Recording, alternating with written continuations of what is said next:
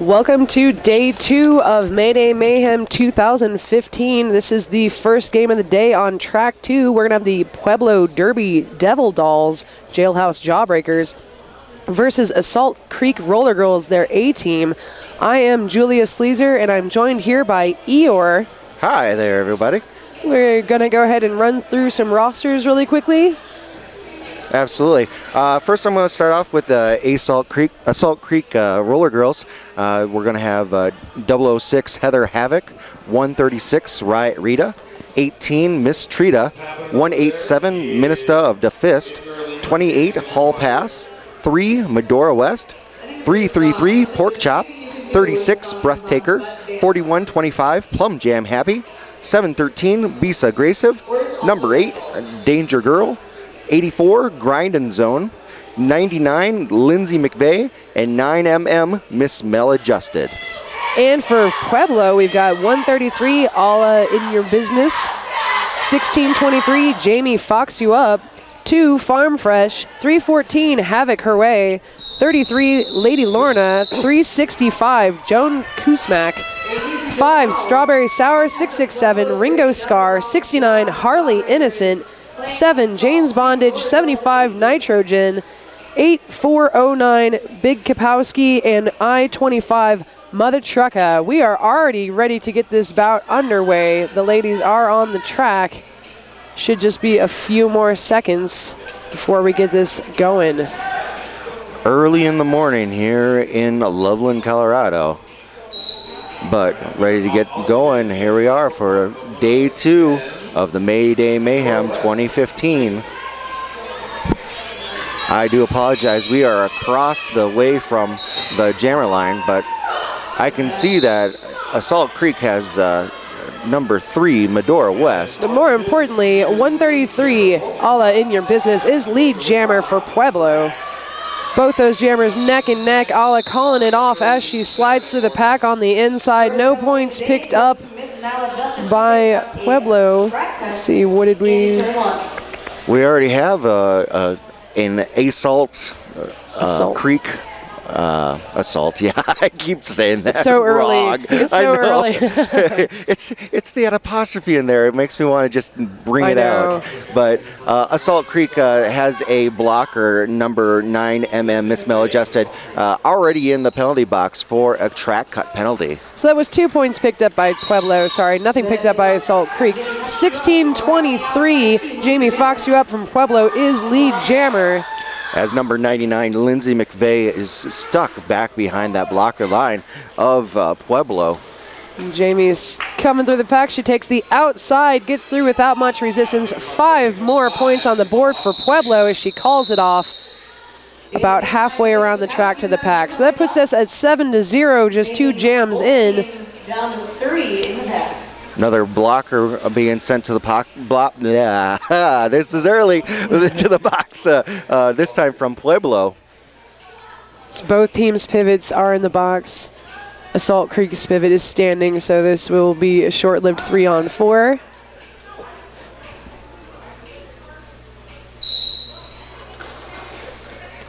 Assault's jammer trying to take the outside, juking around and trying to find her hole. Looks like Pueblo's jammer. A little bit more active in there. Ringo Scar up there. I believe she was just called lead and then got recycled back to the back of the pack. Oh, Breathtaker is the jammer for Assault Creek. She's still stuck behind that Pueblo blocker line. Ringo Scar coming around on her first scoring pack as the pack speeds up a little bit. Stopping around turn 4. Assault Creek's jammer is out of the pack. As Ringo Scar comes in, she jukes this way and that, coming up on a 3 brace of Assault. Calls it off. That's 3 more points on the board for Pueblo. I was going to say it was a quick and easy 10 points to start off, but it hasn't been very quick and not very easy. Both teams have been playing pretty aggressive this early in the morning. Well, we're already seeing that it looks like Pueblo, if they're going to get lead, it's going to be a one-pass jam. It's not necessarily that the other jammer is out and ready to get back in, but it may be just a hit him and quit him kind of game. Mm-hmm. And through this tournament, Assault Creek has had troubles with having their jammers out of the penalty box. 133, all in your business for Pueblo. Lead jammer, number 3 out there, Medora West for Assault Creek. She's having quite a bit of trouble getting past Pueblo's defenses. Fighting hard against that wall of black blockers there. So far, Medora West has been the jammer to stop for Assault Creek. She's been the one that's been able to get the most points, and she has jammed the most for Assault Creek. Alla calling that off just as Medora comes out of the pack. Again, like I said, it looks like we're going to have a little bit of hit 'em and quit 'em. That is 4 more points on the board for Pueblo, bringing us 14-0 with just about 26 minutes left in this half. Just means lots of action, doesn't it? Just I kind of sometimes like the quick jams. It's just Absolutely. like bang, bang, bang, bang, bang. get them out of the way. It's not so much get them out of the way. They can be exciting and, you know, Yeah, absolutely. It's those 2-minute ones. Yeah, they kind of sometimes. linger. It depends. But right now, 16-23. Jamming for Pueblo. That is Jamie Fox you up. She's being sent to the box. This is a power jam for Assault Creek, which may be what they need to catch up. They're not quite on the board yet. Yeah, Lindsay McVeigh has been second in line for the best jammer for Assault Creek, and she's showing that right now, being able to pick up lead jammer for Assault Creek in the blue. With no opposing jammer on, she comes in for her first scoring pass. Pueblo is ready for her. Ooh, big hit from number 2, Farm Fresh. Knocks her out to the outside, but that is 5 points. Nicely done. Put on the board for Assault Creek. It almost looked like, on top of taking the big hit, she had her eye on the penalty box as well, calling that jam off, knowing that the jammer for Pueblo was just being released. So we have no one in the penalty box. 5-on-5 action right now.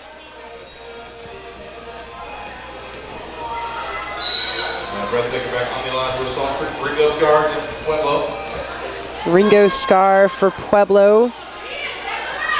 Trying to make her way forward. Ooh, knocking some ladies down as she does. She is lead jammer.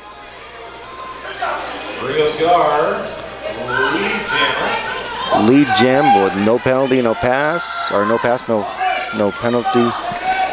That's the one. That's the one. I suppose the order isn't necessary, but Okay. out there, 36 breath taker for Assault Creek, still trying to bust her. She got called on a track cut. It's immediately when I say her name. I feel like sometimes my tongue is cursed. I think that's just the curse of the announcer in general. In the meantime, 5 points on the board for Ringo Scar, who is in a power jam, bringing Pueblo's lead much further from Assault Creek. I think it's fitting that someone with the name Ringo Scar has one of her numbers basically faded off on one side. 5 more points picked up by Ringo. This power jam is soon to come to an end as Assault Creek's jammer is standing in the box. Here she's about to re-enter play. Assault Creek now holding up Ringo Scar, knocking her into the inside. They're going to try to recycle her back some. Blocking counter to play being called on one of the Assault Creek blockers. She's going to have a seat in the box. Ringo is still having a tough time getting through. Takes a big hit to the outside and calls it from the floor. Nothing on that nothing on that jam for Assault Creek, I should say. Another 4 points for Pueblo, bringing them up to 28-5. Score now with 22 minutes to go. 28 for Pueblo and 5 for Assault Creek. I always think about the timing of calling off the jam on when's going to be the best time to call it off, and I think that worked out best because there's only 25 seconds left in the jam, and with just too many options to pick up a penalty. Well, sometimes it's like, I'm tired of getting hit. That helps too. She took that big hit and was like, all right, it's all good. Assault Creek does have lead jammer right now, the second time in this game. That is number 3, Medora West again. 133, Alla in your business now through the pack on her finishing her initial pass. Medora calls it off from inside the pack. 3 points picked up by Salt Creek. Nothing picked up by Pueblo as she did not meet the pack for her first scoring pass. Another quick jam. I think I blinked too many times. I missed most of that one, but fast jams. Yes.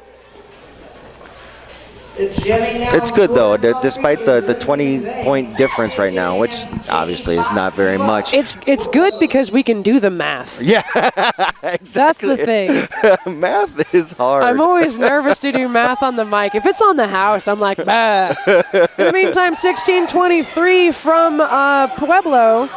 Once again, Jamie Fox You Up is through, coming in on her first scoring pass as Salt is set up, ready to accept her or reject her, it looks more like.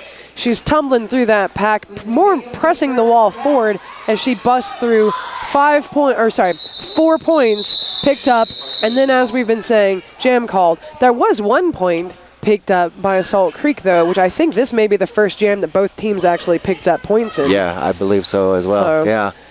No, that's great. Well, Lindsay McVeigh, she is quite the speed skater. Yeah. So and she's done a great job. Both Lindsay and Medora through this tournament has been doing a great job of practicing their ninja techniques. Their ninja techniques, you say. Absolutely. Sneaking up on people. Yes. And throwing shurikens and what have you. There Salt is, Creek lead. Yes, number 84, Grinding Zone, in her first jam for this game. Nice.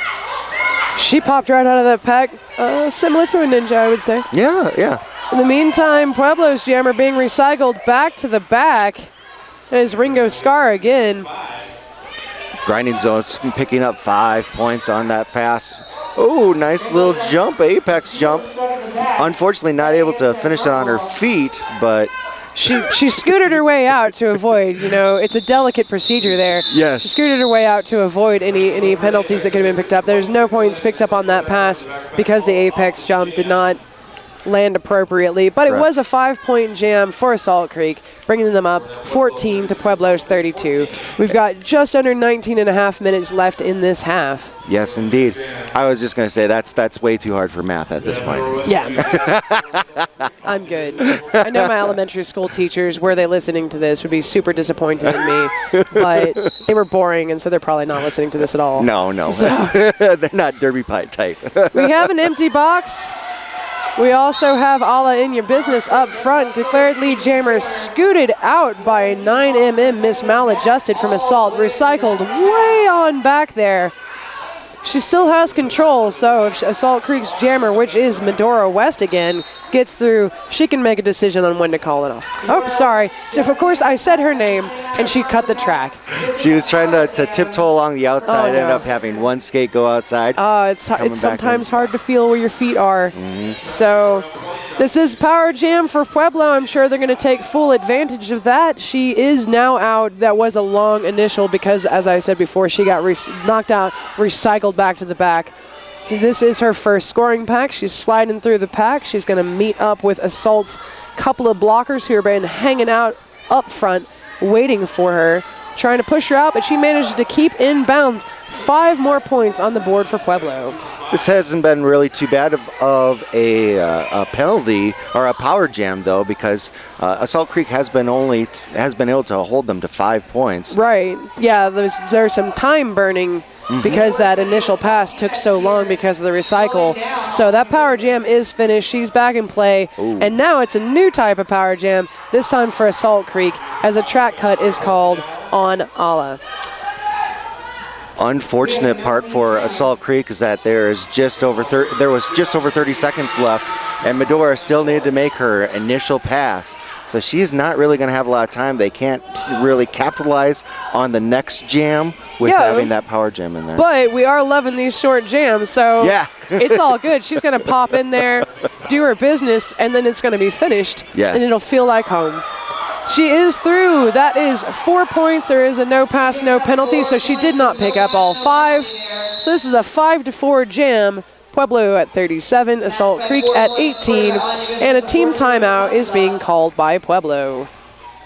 And Pueblo calling you timeout. Want to take a short little time to thank our home team, the Slaughterhouse Derby Girls, for hosting this tournament, Mayday Mayhem. This is my first year. You've been here multiple years. This is my second year. Oh, well, how does this compare to the other year for Midwest The Mayhem? other year. Was that last year? Yeah, or? it was just last year. Oh, okay. I'm seeing some of the same teams, not all of the same teams. I feel that we do have a good fan base here. Colorado has a lot of good roller derby, and it brings in a lot of people. Several of these teams are also from driving distance-ish, so they've brought along their derby widows and what have you. Yeah, absolutely. I've seen for Oklahoma City, I've called for them and other times, and they have a power fan that she goes everywhere. Yeah. And she was here, and so I was so excited to be able to see her again. Yeah, Oklahoma. I believe it was Oklahoma here last year. Are they the ones with the chants for their players? There was a team last year that had chants specifically for their players, and I was like, this is magic. So, hope to see them again. Timeout is finished, so we have play back underway. Empty box, 5-on-5 out there. That is 16-23. Jamie Fox up, lead jammer for Pueblo. She was lead when she got called to the box for a back block, so we should have a full 2-minute jam as lead is closed.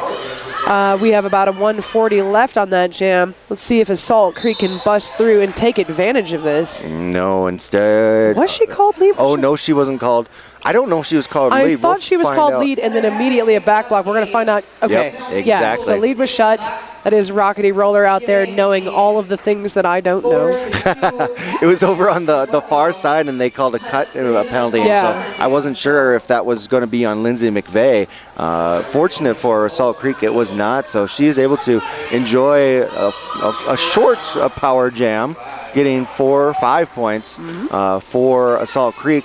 As number 1623, Jamie Fox up, has been released from the penalty box. Both jammers now coming up. Oh, Jamie Fox up, just choosing that outside. Only have one more person to foul. Took her to the limit. Was able to be released, and 4 points scored by Jamie Fox up. Pueblo having a pretty decent lead at this point, but 4 points put on the board by Assault Creek. So we right now are at a 4-9. Assault Creek being the one getting what? Oh, she's back in the box. Oh. I didn't see the call, but there she is. So Assault Creek on a power jam again. Got about 18 seconds left in this jam. No one capable of calling it off. A misconduct being called on 05. I'm sorry, is that 05? Yeah. Is there a 05? Strawberry Sour probably is 05. Oh. Yeah. Trixie. Trixie's playing. That is the natural conclusion of the jam. One more point picked up by Pueblo. That was scored before she went to the box. That was a huge jam for Assault Creek. Much needed 14-point jam, bringing them up 32-46.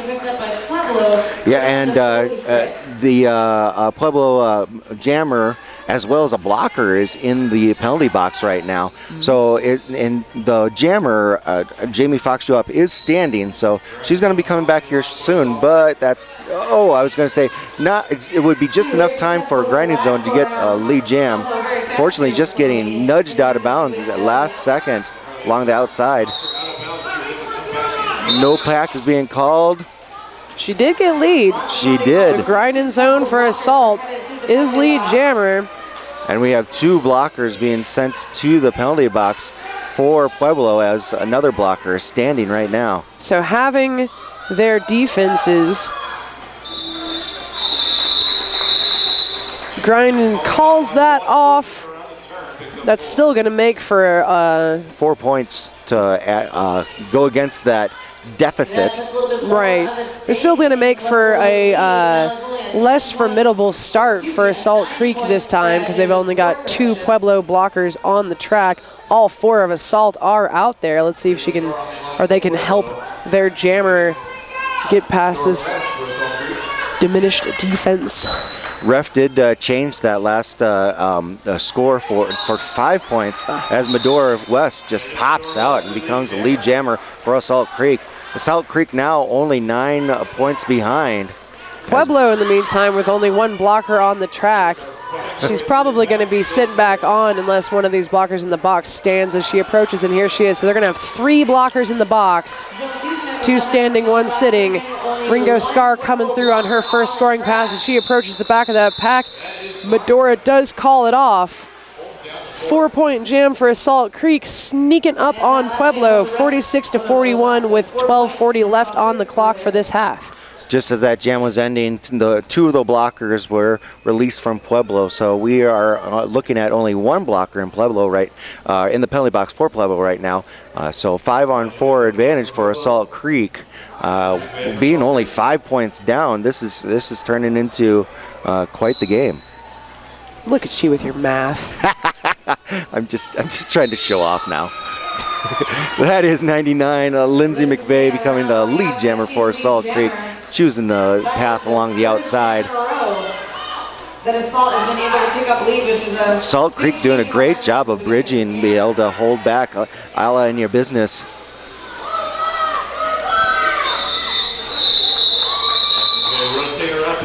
Another quick jam. 4 points on the board for Assault. We have a 1-point difference at this point. Assault really stepping up their game quickly. Like, usually you have that feeling out period right at the beginning, but I feel like Assault was quick to adapt. And let's see if they can keep it up. Is that why there's no one cheering? Yes, that's exactly why. More coffee, guys. Yes. Well, Salt Creek, I know they have a lot of new skaters, and I was talking to them. Oh, they're meanwhile, 16-23, Jamie Fox you up from Pueblo, quickly getting lead jam. I'll talk about other stuff later. She meets up with a 4-wall of Assault Creek blockers, manages to squash them to one side, but 7-1-3 Bisa Graciev tries one last-ditch effort to get her pushed out of bounds. Doesn't quite make it. 4 points on the board for Pueblo as Assault Creek's jammer also picks up 4 points and is coming in on another scoring pass. Jam is called before that can happen. 4 more on the board for Pueblo, bringing them up into an 8-point jam, 54-49. Now, something about these teams, Pueblo is currently ranked at 197. Assault Creek is currently unranked, but they're coming into this tournament riding on a couple of wins. And they currently are unofficially ranked by Flat Track Stats as 176. So even though we have a newer league, we can see that they're keeping up well. This is I feel a really well-matched game. Absolutely. Ringo Scar for Pueblo again. Medora for Assault. Ringo Scar up front, getting past that last Assault blocker. She is lead. Medora stuck in the pack, not having the best time against Pueblo's defenses. Ooh, I think I saw that. Oh, they... Back blocking, yeah, oh, yep. I saw Wasn't that sure on back which block. one, That yeah. was the one, and then I was like, wait, did they both get called on the back block? Nope. They back blocked each other. Power jam. That's a lot of hands involved. It is. Power jam for Assault. She's doing a great job getting through that pack. There we go, 5 more points on the board for Assault. We got the pack at a standstill. Pueblo ready. Assault flanking. They're ready to break up the Pueblo wall for her. Ooh, jeez. Started to get through on the inside. Yeah, it looks like she got a wheel caught or something and kind of dinked into one of the refs. Getting recycled back to the back of the pack. She's going to re-enter. This power jam is finished. Ringo Scar is back on the floor. No lead jammer. This will be a full 2-minute jam. This jam is going to go to its natural conclusion as the lead jammer was called to the penalty box. Pueblo scoring 4 points on that last pass. I saw that one too. Saw it happen. Cut track happened on Medora, so she's going to be sent to the box. Now power jam for Ringo Scar, who's just picked up 4 points. As she passes the penalty box, she picks up that 5th. So we've got about 6, 5, 4 left in this jam. It's been a This has been a pretty exciting jam. Yeah, considering, this whole jam, there's been a lot of work going into the penalty box. You've seen both jammers in there, and it's been fun. Yeah. I realized I really didn't have anything to say, so. I'm out of stuff. Here's some words. Here's words. Team timeout being called by Assault Creek. The clock is stopped on 7:57. We are 64 Pueblo, 58 Assault Creek. We also want to thank Colorado Sports for allowing us to broadcast these games. Thank you very much. If you are really happy with what you hear here and what you see, make sure to throw a few bones our way. Maybe just put some donations to get me off the air so that I can. Yeah, the more money you send, the less Eeyore we have. How's that? That's all right. I can leave for a good cause. That's fair. We all appreciate your sacrifice. No, I'm just playing. We would love it if you would give some donations, though, because it does cost quite a bit of money to put on a tournament, especially when we've got 2 tracks live streaming. So I was told that this is just under $34,000 in order to be able. No, I'm just kidding. I have no idea.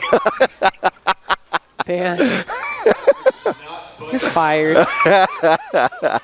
All right, we are starting on a power jam for Pueblo, although it is going to come to an end here in a few seconds.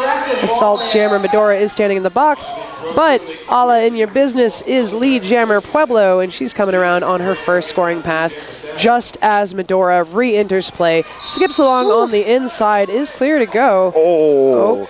I thought she made it. I thought she was cleared. Yeah, an outside pack ref did signal that she cut the track. I think maybe one wheel went out, and that was the end of that. Yep, indeed. 4 points on the board there for Pueblo. Salt Creek not only having Medora sitting down, but also one of their blockers sitting down as that was all in your business, correct? Yep. Yeah, she's getting 5 points, full grand slam on that last pass. Nailing it. She comes up on a strong 3 brace of Assault Creek. They are forced to let her go. Another 5 points on the board for Pueblo. This is going to be a pretty substantial jam for them. Medora is re-entering play. She smashes up against a wall of Pueblo. She's trying to wrestle her way through it, but they are swarming on her. She finds a way on the outside, gets a hole, and is only facing off now against Pueblo's pivot, who she gets past. It is through on her initial. Medora was actually very fortunate that Hall Pass was sitting in the penalty box with her. Hall Pass was released, came across, created an opening. Did her business. Did her business, indeed. 19-point jam for Pueblo. That's easily pretty serious. Easily the largest jam of this game so far. I think it has been. Absolutely. There's been some up there in the 15-ish area. So we are at 80. Oh, it's a 20-point jam. Well, then now I'm just going to say that it's the biggest jam we've had this game. 84-58 with 5:49 left on the clock for this period. Nobody in the penalty box. Oh, both jammers. Who came out first? That would be Ala. Oops, sorry, not Ala in your business. Is Jamie Fox you up? No, it's Assault Creek that was they it said really? come out first. Yeah. My bad. Oh, no, it was. Yeah, I don't think you could have known. I mean, the they wristband were both on the right jam there. ref is very dark also. Oh, sure. Because I was trying to look at her hand and I was like, it looks like she's got nothing on. It's a very dark blue wristband. Yes. So lead jammer for Assault Creek, as you saw there. Both jammers pretty much out simultaneously. Yeah. What were they going to do but call it, you know? Yes, especially since the Salt Creek jammer went down to her knees of coming around that third corner. Another jam. This almost looks like, I was going to say, it almost looks like the last one. I was expecting just to storm out on the outside, but Grind and Zone does become lead jammer again for Assault Creek. She did a little tiptoeing on the outside, managing to get past. Pueblo's jammer is out on her initial, so everybody is on their, well, all the jammers, I should say, are on their scoring pass. It is called before she meets the back of the pack, so nothing picked up by Pueblo 4 on the board for Assault. Another time to creep up on that score, 84-62 with just under 4.5 left in this half. I do think it would be a little bit more exciting if everyone was able to score. That was Yeah. a bit confusing, yes. However, I feel like the refs would just be like, I'm done here. no more. There's 10 jam refs out there. All of a sudden, we have 65 NSOs per game. Empty penalty box, and it is all in your business out there. Lead jammer for Pueblo. Believe that's Medora back.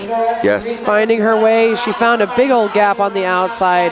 Comes on through, out on her initial. There was a big gap on the inside on that last one, where Pueblo was able just to easily scoot by and get their 4 points.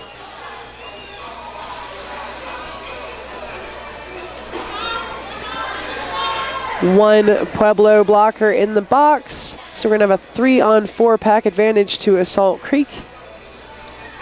Jamie Fox, you up back on the line for Pueblo. Lindsay McVeigh. Pork chop, one of my favorite derby names. I thought you were going to say food. That as well. And I was like, word. I didn't get breakfast yet. I really should lay off the food talk. It's not your fault. It's Pork Chop's fault. You have Assault using there's so many names for the maneuver, the brain, the puppeteer, whatever it is, but they did manage to keep back 16-23. Jamie Fox you up. Assault Creek does have lead jam. That's number 99, Lindsay McVeigh, coming in on her first scoring pass, blasting into Pueblo's blockers, bouncing a little bit, calling it off. Let's see how much she picked up. I want to say that's 3. It is 3. Great job. She was able to maneuver her hips at the last minute back around, picking up. I'm guessing only one more point. If she would have picked up both of them, it would have been 4, as those were the last blockers. Sure. But still able to keep on doing what they're doing. Just keep on hitting those chinks in the armor and.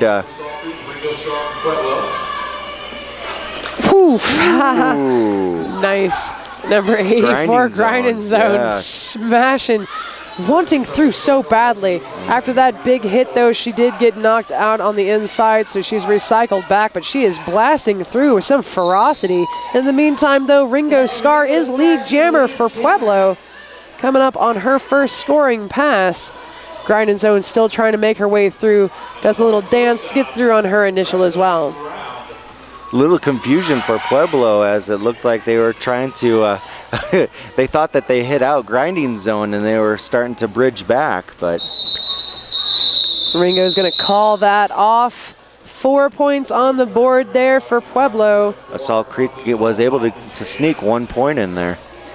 92-66 with 1:10 left on this half. We've only got time for 1 or 2 more jams. Yeah, this has been a really fun game so far. Most of the time when it's this early in the morning, not only the announcers, but the skaters. What are you trying to say? What are you trying to say? I'm just talking about myself. That's what I thought. I have a rock star, sir. Indeed you are. I'm working. No, I have a rock star. Oh, right. I'm drinking it. Oh, it is a jammer penalty called on Pork Chop. A track cut, so it is power jam for Alla In Ya Business, who is just now declared a lead jammer for Pueblo. Pueblo flanking the track, ready to bust up Assault Creek's 3 remaining blockers, but they move back and try to engage Pueblo themselves. There wasn't a lot of resistance. Alla getting through, picking up all 5 points. Pueblo's blockers did a great job of spreading those Assault Creek blockers out so that they weren't able to do anything. Right. It was just one blocker in 3 different places. Great job of defense from Pueblo. Yeah, that was good strategy there. 5 more points on the board for Alla as she swings on through. Everybody, whoops, sorry, I was going to say everybody back on the track. No, everybody's back on the track. So we've got our 5-on-5 out there bustling away as Alla comes through. Pueblo's jammer is through. That is Pork Chop. She came so close to meeting that pack. Not quite, though. 4 more points on the board, bringing them up. 14-point jam for Pueblo. That brings them over the century mark, 106-66, as we go into halftime. I think they did that just so that they'd have easy math for us going into halftime. Also, it's so metal, because if you read it straight across, it's 10-6-6-6. This is the most metal bout I've done this weekend. Indeed. We are going to go into halftime for about 9.5 minutes. I am Julia Sleazer, again joined by Eeyore, and we will talk to you again soon.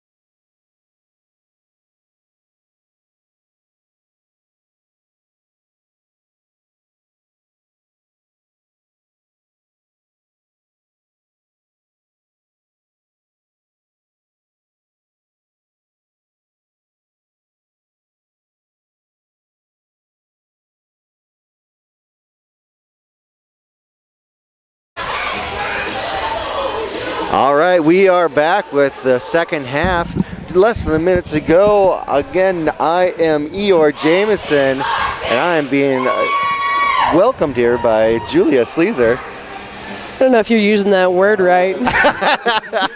No, of course. Inconceivable. No, it's been wonderful to have you here. We are looking at a 40-point lead by Pueblo over Assault Creek. However, the scoreboard has not really shown what this game has been like so far. It has been quite the shootout.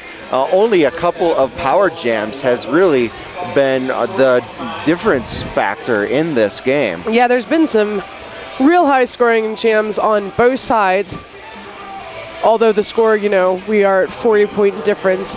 We'll have to see how each team has adapted to each other over the halftime. I think Assault Creek has had a good job of just being able to just cut down on that lead. And the unfortunate part for Assault Creek is that they have been able to cut it down to a point where they had a tie at one point, but then Pueblo short-lived. Opened it back up. Yeah, short-lived tie. Yeah. Still, I expect to see a fairly close game in the end. Right now, not too far off. We've got this whole period to see how things go. Already, Assault Creek's number 99, Lindsay McVay, working her way through that pack. Lead jammer to Assault Creek. Ala in your business, I apologize. Handing off her star to Farm Fresh.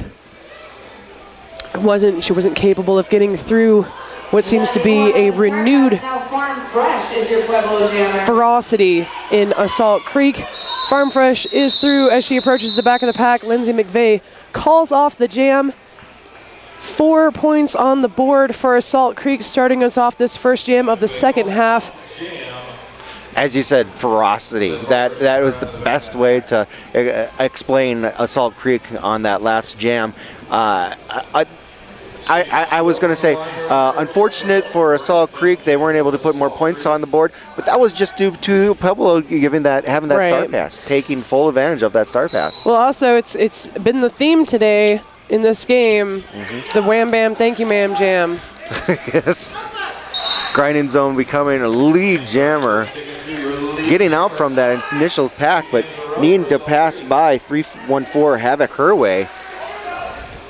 Ooh, Grinding Zone coming up to the pack rather hard. Speaking of coming up rather hard, 16-23 from Pueblo, really blasting towards that pack. It's going to be a jammer penalty on Assault Creek. I believe that was a track cut. Yes. So now power jam to Jamie Fox You Up. And Jamie Fox You Who Up. I feel be careful saying.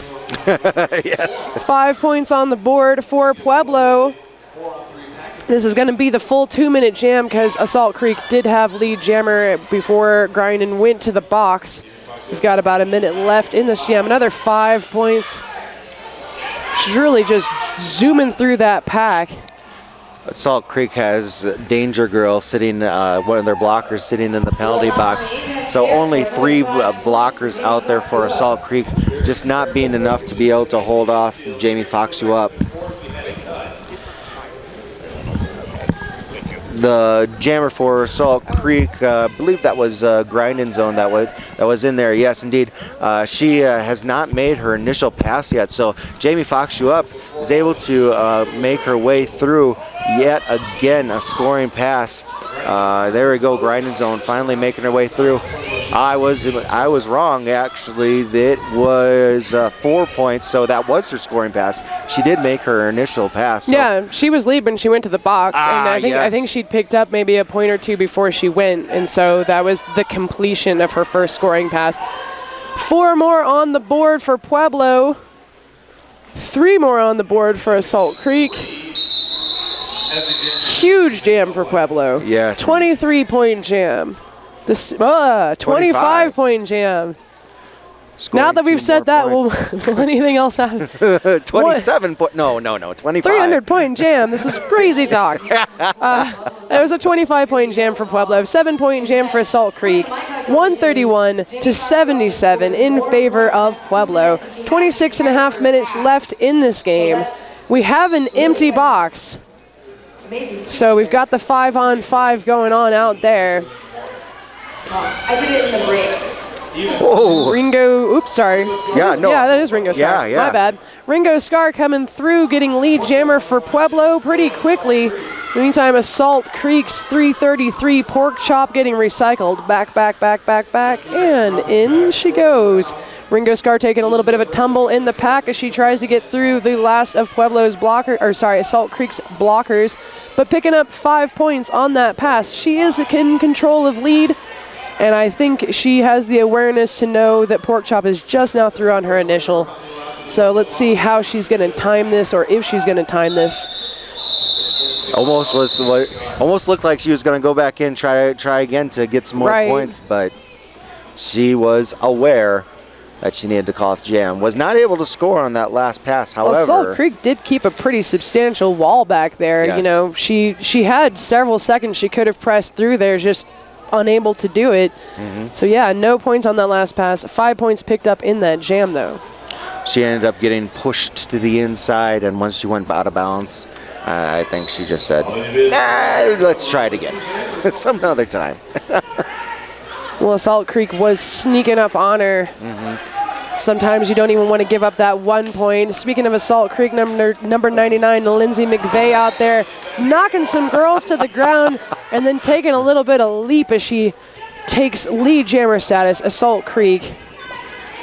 That's the way you want to see someone take lead. And It looked like a fun lead. A fun lead, yes indeed. Alla in your business out there. Alla in the pack, being recycled back. Pack is spread out pretty thin. However, Lindsay McVeigh decides to call off the jam, getting 4 points for Assault Creek.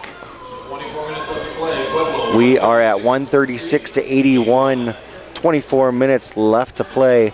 Assault Creek in the dark blue and Pueblo in the black. On line now for Pueblo, that is Jamie Fox you up. And on the line for Assault Jamie Creek, Fox you up versus Grinding Zone. We've got one assault blocker in the box. Through the pack without a whole lot of trouble is Jamie Fox you up. Lead jammer. It's just a matter of finding that hole and running right through it. Assault's jammer is out on her initial, coming in for his first scoring. Jamie finds a hole on the inside, almost all the way through, met up with Assault's blockers who knocked her onto the inside. As she turns around to come to the back of the pack, she sees Assault's jammer coming at her, goes ahead and calls it off. 3 more points, 2 more points on the board for Pueblo. I think actually they're talking over, but they did not give any points to Assault Creek, trying to decide on if the fourth whistle, the Assault Creek jammer grinding zone was able to get past those hips of Pueblo.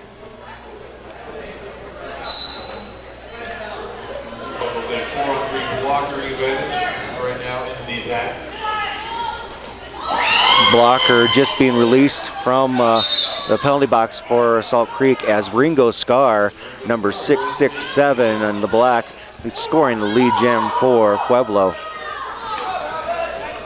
She's coming in. Assault Creek is ready for her at the back of the pack.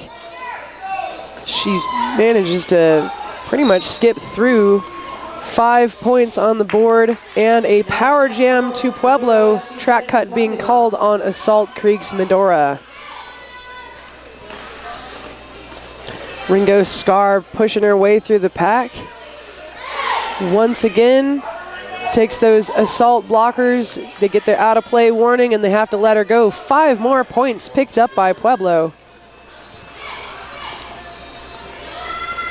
Salt Creek doing a great job of trying to hit Ringo Scar out of bounds, but Ringo just does not want to comply. She gets another 5 points for Pueblo.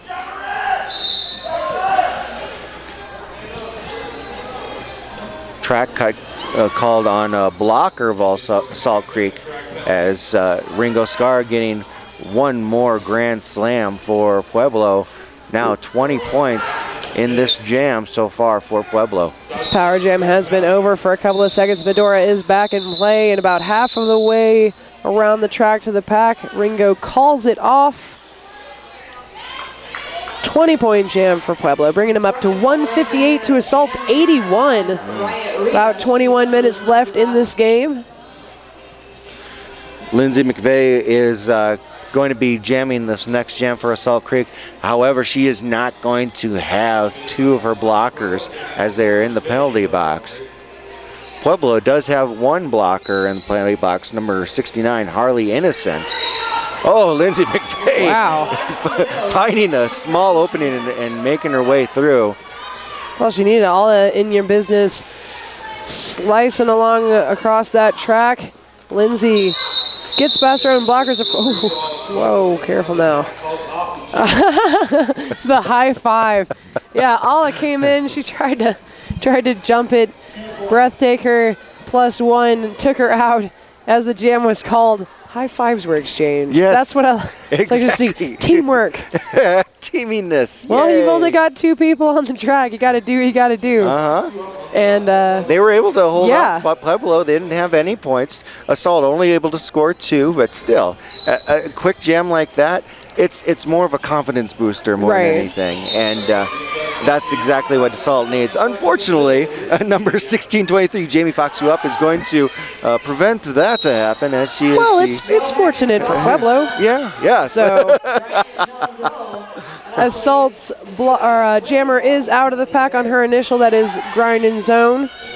And through on her first pass, Jamie picks up 4 points for Pueblo.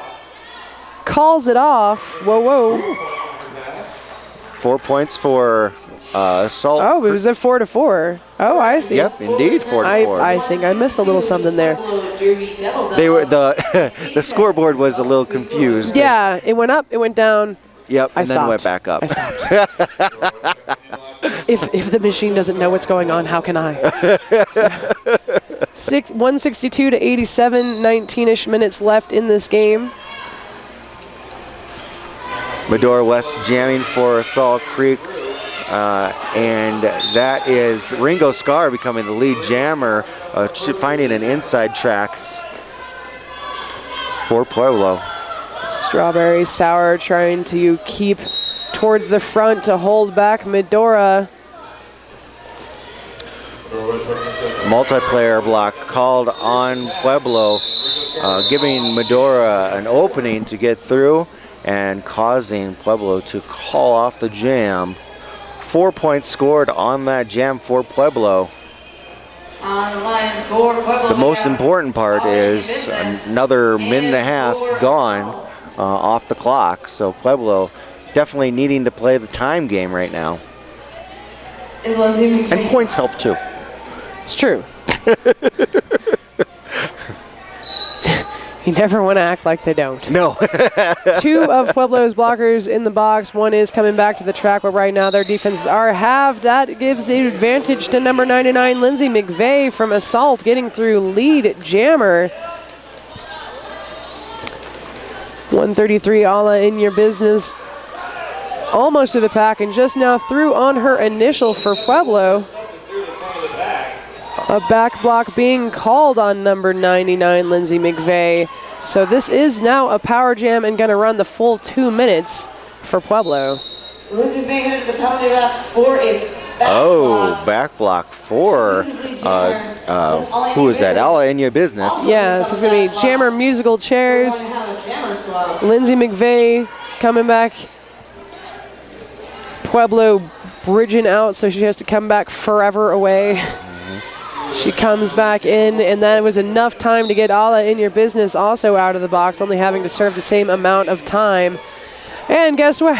Oh my! What? I didn't see the call. I didn't see the call, and I still don't see it. Lindsay is back in the box, so it's back to being power jam. Pueblo. 5 more points on the board for Pueblo also as Alla comes back into the pack. Assault Creek ready for her. She's hung up on a 3-lady brace, turning into a 2-lady brace. That's 9mm Miss Mel adjusted. Her last blocker to pass. 5 more points on the board for Pueblo. Beast Aggressive was sent out on a directional block penalty. Unfortunately, she was just past the point of no return, so she had to take the long way around and making it an even bigger opening for Pueblo's jammer.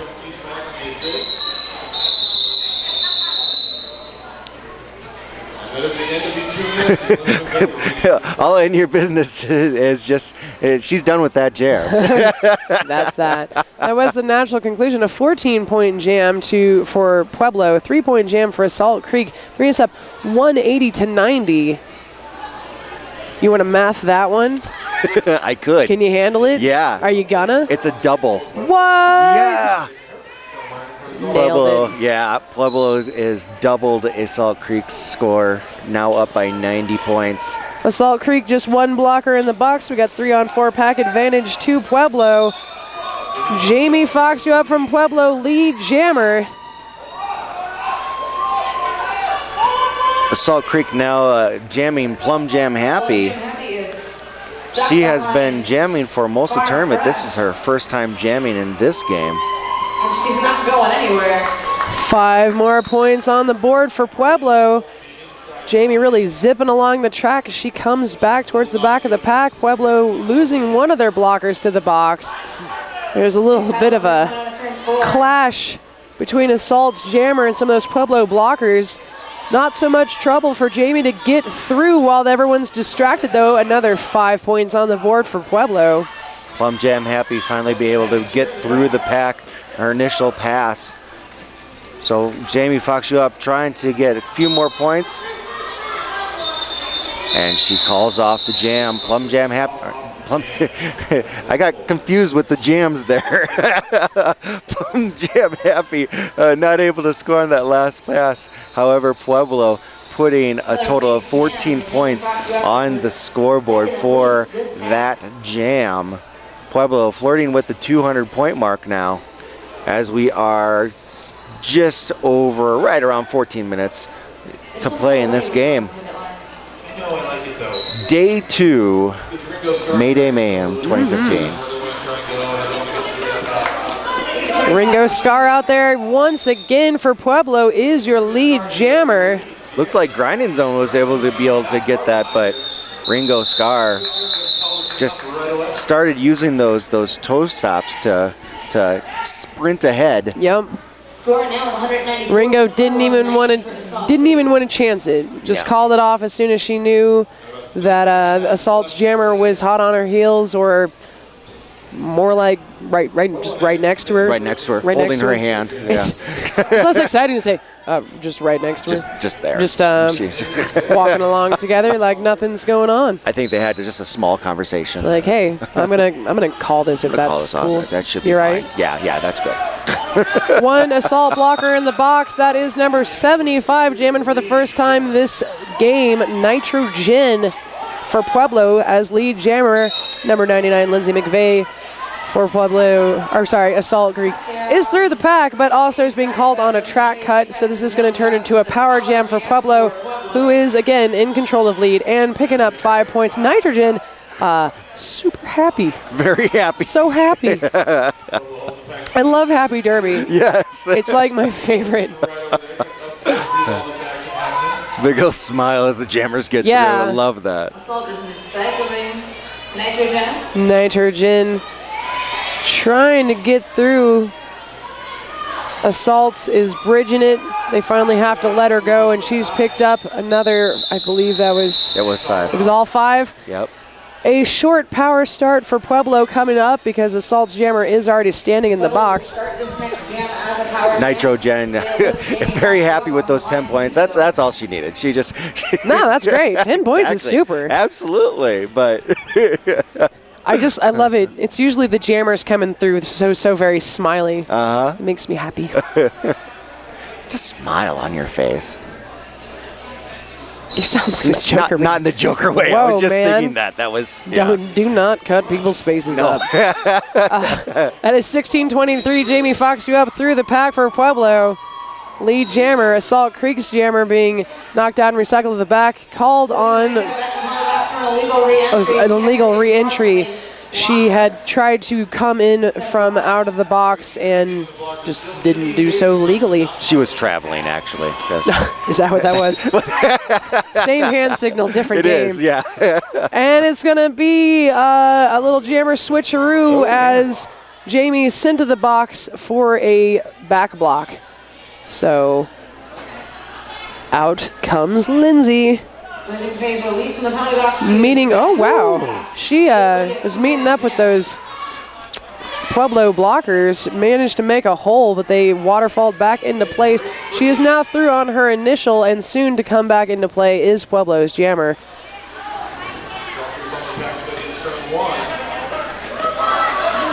Lindsay busting her way through, picking up 4 points. Oop, was it? Oh, it is 5. Yep. That sneaky little thumb. It's hard to see it from this angle. Right. Hot on her heels is Jamie Fox you up. No one can call this. We've got about 35-ish seconds left in this jam, so both these jammers are just going to go toe-to-toe. Points, points, points. 4 more points picked up by Pueblo. Oof. Hard fall, but 4 more points for number 99, Lindsay McVay. Pueblo scoring another 4 points for Jamie Fox you up.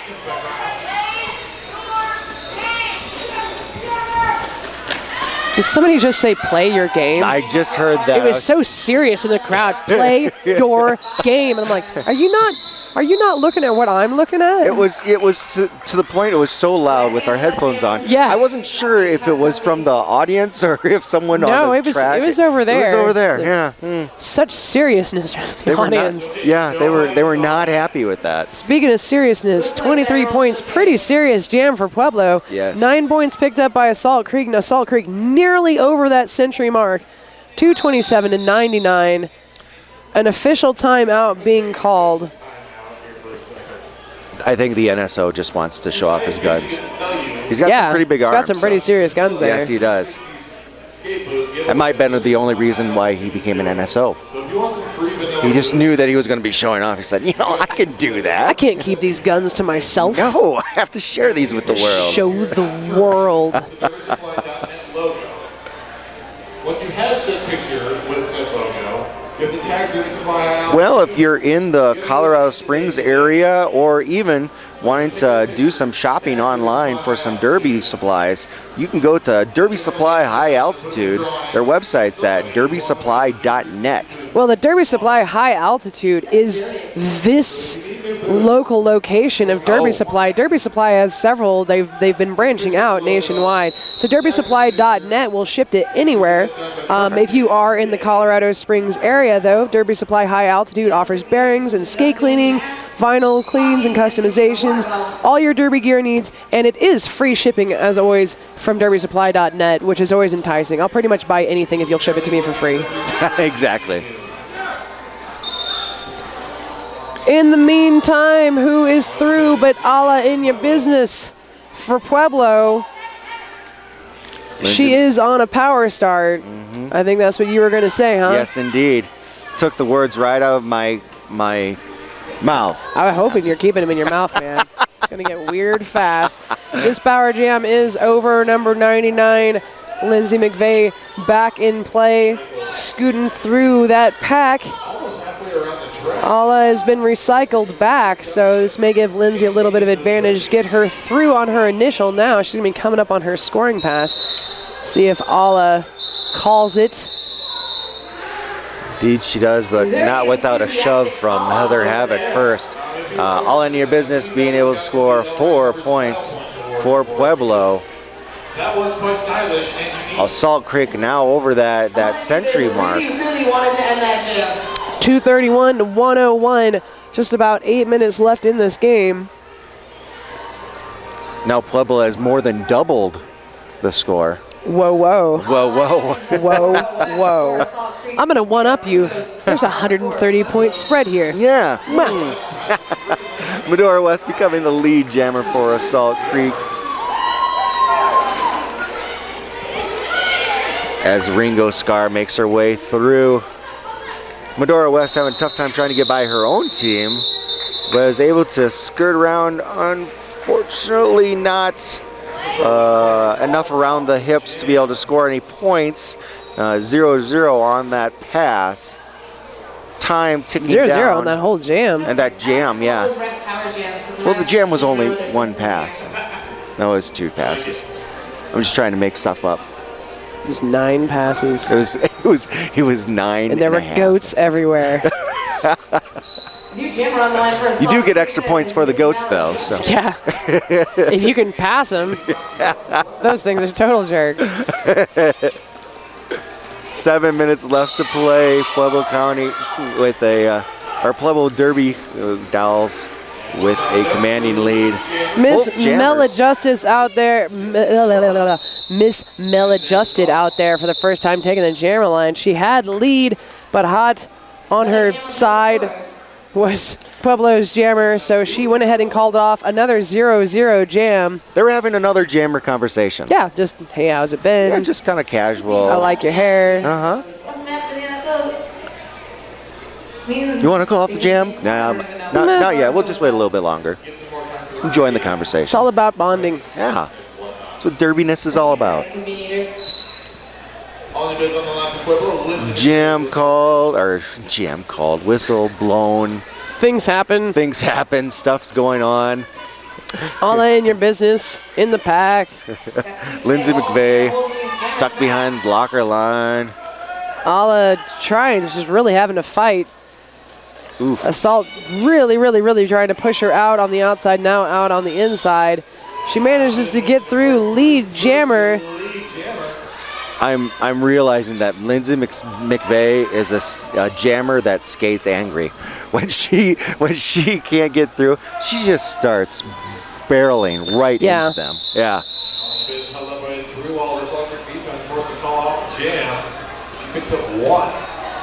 It's been working, but you can tell that it's causing her to be a little bit more tired towards the end of this game.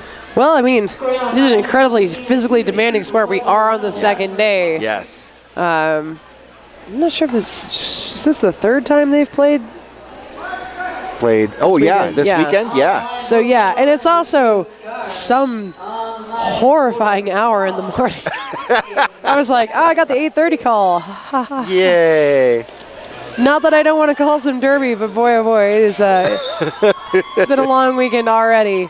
Miss Maladjusted in there, she wasn't the one. I wasn't sure who was pointing. It was Ringo. Okay. I've now got it. So Rockety there is going to be the Pueblo Jam Ref. They've switched off. Yes. So they just need to have a different color. I know that's a really dark blue.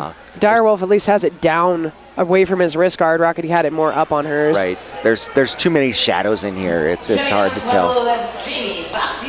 That's what I'm blaming it on. There's just shadows. Oh, this lighting. It's terrible lighting. No, it's actually, I love this venue. This is one of my favorite venues to be at. It's a great environment. You talked earlier about the fans, but Medora West being called out on a cutting penalty, so this is going to be a power jam for Jamie Fox You Up. Jamie Fox You Up becoming the lead jammer for Pueblo just as Medora sits down. I just looked over and saw Medora give a wave at someone. Jamie. Well. There we go. I don't have words now. The words. Jamie jumped for it. I wasn't sure if she was going to quite make it. She did land inbounds, slid a little bit, popped back up. Everybody just stayed still on the track while she did it. She's coming back in. They're not still this time, trying their darndest to hold her back. She is through for another 5-point pass. This power jam is over. Medora's back on the track, sliding through her own blockers there, meeting up with Pueblo's defenses, who are not interested in letting her pass. Medora able to tiptoe around the inside track. Jamie's going to call that off as she gets about half a lap away from the pack. 246 to 101. That was a 14-point jam for Pueblo. Pueblo doing a good job of putting more points, increasing that spread as we are just under 3 minutes to go in this game. True facts. Yeah. I only speak the truth unless I'm lying. I can see that. Reasonable, right? Seems legit. Got an empty box. Assault ready with the puppeteer, the mind, whatever you want to call it there. Ooh. Ready to control those blockers. Number 99, Lindsay McVeigh, is through. Lead jammer for Assault. I saw Nitro Jen pop out, and I thought she was the one that was going to get lead jammer. She's not jamming right now. Oh. There is a jammer penalty called on Lindsay McVeigh, so this is going to be a power jam and a full 2-minute jam for Pueblo. Ala in your biz in the pack, just trying to crush her way through the last lines of defense. She is through. 5 in the sky for Pueblo. Pueblo has lead right now. There is going to be enough time to have one more jam at least. I imagine. The difference between the game clock and It should be jam clock. 1. Yep. Should, in theory. Now that I've said that, there'll somehow be 3. Ooh, wow, okay. That I thought shouldn't have been able to be called.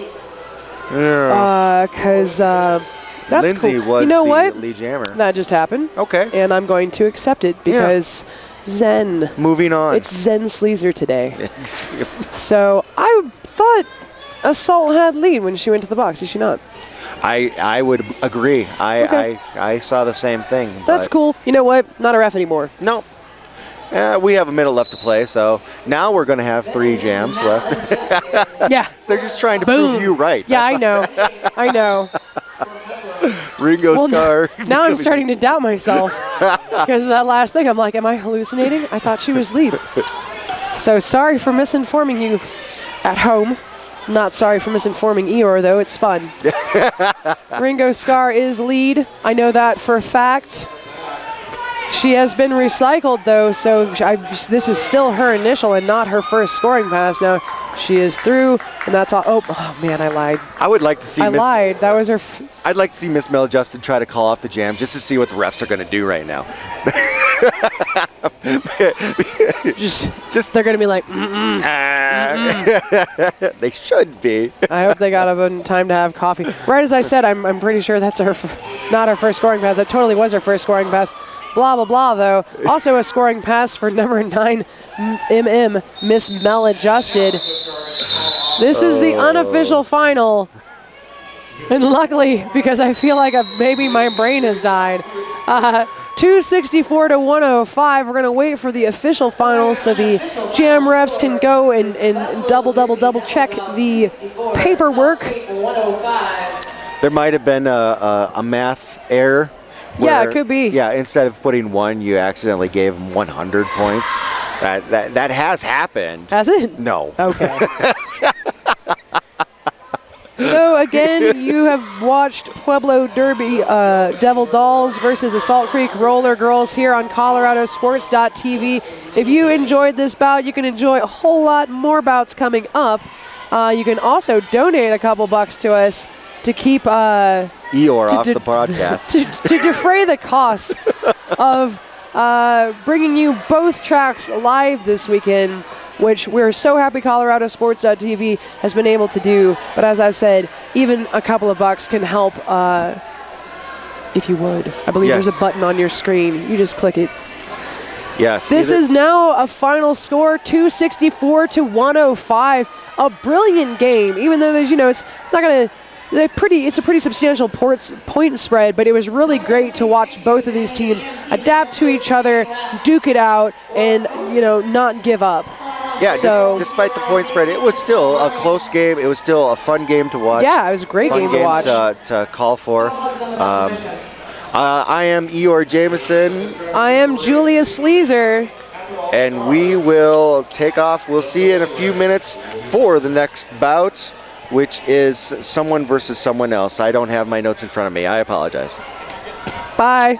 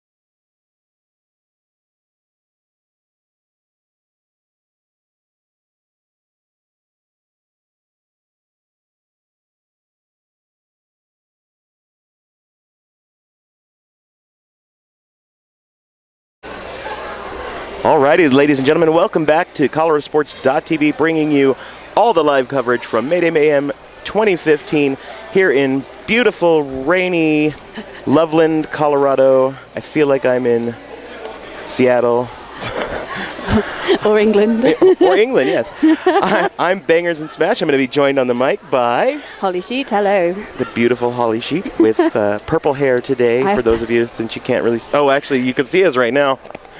Turn away from... So let's run through who we got coming up next. We got Rage City Rollers, Rage City All-Stars, taking on the Cheyenne Roller Derby Capitol Stars, and...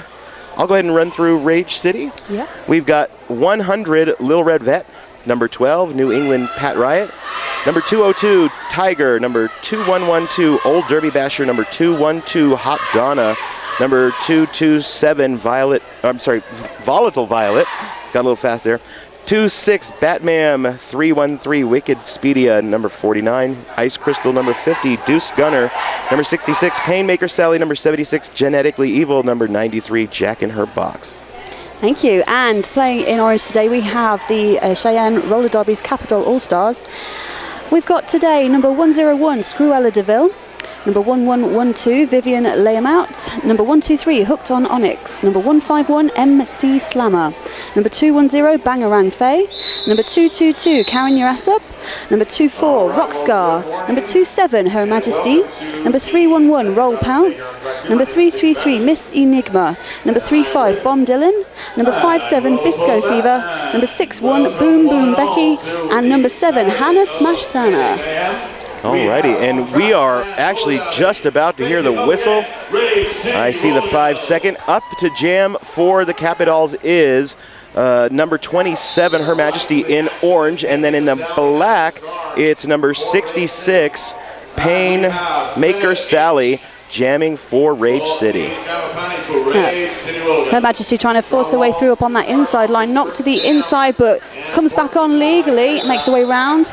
Oh no, sorry, it was a cut track. So lead has been given to Painmaker Sally for Rage City. Painmaker Sally. And in a power jam right off the first jam, Painmaker Sally comes through, steps over the apex, picking up all 5 points. And she's just burning up the track, getting back to the pack that is standing still waiting for her to come in. A little bit of offense from Gunner there. Helps to stretch out the pack. Painmaker Sally, though, a good hit there delivered by, that is Hannah Smash Tana, spinning her out and into the outfield. Hannah Smash Tana providing a lot of big hits in the games yesterday. She was very, very effective at knocking jammers down and out. We've now had Her Majesty back released from the box, but just as she hits the back of the pack, that jam's called to an end. 10 points given to Rage City Roller Girls, a 0 for the Capitol All-Stars, with 28 minutes and 40 seconds remaining. For Rage City. That was just a crazy first jam for Cheyenne. Yeah. To pick up a cut on the first jam is tough. I imagine they're going to be looking to come back a little stronger here. Roll Pounce on the jam line for Cheyenne, and the jammer for Rage City is currently hidden. I will let you know. It is Lil Red Vet. I saw her face pop up there. And Lil Red Vet really pushing it to the front of the pack, driving Screw out of play, gets the lead jammer call for Rage City. Rage City's taken down to just 2 blockers, but they're doing a fantastic job of just holding back. Roll Pounce, she just darts away over the leg of number 26, Batman, breaking through the pack, but we have got Little Red Vet now on scoring. Passes by her the last blocker, picks up the 4 points, and calls that jam to an end. Rolling off the blocker. Just a real seamless, like just gonna roll, but nice and easy. A solid start here for Rage City. Very. They're coming in strong and hard, and Cheyenne just not able to make any headway really with their blockers, and even down to just 2 blockers. The blockers were doing an awesome job there. Up next jam is Ice Crystal for Rage City, and for Cheyenne it's MC Slamma. Rage City with 2 blockers. MC Slamma comes through on the outside line. There was a nice hole for her. As she came through, she took a hit to the outfield, fell into the outfield, has to recycle. She did manage to go ahead and get lead, though. She did indeed, so she's currently lead, even though she's been recycled back behind the pivot line. Ice Crystal up front, taken down by Bisco, and Hannah Smash Tana also recycled all the way back. MC Slammer now trying to force her way up that inside line, but we've now got 4 blockers back on for Rage City All-Stars. Neither jammer making a whole lot of headway here. Bisco being sent out on a direction of gameplay penalty. He's going to put Cheyenne down a blocker. MC Slammer, though, has made it out of the pack. She was already lead prior to that because she was swallowed back up by the pack. Absolutely, but it's taken her nearly a whole minute now to come back round. She's hitting that black 4 wall. Very solid work, knocking her to the outside line. And she decides enough is enough, calls that jam to an end. So Cheyenne putting up 2 points on the board. They're going to correct the scoreboard there. They started to give those points to Rage City. A little bit presumptuous, maybe. Just a little. Just a little. And joining her is Miss Enigma. Alrighty, so up to jam this time for Rage City. It's Genetically Evil, and on the Cheyenne side of the star, it's Miss Enigma.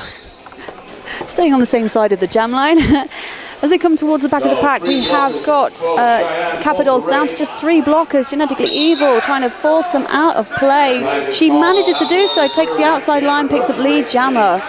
Miss Enigma, meanwhile, stuck behind Hot Donna at the back there. Hot Donna has been one of the tough blockers for Rage City this weekend, and she shows it in every game. Meanwhile, Genetically Evil comes along on the inside line, picks up all 5 points on the pass. Indeed, it's just Karen Yarasup, who was there just trying to provide some offensive play. She just left the defensive on that pass to try and break her jammer out. She runs foul. And it looks like Miss Enigma went for a jump on the inside and actually did not land it, picking up a cutting the track penalty. So now it is a power jam for Genetically Evil, who just picked up another 5 on the last pass. This is precisely what Capitals don't want. 1 blocker left on track, power jam against them. And as we can see, Genetically Evil just making an easy progress through that pack. KY was really following her there, but it was just too tough. With just one person, it's really hard to stop a jammer. Another 5 points by Genetically Evil. Cheyenne now back up to 2 blockers on the track there. They're orienting themselves to try to find a good way to hold up this power jam and stop from giving up too many more points. Managing to slow down Genetically Evil, but not in time. We have had Miss Enigma come back onto the track, and just at the very last moment picking up yet again another cut track penalty. So she will start the next jam in the penalty box. Again, another power jam for Rage City. They got 20 points on this power jam. This is going to be absolutely devastating. Capitals, we've had just over 6 minutes into this game, and they've lost 2 power jams in a row. Still plenty of time for Cheyenne to fix things up, though. The points aren't out of hand yet, but no. Cheyenne really needs to clean up the cutting the track penalties there. Painmaker Sally jamming for Cheyenne. Already out front, Hannah Smash Tana the last to go, and she's lead jammer. Lead jammer call goes to Painmaker Sally. Capitals taken down to just 2 blockers on the track. On track at this point. Ooh, Hannah Smash Tana doing a very good job of slowing down Painmaker Sally, but she spins off that hit and finds a way through on that inside line. And as we come back around, Painmaker Sally meets the pack, waiting for, again, Hannah Smash Tana and Bangerang Faye. This time, both forming a wall and able to shove Painmaker Sally out as Miss Enigma returns to the track from the penalty box. Some very good recycling happening here by the Capitals. Hannah Smash Tana bringing the opposition. Painmaker Sally trying to go in nice and low there, but unable to get her shoulders through on the hips. Miss Enigma, meanwhile, finds her way to the front side of the pack. She's now coming in for a scoring pass, but Painmaker Sally's aware where she is going to get her 5 and get out of the jam.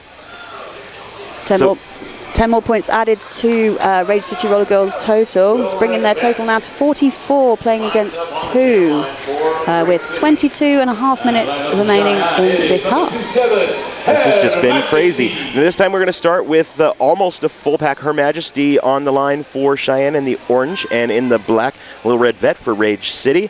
And Rage City down 1 blocker this time, so advantage Cheyenne. This could help Cheyenne make some more momentum on the board. Indeed, Capitals taking that front row, but it is Little Red Vet who picks up lead jammer, having pushed through the wall at the back, powering it through her own team's wall. Her Majesty not too far behind, hits outside the pack. She is coming in hard and fast, looking to close up the gap between her and Little Red Vet, at least to try to keep points and maybe get some for herself. Ooh. She comes in heavy, 4 points awarded for Rage City, and Her Majesty driving through the fourth whistle picks up 3 points for herself. And she picks up a great 4 points to get Cheyenne up to the 6 point mark. Oh, I apologize. Yes, I misread that. It looks like 3 points to Rage City, 4 points for Cheyenne. Some powerful jamming there by Her Majesty. She picked up that pace, she didn't stop, and it worked in absolutely to her favor. Alrighty, as we get going, Ice Crystal for Rage City and Roll Pounce for Cheyenne.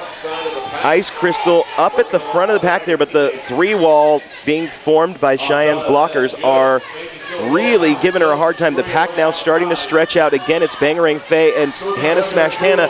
They are able to shove Ice Crystal to the outfield, and Roll Pounce comes out past Tiger. Last second there, she picks up lead and then is shoved to the outfield. Roll Pounce bringing herself on all the way around the back of the pack. She was looking towards her bench just to seek clarification, but I think she's taken the safe route, kept the lead status. We have had a break now from the Rage City Roller Girls. And Roll Pounce picks up a cut penalty at the very end of that jam as it's called off. This seems to be a favorite penalty on this track. Yesterday, when I called on this track, there were a number of track-cutting penalties, and they really did make a big difference in the final outcome of the game. And it looks like we're going to see the same thing here. Now, we're not anywhere close to the end of this game, and there's not a huge point spread, but still, Cheyenne's really got to clean up the cutting the track penalties there. Take a shot at this counter start, 4-wall by Cheyenne to get things started. All right, so the jammer for Rage City is taking a beating. It is Genetically Evil. She's shoved to the infield. Cheyenne doing a real good job trying to kill this penalty. Just carrying your ass up at the front there, holding up Evil, but she is through for lead jammer. Yeah, Capitol's taken down to 2 blockers. Out of play, penalties being issued.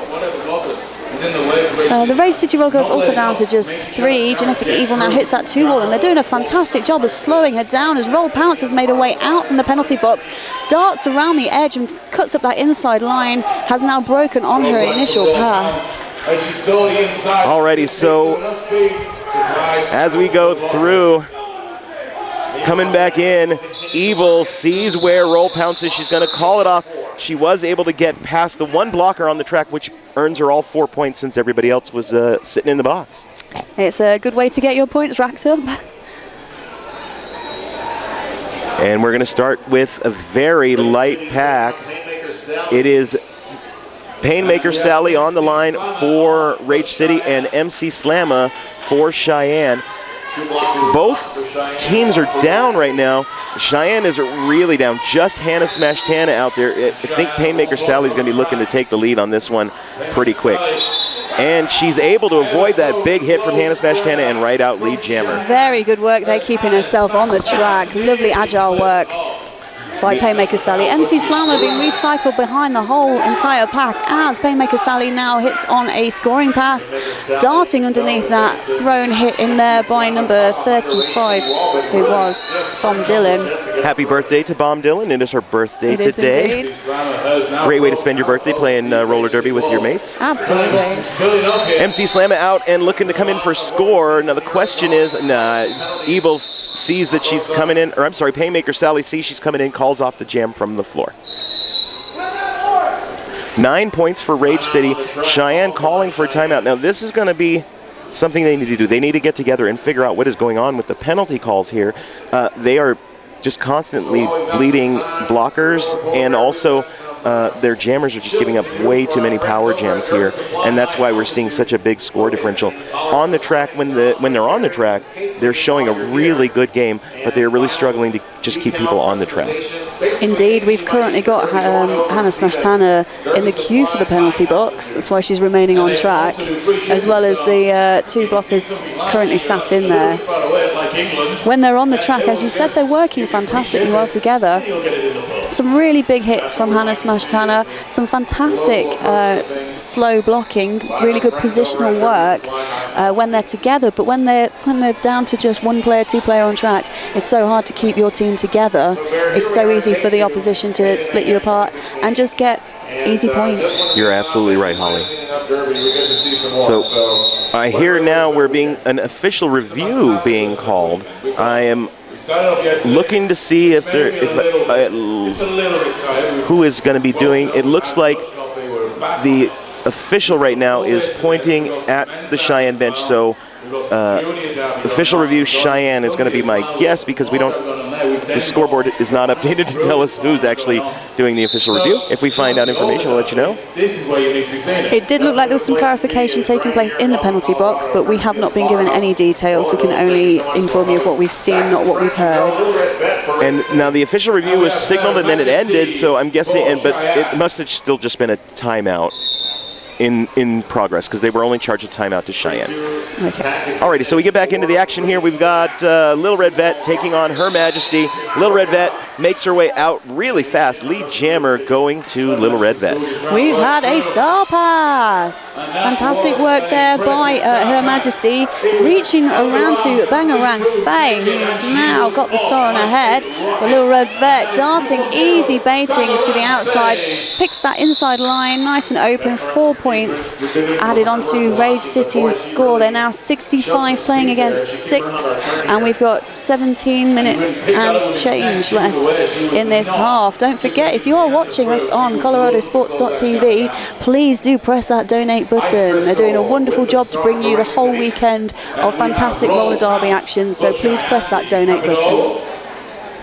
Up next to jam for Cheyenne is Roll Pounce, number 311, and Ice Crystal, number 49 for Rage City. And it is Diet Pack right now. Roll Pounce makes quick work of it.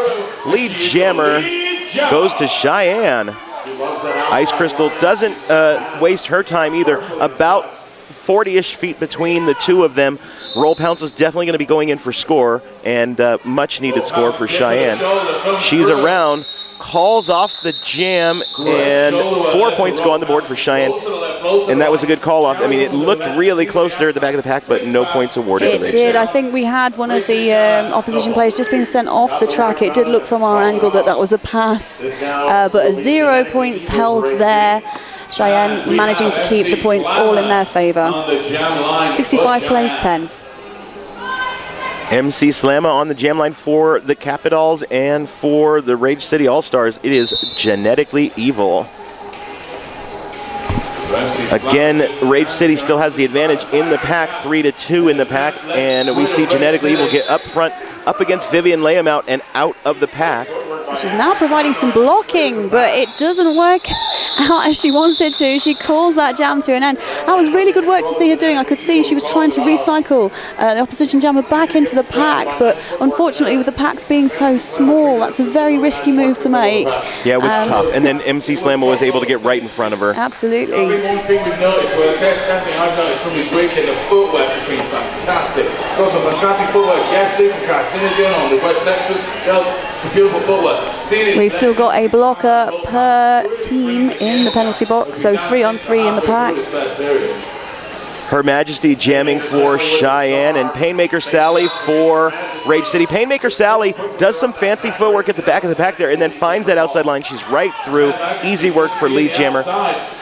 Her Majesty goes to take the outside as well. Gunner, last second, tries to knock her out, but she's able to break free as well. Painmaker Sally coming in. Bomb Dylan with a nice hit, takes her to the outfield, forces that call off. No points Cheyenne, 2 points Rage City.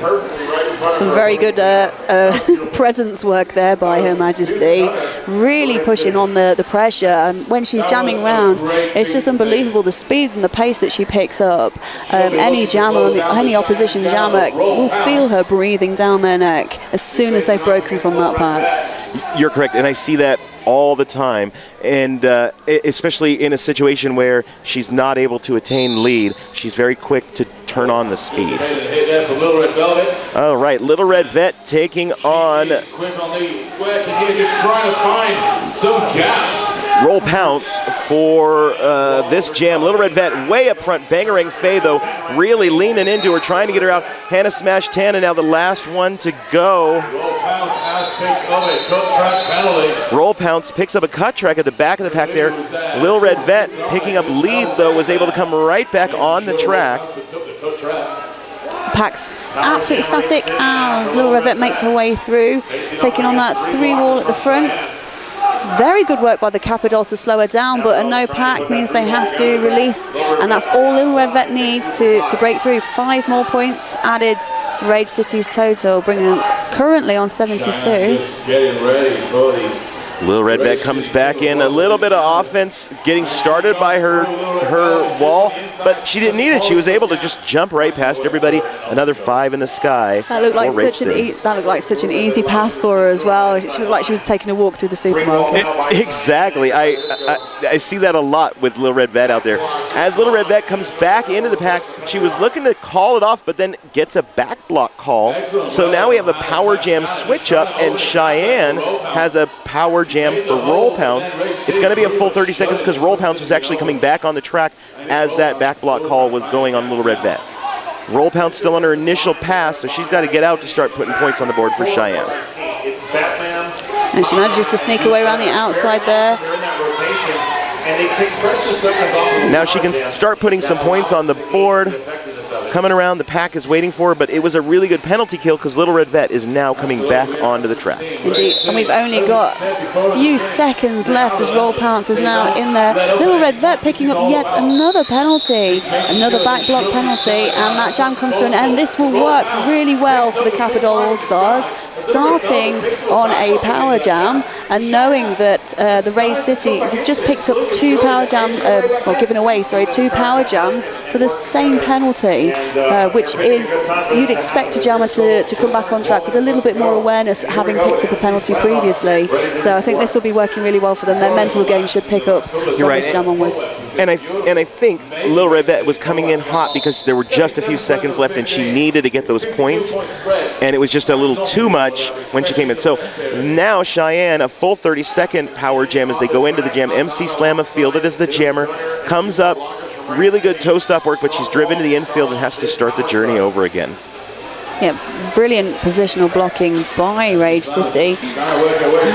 MC Slamma kind of crawling through the pack there, gets through. No pass, no penalty, though, because she was down as she crawled through the pack. She's eligible for score, but is not lead. So Lil Red Vet coming back from the penalty box, really fighting to get out of there so Cheyenne can't get any points. Fighting indeed she does. Throws in a hip check on Boom Boom and manages to race her way around, passing the last player. Her coach is almost on the track. So a call off being signalled to Lil Red Vet, comes back off. Big hug to her coach. I think he wanted to be on the track just then. He did, and shout out to Professor D coaching the Rage City events. He's actually an AFTDA certified announcer, so nice to see him again. He's not doing what I'm used to seeing him do, but he's doing a dang good job bench coaching Rage City. They've been shining stars all weekend long thus far. 10 minutes, 20 seconds left. Rage City on 77, Cheyenne on 19. So we got Miss Enigma jamming for the Capitals and Genetically Evil jamming for Rage City. Nice shoulder work going on here. Bisco sent to the penalty box. Genetically Evil able to escape around Hannah Smash Tana, lead jammer to Rage City. Rage City yesterday having one of the opening games and doing a fantastic job of coming from being 7th seed in their pool to getting such a close game. It was brilliant work against their opposition. Genetically Evil, having to play as a blocker in that first game. She normally plays as a jammer, and you can see here she's such a strong jammer, picking up 5 points there, just forcing the Capitol blockers out of plays. Barely having to pick up her feet. She's just powering through. Miss Enigma, though, in the pack, passes the star to Vivian Layamout, who does have the star in hand. Genetically Evil, again, showing that she's a stellar jammer for Rage City. Knows what's happening, calls off the jam as she sees that Vivian Layamout coming in. She does get an additional 4 points on the second pass there, for a total of 8 for Rage City during that jam. Scores now 85-19 in Rage City's favour, and we've got just under 9 minutes left in this half. We have Her Majesty. Her Majesty jamming for Cheyenne, and Ice Crystal jamming for Rage City. Our in-house announcers being incredibly vocal and passing the information on to us. Her Majesty finding that outside line open. Takes a bit of a knock, but she'd already picked up lead jammer. You ain't gonna stop me. This is my Her Majesty now turning on the speed. See those sparkly blue shiny skates making their way around the track. Cheyenne hemorrhaging 2 blockers in the pack to penalties as Ice Crystal makes her way out of the front side of the pack. Her Majesty looking to come in for score, but the pack is going at a very rapid pace. She was looking for her blockers to get in and catch somebody. Her Majesty being pushed side to side, takes a push to that inside line. Now she's got such a powerful stride, and as you said, trying to keep up with that pack and push her way through was tough, so very good work there by Rage City. 2 points, however, for Her Majesty, bringing their score up to 21. 47 seconds and counting. Up to jam 17 as Painmaker Sally takes the start for Rage City. And we have MC Slama for Cheyenne. Painmaker Sally and MC Slamma on the jam line. Again, we're seeing these really small packs here. Cheyenne down to 2, Rage City down 1 in the pack. So advantage to Rage City as Painmaker Sally makes her way front. It is Hannah Smash 10 and Bangering Faye trying to hold her up, but she's out. But MC Slamma along the outside line overtakes her at the last second there, forcing that call off. That's the second time we've seen these two do that exact same thing. MC Slamma really able to turn on the speed once she gets past the pack. Absolutely. She was just flying out on the outside line. It's such a tricky line for a jammer to take, let alone to overtake the opposition player. Really, really powerful jamming coming from the Capitals. It is, as you said, just a shame that they seem to be eaten up by penalties, so their blocking force on the track is being reduced. However, I say that in this jam we've got 4 Capitals blockers on the track and just 3 for Rage City, and Her Majesty uses that advantage, picking up lead jammer nice and quickly. And she's already almost to the pack again for a scoring pass. Little Red Vet is still hung up by number 101 Screw, and now recycled all the way back, and got to start that journey again. Her Majesty also recycled back, but is on a scoring pass, so she's going for it. And took her right back. Her Majesty getting herself back on track. She spins her way around, picks up 4 points. Cheyenne losing Rockscar for a forearm penalty, so they're down a blocker, but Her Majesty's not letting that affect her at all. She's still coming in, and the defense for Cheyenne is really turned on. Little Red Vet just now escaping a minute into the jam. Her Majesty takes the outside line. It allows Rage City blockers to pick her back up, and indeed, Juice Gunner managing to knock her to the outside. A little bit of help there by number 26, which is Batman. Forcing that call off by Her Majesty. But they've brought their score up to 30 points now, 9 points added on in that jam. 5 points in favor of Rage City at this point. Team timeout being called by Rage City. Maybe getting back together, wondering what they can do about Little Red Vet had seemed to have so much momentum. They're like able to escape those packs. Looked like Cheyenne finally figured out her thing, and we're able to hold her up. I mean, like I said, for a whole minute that time.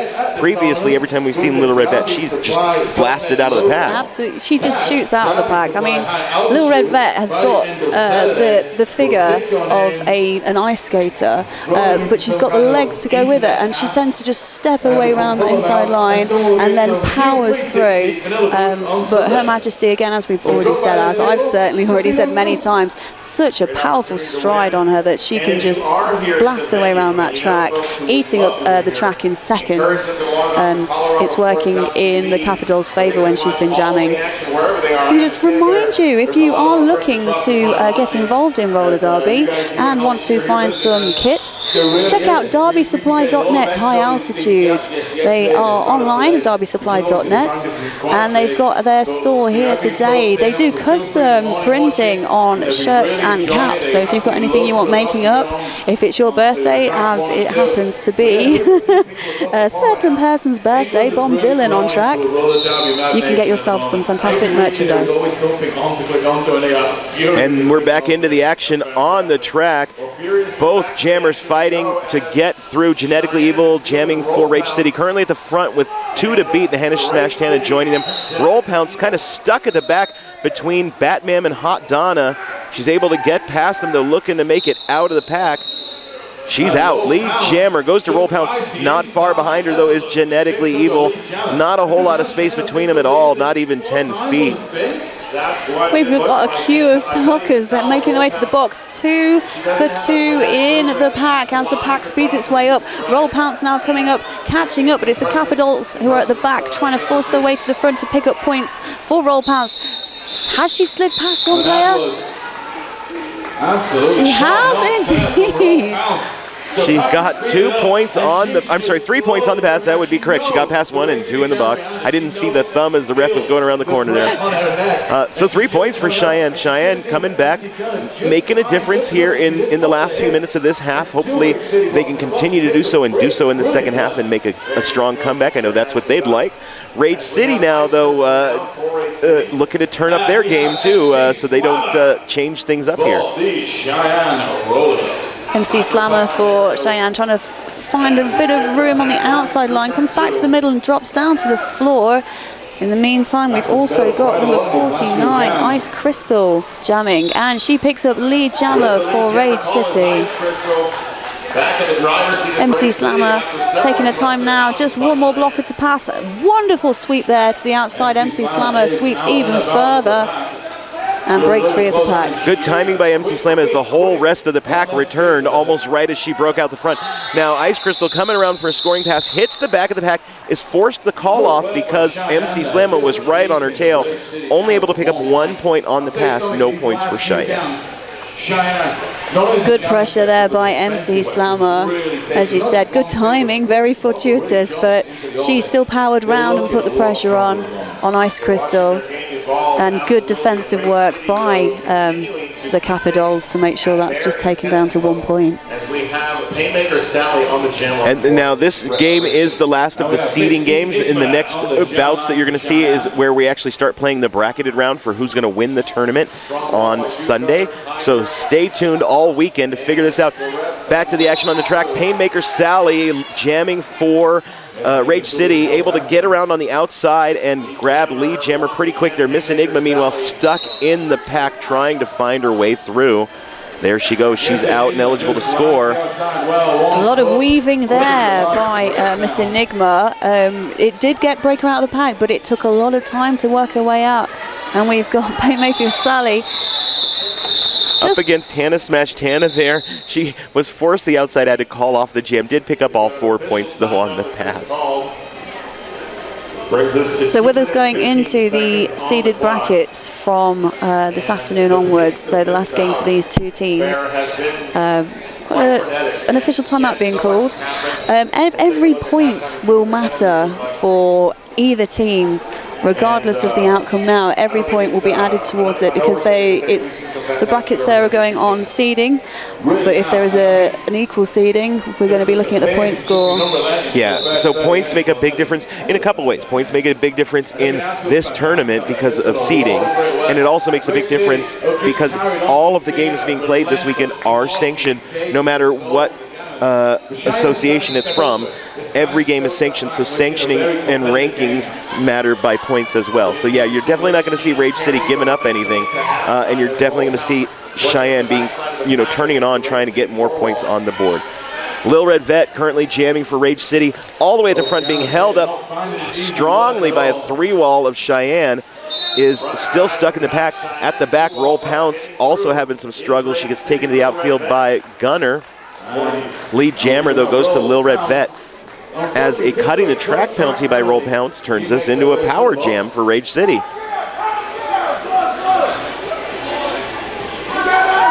Roll Pounce comes in on the outside. KY trying to hold her up, but she gets out. Another 5 points on the board. Rage City working their way towards that triple digit. And that's going to do it. Little Red Vet comes through on the inside line this time. 5 more points. That's 100 points on the board for Rage City. Cheyenne continuing to struggle. Their penalty box currently full. All seats occupied. Inside line pass by Little Red Vet. Little Red Vet on the inside for 5 more. And Roll Pounce returns. She returns, though, too close to the pack. You got to go at least 20 feet in front of the pack, so she's going to get an illegal procedure. She's going back to the box. We'll add another 30 seconds to the power jam for Little Red Vet. Really not what Cheyenne wants right now. An unfortunate penalty, but it is in the rules. Skaters got to follow them rules. That's funny. And Cheyenne is having a tough time doing that today, and that's really where we're seeing this deficit for Cheyenne. Because again, as we said earlier, when they're out there, when they're together, and they're following the rules, they're doing a really great job. Unfortunately, they continue to hemorrhage their jammer and their blockers, and it's just making it a little easier for Rage City to put those points on the board. Indeed. Down as much as possible. Now we've got Hannah smashed down. The last few seconds, we literally have 3 seconds on the period clock when that jam started. There was also a jam today as well. And Genetically Evil jamming in a power jam situation. Comes up against Bangarang Faye at the front of the pack there. Bangarang Faye, though, able to drive her out to the outside. She picks up a forearm call in the process, and so she's going to go sit. Now, Roll Pounce coming back on the track before Genetically Evil sits means 30 seconds for Cheyenne. Lead jammer has not been awarded. Roll Pounce is eligible. She's just got to get out of that tough pack. Tough pack it is indeed, but we have got all 4 Capitals on track, and they're doing a very good offensive play work. As we said, when they are on the track, they are fantastic. Roll Pounce picking up lead jammer with help from her friends. Now Roll Pounce coming around to a stopped pack, waiting for her, and she is looking to get through and put some points on the board before the half for Cheyenne. Big hit by Tiger, but Roll Pounce able to maintain her track position. 5 points go on the board for Cheyenne. Genetically Evil has been released from the penalty box, but she's working her way around clockwise before re-entering into the pack, which allows Roll Pounce a little bit more time fighting against that wall. Roll Pounce going to go ahead and call off the jam. She probably didn't need to because Genetically Evil was still on her initial pass, but being safe, she wanted to call, didn't want to take the chance that any points were going to be earned. Cheyenne earning 8 points on that jam brings them a little closer to Rage City. They are going to have to come back really strong and really clean in the second half. 41 plays, 110. We've got just under 10 minutes half-time break, and we'll catch you back on this game here on this track.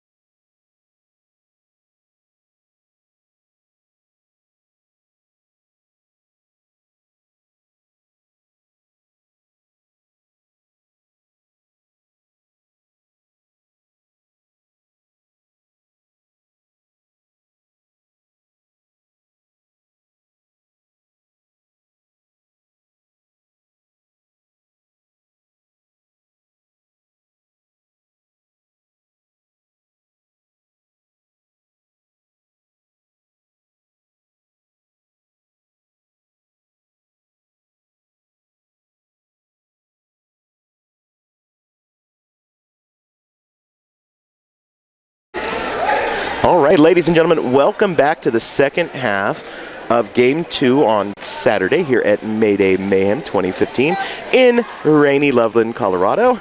If you're out there in the area, you ought to come by because you can't be outside, doing sportsy things. So come watch some sportsy stuff. You are currently seeing on the track, you're actually currently seeing our faces.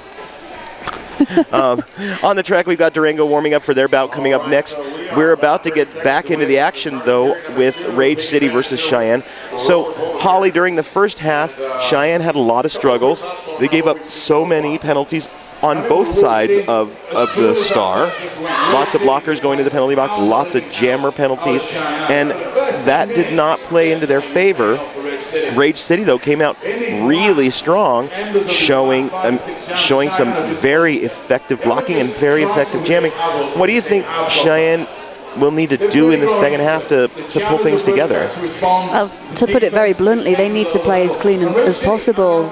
We've seen them on track working wonders in the pack, brilliant blocking. Their jammers are strong and tough, but they need to keep their players on the track to manage to slow down Rage City and build up their own score. I absolutely agree with that. And the Rage City rollers just need to keep doing what they're doing. I mean, their blockers have been very strong. Their jammers have been able to escape the pack and just grab that lead jam a majority of the time during the first half. We are now about to get right back into the action. We're going to start with a power jam for Rage City, not something Cheyenne wants. Roll Pounce sitting in the box with the star on her head. And jamming for Rage City is Painmaker Sally, and she's able to walk right around the outside line there and grab lead for Rage City. And final 7 for Cheyenne. Bisco picks up a multiplayer, which takes the Capitals down to just 3 blockers in this power jam against them. Hannah Smashed Hannah doing her best to slow down Painmaker Sally, unable to hold her back completely.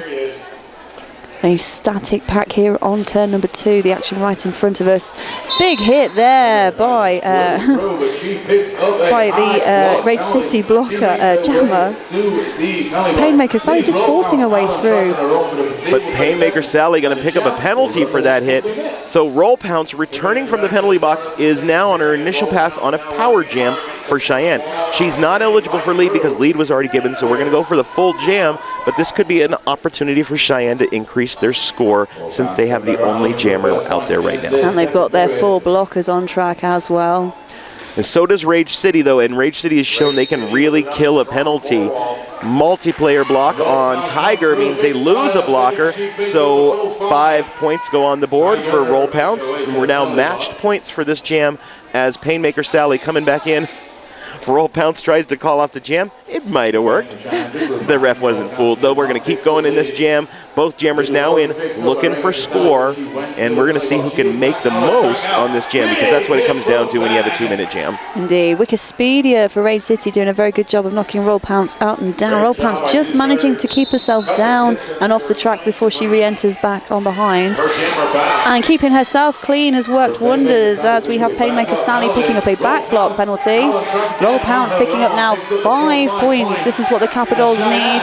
They can start powering up with a power jam, picking up more and more points. We're just here. We're not going away yet. We're still here. Roll Pounce picks up 2 more points in that very final pass. Does look like 5 points were earned by Painmaker Sally before she went to the box. So really only a 3-point game for Cheyenne on that jam. But Cheyenne in a very good position right now with a power start. MC Slamma on the line with the star and a full 4 blockers on the track for Cheyenne. They just need to keep it that way. Rage City also with a full 4, so 4 on 4 in the pack as MC Slamma gets ready to take this jam. Offense going straight in off the whistle, but Hot Donna managing to knock MC Slamma to the outside on turn number 1. Nice screen by Cheyenne, keeps the blockers from being able to take MC Slamma too far back. She starts her journey back through, gets hung up by Batmam.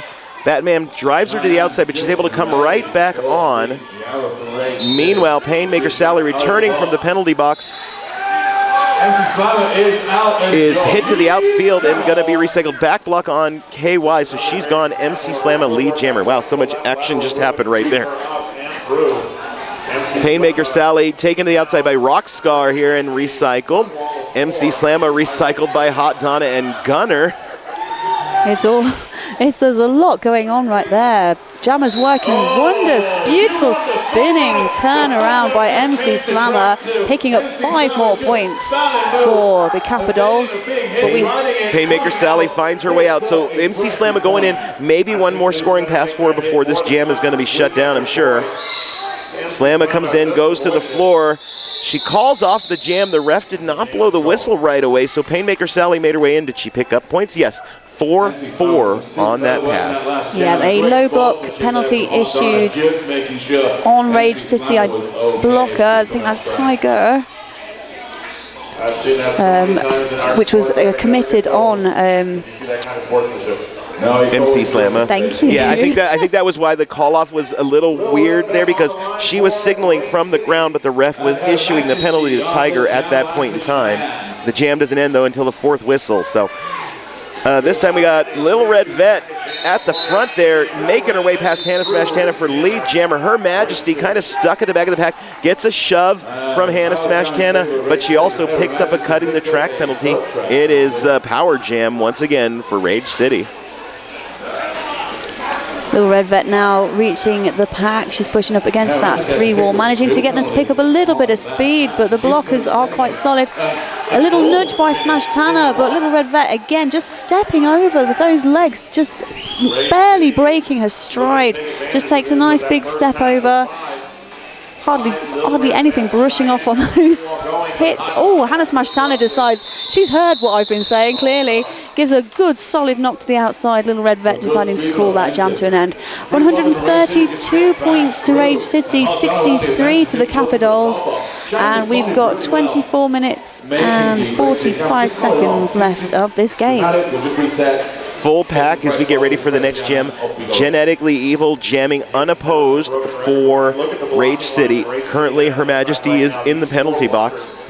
Are the constant presence in some way, shape, or form, and they maintain that level of intensity the entire time.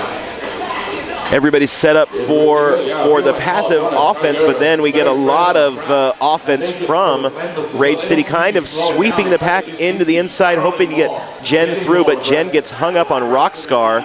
Now Hot Donna looking to take Rockscar out of the equation, but Rockscar doesn't let it happen. The pack starts to stretch out. Genetically Evil with just 2 to beat as Rockscar picks up a penalty. Genetically Evil makes her way out, and lead jammer, that penalty was a forearm call for Rockscar. Rockscar was doing a brilliant job there, though, just completely ignoring the defensive play and offensive play from Rage City. Her Majesty's now broken out of the pack, having been released from the penalty box, and we have a little jammer tussle going on. Her Majesty breaks. I like that word. Can you just keep saying tussle? Tussle. Little tussle going on. Her Majesty, again, as we said before in the first half, she just puts the pressure on. She doesn't matter. She doesn't seem to mind to her whether she's lead or not. She's powering around, and she's going to get points, or she's going to force the other jammer to call it. And that's really the strategy that Cheyenne needs to stick with, is if they don't get lead, then shut down the jam as soon as possible. We're going to go into an official timeout. It's a great time to remind you that all of this beautiful Derby action is being brought to you by ColoradoSports.TV, locally owned and operated here in Colorado. We bring you all kind of sports action and all kind of Derby action all the time. This wonderful weekend is free to the viewing audience, but it's not free to put on. We do ask that you go ahead and hit that Donate Now button. Just give a little back for all this beautiful Derby coverage being brought to you for this weekend here at Mayday Mayhem. Ice Crystal versus Miss Enigma as we get into the next jam, and Ice Crystal gets up front really fast. Hannah Smash Tana stops her at the last second there, but she is able to make it out and around. Lead jammer goes to Rage City. Miss Enigma trying to find the outside line, manages to break past 3 and does manage to push her way past Gunner.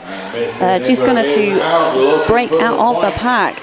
Ice Crystal coming in on a scoring pass finds only Hannah Smash Tana at the back. One blocker is not an effective way to manage a pack, so she's able to break her way through and get 4 on the pass. It's really tough. Hannah Smash Tana has been a shining blocker, but when you're out there by yourself and there's 4 blockers from the other team, it makes it pretty tough to stop a jammer from the other team. Indeed. Hannah Smash Tana as well, providing a lot of the forward-facing defensive work, and trying to cover a whole track working backwards. You know, even the most skilled skater will state that backwards is going to be a little bit trickier than playing forwards. All right, whistle has blown. The Jammers coming slowly up to the pack there. Big hit by Painmaker Sally, and a low block being issued to number 35, Bomb Dylan. Off to the penalty box you go. Lead jammer Painmaker Sally. Roll Pounce, meanwhile, kind of stuck in the pack at the moment, but she makes her way out with a nice little zigzag through the pack. She does break out, and she starts her scoring pass. Playmaker Sally finding a nice easy pass again. The Capitals split. There's only 2 blockers on track, and they were front and back of the pack. A little duck around, giving her 4 more points, and calling that jam to an end. 145 to the Rage City All-Stars, 63 to the Capitals. We have just under 22 minutes left of this game. It's not out of Cheyenne's reach, but they do have to shake up their style of play. They really are going to have to make some changes. I mean, 20 minutes is going to be quite a crunch to catch up now, so they've got to turn on the magic right now. MC Slamma jamming for Cheyenne, Little Red Vet for Rage City, and Little Red Vet currently lead jammer, and every time she's out there, with the exception of the one time she got hung up by Cheyenne, she's been able to grab that lead jammer. MC Slamma now out, and look, you can see as she comes out of the pack, she immediately turns on that speed, starts to go toward the pack. She's at least looking to shut down the points gain for Rage City. Almost unopposed. Little Red Vet found that outside line, picks up full 4 points. I think the Capitals were caught snoozing there, thinking she'd go for that inside line, but she's got the speed and the power to take that outside line, and took it indeed. Yeah, those long legs certainly help get you around the outside quicker. I need a pair. I'm with you. I need a pair too. I actually need a new right leg myself. We'll have to see if we can borrow you one. There you go. But yeah, that was beautiful. I mean, and great assessment. You're coming in so fast as a jammer, you really have to look and see where is my best opportunity. And look at that. Genetically Evil found her best opportunity right in kind of the middle outside lane. She was right through and out. Scruella DeVille tried to hold her up, but she's out in lead jammer. Yeah, just some very good tactical play by Genetically Evil, making sure she just didn't even need to engage until the opposition was completely out of play. Her Majesty finds that inside line, keeping herself nice and low, just glancing off any blows that come through. She breaks free of the pack. Genetically Evil furiously signaling to her team, get to the front, speeding up the pack. As Her Majesty comes through, she puts on a bit of power, and indeed, she sneaks a single point there. So a slow call off by Genetically Evil, but she was indicating to her pack what she wanted them to do. I think she was hoping they would get to the front and start racing the pack, because at this point, really, all Rage City needs to do is burn off time, and that would have been one way for them to burn off some time and maintain where they're at currently. I mean, they're 90 points ahead. Really and truly, unless Cheyenne turns on the magic, all they've got to do is burn off the clock. A completely clear penalty box, which will work in the Capitals' favour, and indeed they are already slowing it down. Ice Crystal jamming, manages to get to the front, but there is a full 3-wall, and Bisco starts to stretch out the pack. Roll Pounce currently stuck in the back, so the pack kind of stretching both ways right now because Rage City doesn't want to let her get any inches on the track if they can help it. The pack starts to crunch back together there, and again, now we're stretching out. And we do have a power jam. Power jam because a forearm going to Roll Pounce. Again, not something Cheyenne wants at this point in the game. And they've now lost their fifth. And they've lost a blocker as well. However, we've still not seen a break from Ice Crystal. I think this is the longest she's actually been held before breaking free of the pack. Nearly a minute. That's 55 seconds before lead is awarded to Ice Crystal. And it harkens back to what we said. When Cheyenne is out there all together, they're able to really do a good job. They really looks like they need to focus on their forearms calls, though the last couple of penalties there were all because of forearms. And Hannah Smashed Hannah picking up a penalty as well. Puts just Bisco on the track as Ice Crystal comes around for a scoring pass, picks up all 5. We're going to see Cheyenne start with just one blocker and Rage City at full strength. This is going to be tough for the Capitals. especially as it's going to be a power start for Painmaker Sally. And Painmaker Sally has been one of the most successful jammers. Well, all of the jammers for Rage City have been very successful, but Painmaker Sally's been really good at finding that way through all 4 of those blockers, and now there's just one to worry about, so she's going to juke her and go right on through. 2 seconds before being awarded lead. Very swift work there, but Cheyenne now throwing on almost the remainder of their team. Roll Pounce having removed the star from her head and is working her way through. She may still be looking to do a star pass, but it looks like it's just a star stash as Roll Pounce splits from the pack. Same time as Painmaker's Sally calls that jam to an end, having already picked up a set of 5 points. 164 plays 64, 100-point difference. I can count that one. Yeah, that one's easy math. I can do that one too. 16 minutes and 15 seconds now remaining on the clock. With the star. Lil Red Vet versus MC Slamma on the jam line. And at this point, with 16 minutes left, it is going to be tough for Cheyenne to make a complete comeback, but they can certainly close the score gap. The Capitals currently with a blocker advantage. As I say that, Rockscar is taken off for a forearms. And we do have a lead jammer awarded to Rage City. MC Slammer has picked up a cutting penalty as well. This is exactly what the Capitals do not need, as Little Red Vet makes her way up the inside line. Just a little skip with her feet, but a fairly easy pass for her. 5 points now added on.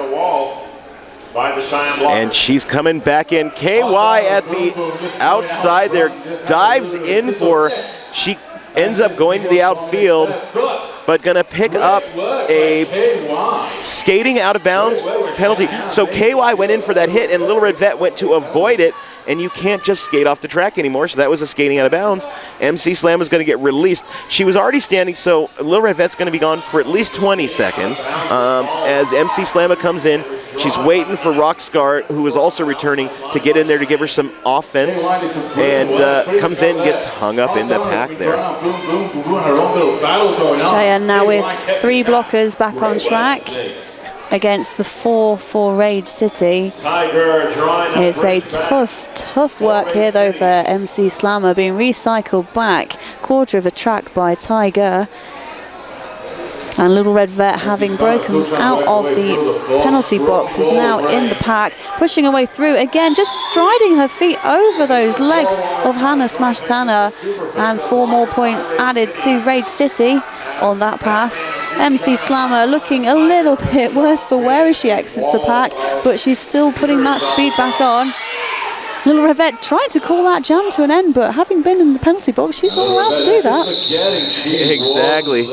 MC Slamma coming in, almost getting some points as the jam comes to an end.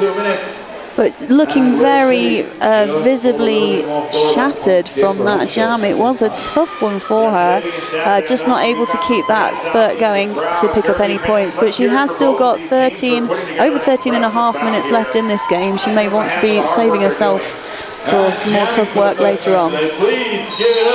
Rockscar leaving the track has been fouled out of the game, so Cheyenne now down a player on the bench. As we get into the next jam, Genetically Evil already pushing on the last blocker there as Vivian Lamout comes in trying to take her out. We've got Hooked on Onyx jamming for the first time for the Capitals. She's finding it tough, and she can't pick up lead. That's already been awarded to Rage City, but she's pushing her way on her toe stops just against one last blocker. Keeps herself on the track around Hot Donna, breaks free.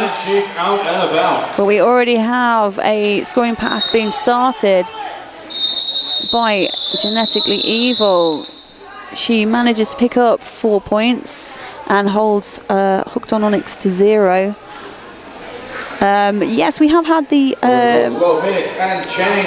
foul out, but it does actually bring our teams to an equal level. Both of them now have 13 skaters on their benches to choose from, as Rage City only started with 13. they always compete hard against each So evening the odds a little bit, although Rage City, it didn't affect them having one player short so far in this game, as we're seeing. Roll Pounce jamming for Cheyenne, caught at the back as Ice Crystal jamming for Rage City gets caught at the front. KY and Scruella DeVille, the last two to go as the pack starts to stretch out. She's able to get out lead jammer. An out-of-play block on KY sends Cheyenne, one of the Cheyenne blockers off, putting him back down to 2 on the track. Roll Pounce having a tough time being knocked to the outside, but we've only got 2 blockers left on the track for Rage City. And Roll Pounce uses her agility rather than her power to break free of the pack. Ice Crystal, as she comes in, it ends up getting a low block penalty as she's trying to make her way through the Cheyenne wall. That makes it a power jam now for Cheyenne, and it's going to be a full 2-minute jam. We got about 1:05 remaining. This is what Cheyenne needs. It would benefit them more if they had lead, but it's certainly an opportunity for them to put as many points on the board as they can. Bisco trying to provide some offense, but none needed as the Rage City girls split themselves apart, and Batman indeed picking up a blocking out of play penalty. Would take them down to just 2, but they've had number 313, Wicked Speedio, return back. Roll Pounce spins her way around, but picks up a cut track penalty. Not able to keep herself off track long enough on that spin. Ice Crystal, meanwhile, already returned, so full 30-second power jam once again for Rage City as the whistles just continue to blow in the pack. I'm not sure, and there's a Cheyenne blocker picking up a penalty and another one picking up an out-of-play penalty. So at this point in the game, we're just seeing everybody go to the penalty box. We're playing musical chairs in the penalty box. Easy toe-stop work through the inside line for Ice Crystal. Picks up 4 more points, so 10 points to the Capitals in that jam. Jammers flying in, jammers flying out. At the moment, it looks like it's 10 points to Rage City as well. Keeping that defensive. You will not pass. We'll make life as tough as possible. 191 for Rage City playing against 74 for Cheyenne's Capitals. Just under 10 minutes and we're going into an official timeout. Please remember, check out derbysupply.net's high altitude if you've got any roller derby needs. They've got skates, plates, wheels, bearings, laces, stoppers, shorts, t-shirts, caps, nuts, bolts. Pretty much anything you could possibly want, really. Kit you out in one store.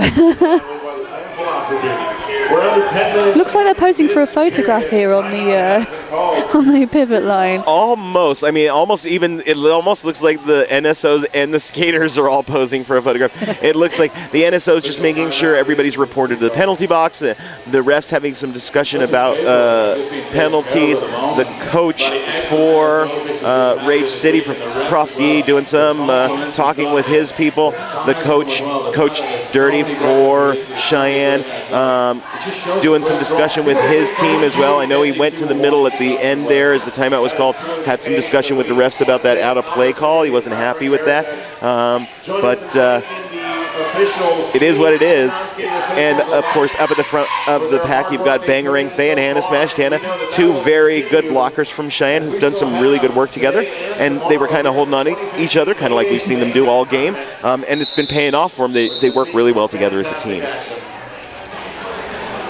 As we said there, the Capitals really struggling when they've only got 2. Let's see if Hannah Smash Tana and Boom Boom can keep it together.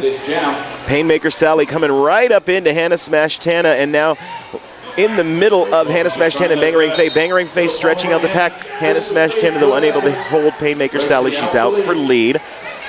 Her Majesty returns to the track, coming in hot, and she's going to pick up a back block call immediately. She's going back to the penalty box. Power jam again for Painmaker Sally and Rage City.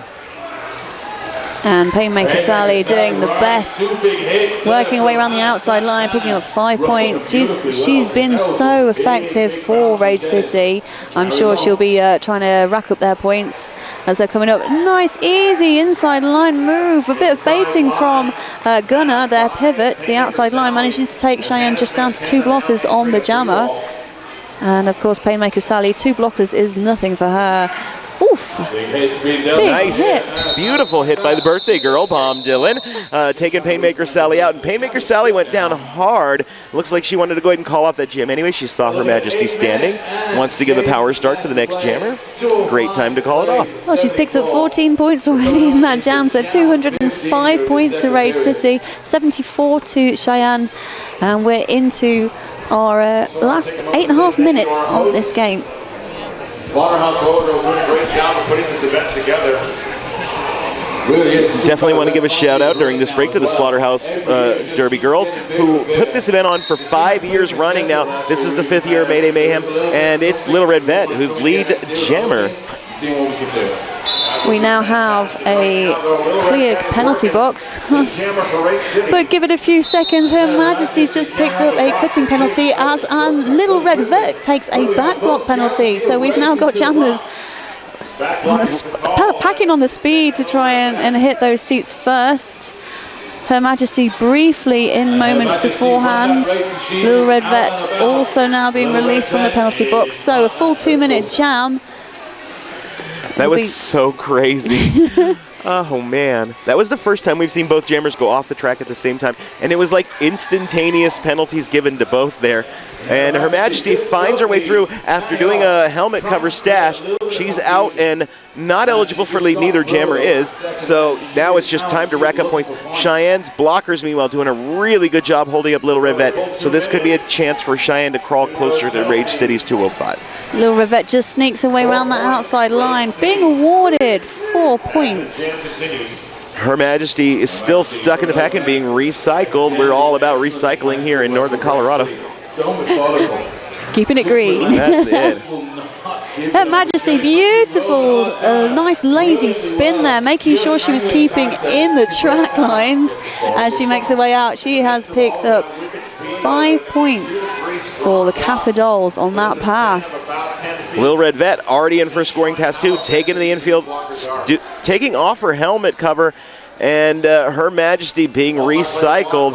Tiger off to the penalty box, going to put one person in the penalty box, and Rage City down 1 blocker. And the Capitals keeping themselves on the track. Her Majesty threw for 4. Lil Red Vet coming through, going to pick up her own set of 4. I think both jams will be happy. And the jam comes to an end. Ultimate ending of the jam, 8-9. Cheyenne gaining 1 point on Rage City during that jam. It's a lot of work for 1 point, but when you're in that situation, it could have worked out so much worse. Her Majesty picking up the first penalty. It could have been a full-on power jam for Rage City. I think Cheyenne were just very fortunate that they had the repeat power jam back in their favor. It looks like some points weren't on the board when we said that, though. They actually got 13 on the jam in that last jam. Now back into the next jam. We've got Genetically Evil already at the front of the pack. MC Slam at the back of the pack. Both jammers working. MC Slam, a beautiful spin around that back wall. She makes her way out. It's a little late. Genetically Evil finds the front first, but MC Slam really turning on the speed and closing that gap very quick. The pack starts to race away. Capitals out the front, Gunnar doing her best for Rage City to try and pull out a blocker for Genetically Evil, but Genetically Evil sees the pack speed, sees MC Slammer's speed, and with a hook calls that jam to an end. I love that it ended with a hug between the two jammers. That was great. It was one of those moments when I was really trying to do this, and you're just right there with me. So I'm going to end it, and we'll give each other a hug, and we'll take a breath, because that was a fast pack. It was indeed. We got just under 5 minutes, 213 to Rage City against 87 to Cheyenne's Capitals. 1 blocker for Capitals in the penalty box, so they've just got 3 here, trying to slow down Ice Crystal. Good hit to the inside there by Vivienne Leamount. And Ice Crystal still being recycled, but she powers her way through and breaks for lead jammer. Miss Enigma, meanwhile, stuck in the back of the pack there. Takes a hit from Hot Donna earlier on and taken to the outside. Now she's taken to the outside once again, and that's by number 26, Batmam. And she's recycled way, way back. She takes off her helmet cover, hoping maybe to sneak through. Meanwhile, Ice Crystal makes it look so easy with 5 points on the board. Capitals struggling to work out whether to play offense or defense. The star has been passed to Vivian Layham out, who is the pivot, and she now has the star in hand as Ice Crystal comes through, puts another 5 on the board. Vivian getting recycled, struggling, looking to put the helmet cover on, maybe, but as she's coming back in, but then gets hung up and ends up picking up and cutting the track penalty. Power jam, Rage City. Off to the box. With 4 blockers on the track, can the Capitals slow down Ice Crystal? Her Majesty picking up a penalty there. Will send Bisco to the penalty box. And just hemorrhaging blockers now. The box for the Capitals is full. Miss Enigma trying to hold up Ice Crystal, but Ice Crystal puts another 5 on the board. Already 20 points on the jam. Still 20 seconds for her to do as much points as she wants. And look how easy it was. The Rage City wall just kind of formed a little sandwich around the 2 blockers for Cheyenne, and Ice Crystal just able to come on through. Vivian Layham out returning from the penalty box, meets that full wall of 4 and gets hung up. Jam comes to an end. Nice little hit there at the end by Miss Enigma, just taking Ice Crystal off and slowing her down from picking up too many points. She picks up 2. 27-point jam for Ice Crystal that time. Beautiful. Jam was ended, and under 2.5 minutes left in this game. Rage City on 240 points. Capitals are on 87. We've got an official timeout being called. Please do click that donate button, ladies and gentlemen. Whether you are close by in Colorado, at which point I'd say come down and watch it live because the atmosphere is going to be absolutely buzzing. But if you're watching it from afar, as I hope I've got some friends watching from afar, I do have friends, please click that donate button. Without you donating, we wouldn't be able to continue putting on some fantastic games and other sports on ColoradoSports.TV. I still don't believe that Holly has any friends. I'm just kidding, of course. What time is it back home for you, I wonder? I wrote it down somewhere. Because are people even still up out there? There are, yeah. We'll be coming up to 6 o'clock, 6:15 maybe. So just about tea time. Yeah. Good time to watch some derby. That's it. Eat some biscuits and watch some roller derby. Jaffa cake time. Jaffa cake. I love those things. Oof. Stumbling through. Is that Onyx? Hooked on Onyx. Picking up lead jammer for the Capitals. Working hard, but it worked out well for her. And we've got the helmet cover being removed by Painmaker Sally. And Onyx coming in fast and hot, looking for those points, picks up a low block penalty. Really not what Cheyenne wanted. Painmaker Sally makes her way out of the front of the pack. She is not lead, but it's a power jam. It's all the points for Painmaker Sally now. Painmaker Sally reaching the back of the pack. Rage City keeping themselves away and letting Painmaker just to push her way through. She's very effective at doing so. And pushing out of play on Screwella DeVille, picks up another 5 points for Rage City. Pack waits for her in turn number 3 as she comes around. She's going kind of slow because, you know what?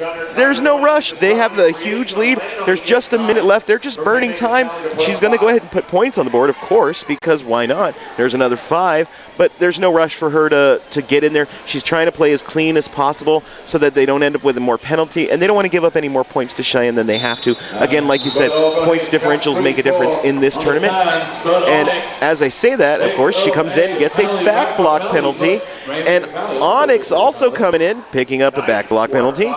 So Painmaker Sally sits for a second, she gets back up. Onyx sits for a second, she gets back up. We'll get back into the action. I know this loses the lead jammer advantage for Rage City, but it will help them burn down that clock. This will go for a few more seconds, and Painmaker Sally picks up 5 points in the dying seconds of this jam. Hooked on Onyx, stuck at the back. Immediate timeout called by Cheyenne's coach, which I expected. The clock ticking down to looks like 10 seconds right now. They're probably going to correct that by a couple seconds, but it means we'll get at least one more jam in before the end of this bout. Yeah, it looks like 2 seconds more, so 12 seconds on the clock. Keep in mind, if the period clock runs out and we're in the middle of a jam, we wait until the jam comes to its conclusion before the game is considered done. 255 for Rage City, 90 points for Cheyenne's Capitals. But as we said, not only within the games and the brackets today, the points matter so much, but also, as you've reliably informed us, these are sanctioned games. So it's going to be working towards their WFTDA rankings as well. So the Capitals want all those points in these last few seconds in this additional jam. They're going to want to get as many points back from Rage City as they can do. The likes of MC Slammer, the likes of Screw, they've really played a great game here today. Can't take that away from them. Indeed, in fact, there's the game on whistle. Little Red Vet taking on Miss Enigma for this last jam of the game. All the players on the board. As we get going, it looks like Miss Enigma goes to the outside, Little Red Vet goes to the inside. Little Red Vet driving on that wall. Multiplayer on Vivian Layamout puts Cheyenne down a blocker. Miss Enigma comes in, stays up on 1 foot, and then takes an immediate hit from Genetically Evil and is into the infield recycled. The Red Vet still having trouble trying to break through on that inside line, so the Capitals doing a good job of just being three. And it is Miss Enigma who picks up lead jammer. The Capitals, you can hear the crowd cheering for her. However, Cheyenne taken down to just 2 blockers on the track. That makes it a little easier for Little Red Vet to get out of that pack. It was almost 45 seconds there before she was out. So again, Cheyenne doing a great job with the blocking.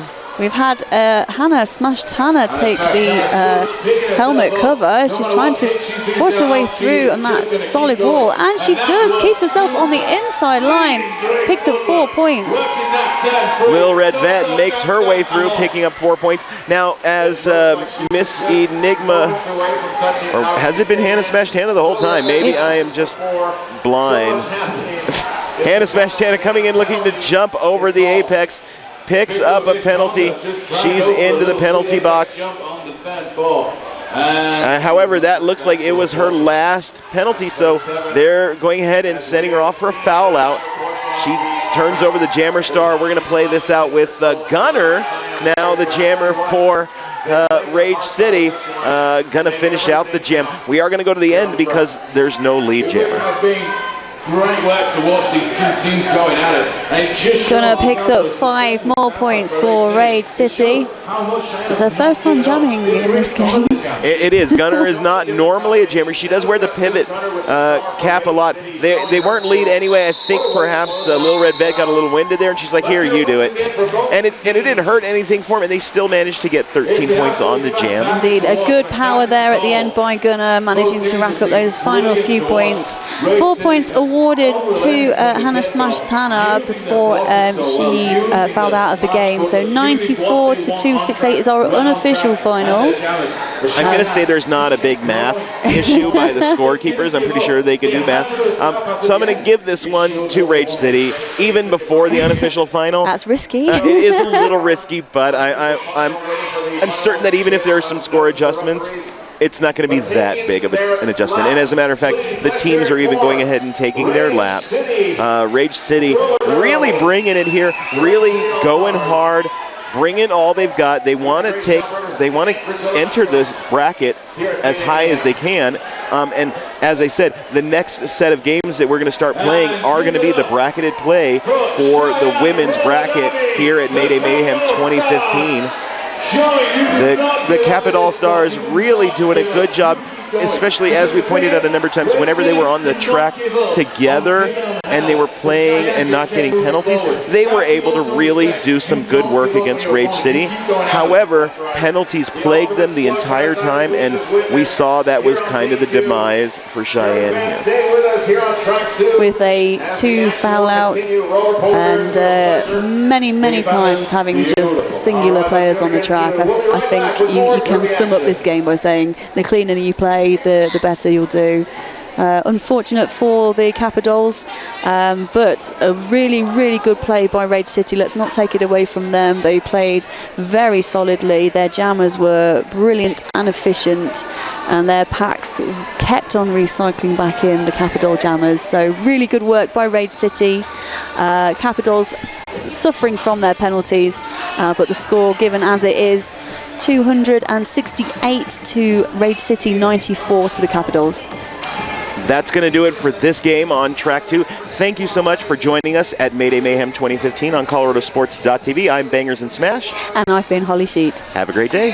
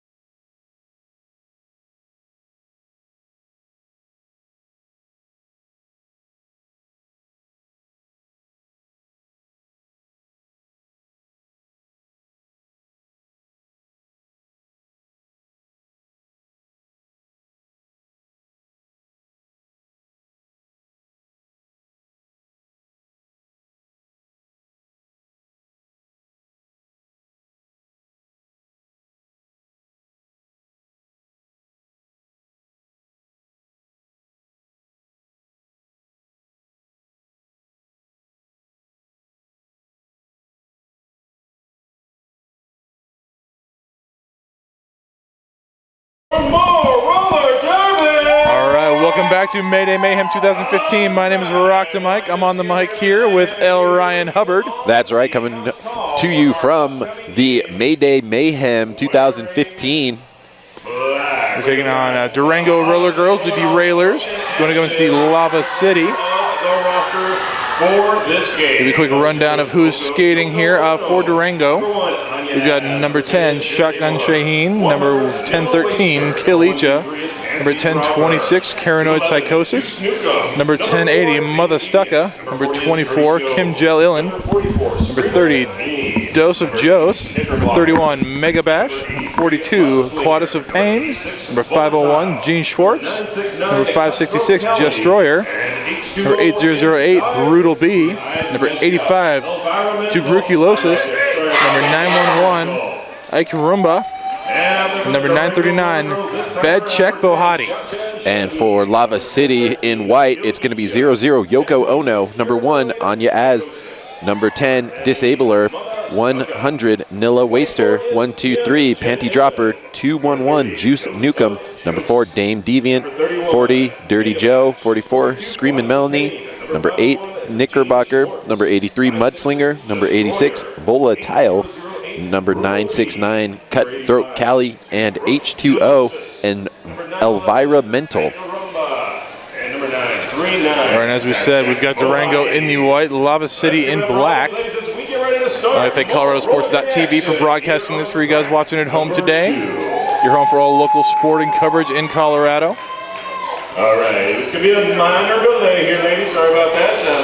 Waiting to get started here. We got some technical difficulties with the paperwork, making sure we have everything sorted out and filled out correctly before we get started. This is a WFTDA sanctioned tournament, so standings are on the line, so we want to make sure we have everything done correctly to not impact that in a negative way.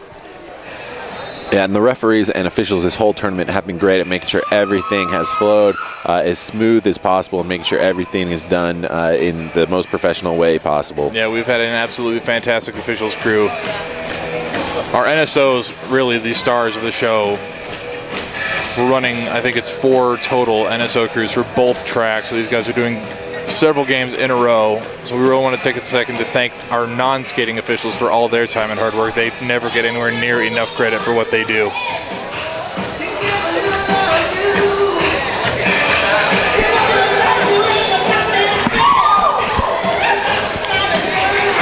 A little fun fact about Durango.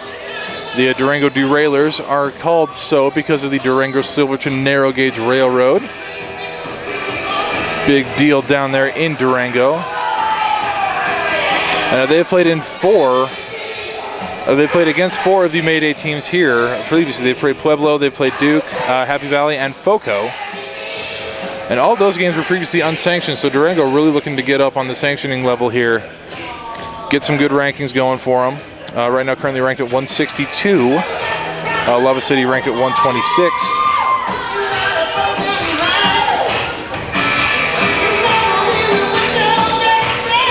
Referee's doing a quick track check, make sure all the tape is still down, don't want any hazards there.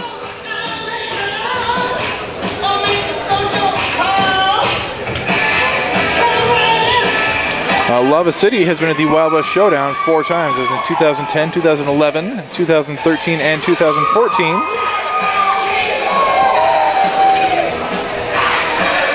And both teams ready to go here, just waiting on the officials to make sure they have everything finalized. Skaters still allowed to have a little bit of fun.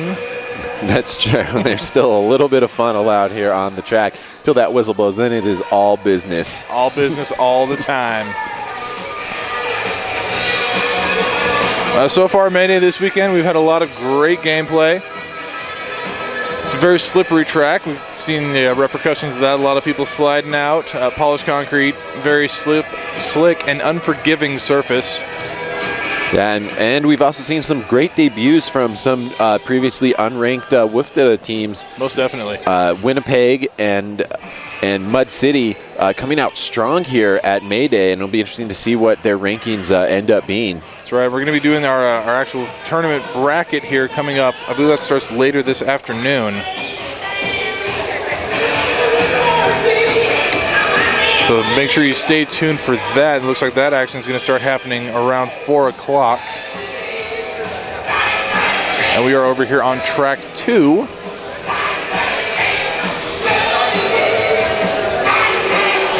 That's the officials starting to line up in position. We should be getting going here just any second now.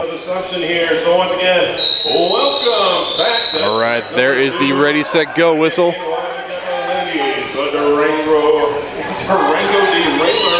So we are on the opposite end of the track from the jammer line. So bear with us as we identify our jammers. Already off to an early start. Lava City holding the front of the pack. Durango trying to break through. That is Kill Icha there in white for Durango, getting that lead jammer.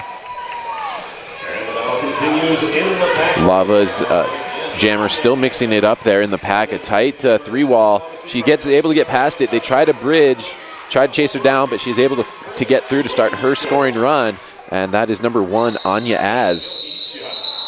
And Kilicha going to go ahead and call off that jam, picking up 3 points for Durango. Yeah, that's where you see those blockers come in with that big hit and make those jammers realize it's just easier to call it off and then try to get back up and get in that track because the opposing jammer is coming in quick. That's right. You got to know where that other jammer is, know if it's worth the fight to try and get back through, or if it's better to just call it off, get those couple of points, and end it quickly.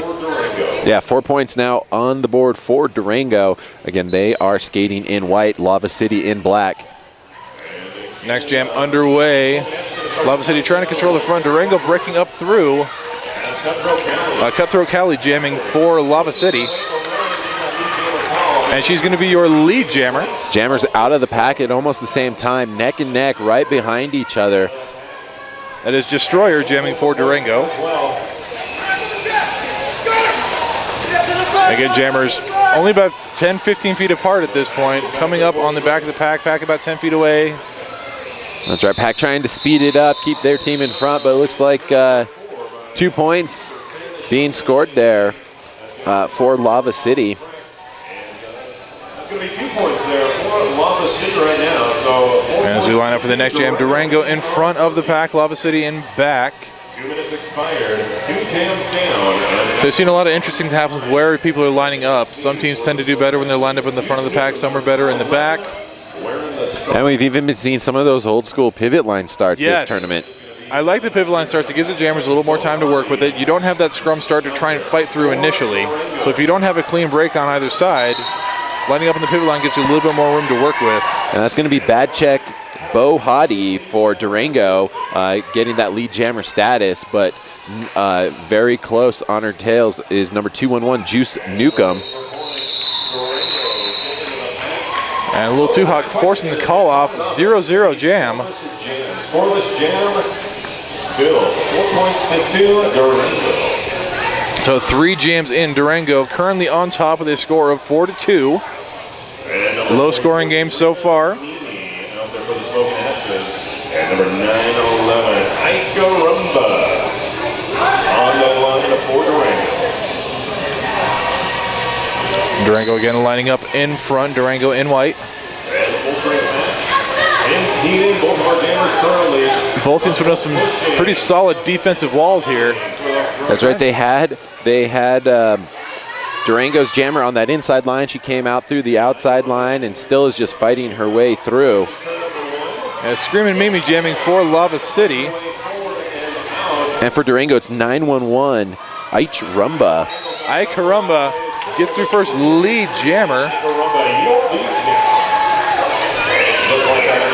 That breaks Lava City's streak of lead jammer. Lava City had 2 jams in a row.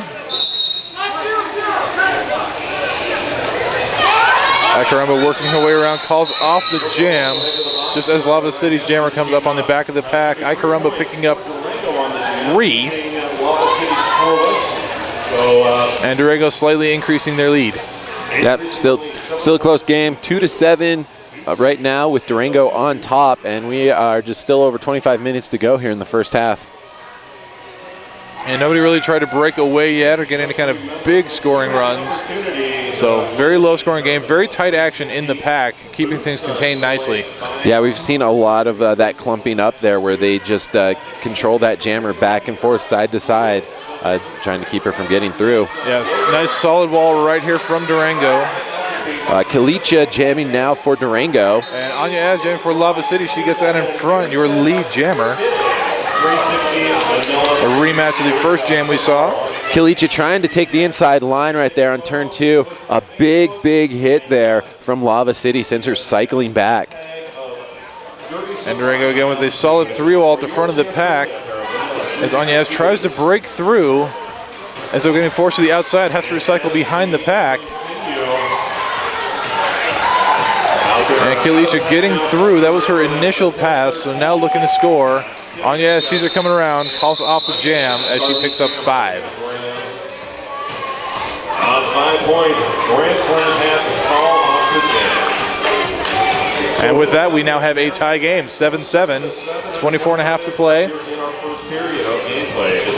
A very, very close game so far. Not very common here as we've been seeing at Mayday. We've seen some very large point discrepancies, but these teams both playing very well, keeping that score low. I mean, with over 5 minutes to go, with just over 5 minutes played, each team's only picked up 7 points.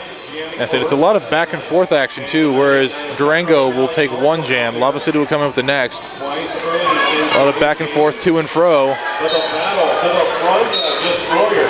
And as Destroyer fights her way through, she gets a forearm penalty. So it's going to open this up for Lava City. Now this could be a big play for them. This is going to be the first power jam we've had so far. So here and now she is engaging the pack. Only 2 blockers out there now for Durango, and so she's able to get through for 5 points. That is Cutthroat Cali out there for Lava. And Lava City going with the passive offense here, and with only 2 blockers, Durango really having to reel in. No pass, no penalty called there. She gets on the track and calls it off. It's a good job forcing her out of bounds. So Lava City now going to take the lead with that 9-point jam that brings them up to 16. Durango at 7. That was some great defense there from Durango. They only had 2 blockers out there, and they were able to contain that power jam to just 9 points. That's right. In the meantime, they were able to actually kill that penalty, get their jammer back on the track before the jam ended. There's that pivot line start we were talking about. That's Durango in white, the 2 blockers out there skating up to that pivot line. And bad check Bo Hottie jamming for Durango, but it is going to be lead jammer for Lava City. Number 1, 2, 3, Panty Dropper. And Panty Dropper coming around up on the back of the pack. Durango in back. Durango's jammer getting a little aggressive, forcing Lava City's jammer out of bounds, but she comes back in, gets a cutting the track penalty, so now Durango with the power jam opportunity. Shot there by number 211, Newcomb. And Pack holding, still coming down the straightaway, starting to creep away into turn 3. Looks like so there was a, they're trying to do a star pass there, but it looks like a cut track now being called on number 24, Kim Jen Illen. So now back out on the track will be number 1, 2, 3, Panty Dropper for Lava City. And Pack Speed still moving slowly, coming around turn. Panty Dropper breaks through, picks up 5. And now both jammers back out on the track as Kim Jen Illen rejoins the action. And this is going to be a full 2-minute jam. We've only got about 27 seconds left in this jam. Defense really playing a big factor here. Neither jammer having an easy time getting through this pack. That's right, both teams at full strength, all 4 blockers out there. And Panty Dropper finds a way around the outside, picks up 5. Kim Jen Illen trying to find a way around, goes to the infield. Came in bounds with avoiding that cut track penalty, but it looks like no points were scored. No pants were scored either. Everyone remains the same amount of pants they came in with. As good footwork on her part. They're avoiding that cutting the track penalty. From here, that looked like it was a pretty difficult call to make. But clearly she did it right. Yeah, absolutely. That was some great track awareness. She was able to come in through there. Now we got it quickly. We got lead jammer status from number 44, Screamin' Meanie, her first time jamming for Lava City. And that is going to be 1013 Kill Icha jamming for Durango as she makes her way through the pack to start her scoring run. And now that's going to be 5 points for Screamin' Mimi. Maybe that was 4 points there for Screamin' Mini. Lava City starting to run away with it now here, Rock. 30-7 with Lava City on top. Yes, and we still have 19 and a half minutes left to play in this first period. So plenty of time for Durango to rally, come back. Lava City seeming to be able to work out their walls a little bit better, getting their jammer through faster. And as we've seen a lot here all weekend long, it's coming down to getting that lead jammer status. Absolutely. Getting that lead jammer, letting you control that jam, allows you to get those points and call it off before the opposing jammer can get into that pack. That's right. Lava City right now is 75% of the time getting lead jammer. And the scoreboard clearly reflecting that. Back to the action on the track. Yeah, we have Lava City with lead jammer number 969, Cutthroat Callie. But she took a big hit there coming around turn one and had to cycle back. And that gave Durango all the time she needed to catch up to the pack. And that kept Lava City just down to 3 points. All right, so yeah, Durango starting to rally already. So all it's about making those quick adjustments, figuring out what the other team is doing, responding appropriately. Recognize the gentleman next to me in the fine fedora. This bright example. Durango lining up in the front of the pack. Lava City in the back. Scrum start on the jammer line. MC Unreal deserves a little company on the microphone. Number 1, Anya Az has the star for Lava City. That's Anya Az, number 1, who is jamming for Lava City in black. And Durango's jammer trying to work her way through the front of the pack. That is number 939, Bedcheck Bohati. And she's going to be your lead jammer. Yeah, coming around turn 2, number 4, Dame Deviant was trying to hold her but had to let her go, and that lets the jammer get that lead jammer position for her team.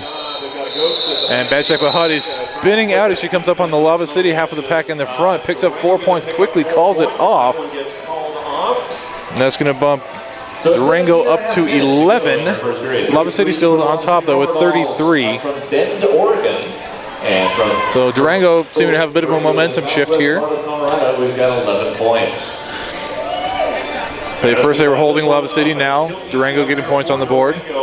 Yeah, that's right. These jams, except for one power jam, are all very small scoring jams. Each team able to force that lead jammer to call that jam off after just one go. I say the nickel and dime strategy can be very effective in the right situation. Both teams really employing it pretty well here. And now we have Kill Icha 1013 in white for Durango out there jamming for them. And it is and she is going to be your lead jammer. Big pile up there at turn 1. But Juice Newcomb not wasting any time, finding an opening and escape from the Juice Newcomb jamming for Lava City. She found very quickly was able to get through that pack on that last go around. Got in there, and again we see just this time just 1 point put on the board, and that is for Durango. So again, Durango starting to take control of this game. That's that back and forth we were seeing earlier, continuing again now. Yeah, the last few jams have gone Durango's way after Lava City had started to increase that lead that they had. Yeah, Lava City had a streak 5 jams in a row where they had that lead jammer status. Durango now with it 2 in a row. With that DerbySupply.net logo, and that's going to be your chance. Blockers and jammers fighting on that outside line. And a multiplayer block now being called on number 44, Screamin' Meanie. As a toe stop, we have a toe stop making its way there into the ref area. And it looks like that is the Jammers toe stop, I Rumba, and that is going to make this jam very difficult for her. That is when you are going to they are going to need to encourage that star pass to get that to the pivot. Toe stop is very important to have on your skate. Oh, I don't know. I've seen some jammers who don't even use toe stops. But it doesn't seem to be stopping her as she gets around, gets that lead jammer status. Extending the lead streak for the regular. Yeah, Ikarumba working her way around, coming up about a quarter lap behind the pack.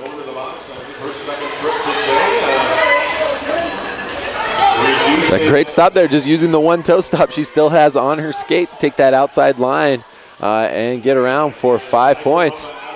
This is the best jam I've seen for the skater who doesn't have that toe stop. Looks like there's a star pass for Lava City, but star going to Dame Deviant, but a little too late. Ikarumba saw her coming, called off the jam, and picked up 5 points. So score now, Lava City 33, Durango 17. And I think she should get a bonus point for doing that with only one toe stop. There you go. There's your L. Ryan Hubbard style point. Number 96. Lava City now lining up in front of the pack, currently down one blocker. Very quickly finding that hole right on that scrum start. That's bad check Bohadi for Durango, getting that lead jammer. And again, just like you were saying, we have seen a little momentum shift here for Durango as they have been continuing to put the points up on the board and get lead jammer. And we had Cutthroat Cali getting through that pack quickly and forcing bad check Bohadi to call that jam off after just getting 4 points. Yeah, so he's about half a lap behind, but still coming around very quickly, forcing that call off.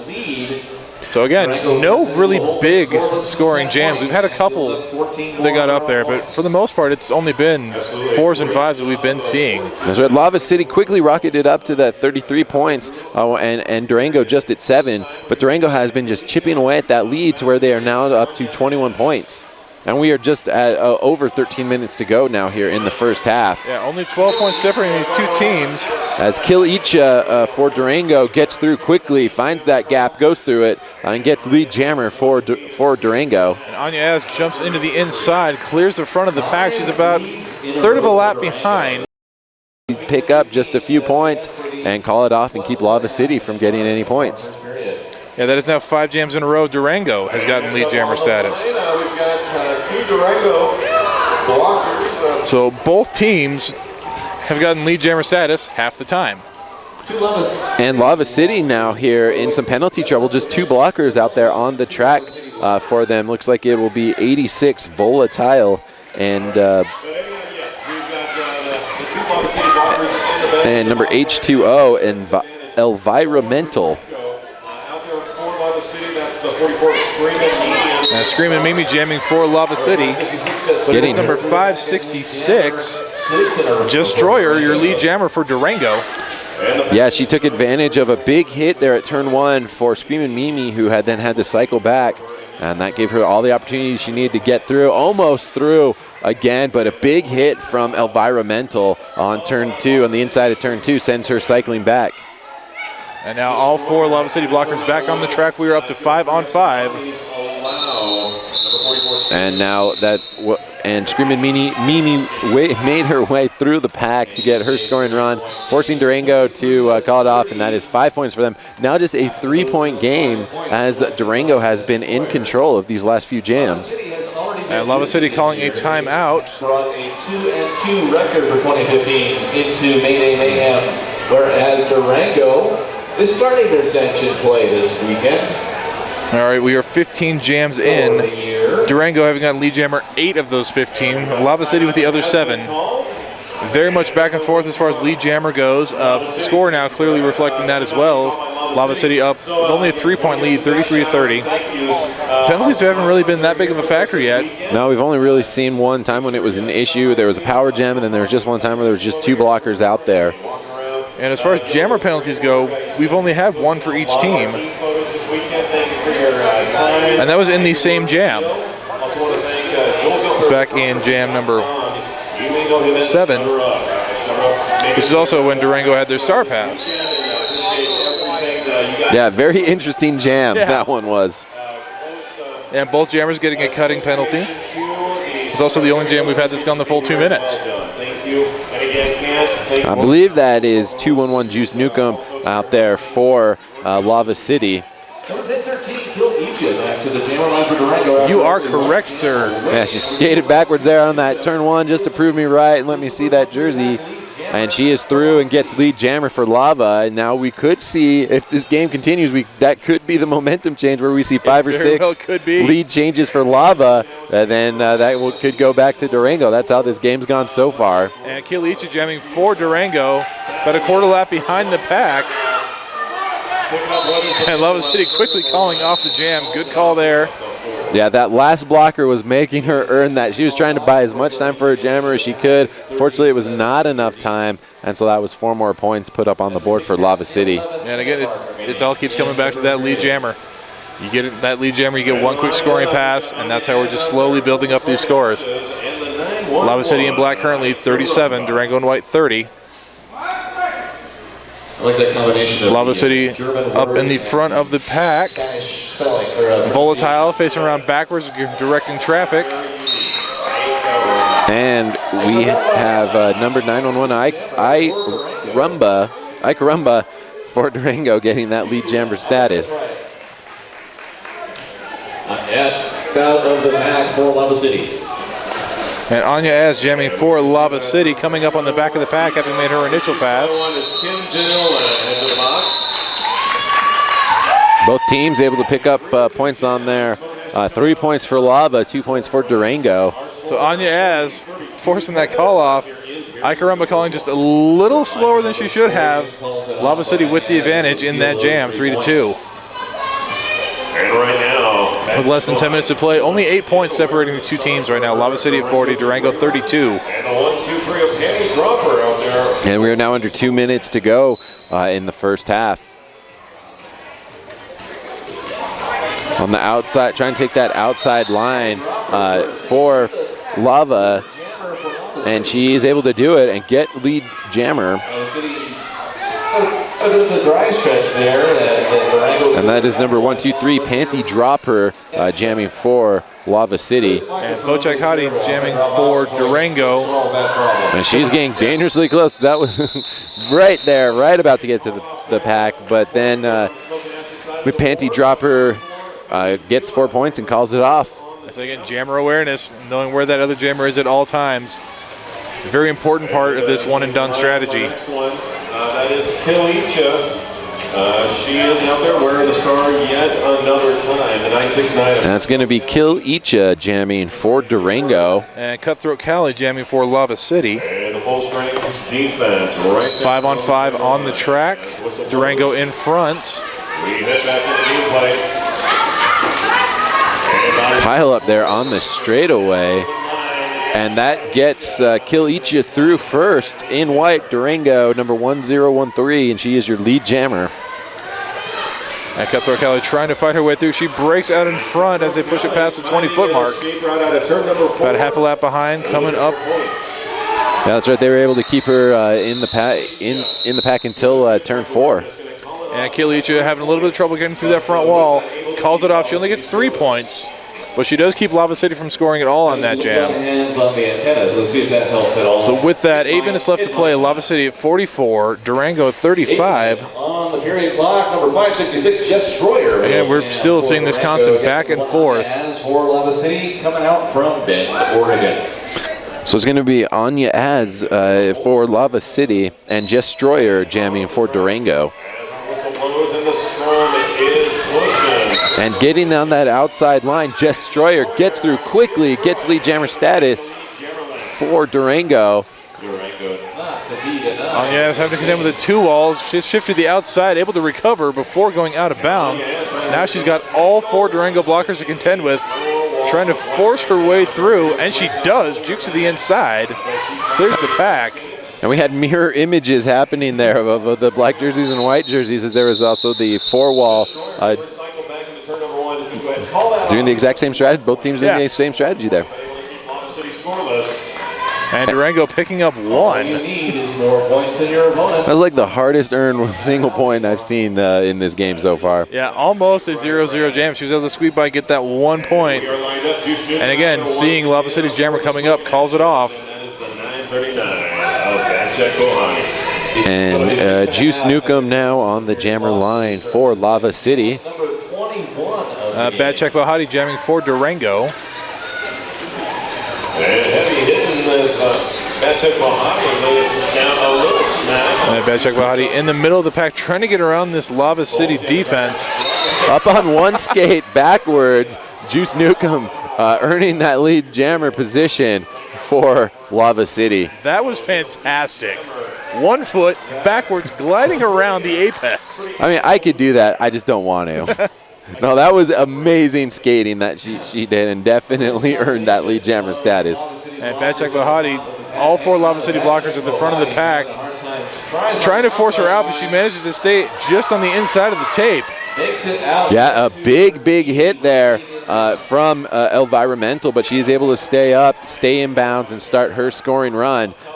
And so now we have two Durango blockers holding Juice Newcomb, so she's only able to score 3 points on that go-around. And now it looks like there will be an official review being called by Lava City. Probably trying to see if they can get some more points on that last go-around. Number 10-13, Kill Icha. I say points you can only put your official review for that previous jam. Once another jam has elapsed, can't do it. So if you do have a question on points, very important to get it in there quickly. Official review underway. That official review signaled.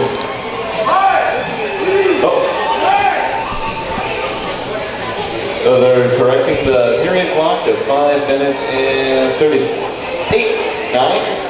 seconds. So it looks like they're just clearing up some time right now, unrelated to the official review, but we are going to be at 5 minutes and 39 seconds left in the first half. And it is 47-36. Lava City still on top. Lava City ranked 126 with the WFTDA. They were founded in 2006 and joined WFTDA all the way back in 2008. Durango is currently ranked 162. They were Apprentice League in July of 2012 and got full membership 2 years later in July of 2014. And just looking at the lead jammer counts for this first half, we've had 21 jams so far. Of those 21, Durango's had lead jammer for 11 of them, Lava City the other 10. So pretty evenly split down the board. And still, penalties not really a factor. It's all coming down to getting that lead jammer status, and it goes back and forth so often. So we've had a couple of streaks. Lava City had 5 in a row. Then Durango had 6 in a row after that. And it's been basically back and forth, jam for jam, ever since that. Cutthroat Kelly taking off. Whoa, a big hit there on Lava City's jammer, and it looks like it paid off, as it is lead jammer for Durango, but out in front of her is Lava City, and that was Cutthroat Cali for Lava, who took a big hit, and that hit gave Durango all the time they needed to get lead jammer, but because the jammers were so close together, had to call it off. No points for either team on that one. Yeah, Kilicha doing the smart call there, keeping it conservative. Don't want to risk any points, especially when you're down by 11. So a very tight game, but when it's tight like this, you can't afford to give up anything. Lava City lining up in the front of the pack and another scrum start. Lava City's jammer trying to get past a 3-wall. That's Anya Az jamming for Lava City. And Jess Stroyer jamming for Durango. And it's Anya Az going to be your lead jammer. She's making her way up towards the back of the pack. Jess Stroyer still trying to get through. And some great some great pack play there. They're all the way over on the outside of the track. The inside track wide open for Lava City, and they're able to get 5 points for Anya Az. And Jess Stroyer taking advantage of that. She found a hole right up the middle as Lava City was getting their jammer through.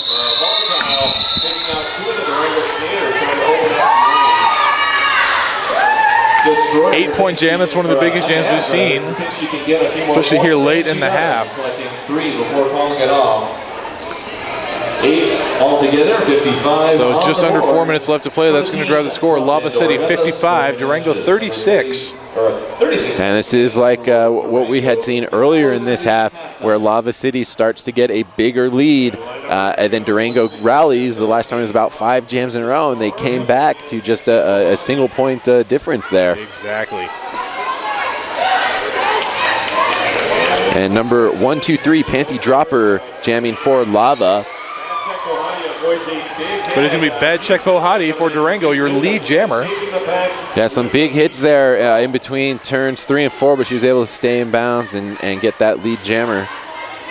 Panty Dropper gets dropped as she makes her way to the infield to avoid the cutting the track penalty. Has to cycle back around almost a quarter lap. They're taking her back as far as they can. Bad Check Bohati slips around. Juice Newcomb was trying to hold her there. Juice Newcomb, also a jammer for Lava City, so some effective blocking there. She knows, can get inside jammers' heads. And Bad Check Bohati picked up 4 or 5 on the previous pass. Coming around this time, that's going to be another 5. And Panty Dropper being cycled back all the way behind Shotgun Shaheen. And she's got a solid 4-wall Durango defense at the back of the pack, just holding her. And that's a cut track now being called on Bad Check Bohati. And that's going to send her to the bench, and that's going to give a power jam to Lava City. And we'll see what Panty Dropper can do here with this 30 seconds. Looks like she's going to start with a star pass to the pivot. Oh, but a big hit slowing her down there on turn 4. That was a nice little can opener there, just pretty much stopping her in her tracks. Yeah, that was courtesy of Shotgun Shaheen. But that's Dame Deviant now. Number 4 for Lava City will be the new jammer. But as she tries to make her way on that outside line, but now we've got Durango having to let her go. And before the jam is over, that is 5 points. So a very interesting jam there. Absolutely. Durango picking up 10 points, kind of knocking that deficit down a little bit. Lava City picking up 5 after that successful star pass. Our second star pass of this game, 1 for each team. And we're going into what very well could be the last jam of the half, as we only have 1 minute and 7 seconds left on the clock. Right, and it is 60-49 right now with Lava City still on top. Yeah, pack very spread out as we started off this jam. And so there it is, number 44, Screamin' Meanie getting lead jammer status for Lava City. So still in a power jam. Bad Check Bohati now standing in the box. A power jam about to be over. Durango trying to hold her back, but she does squeeze through. Picks up 5. Yeah, picking up that 5 points right as number 939, Bad Check Bohati, enters the track for Durango. Durango trying to hold Lava City's jammer at the front. She calls off the jam, preventing Durango from scoring at all in this jam. It's a nice round 20-point lead, 69-49. So Lava City up right now, currently 69-49 for Durango. That is the end of the first half.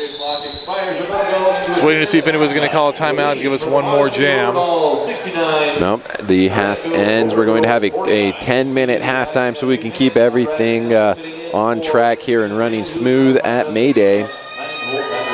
Yes, and when we come back, I'm going to do some number crunching here. Make sure I've got all my arithmetic correct. And we'll be back in just a few minutes.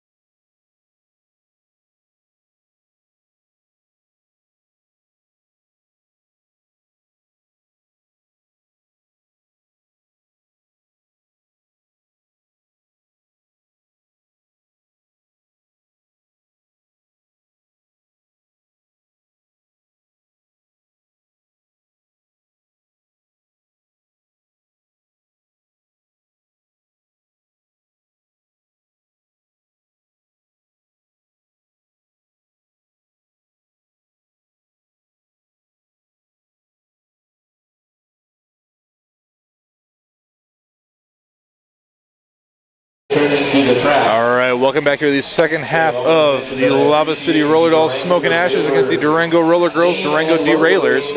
My name is Rock the Mike. I am L. Ryan Hubbard. And for those of you guys just tuning in, when we left at the end of the first half, Lava City was on top 69, Durango with 49. Some fancy fun facts for you. That first half, 25 jams total. I did some quick math on it. So of the 30 minutes, 18 minutes of actual play time. We didn't have a whole lot as far as timeouts go. And as far as getting that lead jammer status, Durango had it 13 jams, Lava City 12. So constantly back and forth. And already started here, second half underway. Durango in white, Lava City in black. And that is 1013 Kilicha jamming for Durango. And she's going to be your lead jammer. She's going up against Anya Az, number 1 from Lava City, who has made her way through the pack as well, desperately trying to catch up there to Kilicha. Number 24, Kim Jen Dillon, sitting in the box on that corner penalty from. And Kilicha going to go ahead and call off the jam, picking up 1 point. Yeah, Lava City was effectively able to try to get up in front of the of Durango to force her to work harder and take longer to get those points, giving their jammer time to catch up and force that call off. Yeah, second half starting much like the first half did. Small, low-scoring jams. 969 Cutthroat Cali jamming for Lava City now. And for Durango in white, coming around turn 1, that is number 566, Jess Stroyer, and she is able to pick up lead jammer. And Cutthroat Cali, though, not too far behind her, about a quarter a lap to pick up. And now just 2 blockers out there for Durango, and that was number 31, Mega Bash, living up to her name as she was sort of clearing out that whole straightaway there. Yeah, Destroyer picks up 4 points, calls off the jam. Now only 15-point deficit. Lava City still 69. Durango now up to 54. 2 jams in a row. Durango lead jammer status.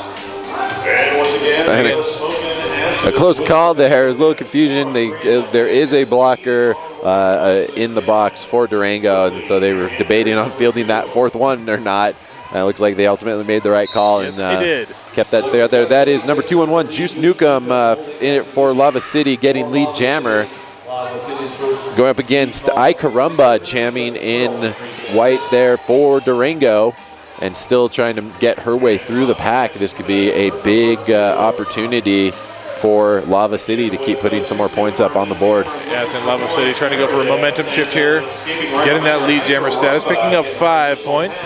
But Icarumba now through the pack on her scoring run, right behind her. Going to, we might see a little jammer on jammer dueling there, or she'll just try to skate around and blow off some time before she calls it off. Pack starting to speed up a little, both teams trying to get in front. It's all going to come down to who gets through faster.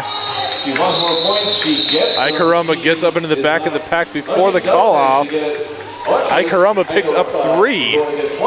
3 for. Yeah, she got out there. She put her hips back out as far as she could, and really worked hard and got those. That was an impressive 3 points she was able to get there. Last boost of speed there at the last second, just to get up there, get past that blocker, get those couple quick points. This next one up, it's going to be Screamin' Mimi out there. Screamin' Mimi, number 44 for Lava. And Durango controlling the front of the pack, trying to hold her back, all 4 of them. And we have Bad Check Bohati coming through on turn 1 there in white for Durango. And Bad Check Bohati trying to contend through this wall of lava as she tries to break her way through the front. Jumps around to the inside. And gets lead jammer. Looks like somebody who played with fire and didn't get burned. And Screaming Mimi getting mixed up there. Some wall defense in front of her. They get too far out, get a penalty, but she is able to get through as the blockers there are trying to keep Bad Check in line. Oh, she sees that other jammer coming up, calls off the jam. She picks up 3. Let's see. No points for Lava City. I can't see how many fingers that is. We got 3 out there. So if my unofficial math is correct, and there we go, it is. Lava City 74, Durango now up to 60.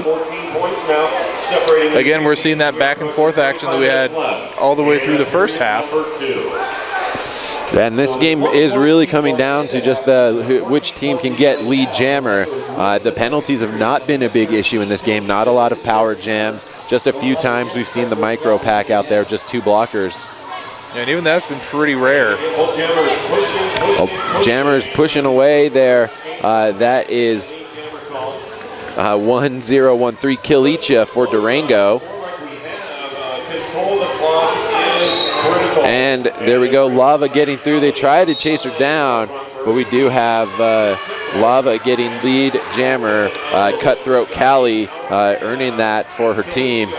Oh, and now a cut track penalty being called on Kilicha, and that's going to give a power jam to Lava, and we're going to see what Cutthroat Callie can do with that. Yeah, that is only the 4th jammer penalty we've seen in this entire game. And 2 of those had happened in the same jam, so it's sort of able to minimize any sort of really big points that could be scored by either team. But already off to a very good start, 10 points this jam so far for Cutthroat Callie and the Lava City Roller Dolls. Yeah, Cutthroat Callie able to pack a little bit of a lead on here. So a momentum shift towards Lava City. And there we go, a great job from Durango. They hit her out. Instead of cycling back, she just decides to call it off. She could see that the jammer was now out of the penalty box. Yeah, so power jam over, calls it off. Doesn't want to have to try and fight for another pass. Get a fresh start with some new jammers in there. We're going to be at 23.5. Durango going to start this one up, lining up in the front. Currently 1 blocker down, so it's going to be 4-on-3 pack advantage for Lava City. And with that 14-point jam, it is now a 28-point game here with 23 minutes to go. I believe that's the biggest margin we've seen so far in this game. The action stalling there, some penalties are called, but that is going to be number 1, Anya Az, jamming for Lava City and picking up lead jammer as well. We got Destroyer jamming for Durango. She tries to find her way up the inside line. Takes a big hit from Dame Deviant and has to cycle back around. But Destroyer has cleared the pack. That's right. She's able to pick up 4 points. She's now going to be behind Destroyer, sees her about to go into the pack and calls it off. And just 4 points scored on that jam by Lava City. So Lava City now quickly approaching the century mark. 92-60, currently the score, 22.5 left to play. 32-point advantage. And this time up on the line, we're going to see. And so we're still seeing the back and forth action happening here. Lava City 2 jams in a row now. They've had lead jammer. And Durango going to go and call a timeout. Timeout being called by Durango. Yeah, that's a good use of that timeout. It's been a very close game. It shot up to now a 32-point game. Going to take that timeout, calm everything down. Yeah, take another look at the situation, figure out what you need to adjust. Speaking of calming down, we're having a good time over here. Hope you guys are having a good time at home watching us on ColoradoSports.TV. If you like what you're seeing, there is a donate button there on the bottom of your screen. Please feel free to click that button, donate. It's the weekend. You don't need to go to Starbucks and get a latte, so take that $5. Donate it to a local company that provides you coverage for local sports. Yeah, absolutely. They have been a huge help here, covering both tracks, like 12-hour days, 2 days in a row. Again, it's Sunday as well, another long day. Just a huge help here. Great equipment, a lot of fun, a great crew. So you click on that donate button. I'm going to be buying some DVDs so I can listen to my voice over and over again. And if you want to listen to our voices, let us know, and we will autograph those DVDs for you. I thought you were going to say we could come personally announce events for them. For a modest fee, yes. No, we don't charge. All right, back on the track. That is going to be number 44, Screamin' Meanie, getting lead jammer status for Lava City. And we have number 939, Bad Check Bo Hadi out there for Durango. Bit of a tongue twister, that one. Bad check, Bo. Yeah, you probably haven't been able to tell, but I've been struggling with that one almost every single time. And Lava City going to go and call off the jam after picking up 4. 4 points for number 44. And it looks like they're debating on calling that for that official review. Looks like by the hands of some of the skaters, it looks like they believe there should have been a skating out of bounds penalty assessed. So they're going to go out there and try and challenge those officials and try to get them to think the same way they do. Yeah, we'll see if we can get some info on what's actually going on with this official review.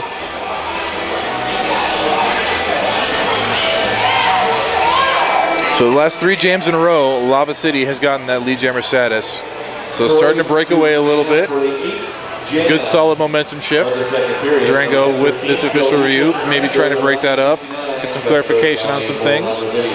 And this is very similar to Lava City's previous game they were playing against Happy Valley, where the leads would get close. They'd have a big jam and a run and start to run away at that lead. Then in this case, it was against Happy Valley. They would start to close in again, and they would pull away. And that first game ended with just a 9-point game. So we could still see anything happen here with still over 21 minutes to go.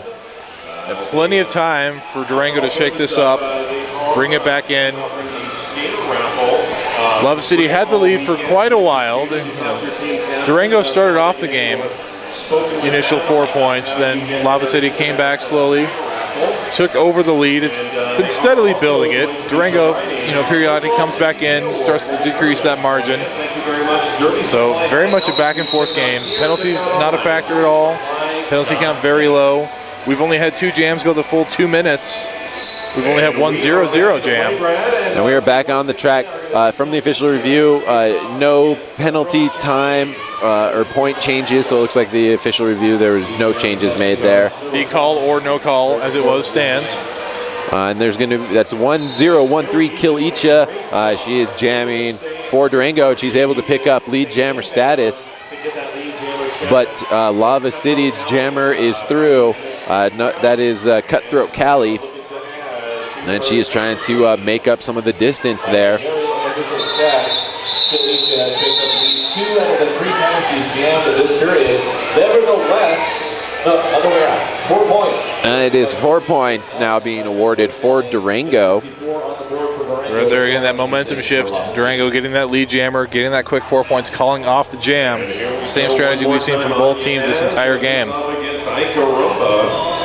We have I Carumba, number 911, jamming for Durango. And Durango lining up in the front of the pack, holding Lava City's jammer back. Yeah, they're making their way now through turn 1 as Anya, as the jammer for Lava City, still fighting her way through. And that is going to be lead jammer for Durango. I Carumba getting lead, but she got hit into the inside and is now having to cycle back. Meanwhile, a forearm penalty being called on Anya as. Volatile trying to force a cutting the track penalty. So now I Carumba had to go through the pack twice, just at one time to get that lead jammer, the other time as lead jammer, but that was due to being cycled back, so no points scored on that one. Yes, I had to complete that initial pass, and she did get recycled. Working on her scoring run right now. Kim Jen Illen from Durango. Trying to up the inside, shoots the out. Skaters taking a little tumble there at turn 4. And that is I Carumba deciding to call it off after she picks up 5 points for Durango.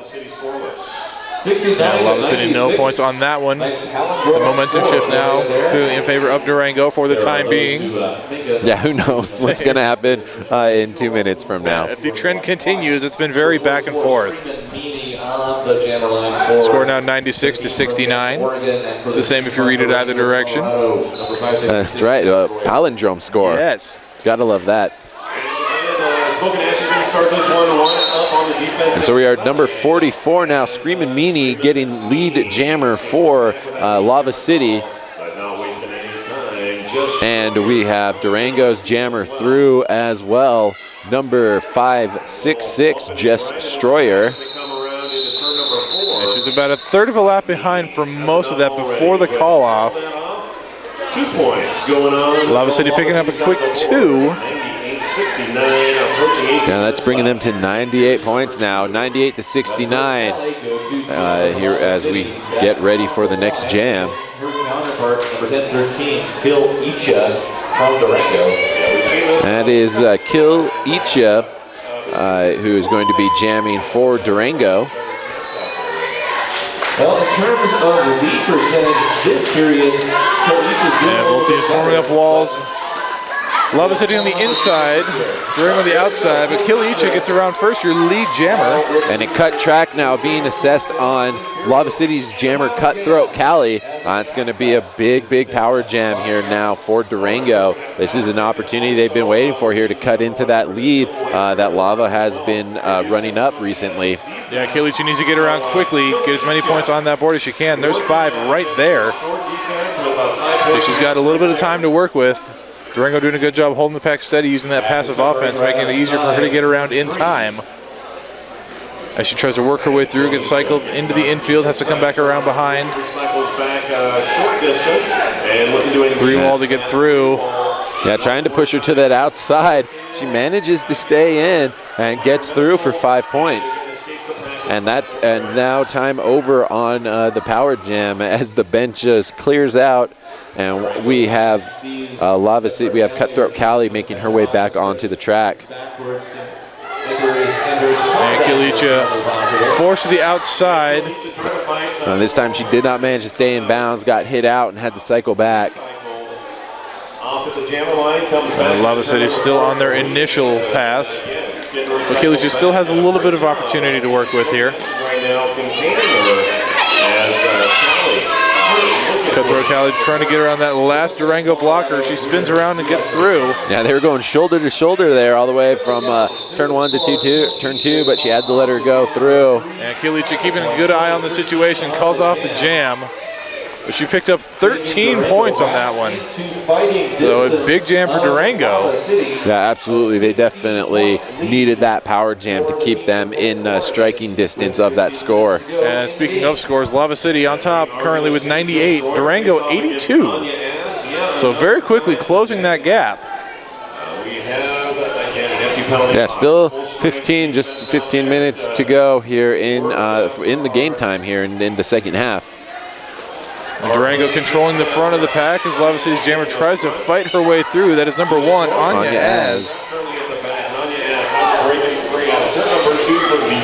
And now Destroyer? Yes, Destroyer jamming for Durango out there, making her way through to start her scoring run. Big pile up there on turn 3. Skaters looking at the refs like, am I good? Am I good? No penalties called. They get up and keep skating. Yeah, so Brutal B taking that hit there. Gets back up. She's fine. Look, we're good. We're good. Okay. And now 3 points put up on the board for Lava City. They've taken them to 101 now as they get to the triple digits on the scoreboard. Yeah, breaking that century mark. 45 minutes in to get to that point.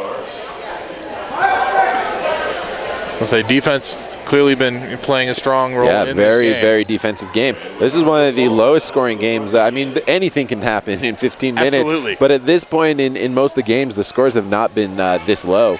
No, or this tight. Or this close. A very close game. And bad check, Bo Hottie. There we go. The lead jammer for Durango. A big hit. A big hit there from number 8, Knickerblocker, cycling her back all the way through. She is still lead, and we have 44 Screaming Meanie sneaking in there, and it looks like she is, yes, able to get picks up 4 points. The team, the bench, everyone going crazy there, telling her to call off the jam. We got fans on the far side yelling, call it off, call it off. 105-82 as we are just under 14 minutes left. And Lava City picking up 4 points on that. And a lot of times you'll see those lead jammers forget that they're lead because they got cycled back through. They don't realize that they've gotten that lead jammer status and can call it off.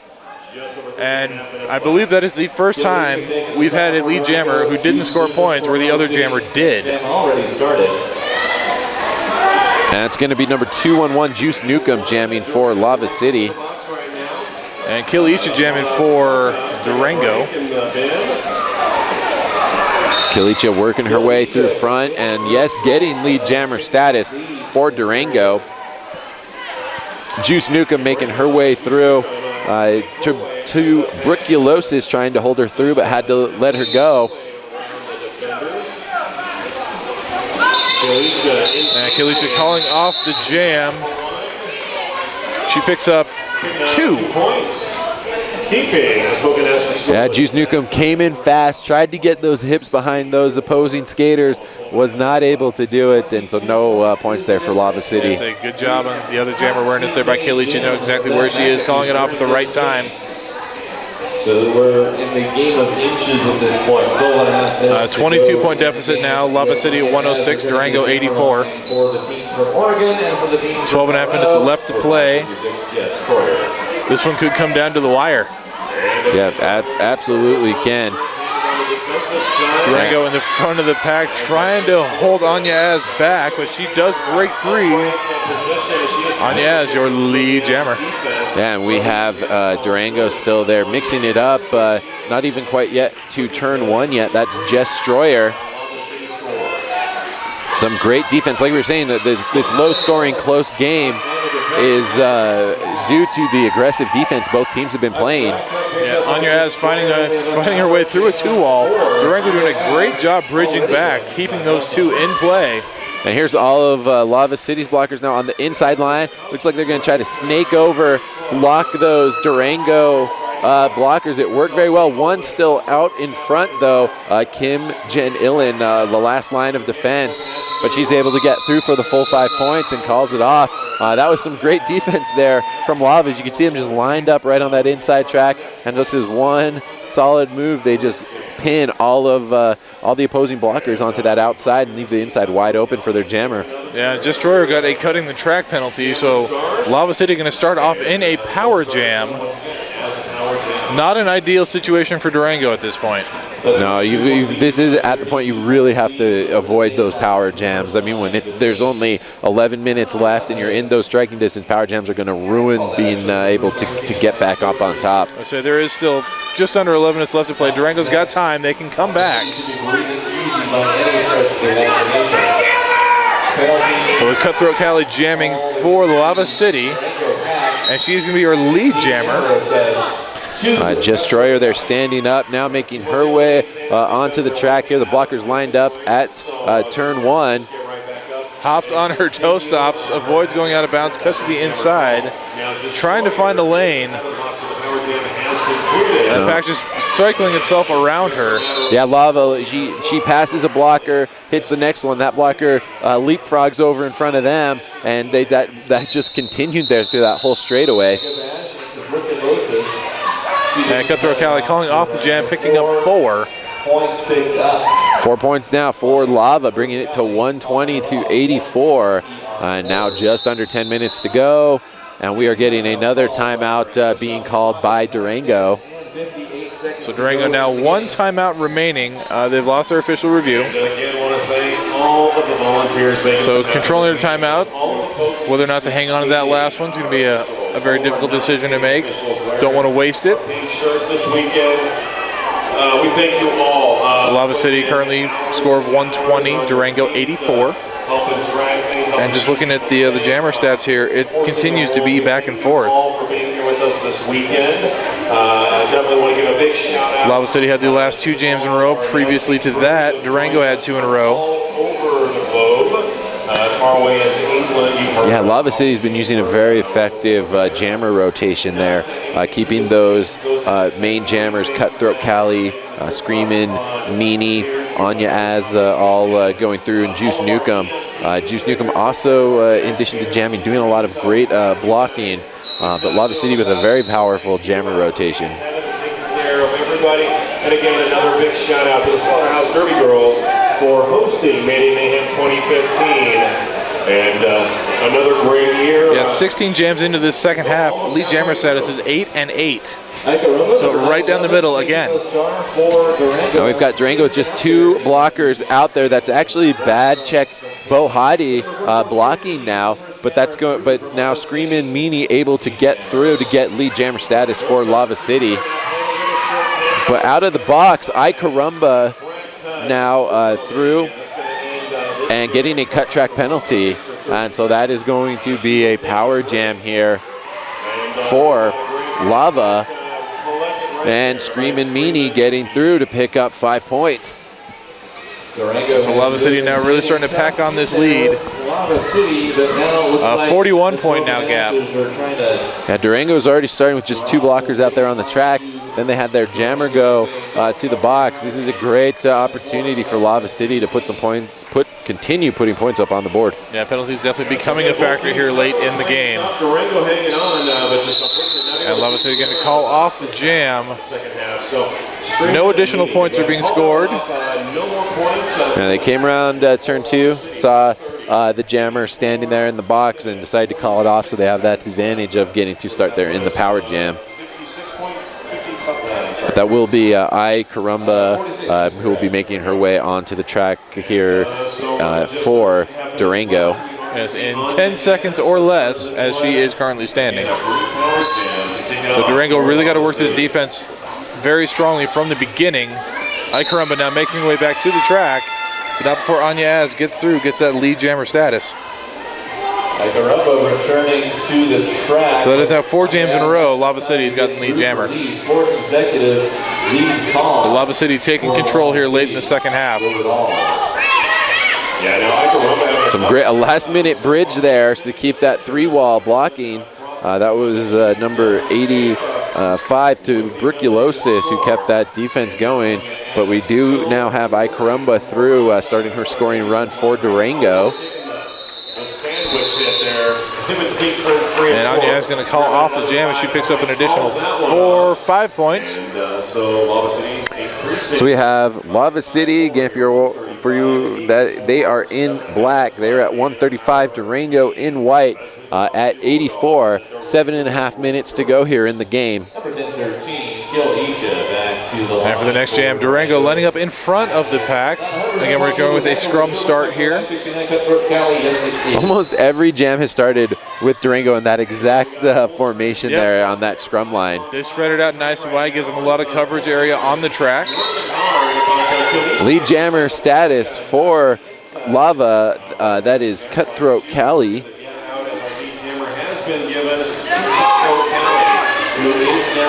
And Kilicha jamming for Durango.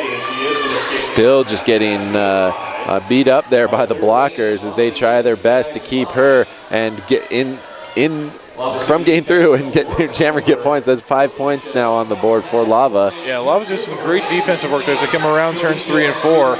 Went from a 3-wall to a 2-wall.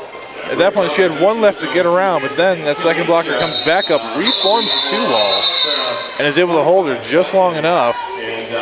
Cutthroat Cali getting hit to the outside as they come around turn 1. Looks like she was still able to get 3 more points. Got hit out of bounds, didn't want to cycle back in, and called it off to avoid letting Durango get any points. Yeah, so they've got a bit of a comfortable lead at this point. Yeah. No need to go through and recklessly put yourself in a position where they have a chance to catch it up.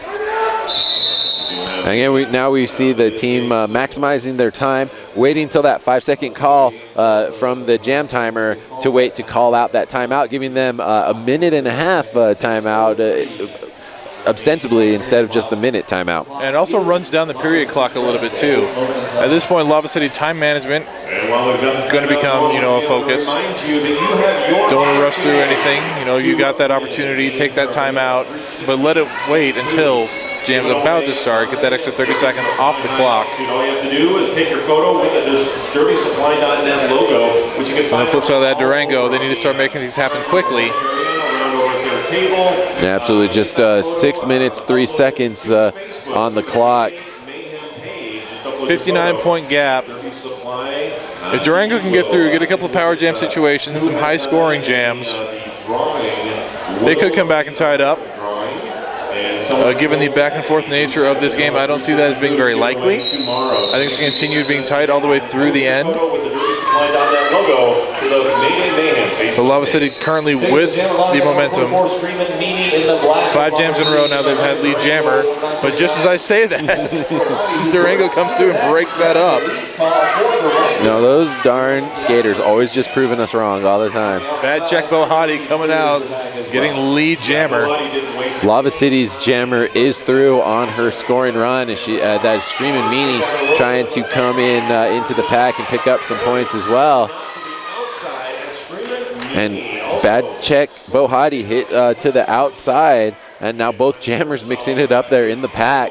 And both jammers on scoring runs. Bad check Bohati needs to get through and call this.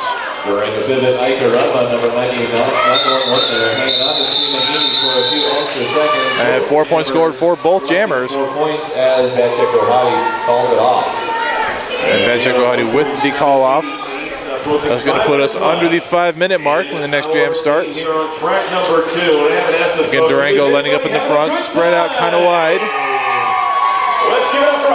Mega Bash, though, skating around, facing the clockwise direction, going to direct some traffic.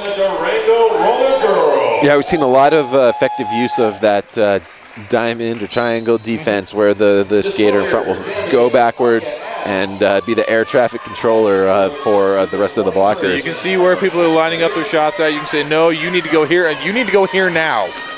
And just kind of pushing people around to get them where you need them. Anya is jamming for Lava City. If she gets out, she's going to be your lead jammer. It looks like some penalties there for a Durango blocker. Please don't die,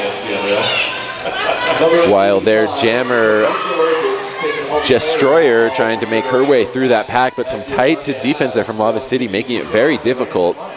And Durango appears they're going with a star pass. Destroyer has removed the helmet cover. It has been handed off to a pivot. That is Shotgun Shaheen. And she does have it in hand. But Anyaz gets through, picks up 5.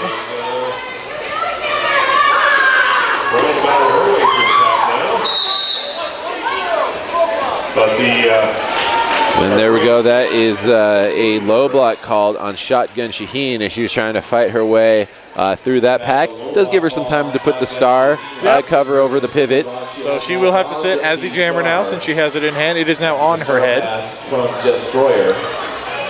So we do have the power jam in play for Lava City. Lava City now staying in the back, trying to break that up. Durango bridging, they have to let her go through, and Anya Ad's going to call that jam off after she picks up another 4 points. 5 points would make more sense. Yeah, it's kind of hard to see sometimes. We're waiting on the scoreboard to update. We see the jam rough. We don't always see that thumb. Then they turn around, it pops out. 3 minutes on the period clock. Let's stick my neck out and suggest that... with less than 3 minutes to go, Durango now calling their final timeout. You've got it. There's not much point to holding it off. You can call this timeout. Make sure your team's focused as they are going into, now just under 3 minutes to go. Make sure they all have cool heads, avoid any more big penalties or power jams to keep that point spread as low as possible. Just get a chance to regroup, regain your focus, and just hit it hard in those last couple of minutes. Finish out strong. Already used their official review for this period, so they no longer have any way to stop that. 21 jams in at this point. First half we had 25. We're going to be very close to that for the second half. A statement going into the end of this game that they are not to be denied either. Well, indeed, we've seen them play tough all weekend long so far, and that they are going to bring it 100% for our last just over 2.5 minutes of gameplay. The one thing I have not given a shout out to folks is all the teams that have come down and played this weekend. Awesome derby. All right, lead jammer status starting to break away from our 1-to-1 ratio here. Durango 9. Lava City now moving ahead to 12 times they've had lead jammer status for this half. And as we are getting more games done here from these 2 days, it looks like Lava is going to come out as the number 1 seed here from this pool. All right, Lava with that currently lead jammer status. Number 10, Shotgun Shaheen. Hang on to the star from Durango. As Cutthroat Cali jamming for Lava City. Yeah, so just for you at home, how the tournament, we do have some more tournament results to go through, but let's get back to the action on the track there. Another star pass there. Now this one, a little vice versa. This one went from Shotgun Shaheen over to her pivot now. Number 929, Badchek Bohati. Badchek Bohati with the star again. She's getting back and clear the score. Yeah, Shotgun Shaheen having been in the box from the previous star pass. Jam is called off. 1:45 left on the clock. We've got time for one, maybe two more if they go quickly enough. Called off. Keep Durango scoreless on the jam. We are approaching a minute and a half here in our. Yeah, so it looks like Lava will come out number 1. Muddy likely to be number 2 due to the point differentials. Rage number 3 and Cheyenne number 4. They have their hands in the game. They're executing well. All right, and those games are going to be starting up here later on this afternoon after the break. The Rage City, in the meantime, getting through lead jammer. That's going to be Screamin' Meanie. And Lava City has done very good. They have been on a roll here, controlling these last minutes of the game. And Kilicha jamming for Durango, trying to get as many last second points as she can, but Screamin' Meanie calls off the jam after picking up another 4. In the second half is that going to Smoke and Ashes. And everybody lining up very quickly. We are going to have time for one final jam.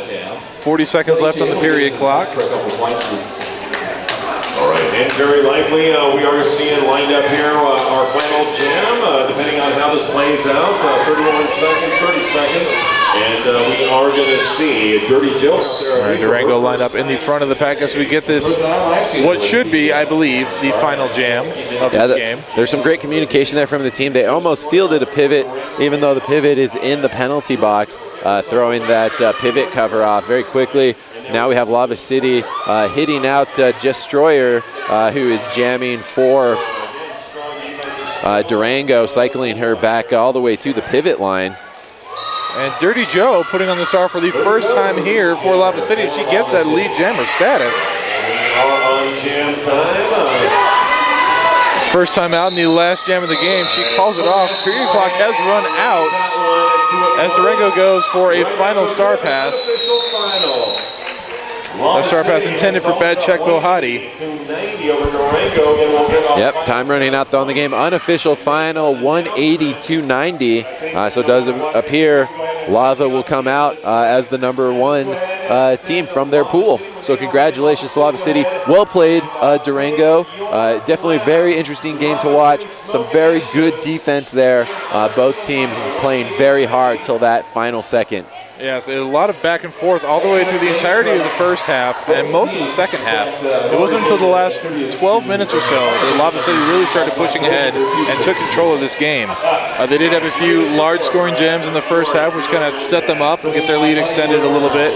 But then late in the second half, they really took control and just kept driving that score up and up. So fantastic job for Lava City. We'll be seeing them again here later on in just a little bit. That's right. Thank you, Colorado Sports TV. Continue checking us out on them. Hit that donate button and order those DVDs and have myself and Rock sign them for you. And we're going to go and sign it off, and we'll see you later. Thank you to MC and Rule for putting it out on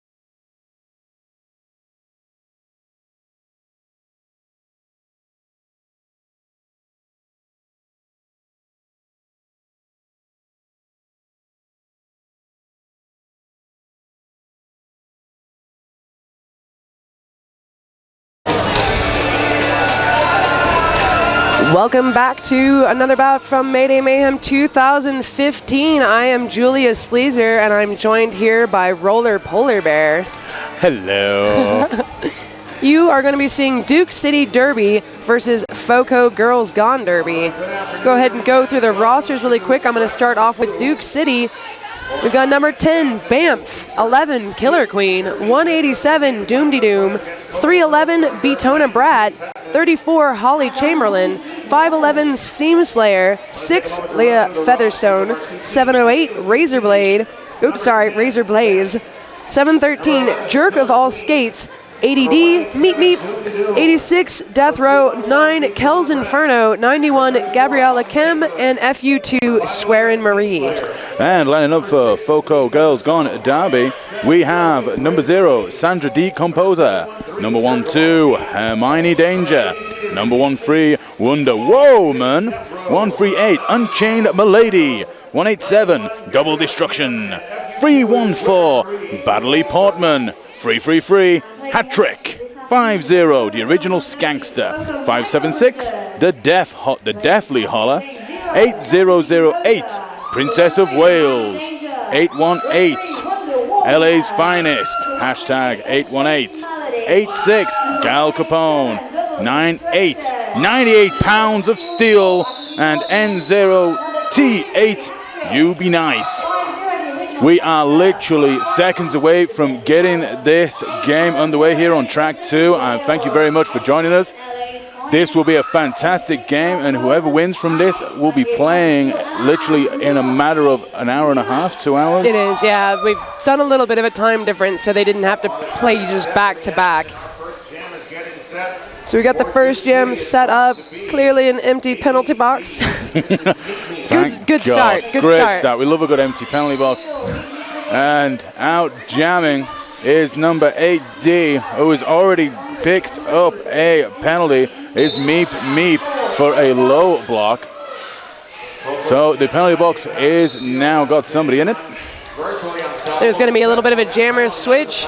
FOCO's jammer also seated. That's going to release Duke City's Meep Meep back onto the track. So starting straight away, we're going to have a full 2-minute jam, both jammers having been to the box, of course. Meep Meep comes back in. This very slight power jam is over as 98 Pounds of Steel is back on the track. Meep Meep is still not through on her initial just yet.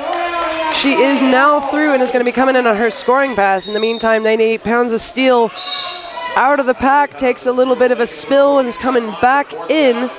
Meep Meep through on her first scoring pass. Looks like she's picked up, there's maybe a secret thumb. That is the 5-point pass.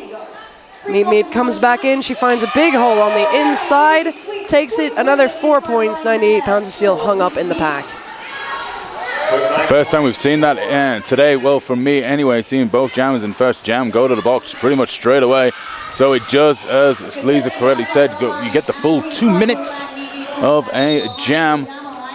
And at the moment, Duke City making this pay more in their favor as they are really flying through. And finally now, FOCO Girls Gone Derby, 98 Pounds of Steel jammer is out and about, picking up the 4 points.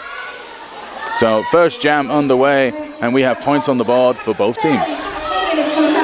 Meep Meep up towards the front of the pack, getting caught up on a 2-person brace. That's 314 and 81 and 8 for FOCO up there, holding her back. And that is the natural conclusion of the jam. 4 more points picked up by Duke City, 1 more point for FOCO, putting us 13-5 out of the first jam. A nice kickoff now with both teams picking up the points. We do have Seam Slayer on the jam line for Duke City Derby. Number 511, Seam Slayer. She's facing up against Unchained Malady. It's going to be Unchained Malady out there for FOCO. Steady start, both jams trying to find their way through the middle. We have some sweet offense coming on here on the straight line as Seam Slayer is out on front, just looking for that lead. She does get pipped off though, and it does leave Unchained Milady to pick up lead in this second jam. She picks up the lead, jammer on turn number 3. Some quick offensive work here by Foco, just trying to just needle some work through. Team Slayer getting popped off and being recycled back by LA's finest. LA's finest. She's doing a good job so far. Yeah, no, she's finest I've seen from LA today. How's that? That jam is called 2 points. Oh, 3 points. It's that sneaky thumb. 3 points for Foco. Nothing picked up by Duke City that time, putting us 13-9 with 26. I'm gone. Okay, there. 26 and a half minutes left on the clock. She's faced up against hat-trick, number 333. So on the jam line for Duke City Derby, we do have number 10. It is Banff. It's 333 hat trick for Foco Girls Gone Derby. And hat-trick moves away around. And we've got 13 plays 9 here as Foco are barreling out front. And hat trick is your lead jammer. Banff trying to make her way through still. She comes up towards the front of the pack, takes out on the outside, but the person that took her out went out as well, so she comes back in. Foco dealing out the big hits at the moment, just trying to keep Banff as contained as long as possible. But she is out on the track and looking to pick some points up.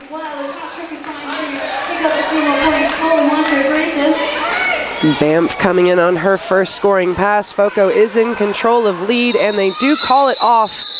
Not sure, it was not in time to block any points on Duke's behalf. 1 point picked up by Duke, 4 points put on the board for Foco. Now a 14-13 game. Nice and close. I'd like to see this nice and close game for the rest of it. I'd say both teams will be vying for whoever goes through next, playing in about an hour and a half. We've had to push back some scheduling to accommodate this game. We have 25 minutes and change left to play here. And we have jamming for Foco Girls Gone Derby. We have Wonder Woman. She is against 7-1-3 from Duke City, Jerk of all skates.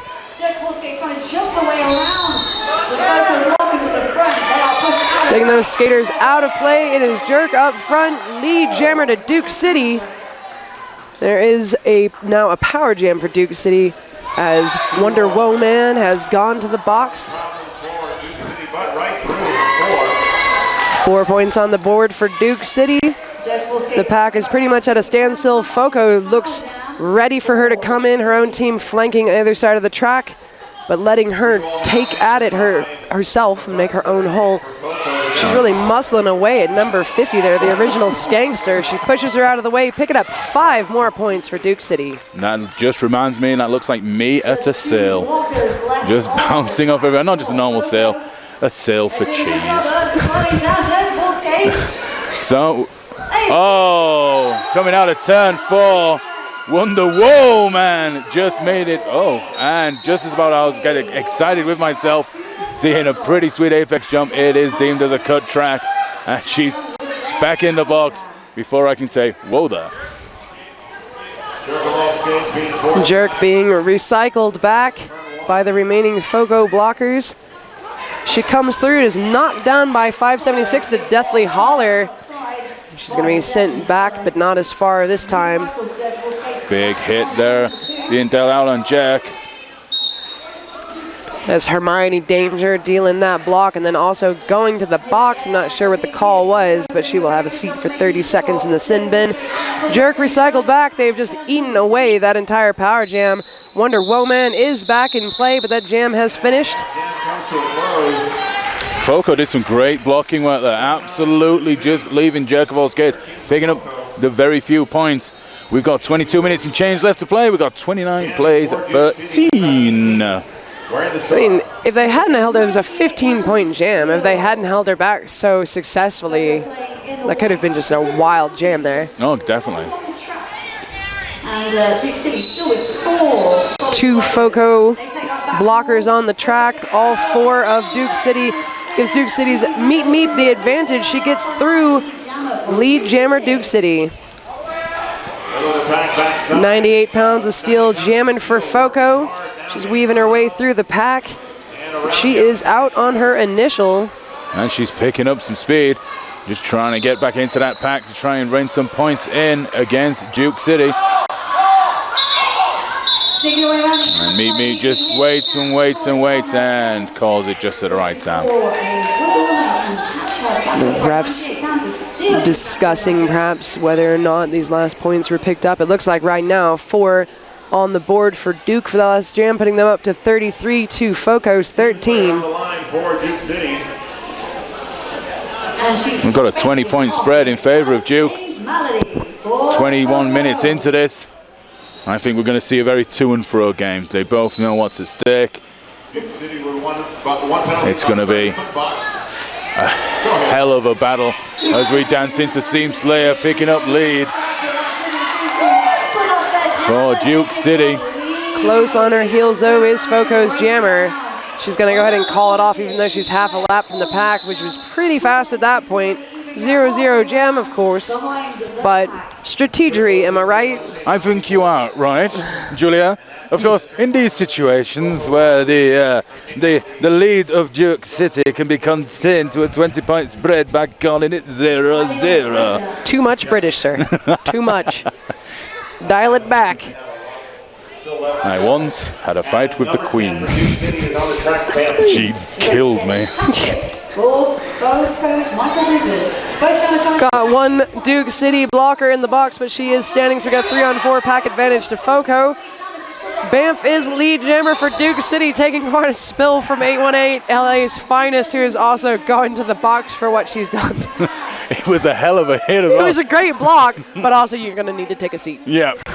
Yeah. I think, and the way Banff got back up, it's as if she's got springs in them green pants of hers, because she was up and straight out again looking for points.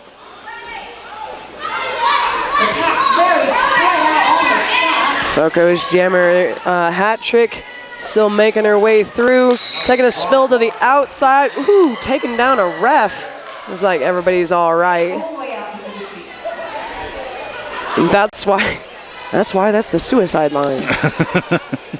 And it's not like there's suicide going on. No. It's just that there's like refs that might fall in your lap. Or, Yeah, that's- or a skater might just fall. I would rather call it there's worse things line, but hat trick is through, but it looks like she's being sent to the box on a back block. So this is power jam for Duke City, who is in control of lead. Oh, number 86, Death Row, just took out the Foco's blocker to get Banff back on track quickly.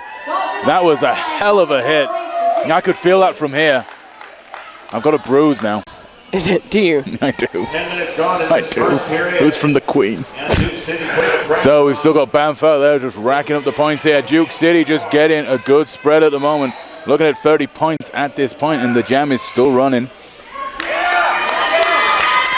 5 in the sky for Duke City. The pack is at a standstill, and this power jam is over. Hat trick is back on the track. Just a few seconds left in this jam. I'm kind of feeling like Banff might just let it go, even though she could call it.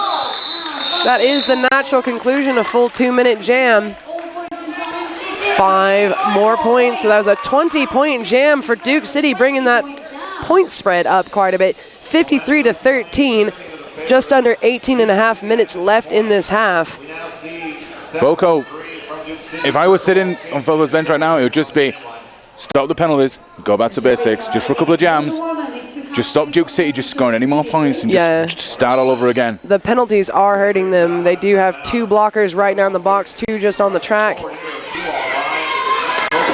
Ooh. Yow.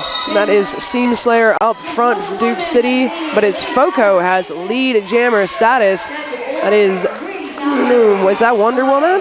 That's Wonder Woman. I like how you say it better. It's the only way you can stop a horse. Whoa. Or just jump off it. Yeah, I guess. Walls are effective. That jam is finished. 1 point on the board for Foco. Nothing picked up by Duke City that time. Poor Wonder Woman, but indeed an extra point onto the Foco score, taking them up to 14 against 53 for Duke City. Meet me wearing the star for Duke City. So Meet Me got the star on for Duke City. About to get underway here.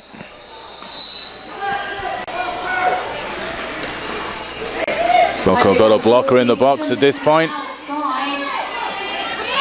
Got a 3 brace up front, holding back. Foco's 98 pounds of steel. That gives Meep the advantage. She does a little hop, skip, and a jump. She's through the pack and lead jammer Duke City. 98 pounds of steel. Still coming out of 10-4, and she is out and about looking for them points. Not 8. In the box for Foco. It was as if the pivot was coming out and then she was just going back in. Right. It's another moment, unfortunately, for Foco. That just seems to be the story. As soon as the lookers are going to get back to full complement of blockers, one goes into the box, then 2, and then it comes to a bit of a switcheroo for them. Now the rankings between these teams currently are 191 Foco, 115 Duke City. So we've got a little bit of, I mean, not to say rankings determine everything, but we do have a little bit of a gap, maybe experience-wise. I think at this time it does show a little bit. But we do have Duke City going a blocker down here. Seam Slayer up front trying. She's hung up on just one Foco blocker. She's doing a great job of holding her back on her own. Seam does get through. Lead jammer to Duke City. We've still got Unchained Milady just coming through still trying to work her way through. Kel's Inferno, captain of Duke City, did some excellent work holding her for as long as possible, but she is out on her initial pass. Princess of Wales from Foco is being sent to the box, so each team is going to have one blocker in the box at the beginning of this next jam. Seems like they're just shutting it down at the end. Brings the points up to 60 for Duke City, playing up against 14. So we have a 46 I don't know. 46 point spread. Remember, kids, maths is fun. Stay in school. Team timeout being called by Foco. Once again, we'd like to thank you for tuning in to Duke City versus Foco Girls Gone Derby, brought to you by ColoradoSports.TV. If you're enjoying this stream, there's plenty more games coming up this weekend. We would appreciate if you would donate a couple of bucks our way to defray the costs of the production and the stream. You can find that button likely on the same screen that you're staring at. It is. It's apparently just down at the bottom. I see. And you click on the link, and the link takes you to the donations. And you go from there. You got it. Nailed it. I was trying to do, if anybody from England listens, I was just trying to do a bit of Terry Wogan there. But if you're joining us here on track 2, we've got a lovely battle going on. Of course, later is Ken Bruce. He'll be coming up with the Wonder Years, and he'll be singing about the joys of Joe Cocker. Joe Cocker, great singer, went to Woodstock. Of course, did a few songs there, just like Jimi Hendrix. Of course, the timeout is over and done with. We are back on play. This jam is underway. We have Banff jamming for Duke City, and she picks up your lead status. And following up behind, getting a quick shove from her blocker assist. It's free. It's hat trick. But Banff has got a good half a track lead here. So she'll be looking to rack some points up. Just trying to extend Duke City. We have a micro pack on track at this point. Oh, Banff. Oh, taking a big 360. And then LA's finest once again. Not to be shown up by anyone. Knocking it out. That's calling it off. That makes it a 0-0. Brought to you by LA's finest. That just wasn't a hit. I'm going to knock you into the next dimension. Yeah. Is this what you want? Is this what you want? Leave the spins for spin class. Be cool, man. Be cool. All right, we've got some blockers in the box. Looks like Foco's down 2. I believe Duke City's down 1. We've got Jerk of all skates out jamming for Duke City. And she's just bouncing off. The Foco blockers trying to find them gaps. Again, big hits being dealt out. Oh! Wonder Woman is up front. She, I think, may have picked up a penalty. Maybe not. No, she's out. All right. I thought she might have got through first and not quite got it, but lead was open, so Duke City with Jerk of all skates lead and coming in on her first scoring pass. And she's still battling through at the moment is number 1-3, Wonder Woman. She so nearly broke out lead when she just came flying. I know, through that's on what I thought. That's what 10-3. I was expecting, and then I was like, what? I thought she picked it up, but she did the right thing. Think again. Yeah, think Bear. again. Yeah. Think again. That's 5 in the sky for Duke City's Jerk of All Skates. Coming around again on another scoring pass. Wonder Woman still hung up in that pack, taking a little bit of a stumble. She's really getting bounced around in there. Duke City are being absolutely ruthless in this first period. Really just not letting the Foco Jammers have a rest. Just absolutely, the moment they are anywhere near that wall, there's always a Duke City blocker. And Jerk of All Skates is just racking up point after point at the moment. Wonder Woman assessed a track cut up and then brought back in. Never mind, they said. So she comes back behind kind of a lengthy bridging out that Duke City's got. Another 5 points on the board for Duke City's Jammer. She is in control of lead, but it looks like she's going to run down the clock the full 2 minutes, which is just now. She was, one thing Jerk of All Skates, watching her yesterday as well, she comes in very, very low on the walls, and she will just hit it. She doesn't just try and stream past, she will just hit quite nice and low. So even if you're not expecting it, you get a quick tap and it will just open up something for her. There has been some swift offense from Duke, but the Jammers have really been going out on their own looking for this. And at the moment, it's really paying off. 75 plays 14. First appearance on the line, 4 blockers on the track for Duke City, 3. We've got an official timeout being called just before the jam was going to go underway. An official timeout taking place. We just having a wee chat. Oh, it's something to do with the time. Looks like the times aren't too good. Looks like just getting the clocks right. It's fair. Let me tell you a little bit about Derby Supply High Altitude. I almost said high attitude.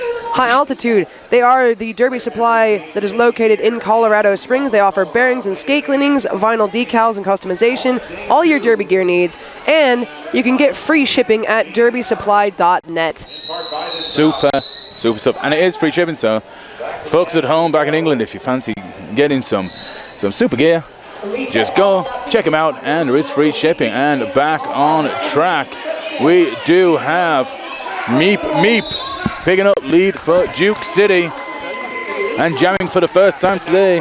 We have 187 double destruction.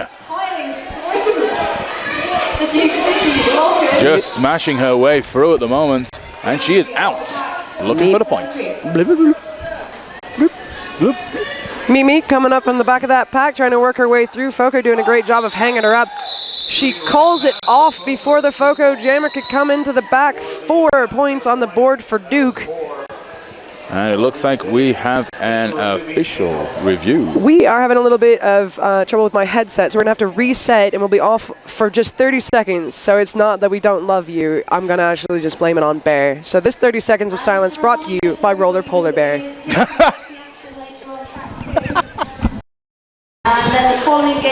And we're back. That wasn't even 30 seconds. You had one job. You had one job, and that was to knock us off for 30 seconds. You couldn't even get that done. Is this some sort of metric time that you've brought over? Jeez, man. Did you know we only bring metric time to the bloody US? You're going to make me go into a coughing fit. We are... Crap. So we have... We are an official... It's an official review. We have an official review. Because what's happened is, I'm not too sure, but I think Master Bruce committed a penalty. And from hell, the head referee has explained it. And I'm hoping we will find out what it was, so we can relay to you guys back at home. I don't know. Do we have an alt ref on this one? I haven't seen one around. I'm looking. Maybe we do, maybe we don't. If we don't know what happened, I would be delighted to make up an eccentric story. I think you should have at it. Well, let's pretend. Yes. that we're going to find out. If we don't, and it sounds too nonsensical, then I just didn't find out. How's that? Okay, at the end of this jam, you have to think of something whimsical. No. All right, that official review was too many platypi on the track. The platypi have been sent back to their bench. Next jam underway. Duke City's got their strong defenses going. That is Seamslayer up front, coming through FOCO as they go slowly out of play, and out of play penalty actually assessed to one of FOCO's. Oh, again, that big was a tough hit. spill. Yeah, but that couldn't have been LA's finest that did it to her. No. Well, it could have been, but it shouldn't have been. I don't think it was, but again, Duke City, they are just hitting it and hitting it and hitting it as hard as possible. And just giving the FOCO's jammers the hardest of time. Seamslayer has jammed a good few times today and really started picking up some points. FOCO have been sat on 14 points now for the last few jams. They've only picked up lead, I think, twice during this first period. We're looking at 9 minutes and change left to play. And it looks like we have hat trick on the jam line for FOCO, and we have Banff on the jam line for Duke City. Banff in England, when I was a kid, always referred to my hair. My Banff always looked bad. It did as well. I tried to grow an afro. And we've got hat trick just nearly nailing through the pivot for Duke City, number 9, Kel's Inferno, and we have lead for Banff. And she's picked up lead a good few times today already. She is looking out for some points to really start to bring this point spread to a sizable lead. Yeah, I'd done Duke City earlier, and Banff really a high-scoring jammer, very small, agile, and quick. Just as I say that, of course, she is knocked out by the Deathly Holler, deciding to call it off rather than keep going. 4 points on the board for Duke, bringing them up 87 to FOCO's 14. FOCO, as you mentioned, has not scored any points at all in quite some time. We've got just under 9 minutes left in this half.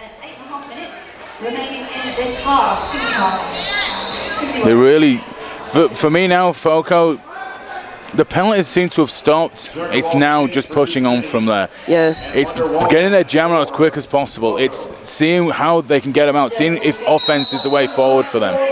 We've got jerk of all skates for Duke City flying out front, trying to pick up lead.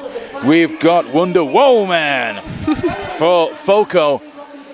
Both jammers, no lead established yet, but jerk of all skates is out front looking for the gaps. She gets taken off track. She's back on. Got that out of call warning, means you gotta let her go. And jerk of all skates is your lead jammer here on track 2, day 2 on Mayday Mayhem. Seamless. Is there only one FOCO blocker on the track right now? Am I seeing that right? Yeah, absolutely. It's hard. I have a bad angle on the penalty box right now, and I'm trying not to lie. One FOCO blocker on the track, that's 98 pounds of steel, being knocked around just as FOCO's jammer is out of the pack. That jam is called. Another 4 on the board for Duke City, who's ever steadily creeping towards that century mark. It is tough out there at the moment. And FOCO really are feeling it. They've got to just look to try and just get some offense going. They've got to try and bring that into it. They're really trying their best. They're trying, and these jammers are really trying to get out. Just not working for them at the moment. We do have a timeout signaled here. So just rest back on your laurels for a few minutes. This is an official gun show. And he's got some big guns. He's got some pretty serious guns. He has. He's been jam timer on like 3 bouts that I've done so far. Yeah. Of how many have I done? 4. You've done 67 this weekend. 67 this weekend, but it's 4 in this last hour. So. Join us later when Julius Laser will be completing a 535 bout of the day. We've all grown beards and long toenails. We are not allowed to leave the venue. Send help. So, oh man, we're not too sure why the official review was for. Maybe too much platypi on track. And I've got out to ColoradoSports.TV. They are superb. Donate some money. Oh, you'll never again. I don't I don't know. Like a threat. As a punch to see the jammer out, and they will really just look. It'll just make them feel a little. Yes, period. We have Jerk of All Skates lining up for Duke City. Heading into the 20th jam, and we have got Gal Capone jamming for the Gal Capone jamming for the first time. Up against Jerk of All Skates. Looks like both of them hung up in the pack more towards the front though is Gal. Oh, what? That didn't look good at all. Is she up? And she is. Kind of. She picked up she's a penalty. Good. Yeah, wow. Did she pick up a penalty? She's the one did. that, was it a low block? And we do have Foco sat on lead here, jamming for the first time today. Gal Capone. She's got a good stretch on Jerk of All Skates. And she will be looking to try and pick some points up. Oh, she did. She was unsuccessful this time, but they did lead. And so it's all just a little step in the right direction. Small injuries. Yes. Under 2 minutes 16, a huge lead. Meet back on the line. Meet back on the line for Duke City. Blocker a piece in the penalty box. We've got the penalty box is just a little bit one-on-one at the moment. Three blockers on free, out on track. Meep taking just a bit of a hit there. We've got a six-legged squid of Foco just trying to slow down Meep, who has been pretty successful so far in this first period. Double destruction jamming for Foco, also trying to weave her way through, but it's Meep out first, lead jammer to Duke City once again. Double destruction knocked into the inside, coming back to the back of the pack. Another blocker from Foco and also one from Duke having a seat in the box almost simultaneously. Meep has only got to get past LA's finest, who's got the, I didn't see what call she got. I was going to say she's got an out-of-play warning. But anyways, 5 points on the board for Meep from Duke City. And we are now back down again to just one blocker for Foco. Another 5 points. She just slides through that pack since there's not much defense on the floor for Foco right now. A blocker coming back from the box. Double destruction is through on her initial and will be approaching on her first scoring pass. Meep in the meantime calls it off from the middle of the pack. 4 points were picked up by Foco. 2 more points for Duke City. That was the end of that period, so we're going to stop at halftime at 1:27. Duke City 20, Foco Girls Gone Derby. So we will see you here for the second half in about 9.5 minutes. I'm Julia Sleazer. Again, I'm joined here by Roller Polar Bear.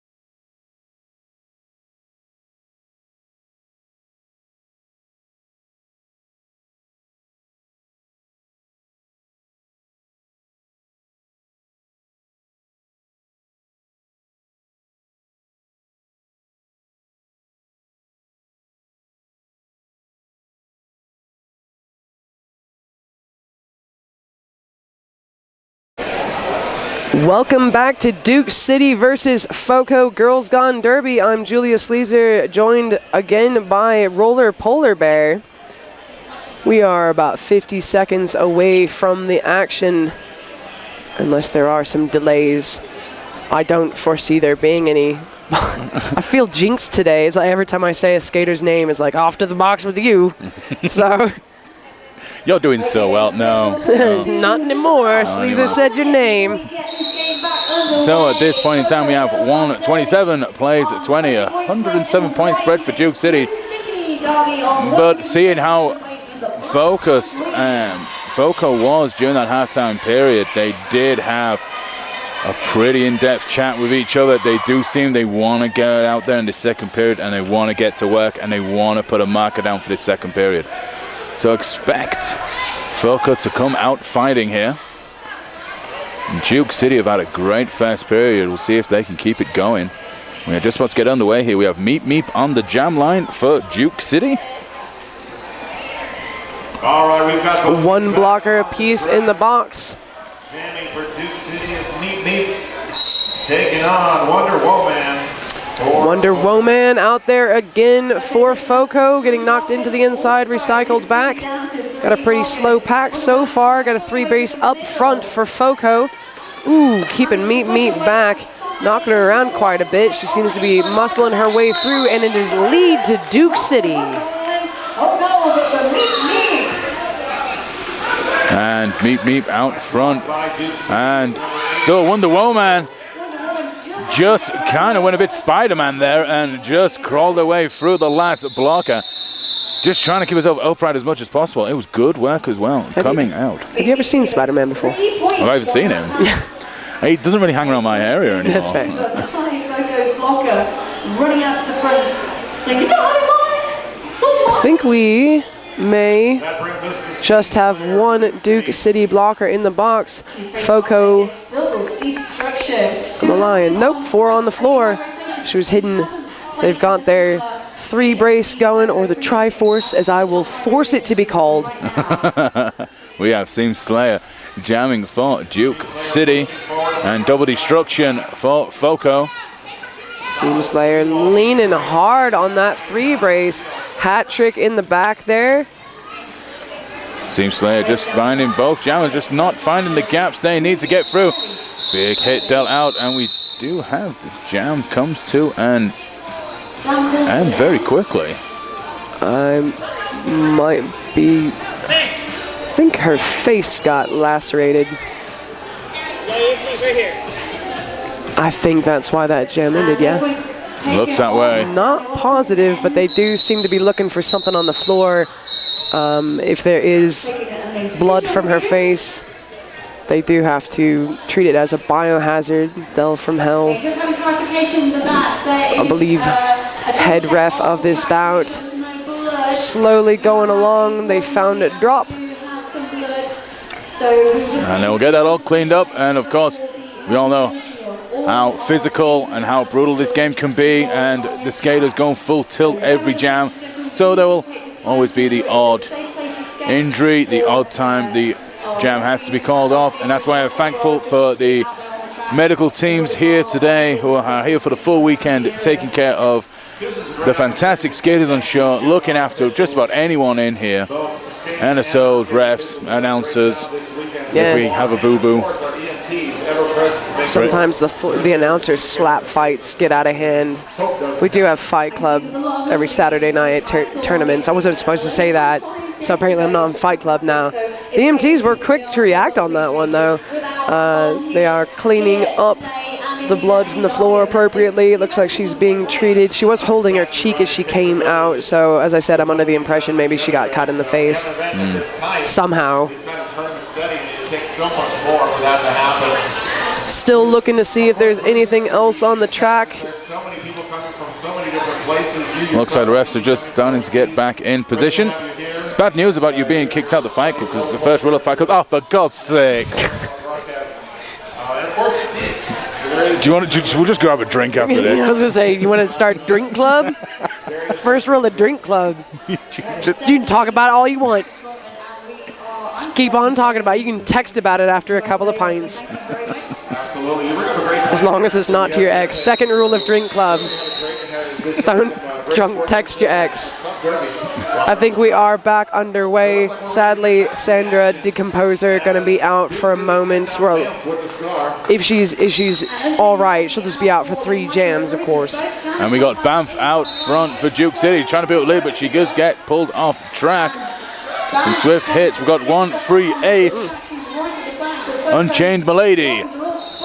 But she is not lead. Banff picks up the lead. She got back up and went hurdling front forwards. Some sweet offense from Duke City Roller Derby, and we do have lead for Duke City. Ooh, huge hit from number 16, Duke City. Or sorry. Oh, 8-6 Death Row. There we go. Just nearly 2 hits on the spin, but she picks up a penalty for her troubles. She makes her way to the penalty box. But she's not Number 9 knocking her out to the outside. That's Kel's Inferno. Banff getting through another 5 points. Foco having a lot of resistance getting through, just now through on her initial pass. Unchained Malady for Foco coming in on her first scoring pass. Of course, Duke City is in control of lead. Banff has picked up a 4-ounce penalty, so Foco has got the power jam, and they will be looking to pick some points up here. Some offensive work going on here by Foco. Oh, and that was Unchained Milady coming through for a very impressive 5 points, just riding a couple of big hits. Foco just trying to go on quick offensive work here, just trying to break out Unchained Milady. They've come out in the second half quite aggressive. That may be what they need.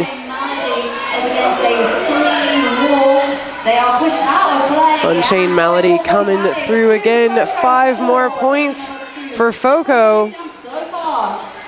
This power jam is finished. Banff is back on the track. Getting hassled by Foco's blockers. They're chasing her out of the pack. 4 more points for Duke City. That is the natural conclusion of the jam. 3 more points on the board for Foco. A 13-point jam for Foco Girls Gone Derby. 9-point jam for Duke City. 139-33 with just under 26 minutes left in this game. The Micro Cruisers up against 139 for the Guanacas Huertas. Brings us back to Jerk of All Skates. And we got Jerk of All Skates lining up for Duke Roller Derby. Hat trick move. Hat trick was jamming, but it was a successful star pass to number 8-6, Gal Capone. She is not lead, but she is broken out, and the Foco blockers will be looking to make Jerk of All Skates out there for as long as possible. She picked up lead. She didn't realize it first. She got told by the bench. She called it off, but Foco picked up 2 points, so the tactic did pay off, picking up them 2 points at the end. That brings us to 25. So we're looking into the second period. Foco have come out a lot more focused, a lot more trying to just make something happen here, and they have been picking up some points. They did have the power jam in the last jam. They have just picked up 2 points. They are looking like a more complete unit at this point. Let's see if it can continue for the rest of the second period here at Mayday Mayhem. And off we dance into the afternoon. We have 1-3. Wonder Woman is your lead jammer for Foco Girls Gone Derby, and she is followed by Meep Meep for Duke City Derby. No other way to say it. Meep Meep coming up. She's really racing across the track, trying to catch up with that pack. They're a little bit too fast. Jam is called. 4 points on the board by Wonder Woman from Foco, bringing them up 39 to Duke City's 142. We might have 1 or 2. Double destruction lining up now for Foco Girls Gone Derby. She'll be coming up against Seam Slayer. Slayer wearing the star for Duke City. And double destruction on the jam line for Foco. Jam 6 in this game of the afternoon here on track 2. Thank you very much for joining us. Seam Slayer just trying to break up that free wall of Foco. She's done a good job here. She's still screwing her way around. She's through. She is lead. Double destruction. Still trying to break through. Just as I say it, it goes and happens. Oh, rides that hit well from number 9, Kelsey Inferno. And she is out and about. Seam is calling that off. 2 points on, 3 Sneaky Thumb on the board for Duke City. Nothing picked up that time by Foco.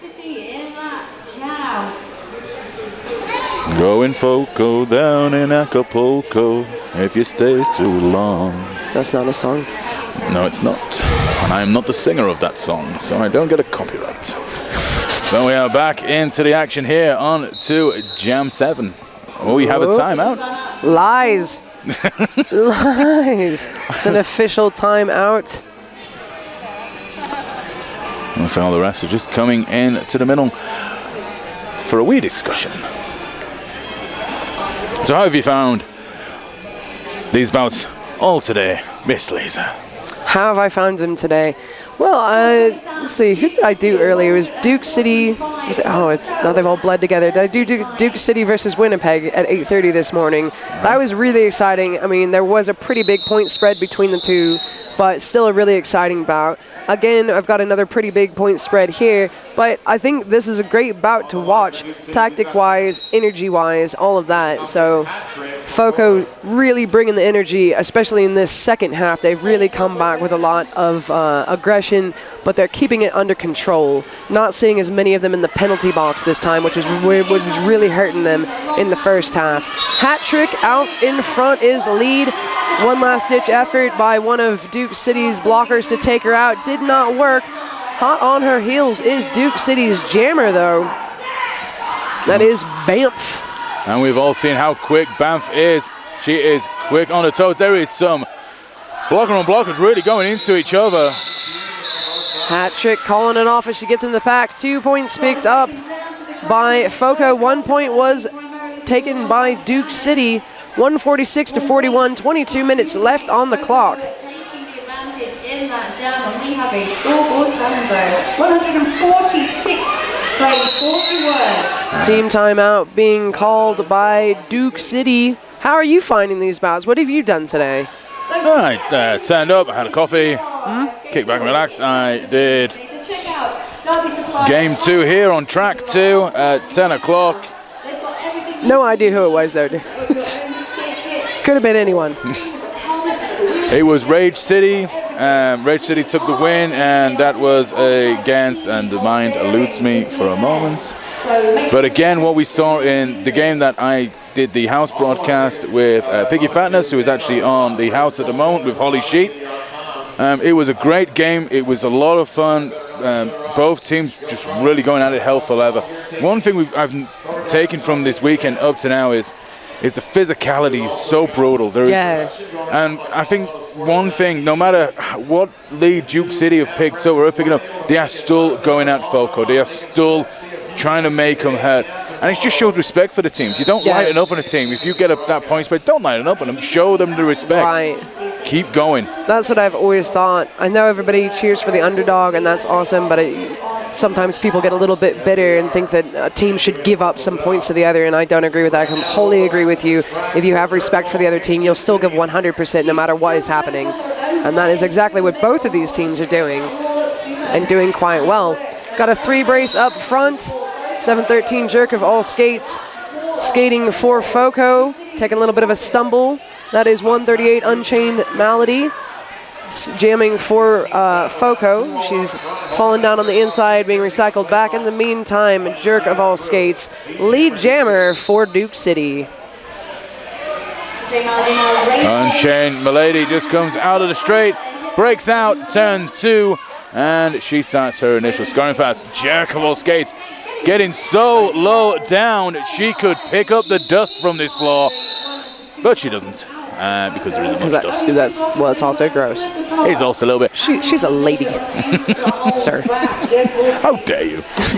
How dare you, sir? How dare you come here? I've thrown down my glove for those of you who can't see.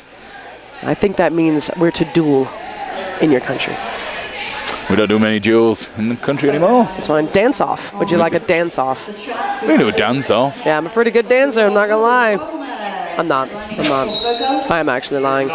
2 Foco blockers on the track, ready to get at Banff, who is running right past him. able to get through lead jammer to Duke City. But Wonder Woman. Whoa! Yeah. Wow. It's still not been called. Banff is like right on. Freaking, all right. She just, what's it? Oh, now she's called it. Wonder Woman, if you guys are gotta hope you saw that hit. She just sent Banff back to her own bench. Go down. Go back to that was her just standing there for a minute, right? Yeah. Just standing there like, well, there's that. I guess she was just like, well, if you're gonna do that, I'm gonna wait for you to get to the back of the pack, and then I'm gonna call it. What do you want? Is that what you want? Fine. Wow, that was great. That was absolutely fantastic, and I'm telling you, Foco would have just made him, just elevate him that little bit, just give him that bit of a kick, because Banff got a hell of a hit there. Oh my God, just amazing. Meep out there for Duke City. 187 double destruction for Foco. Meep up front, lead jammer Duke City. Duke City is losing one blocker to the box as Meep comes up on her first scoring pass. Double destruction is out on her initial. She'll also be capable of scoring if she makes it into the pack. Without it being called, we're having a lot of these short jams. It's like just get in, call it, get in, yep, there we go. Get in, call it, get in, call it. Nothing picked up by Foco.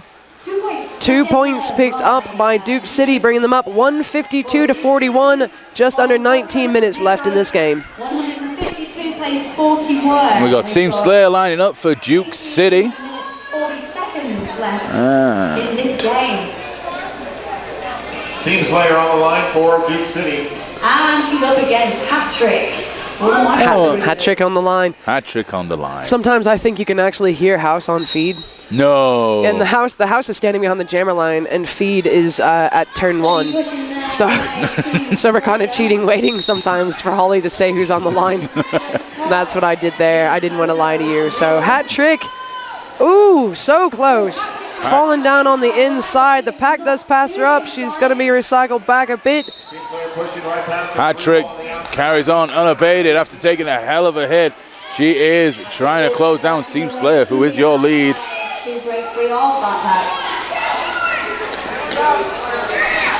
Pack is sped up, and Team Slayer is bounding to the back of it. She'll be looking to pick some points up. Same tactic Duke City have used all the way through this game and throughout the weekend up to now. Just get in there, get the points, call it. Don't let Foco rain any points in. So back on track after being sent back to the bench by the Foco jammer is Banff. Previous to that, so slowing it down. Foco are managing to slow down the amount that they're scoring, but they are still scoring. Yes, they are. The pace continues that they established in the first period. As Banff is on the line for Duke City. So Unchained Milady is out jamming for Foco. Not 8 being sent to the box for a multiplayer block. Duke City scooting on through. That's Banff out there getting lead jammer status. Foco's jammer is through on her initial. Both are on their first scoring passes. As soon as they get to the box, Banff comes, spins around a little bit, picking up 4 points for Duke City. That's the exact word I would have used to describe it. That was Duke City just going the usual way at the moment, just cutting it down before Foco can pick up any points. Don't forget, folks, these guys are playing literally an hour and a half after this game, and due to scheduling changes. And I'm pretty sure the team knows, whoever's going to win this, knows they're playing like an hour and a half, but they're playing like they're going to have a rest for a week. Yeah. Yeah, if it hasn't been clear, it's the 7 p.m. game has been moved to 8:30 on track 2. Track 1 currently remains the same schedule. Number 13, that is Wonder Woman. Superwoman. Wonder Woman out there, lead jammer for Foco. And Jack of all skates is just bringing herself out again, getting nice and low. Foco picks up 4 points on that pass. And yet again, Wonder Woman just tries to take off Jack of all skates, but Jesus, Jack of all skates just rode the hit so well. And Foco calls it down. Twice now that we've seen her take a shot at a jammer And we have Meep Meep on the jam line for Duke City Roller Derby. Well, I mean, they are trailing 158 to 45, so a few risks here and there may work in their favor. Timeout being called by Duke City. It gives us a minute to think.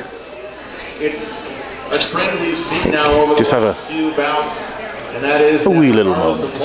Continue to play hard. Again, thanks for tuning in. The winner of this bout will be taking on, who will they be taking on at 8:30 then?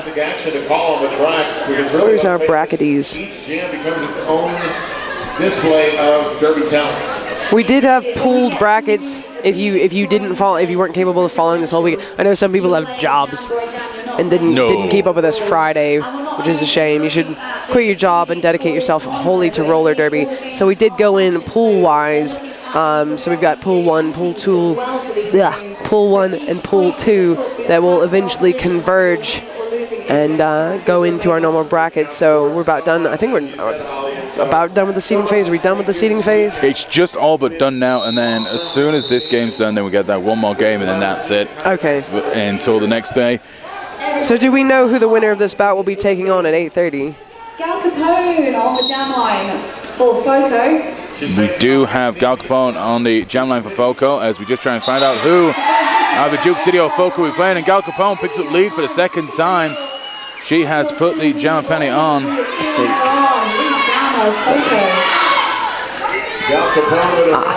And Meep Meep still trying to break out of this Foco wall.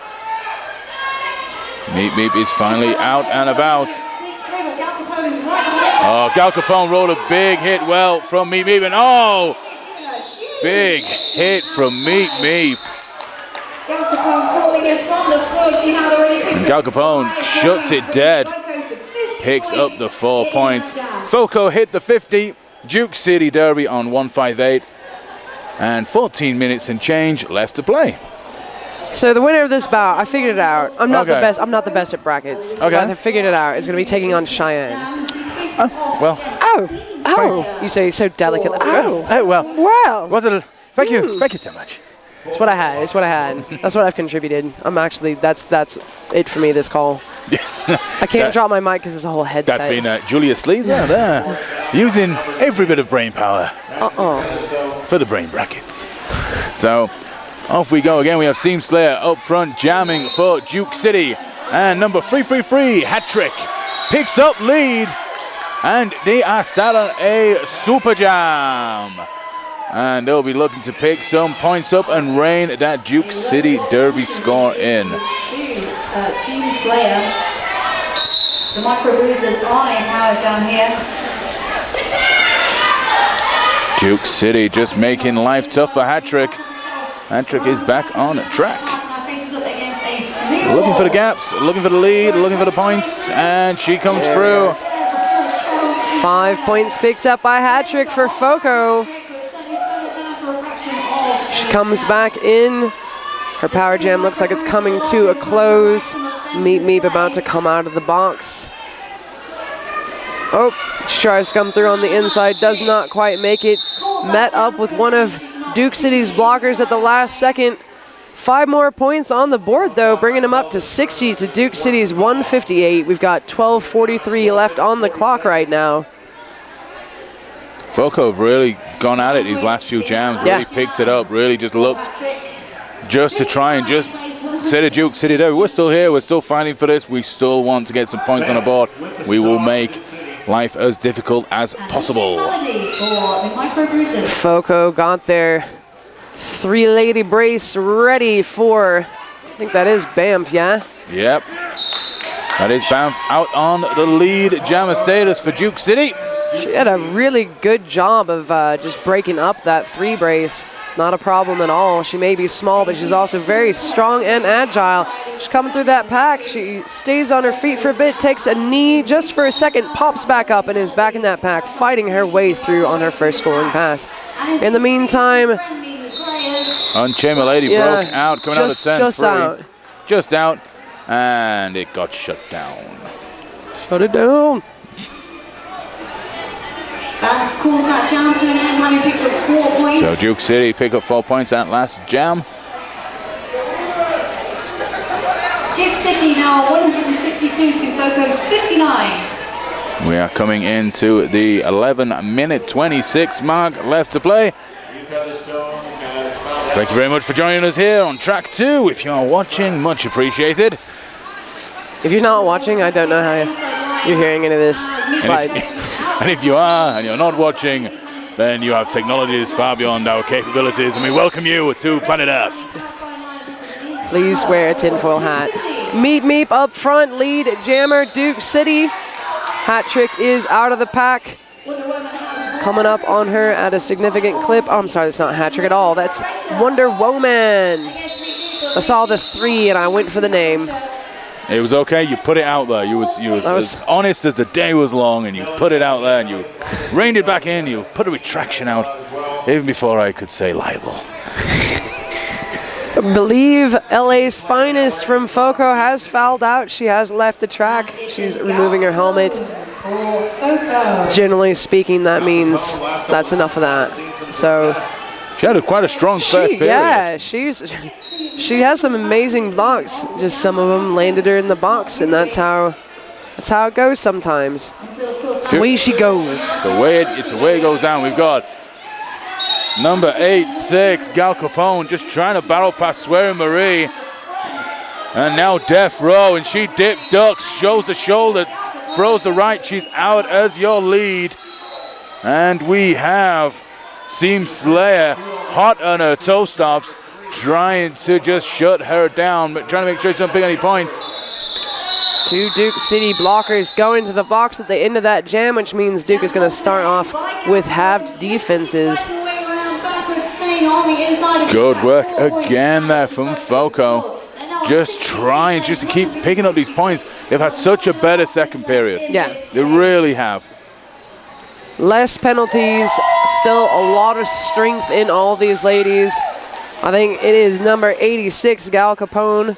Oops, sorry. Number 86 from the other team, Death Row, fouling out as well. And both jammers fly out of the pack. And we've got White 5-0, the original Skankster, who has picked up lead and shuts it down before Banff, jamming for Duke City. Couldn't cause her any mayhem here at Mayday Mayhem, day 2 on track 2. Seamless. So, I don't know if you know what that word means. I just say words. I say words, they come out of my mouth, and if they make sense, and so be it. So be it. Strike me down for being an English gent, for making the mistakes. I will. Okay. 2 in the box. 2 in the box for Duke City. That gives number 138 Unchained Malady for Foco the advantage she needs to get out, get lead jammer. She's going to be coming in on her first scoring pass shortly. Here she goes. And she flew around quick as you like. Meep, still being held back. Oh, some big hits, just really being dealt out here. Meep trying to clear. Oh, Meep just evading the last hit there from 98 pounds of steel. She is out.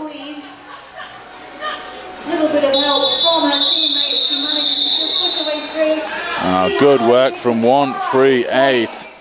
Unchained Malady picking up points at the end there, getting Foco onto 68. What they ended with in the first period and what they've picked up here just shows the improvement they've done in the second period. And Duke City, they've only really picked up, I believe, about 42 points in the second period as well. I don't recall what we ended on. I think Foco was around 40 though. So slowly but surely popping their way up. 2 Foco on the floor for defense. That does, they still get Wonder Woman through. Lead jammer to Foco. And Seam Slayer is out of the pack for Duke, chasing her down. 2 Foco blockers doing their best to cause mayhem in the pack. A third Foco blocker comes back onto the track just as the gym is called. Nothing picked up by Duke City. 2 points picked up by Foco, bringing them all the way up to 70. Duke's Duke City at 166.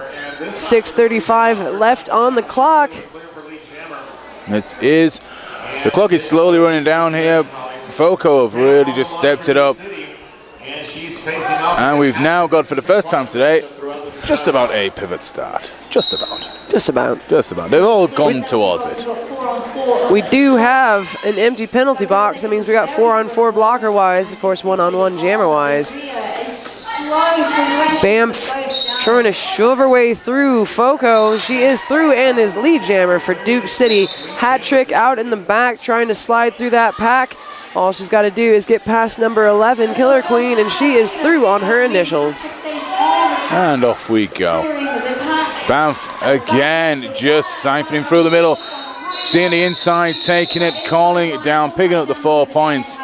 Duke City very, very keen on just trying to keep that point spread as much as possible. They've sat at about 100 point spread here for the majority, I believe, of this second period. They add a little bit more towards, and we do have another foul out, I believe. Hermione Danger. Or unless she's just, oh no, she has fouled out. So she'll go. Say, if she hadn't fouled out, just having her helmet off skating along the track would have helped her. No, it is frowned upon slightly. Yeah. Something like that. We have Jerkovol skates out, jamming for Duke City. And she is out as your lead, and double destruction. Just barreling off the hits. And she is coming up against the 2-wall of Duke City, still trying to work her way through. And she is out of the pack. Looking to pick up points, but Jerkovol skates is pretty much close behind, just watching her, just thinking when to pull the trigger. Getting a little bit pacey. And she shuts it down before double destruction can pick any points up.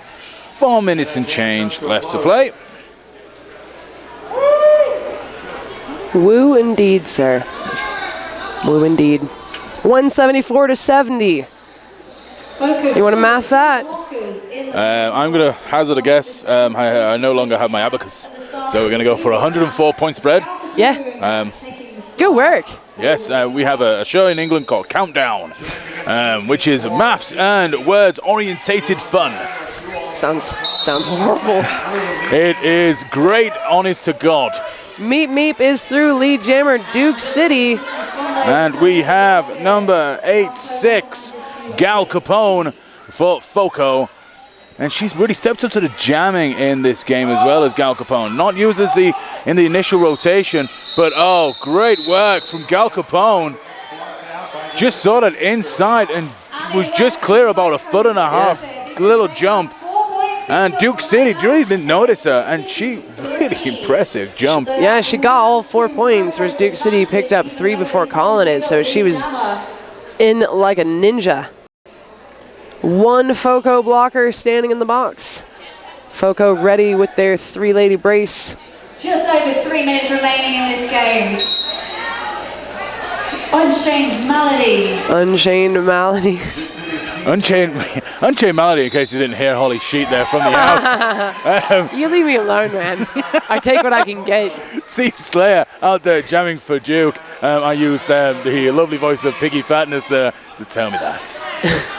And we do have Unchained Malady flying round, looking to pick up a full 5 here if you break out of this Duke wall. And she does, sees the inside, but the Seam Slayer is hot on her tail, and it is called off. Unchained Malady on his scoring pass, picking up 5 points. Good 5 points there, picked up by Unchained Malady. Of course, if you remember from England, Robson and Jerome, the Unchained Malady, the re-edited version of the Righteous Brothers. It was off. And we are back on track here as we go into jam number 26. And we have Banff on track for Duke City Derby, and jamming like a bullet is number 1 free Wonder Woman did pick up lead, but got clipped off track. Wait. Okay, that was confusing. Yeah, she did have lead. Her jam ref dropped his arm for a second. The other jam ref, for a second, thought lead was still open, but quick communication. Yeah, quick. Fix chat. up quick. Yeah. But it baffled my tiny little brain for just a second.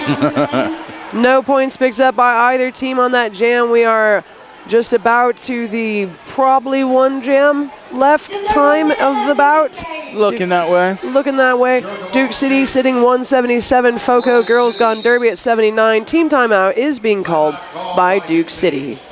At the 1 minute mark, exactly. So if we are lucky, we'll actually get maybe 2 jams. If it's quick and it's fast. It would have to be pretty quick. Pretty super quick. And I do hope you've enjoyed the game here on track 2. For everyone who's tuned in, Fans, let's hear it for both these teams. it's been a fantastic second period, especially where FOCO have really just upped their tempo, upped the game. They've come in with a lot of ferocity. We've had a couple of foul outs between the two teams. I think three ladies have fouled out in this bout, but not all from one team between the two teams. Yeah. But both teams have been given 100% in both of these halves. It's just a little change of strategy, a little realization by FOCO that those penalties were really hurting them. They've cut them down in this second half. And of course I say that right before I say this is going to start off as a power start for Duke City because FOCO's jammer is in the box. So Jerk of all skates, the only jammer on the track, just looking to pick up lead as quick as possible and really make this power jam pay off.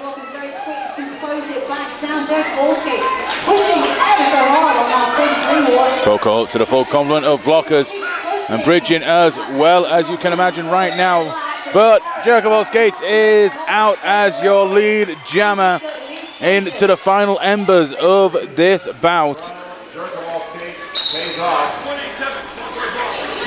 Big hit from the FOCO blockers, just trying to keep Jerk of all skates in that pack. Number 1, free. Unfortunately, came flying out of the box. Saw the inside, but picks up a cut track penalty. So Wonder Woman makes her way back to the penalty box. Jerk of all skates, still the only jammer out on track at the moment. That period clock is coming down. 7 seconds left. That is lead to Duke City's Jerk of all skates. She's got a full minute left on the jam clock. Nothing left on the period clock, though, so this is going to be the finish. Oh, they're just sliding through. No problem for that lady. 5 more points on the board for Duke City. Bring them up 187. This is already a 10-point jam for them. Ooh. Hey now. Hey. Sandra Decomposer back on the track. From earlier, you may remember she was the one that had a little bit of blood on her face. Does a huge hit on Duke City's jammer. This power jam is finished. Wonder Woman is back on the track. Duke City is in control of lead. They do call it off. 2 points picked up by FOCO, though. 15-point jam for Duke City. Our unofficial final is going to be 192 to 81.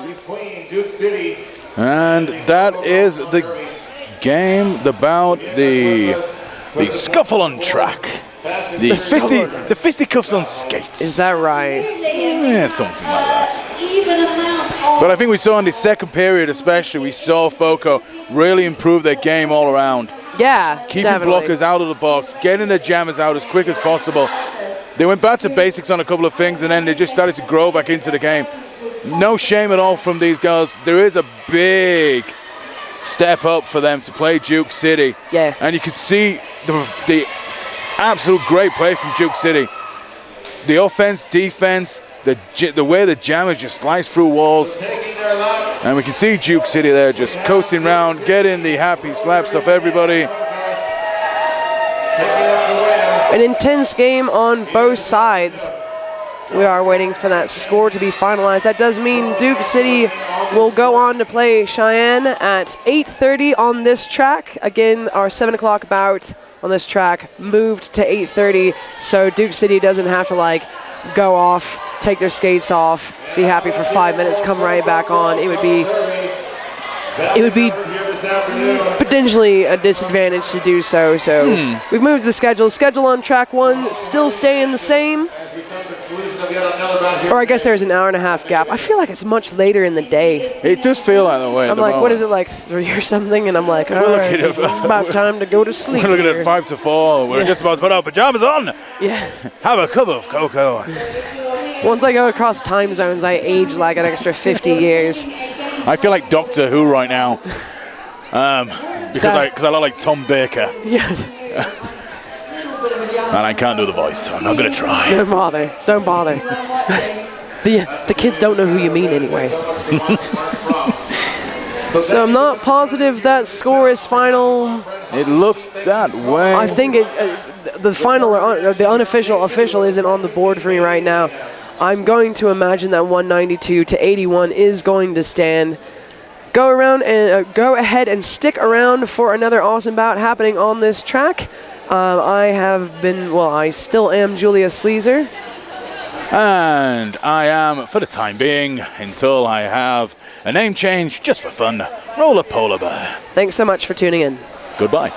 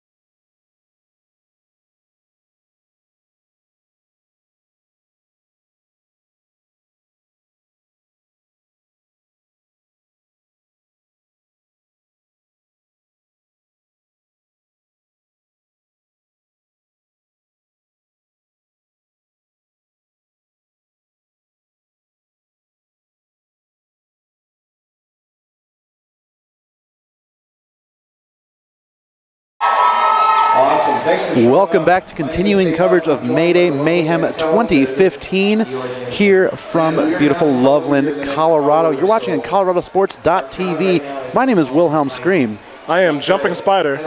And we are entering the knockout phase of this tournament.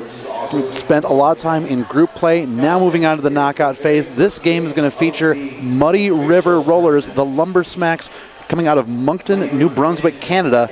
They took the second place in their first in this game. Well, that's big for Duke City that they won that game. They had to win it, and they're still kind of coming off that high of having made the knockout stages, so we'll see if they can carry that on to this game.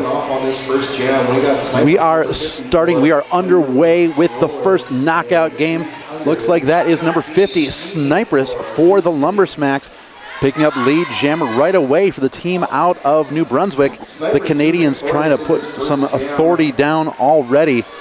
Making her way around the track, the pack now moving into corner. Sniper's already coming up, looking to pick up some points on a scoring pass, grabs a full 5, including that jammer lap point. The jammer caught in for Duke City is 80. That is Meep Meep.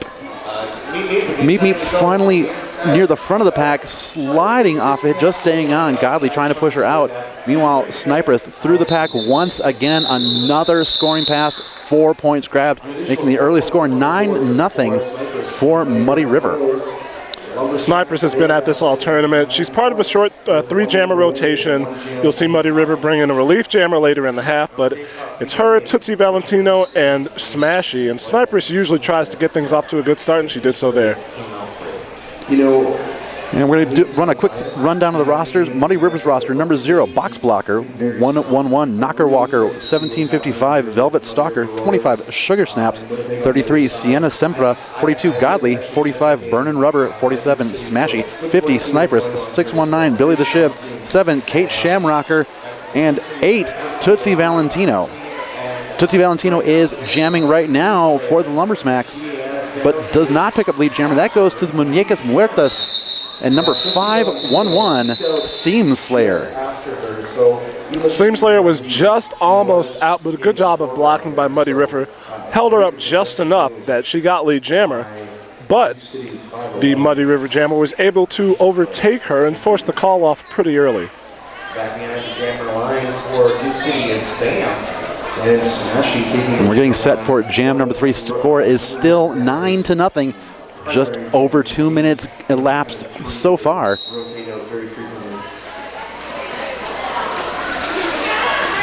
That is number 10 jamming for Duke City in white. That is Banff. Meanwhile, the lead jammer in black for Muddy River, number 47, Smashy. Both teams utilizing jammers that we've seen throughout this tournament.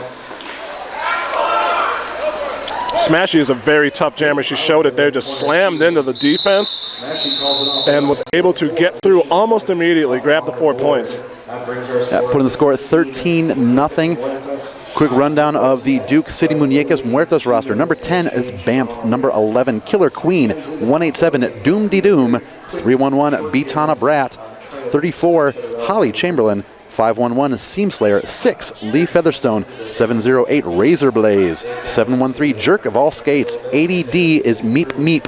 Number 86, Death Row. Number 9, Kells Inferno. 91, Gabriella Kem. And FU2, Swearin' Marie.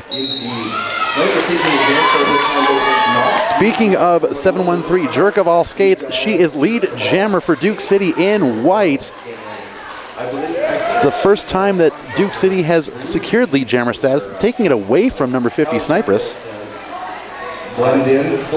Duke City's on a staring at a 13-0 deficit. Muddy River has run off 13 unanswered to start the game. They need to score points here. But some good defense being played by both teams, slowing down the opposing jammers. Smashy finally, or correction, Sniperus finally fighting through and completing the initial pass. Jerk of All Skates is on a scoring pass, cannot quite get around Box Blocker at the front to try and lap another time around, but did grab 5 points, including the jammer lap point. 13-5. 26 minutes left in the first half. Nice job by Duke City to break that run, get points on the board early so they don't go down by 20 or more points at the start of the game. And if you need a quick refresher on how these teams got to where they are, Muddy River came into this tournament 1-0 on the season. They beat Rage City, Durango, and Happy Valley in earlier competition. Back on the track with the jammers, that is going to be number 8 in black, Tootsie Valentino. And she is being called on a back block penalty. That's going to send her into the penalty box. That gives Seam Slayer an opportunity with the power jam, a Muñecas Muertas power jam. But Seam Slayer just took a big hit from number 619, Billy the Shiv. Just dropped her to the ground. Seam Slayer now trying to push her way through. Unsuccessful in that pass. She did step just out of bounds. That's going to send her into the penalty box. It's going to release Tootsie Valentino. Jammers swap, and both jammers serving penalty time. Going to be a full 2-minute jam. Now the power jam is in favor of the Lumber Smacks. Tootsie Valentino completing her initial pass. Great move by Tootsie. She just turned sideways and went through a bit of space. Using her shorter stature to kind of disguise herself behind her taller blockers and find that opening, and just found a seam. Now she comes through on the inside, picks up all 5 points. Seam Slayer is out of the penalty box and trying to push through, but gets shoved to the infield by the combination of Godly and number 25, Sugar Snaps. Tootsie Valentino taken down by, I believe that is number 11, Killer Queen, that took Tootsie Valentino down. Seam Slayer back into the penalty box. Power jam once again for the Lumber Smacks. And Tootsie Valentino looking to capitalize. The Muddy River Rollers have spent all tournament really taking advantage of power jams and doing it again. Tootsie Valentino grabbing another 5-point scoring pass, more power points, just to really start opening up a little bit of a lead over the Lumbers, or over Muñecas Muertas. But here comes Seam Slayer, and Tootsie Valentino knocked to the ground, pretty much flies through turn number 1. Jam is called off, another 5 points given to Seam Slayer. That's going to put score 28-5. And we've got just over 23.5 to go, and those 5 points not awarded to Seam Slayer, they're awarded to Tootsie Valentino, so a 15-0 jam. And all 15 of those points scored on the power jam. Just shows exactly what can happen when a jammer goes to the penalty box. See what happens now when we send new jammers to the line. That is number 10 in white, Bamf, picking up lead jammer status for the Muñecas Muertas. Smashy trying to fight through. Smashy finds her opening, completing her initial pass. But Bamf is already spotting the back of the pack.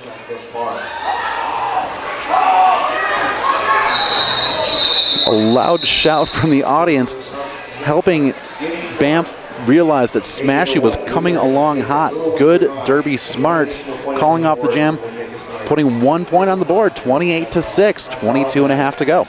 That was a tough one because the no pack was just about to be called. The Duke City blockers were dropping back to create that situation, but Bamf couldn't get through, and Smasher was already to the pack.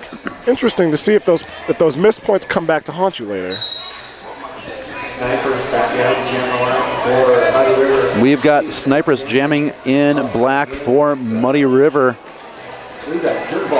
And her counterpart in white is number 713. That is Jerk of All Skates. Jerk of All Skates being assessed a penalty for a track cut. That is going to send her into the penalty box, and it's going to put the Lumber Smacks back up on a power jam. Snipers is not a jammer you want to hand a power jam to, and a good seal by Godly. Godly just shoving and pushing off Razor Blaze to the side, creating an opening so that Snipers could sneak through. 5 points in the air, grabbed on that pass, and here she comes around again, already catching up to the pack. Muddy River doing a good job holding the pack in place, and Snipers another scoring pass. That's going to make 10 so far in this jam. Jerk of All Skates is standing. She's got fewer than 10 seconds left on her penalty, but Snipers looking to see if she can't maybe put 15 points up before Jerk of All Skates can even re-enter the fray. And Snipers does complete another lap. Jerk of All Skates now back on the track and engaging in the pack, but runs into Godly, which is not an easy task to try and take down. Godly's been a defensive force all weekend so far. Snipers around again. Snipers finds number 187, Doom-de-Doom, but bounces off left, right, and around. 5 more points in the air picked up by the Lumber Smacks. They're starting to pull away. It's still early, but they really took advantage of that power jam that they had at the start of this jam, and Sniperus is just not letting up. Sliding there off of Razor Blaze. And another 5-point scoring pass as the Lumber Smacks just not allowing Jerkoval Skates to find any breathing room. Jerkoval Skates taken down in turn number 4. Sniperus sneaking up along the back. Cuts through again. 5 additional points. A total of 30 points in that jam. 30-point jam for Snipers and the Lumber Smacks, surging ahead along the score. It's going to make the score 58-6, just over 10 minutes gone in this game. Well, I said the Muñecas Huertas couldn't afford to go down early, and they were able to get points after Muddy River went up 13-0. However, these 2 power jams have killed them. They've given up a combined total of 25 points on the power jam. However, 20 of those points on the last jam were scored when Jerkoval Skates was on the track. And now we're going to see number 8, Tootsie Valentino, jamming for the Lumber Smacks. ADD is Meep Meep in white for the Muñecas Muertas. Keep in mind the Muñecas Muertas got to this point by knocking off Pueblo and Foco. They did lose to Winnipeg, but it was a close game. So this is actually the second Canadian team they've faced in this tournament. Tootsie Valentino already picking up lead jammer status and coming around, looking to grab some points. Meep Meep still just absorbed inside of the wall of the Lumber Smacks. Meep Meep definitely having a tough job of it. She does find purchase there on the inside and gets through. Meep Meep finding an opening. Tootsie Valentino cuts through, completes a scoring pass, puts 4 points on the board. Quick call off the bread and butter of Derby, the 4-point hit it and quit it. 62-6, 18:30 to go. Lumber Smacks have been doing this all weekend. They've got their 3 jammer rotation. They know them well, and they know that they can get through most any defense solo without having too much help from their blockers, aside from some seals and some sweeps. So they're basically just letting their jammers do the work.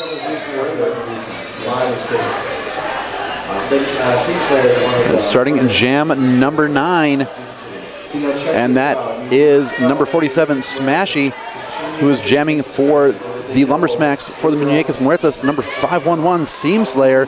Seam Slayer taken down in the straightaway between turns 2 and 3. That creates an opportunity on the inside line as Smashy knifes through, grabs lead jammer status once again for Muddy River. They've had the vast majority of lead jammer statuses. Seam Slayer getting knocked down once more. Billy the Shiv getting tangled up with her. Smashy cuts through. 5 more points picked up by the Lumber Smacks. This is starting to become a little bit of a broken record of the Lumber Smacks jammer coming around, grabbing a 5-point pass. And Smashy looking to do it once again as Seam Slayer just pinned back. Now she is being held by number 42, Godley. Godley gets bumped to the outside by number 9. That is Kel's Inferno, creating an opening to allow Seam Slayer to complete the initial pass. But before that initial pass, once again, 5 points for the Lumber Smacks of the Muddy River Rollers. And Smashy is not done yet. She grabs another point, calling off the jam, maybe 2, depending on where her hips landed before that 4th whistle. Looks like just that single point, but an 11-point jam. And as we've seen it in a number of these jams, Lumber Smacks, multiple points, multiple scoring passes, and the Muñecas Muertas just goose-egged. They have only scored on 2 of the, is that 9? 2 of the 9 jams that we've played so far, and they've scored a total of 6 points. And for those that are watching at home, the Muñecas Muertas in the white and green, the Lumber Smacks in black with the green helmet covers. Sniperus out front, lead jammer for Muddy River. Duke Cities send out number 10, that's Banff, but Banff unable to teleport to the front of the pack.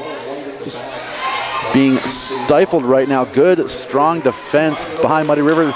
Finds a little bit of an opening, enough of a seam to complete the initial pass, but not before Sniperus has grabbed another 5 points.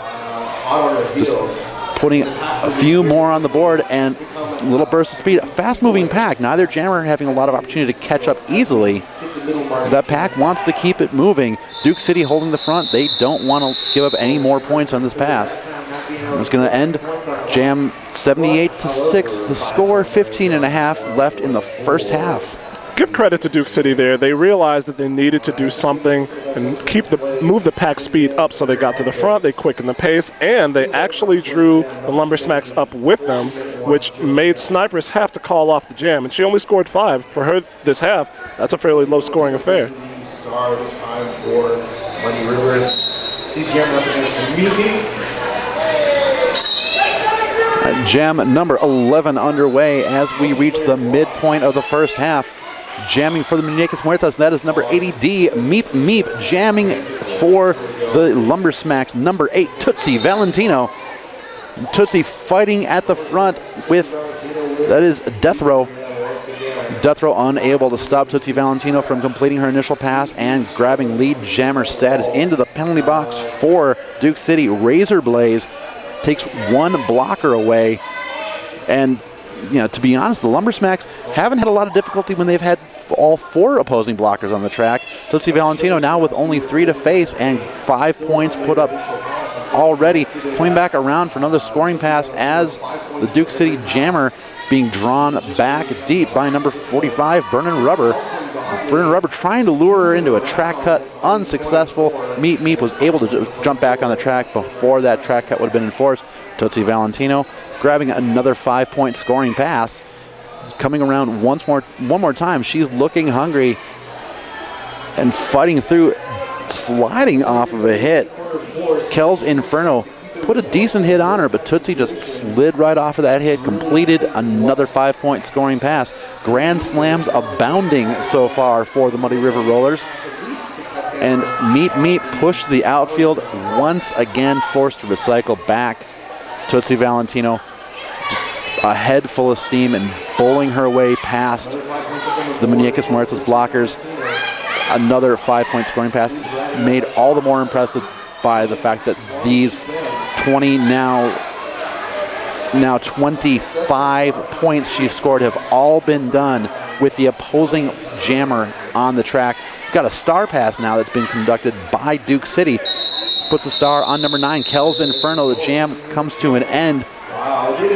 No additional points, but when you've got 25 in a jam, you don't really need to add any additional. That makes the score 103-6.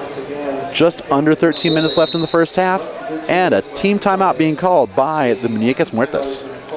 Duke City's really in a tough position.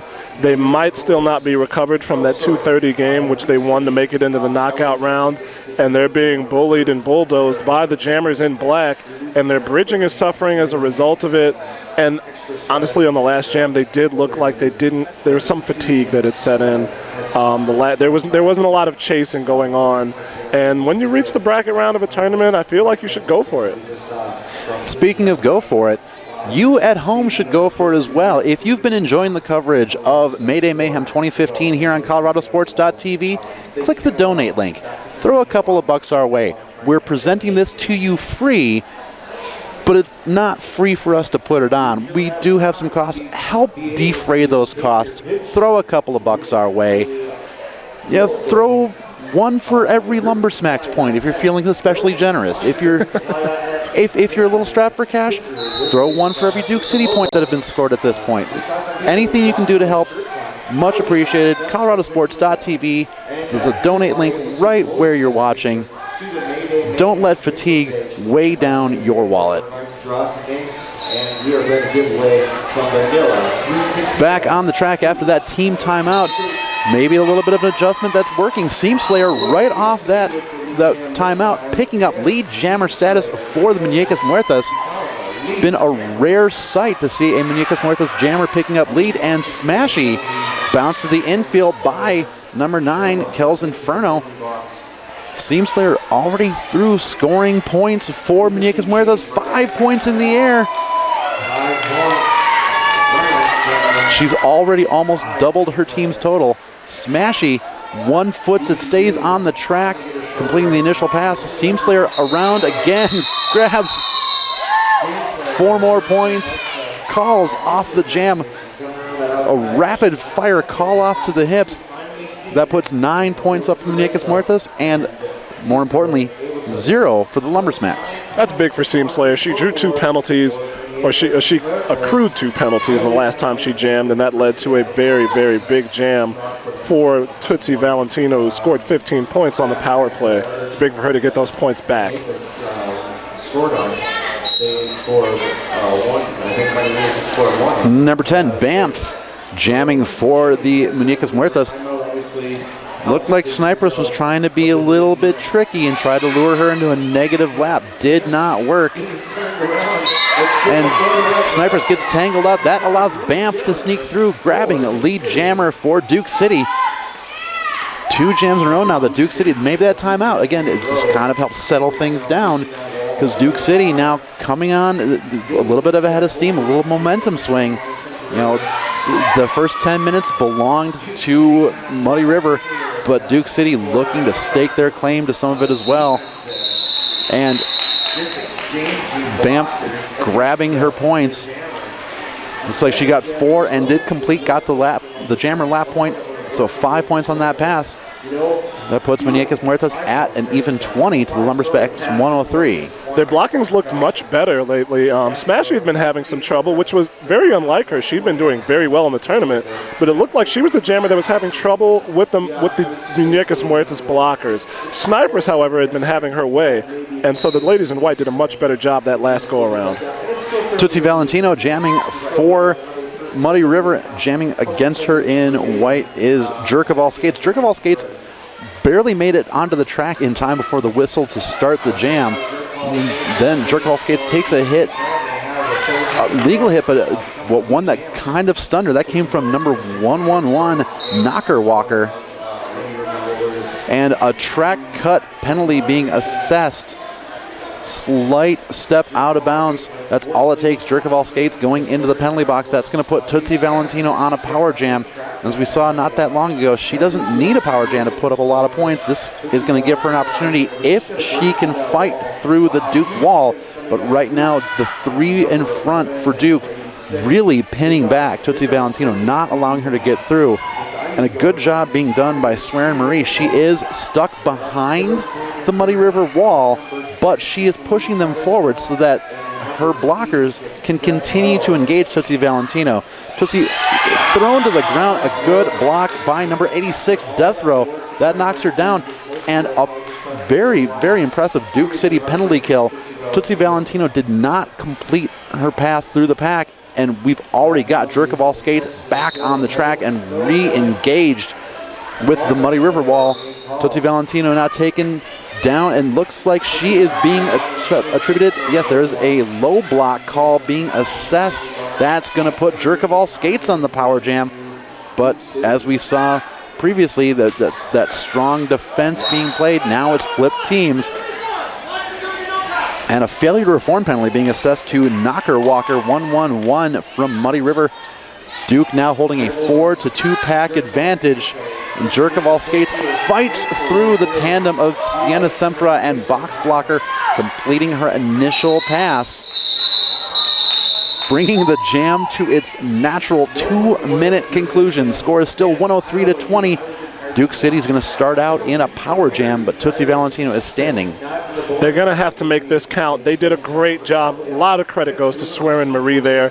Not only was she was goaded by Muddy River, but she was able to push the blockers holding her back forward enough to keep them in the zone, to keep her blockers up front in play so that they could continue holding back Tootsie Valentino.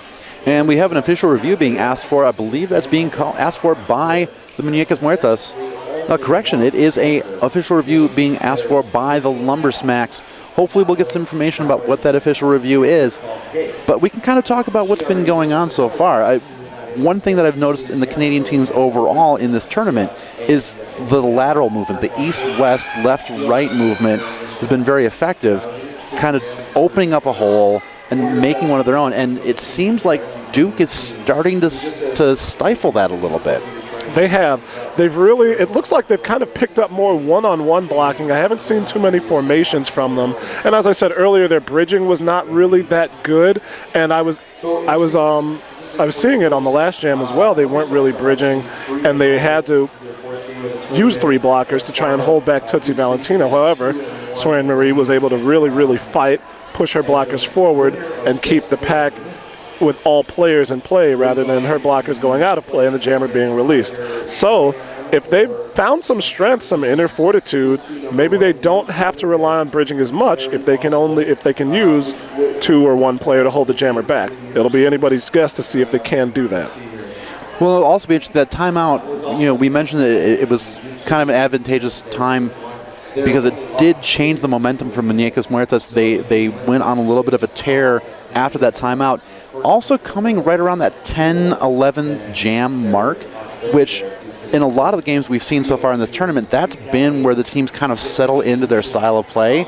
And a team that might have been getting a little bit blown out at the beginning, they do start climbing back in because they've figured out the floor, they've figured out how their opponents play, and that 10th jam mark seems to be when teams settle into what they're doing. It'll be difficult for them to make up these 83 points. They're going to probably have to do it bit by bit because on that last jam they really had a chance to get Jerkovall skates out and they were unable to do so. They have to capitalize on this power jam. That is paramount. Interesting matchup indeed. All right, we are back to the action on the track. Tootsie Valentino being released from the penalty box. Still an opportunity for Banff to get through, and Banff does pick up lead jammer status, controlling the jam, controlling the clock. Tootsie Valentino pinned back, gets tangled up with Doom De Doom, goes down in the apex between turns 1 and 2. Banff already around like the teleportation sound she is named after. And trying to knife through. Tootsie Valentino being slowed down a little bit at the front by Kells Inferno, and then Kells inadvertently gets tangled with Banff. But Banff does grab 4 points, calls off the jam. It's going to make the score 103-24. 7 minutes, 10 seconds left in the first half. That is a 17-point run for the Muñecas Muertas. Actually 18. 18 points is the run for the Duke City Roller Girls. Good job again by Soren Marie. She actually freed up.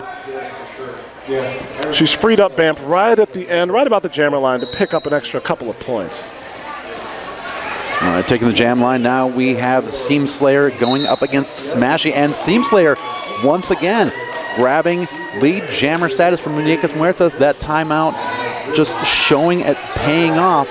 Sometimes you just need to settle your team down, and that's what happened with the timeout. Seam Slayer accepting 1 point, calling off the jam. Because again, the most important thing is keeping your opponent from getting any. So that jam called off very quickly, only 1 point added, but 103-25. Every little bit counts, though. She knew she was going to get 1 point. Her blockers had knocked down number 7, Kate Shamrocker, and that was the only point she was getting because Smashy was not far behind. But right now, Duke City will take it. Trying for that slow comeback. You have Jerkovall skates with the blue jeans, and then also Kells Inferno. Jamming for the Muñecas Muertas in white. That is 80D Meep Meep. And her counterpart is number 50, Sniperess. Godly, number 42, going into the penalty box on a multiplayer block. And look at what's happening again. Duke City lead jammer Meep Meep taking control of this jam. She's also being helped by Duke City having a 4-3 pack advantage. Make that 4-2 as Sugar Snaps making her way to the penalty box. Meep Meep already coming around, spying the back of the pack to gather some points. Sniper is pinned back behind Kells Inferno. Kells has to let her go. Meep Meep gathers her 4 points together, calls off the jam. It's going to put the score 103-29 with 5 minutes even on the clock. That is 6 consecutive jams and a 22-point run for Duke City. This is what they needed, especially, and this is all after, as you said, that timeout. Maybe it really did serve to collect their thoughts, maybe catch them a breath, and to change up their strategy. Their blocking has been very, very good. Tootsie Valentino taking the jam star once again. Oh, timeout has been called. And just before the jam was about to start, timeout called by the Muddy River Rollers. The Lumber Smacks, maybe it's time now for the coach to settle them down. They're still holding a big lead, but Muñecas Muertas, they've had an ability to chip away at the lead. Might have been a little bit left in the dust in the first 10 minutes, but we've seen another 15 go by since then. And Muñecas Muertas, they haven't had the big jams, but they've had the quantity of jams. And that's true. And I think really the problem is for Muddy River right now, their jammers had been doing so well in their 3 games prior and at the beginning of this half, and they've really been stifled. They hadn't, I believe they'd drawn 1 penalty early in the game, and then they still were able to convert that into power points.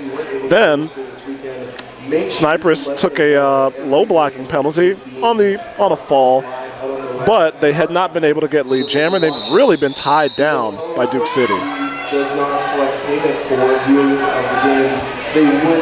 We are about to come out of that timeout. 4:42 left in the first half.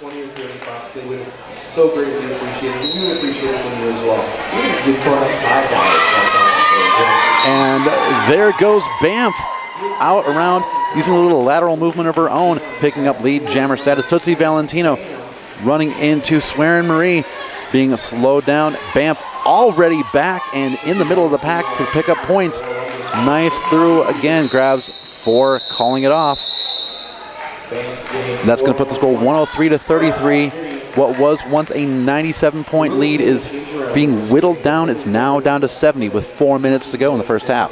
Prior to this, Duke City had been getting their points not at the line. They had not been winning at the line of scrimmage, so to say. They had not been winning at the jammer line. They had been getting their jammer through maybe about the second or first turn. That time, Doom freed Banff right up off the line, and she was able to get around very quickly, grab 4, and call it. Setting up, we've got a 4-3 pack advantage for Duke City, about to become 4-4 as Sugar Snaps slowly making her way back in. But once again, Duke City just continuing to apply the pressure. That's Jerk of all skates. She's grabbed lead jammer status. Killer Queen now heading into the penalty box for Duke City. And a tangle up. It's going to bring the jam to an end. Looks like we've got a skater down on the track. That is number 6, Lee Featherstone. We're going to make sure to check up on her a little bit later. If there's something you need to check up on, if you're looking for some derby gear maybe, check out one of our sponsors, the official sponsor of the Mayday Mayhem tournament. That's Derby Supply High Altitude. You can find them online at derbysupply.net. And something we've been seeing in this game, it's one thing I think that's starting to come forward now that the teams are at least their style of play is leveling out with each other. I think it's showing that this is Duke's 3rd tournament of the season. They've already played in 2 other tournaments. They played in the Dust Devil tournament in March and then in the Mythical Invitational in April. So they're used to tournament play. So the fatigue factor that might be there just because of how recently they played, they may have kind of a way of adapting to it and dealing with that fatigue because they've got that experience. That's very true, and I didn't consider that when I spoke about it earlier. Even though you do play a game, if you played a game, say, an hour and a half prior to the one that you're playing now, if you've played in 3 tournaments, like you're saying, they're experienced with it. They've probably had situations like that before, and that might be part of why they came out. They came out flat, but after that timeout, they were able to change whatever they needed to change and really take control of this game. I don't know if it was exactly a strategy change. It honestly, it might have just been that they weren't bridging as well or they weren't delivering the hits that they normally do and forcing jammers out of bounds, but they've definitely been doing that. I haven't seen the Lumber Smacks jammers being worked over as I have been the last 8 jams, and that's 8 jams in a row, by the way, that the Muñecas Muertas have gotten lead jammer. Yeah, and if you tuned in late to this game, you wouldn't understand how the score is where it is. Because if you've tuned in late, if you tuned in after the first 10 minutes, it's been all Duke. It's been a 30-0 run. But one of the things that's been an issue is that, an issue for Duke is the Lumbersmacks put up some very big jams, very big point-getting jams, and Duke hasn't broken through yet with a big, like 30, 40-point jam. They have been averaging. They've scored 33 points over those last 8 jams for an average of 4.125 points per jam, which is good. However, they went down by such a large margin early. It was 103-6. So there's only about 3 minutes left in the first half.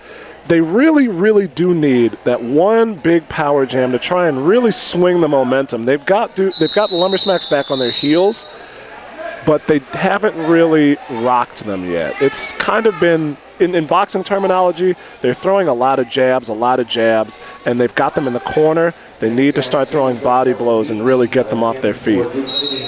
And if they throw enough body blows, we might see an uppercut just to kind of surprise and see if the Lumbersmacks have a glass jaw or if they are legitimate.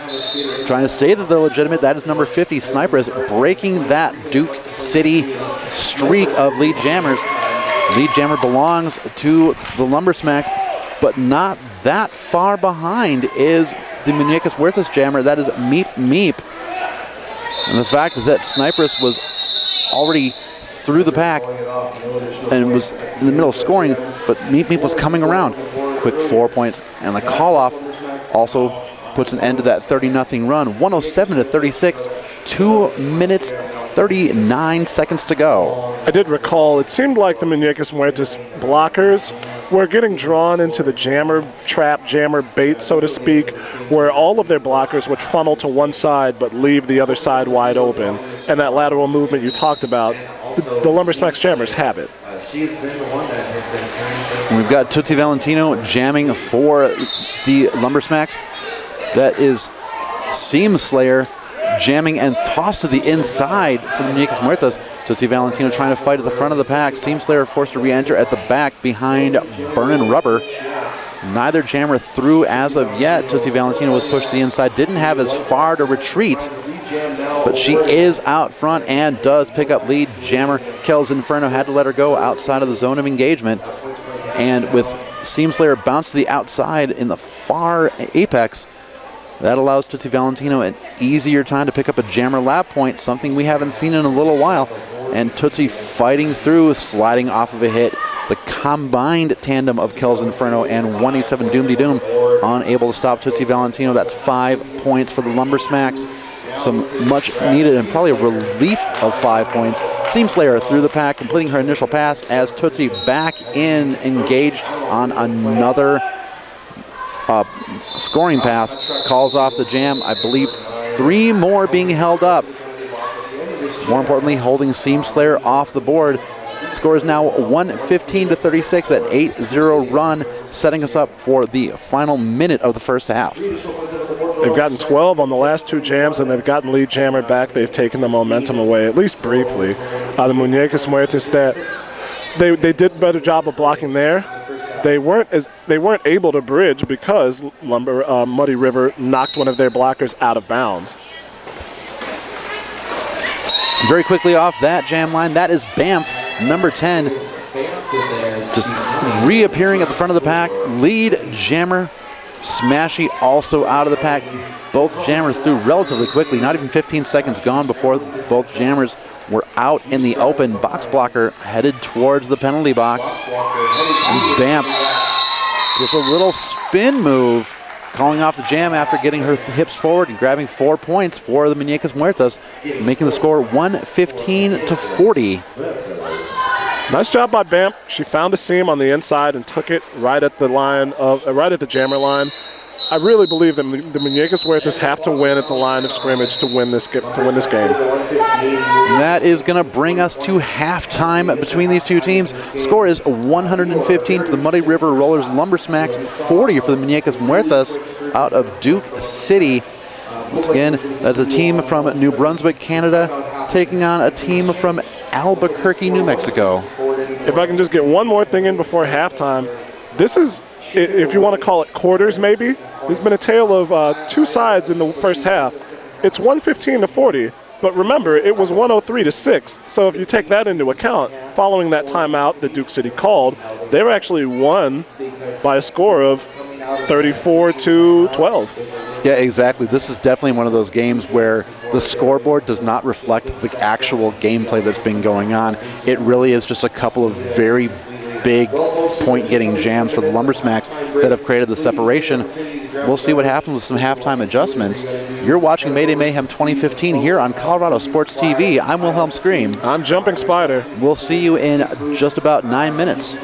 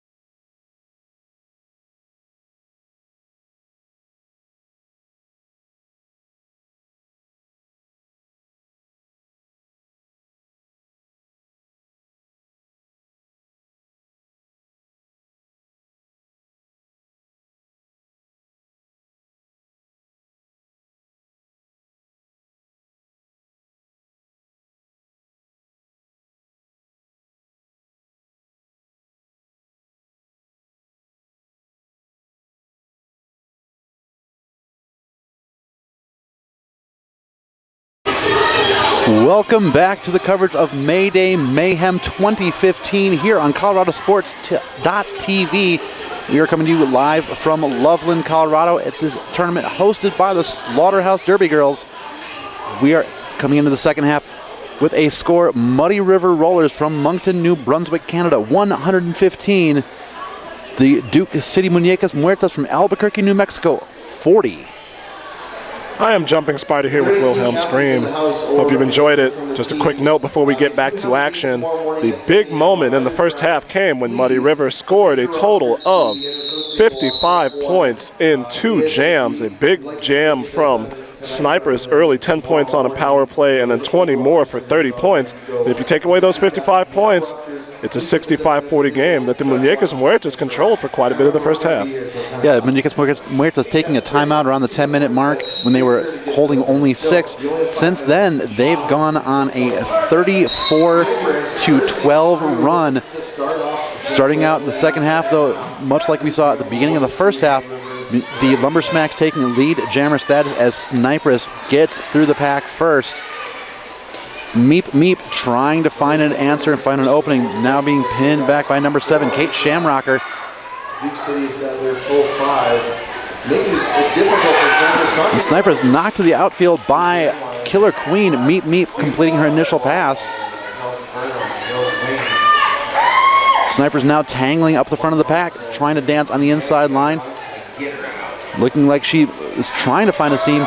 Back and forth. Meep Meep skating free all on her own. The pack moving relatively quickly, not making it easy for Meep Meep to catch up.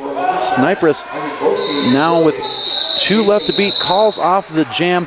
Did grab all 4, got her hips around all 4 of those opposing skaters at some point. It looks like all 5. She also passed Meep Meep while Meep Meep was still in the box. So got that jammer lap point. Quick 5-0. Makes the score 120-40. Tough one there. That pack was moving very fast, and Meep Meep did not have a chance to catch up. Tootsie Valentino taking the jam star this time. Border Lumber Smacks. The penalty box seats getting pulled once again into the 5-on-5 now. These are jam 2 in the second half. Banff looking to get the... We've got Banff jamming for the Muñecas Muertas. Tootsie Valentino jamming for the Lumber Smacks, and Tootsie Valentino through the pack, picking up lead jammer status. Through the pack relatively easily. Found an inside seam in the actually middle of the pack. Also now out is Banff, and Sugar Snaps catching or delivering a hit to Kel's Inferno. Tootsie Valentino in grabbing some points. Slowed down by Kel's Inferno. Try to get the hips forward. She's being awarded all 4 points. That's going to put the score 124-40. So they start off with a 9-point run over the first 2 jams. We notice the penalty box is empty, which has actually been a fairly regular occurrence. Only 19 penalties total in the first half between the 2 teams. Duke getting 10 of them, Muddy with 9. Sign of 2 experienced teams that they can play hard and still play clean. We've got Seam Slayer jamming for the Muñecas Muertas, and Smashy trying to fight through for the Lumber Smacks. Smashy does fight through, went towards the outside. That lateral movement, step to the inside. The inside line was left open enough for her to pick up lead jammer status. Seam Slayer pinned back for a moment, completes her initial pass as Smashy's coming around looking to grab some more points for the Canadian team. And Smashy pushing her way through, calling off the jam. Did just get it called off before Seam Slayer could grab any points. 4 more points for the Lumber Smacks. It's going to make the score 128-40. 26 minutes, 50 seconds to go. I apologize. I thought you were done on that one. Seam Slayer had been doing very well for Duke City. She was the one that started that run that they had in the first half. And she was just held up too long by the Muddy River blockers. Good job by them. Returning jammer Snipers up to the jam line for the Lumber Smacks. Meep Meep also up there. Looks like we've got Snipers taking on Meep Meep on the jam line. Snipers goes to the ground, bounces back up, is through the pack first, but does not lead jammer. And no pass, no penalty situation. That's going to create an opportunity for Meep Meep if she can get out and dodge Burnin' Rubber and Billy the Shiv. She fights through, picks up lead jammer status, calling off the jam right away, but Snipers was already in scoring position. Looks like no points awarded, however. 0-0, 128-40 remains our score. That was a good job by the Muñecas Muertas, able to free up Meep Meep just in time for her to get out front, call off the jam. They needed a wash right there. They did not need the Lumber Smacks to score. Number against number 10, Bam. We've seen these two, I'm pretty sure, shoulder to shoulder. Banff jamming for the Muñecas Muertas, and Tootsie Valentino jamming for the Lumber Smacks. A fairly common pairing of jammers. Tootsie Valentino taking advantage this go-round, picking up lead. Jammer Banff slowed down, but some agility shown in the far apex. Fights through to complete her initial pass. Tootsie Valentino near the back of the pack, dances the inside line, calling off the jam. Direwolf holding up 4 fingers, 4 points being awarded to Muddy River, 132-40, just under 25 minutes left to go. It might not be sound strategy in some schools of thought, but if I was Duke City, I might call a timeout now because they're kind of getting picked and poked at, and they're losing jams, which they can't afford to do right now. It's a 90-point spread, and they really need to win one jam, so they might need to change some things up. It's all fun and games till the dirty dancing starts. Yes. And they do have their they still have 2 of their timeouts for the game. Smashy taking the jam line for the Lumber Smacks, and Smashy picking up lead jammer status. Jerk of all skates pinned back behind the Muddy River wall. Jerk of all skates completing her initial pass as Smashy coming around very quick. The pack using some good speed. Now Muddy River trying to get to the front and slow down the Duke City Duke City blockers. Smashy tangling with Swear and Marie. Looked like there might have been a little more contact, possibly a forearm that the refs decided not to call. It looked like she kind of threw her down in almost a professional wrestling move. It looked like she was almost trying to take a whip off of her shoulders and step around her, and then they both went down. Refs decided that it was a no call, and looks like Smashy got up and let her know that there was no harm, no foul, nothing personal. So she grabs the 3 points on that one, and it's been all Lumber Smacks this half. And we're seeing the Lumber Smacks. That is Sniperess.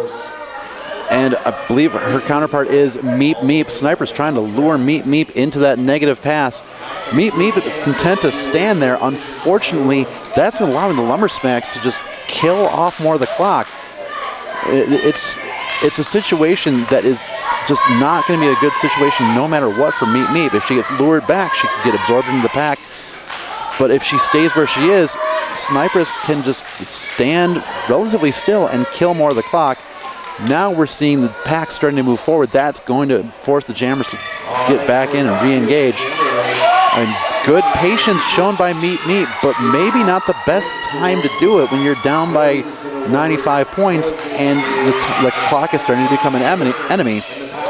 Actually, I hate to say it, but I have to disagree on that one. I think it might have been a psychological edge that the Lumber Smacks were trying to get there, and I really, really do hate to kind of to push back on you. But with a team up as many points as they are, you can't let them get any kind of edge or hold on you. We'll see if the strategy pays off. You're definitely right about killing the clock, and that is the main factor they're working against. We'll see. Snipers push to the inside.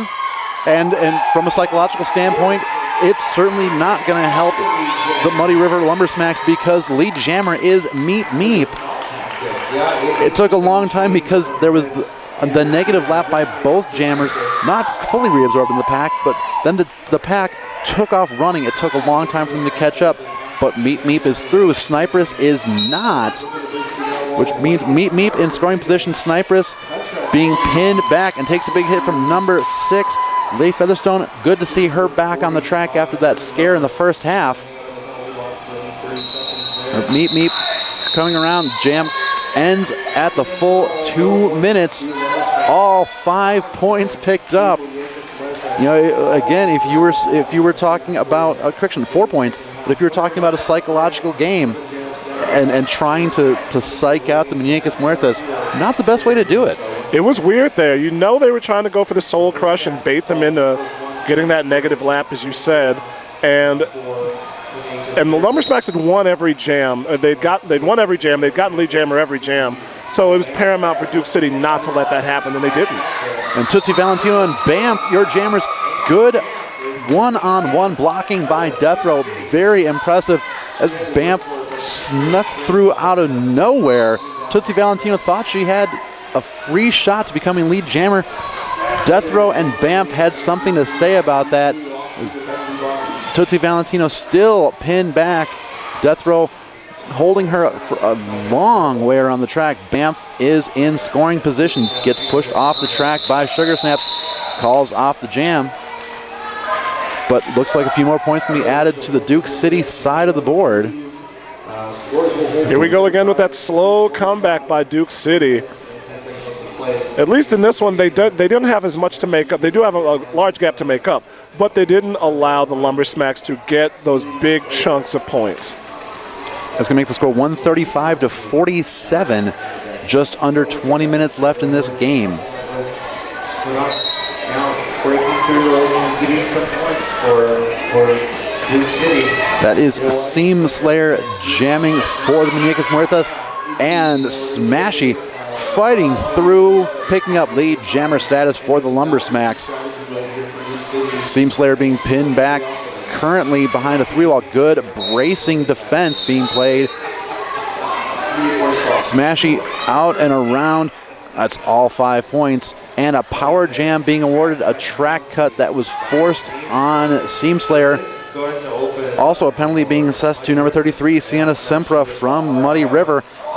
That's going to give the Muñecas Muertas the pack advantage, but the skating disadvantage without the jammer. They can't score any points. Smashy puts 5 more on the board, and we're seeing something we saw earlier where Muddy River getting a power jam, really able to put the hammer down and take advantage. And Smashy getting tangled up with Jerk of All Skates, but Smashy staying on her wheels. Takes a hit from Swearin' Marie, bounces back up, delivered a hit there by number 6, Leigh Featherstone. Jumps right back, jam called off.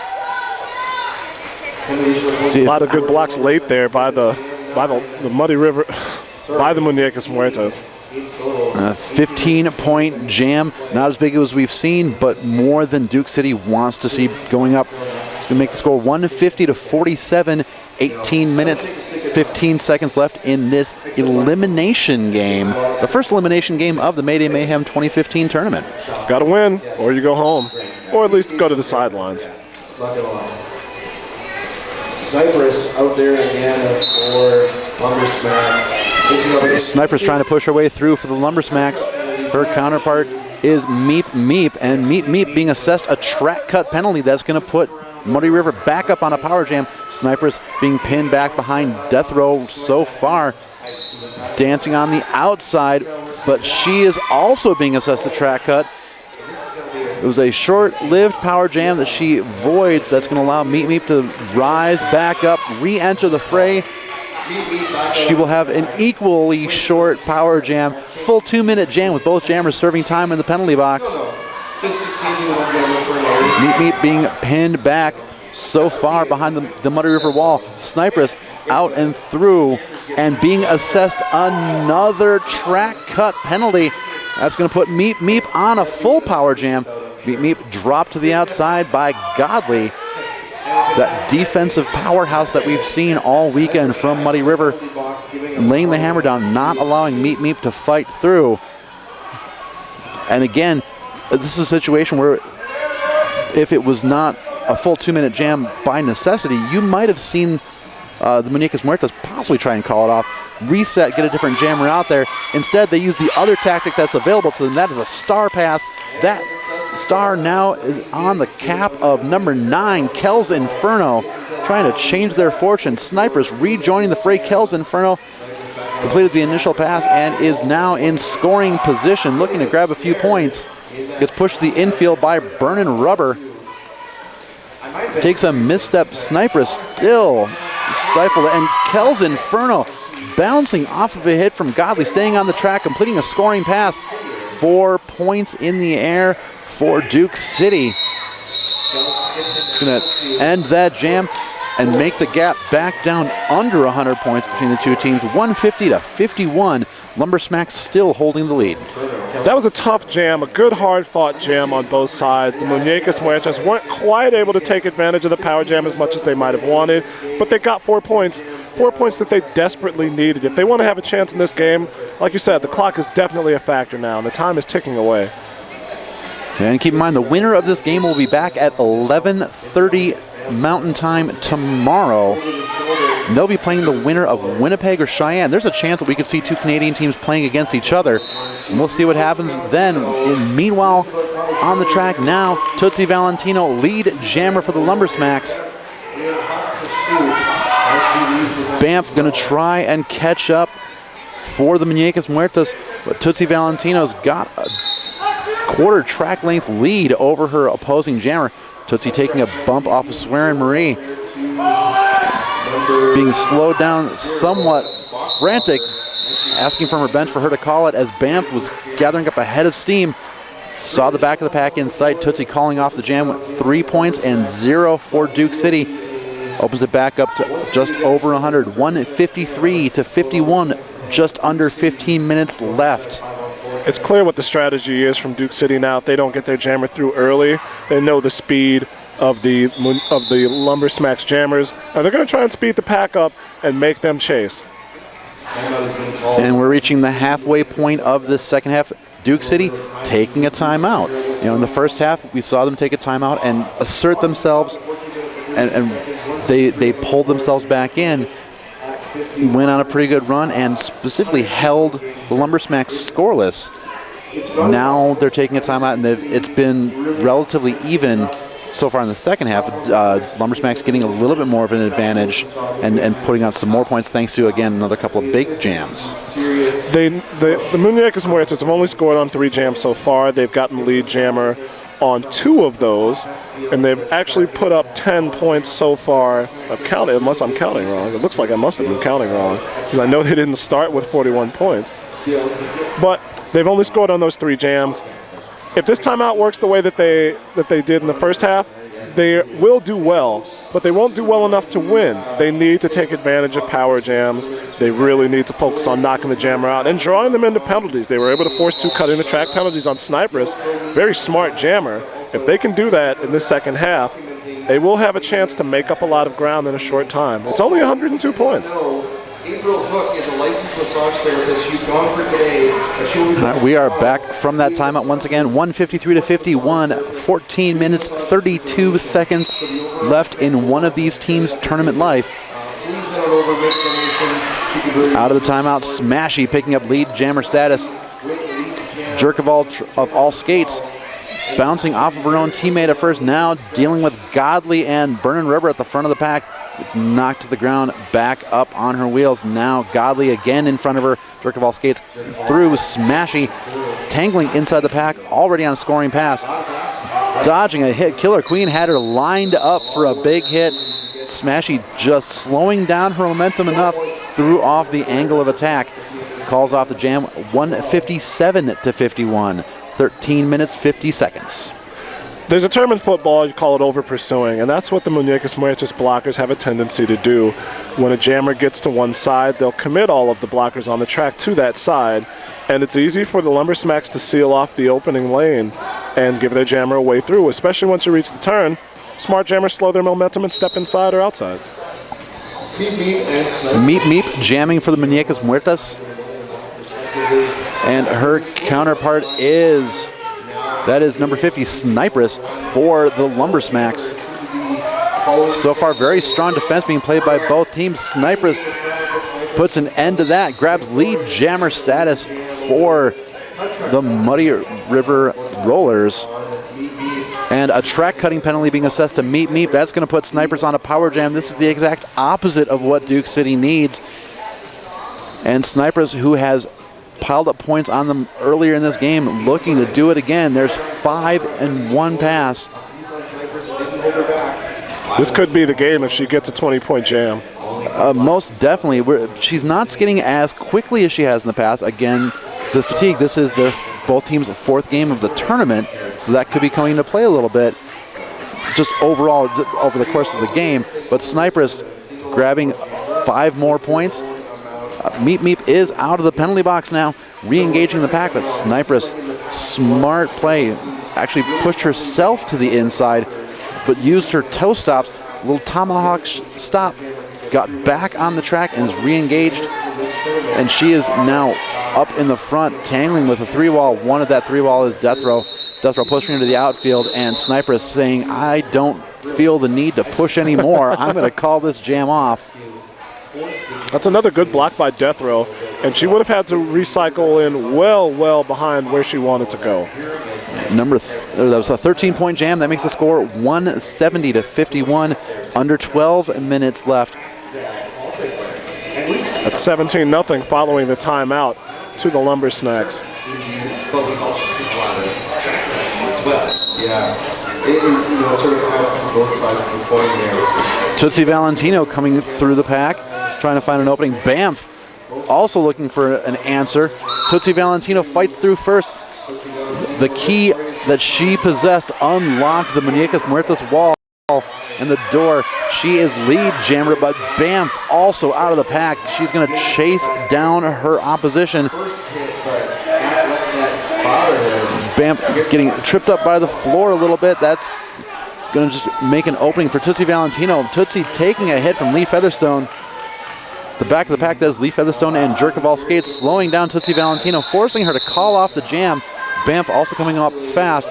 No points awarded during that jam. Holding serve would have been good 10-15 minutes ago. Might be a little late now. We've got under 11 minutes left. Score is still 170-51. Definitely got to give the Muñecas Muertas credit there, though. They were in a disadvantageous position at the back, and they were able to bridge back and create a situation where Tootsie Valentino couldn't score. Got Seam Slayer jamming against Smashy. Smashy kind of pulling her way through the pack, picking up lead jammer status. And Seam Slayer bounced to the outside by Box Blocker, then colliding with number 7, Kate Shamrocker. Seam Slayer out 1 left to beat, completing her initial pass. Smashy in the pack, gets pushed to the infield by Killer Queen. Smashy seeing Seam Slayer coming up around, calls off the jam. 2 more points picked up by the Lumber Smacks, extending their lead to 172-51 over Duke City. Trying to salt the game away right here, getting it bit by bit, but they're holding the Muñecas Muertas off the scoreboard. And it's been a game of specifically of big jams. It's been very close, except for a couple of big jams taken by the Lumber Smacks. Divide and conquer seems to be the strategy here for both these jammers. Acting curiously towards corner 1. That is Snipress getting tangled up, and a high block call being called against Swear Marie. Snipress is lead jammer. Banff trying to find an opening. Godly and Burning Rubber at the front of the pack, really slowing her down. Godly, much like we've mentioned Death Row a number of times, we've mentioned Godly on the opposing side. Just 2 blockers that have done a great job slowing down the opposing jammers. Banff is finally through, but Snipress already in scoring position, and look who's pushing her to the outside. That is Death Row. Death Row making sure that she couldn't start a second scoring pass. Been a defensive powerhouse. 4 points picked up, but the way it was looking for a little while, 4 points, it's kind of a disappointment. It is for the Lumber Smacks, but like I said, they're really trying to salt the game off. I got to give some love to Death Row. She is not what you would prototypically call a defensive stopper. When you would look at her, she's small. She's got about the jammer's stature and about the jammer's build, but she's been everywhere on the track and knocking jammers out.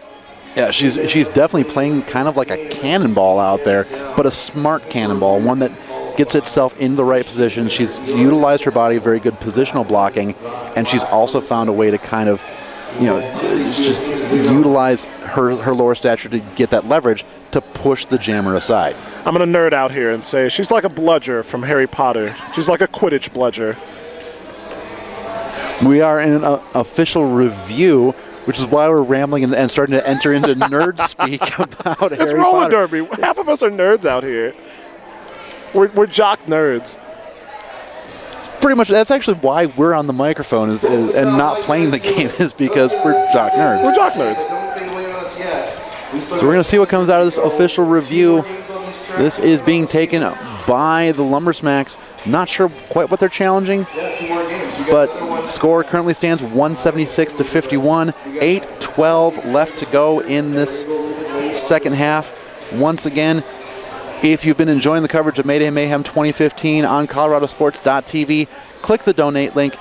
Give what you can, give what you choose. If you can't give anything, you just want to sit back and enjoy the Derby, by all means, we're presenting it to you free of charge. But if you want to give a little bit, if you can, please help out, defray some of these costs. It is not an inexpensive event to run. It's true. There's a lot of people that have come and contributed to this event, and a lot of work has gone into it. A lot of equipment set up. The equipment we're on right now took a pretty penny, as my mom would say, to get here and to get set up and to keep on for the entire weekend. So anything you could give would help. And think of Mom. Tomorrow is Mother's Day. There's nothing that Mom loves more than knowing that a donation to ColoradoSports.TV on behalf of Mayday Mayhem is made in her name. Mom loves that. It's true. And this is a tournament, a 3-day tournament. Yesterday was all group play, all women's teams playing against each other, all WFTDA sanctioned games.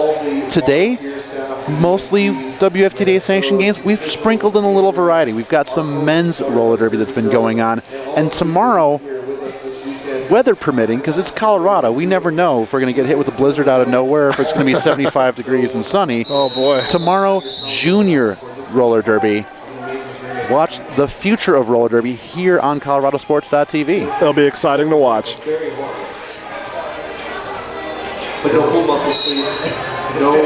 We are coming out of that official review. Not quite sure what happened. The results, nothing changed. Tootsie Valentino on the jam line and picking up lead jammer status for the Lumbersmacks. Jerk of all skates trying to find an opening for Duke City, but being pinned back once again. That's 111 Knocker Walker, another impressive defender for the Lumbersmacks.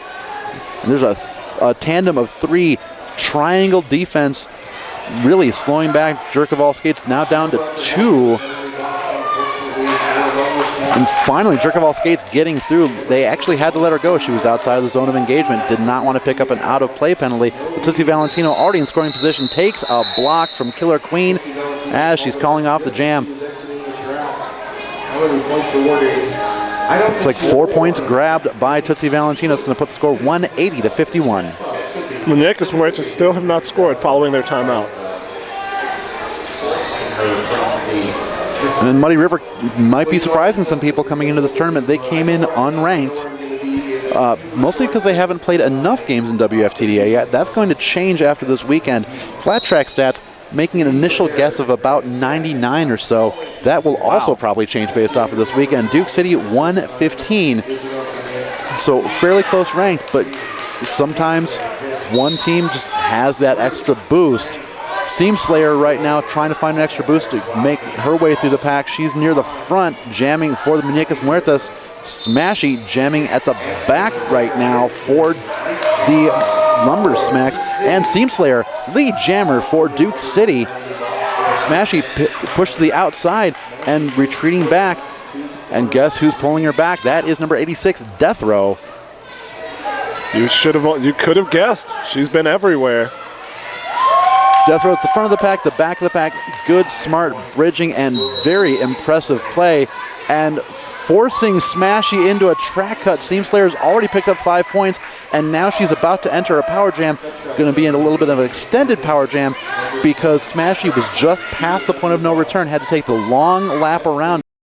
Bridging being done by Muddy River, but Seam Slayer just keeps pushing forward, grabs another 5 points. This is the big power jam that they needed. It might be too little too late, though. And Seam Slayer being left to deal with the opposing wall on her own, being leaned against by Godly. trying to force that no. But she's trying to find an answer.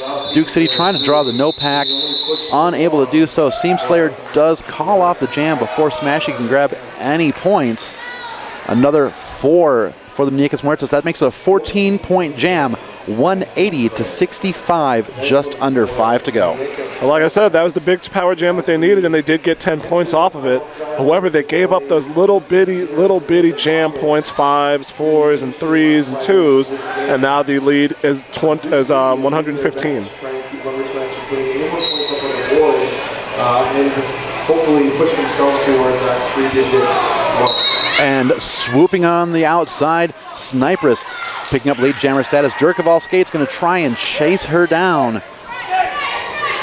Both jammers out skating in the free, and the pack starting to roll fast. They're all taking off running. Death Row trying to encourage her teammates to get moving through an animalistic primal scream. Both jammers desperately trying to catch up to the pack. And Sniper's passing 1, calling off the jam, but doing so before Jerkoval Skates can catch up. Very, very quick moving, 181 to 65, under 4 to go. Well, like I said, that was the strategy that they were going to use. If they couldn't get their jammer out, but they could get to the front of the pack, that's what they did. However, they kind of gave it a little bit of the motions there and played to the crowd. So Sniperess, who was still looking for it, got that 1 point. She was still moving. Hey everyone, if you haven't headed over yet to Derby Supply High Altitude, make sure you take your picture, your selfie with one of their logos in the picture, send it to them by the other side. Coming up on this jam, that is Tootsie Valentino jamming against Banff.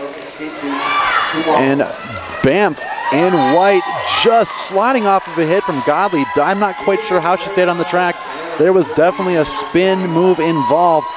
Kept all her wheels on the track and is lead jammer. Tootsie Valentino still pinned back for now, but she is getting just ahead of Kel's Inferno, completing her initial pass as Banff sneaking up in the back of the pack, looking to grab a few points. A track cut penalty being assessed. Not sure who that's against. Is against one of the Duke City blockers.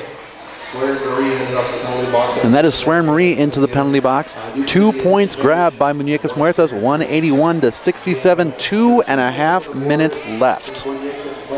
Well, it was a fine effort by Duke City. Good effort by them to get to this point, period. They had to win their last game against FOCO, and they did so. And except for a couple of slip-ups on power jams and penalties, they played a good game here. Seam Slayer jamming against Smashy.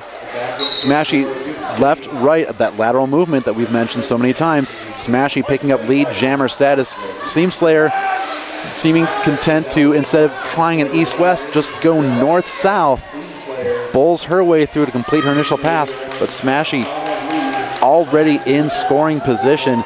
Sees the back of the pack, slides off a hit from Killer Queen. Killer Queen then bouncing a hit to Kate Shamrocker.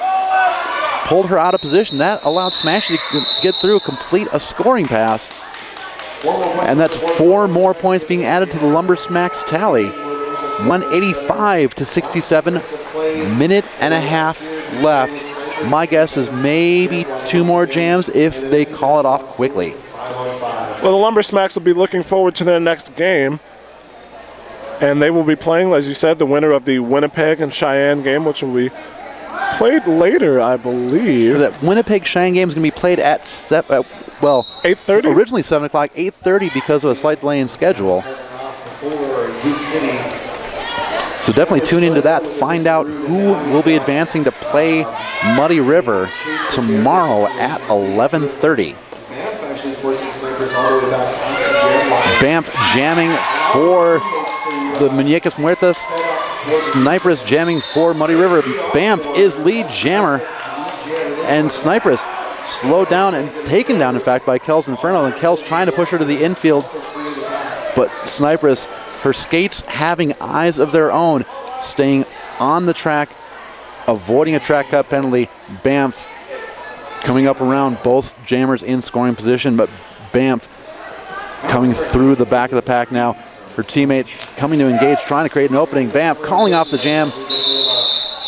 Maybe 1 or 2 points, just 1 point being picked up. point up on the board. 185 to 68 is the score. No timeout being called, so it looks like we'll just, we might just barely have time for one more, but I don't think so.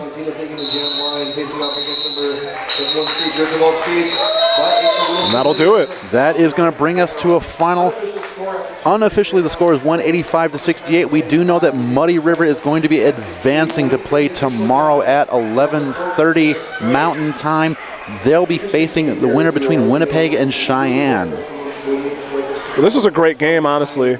This was a game of two good teams. Obviously, Muddy River has been the surprise of the tournament to everybody except themselves. They came in as the 7th seed unranked.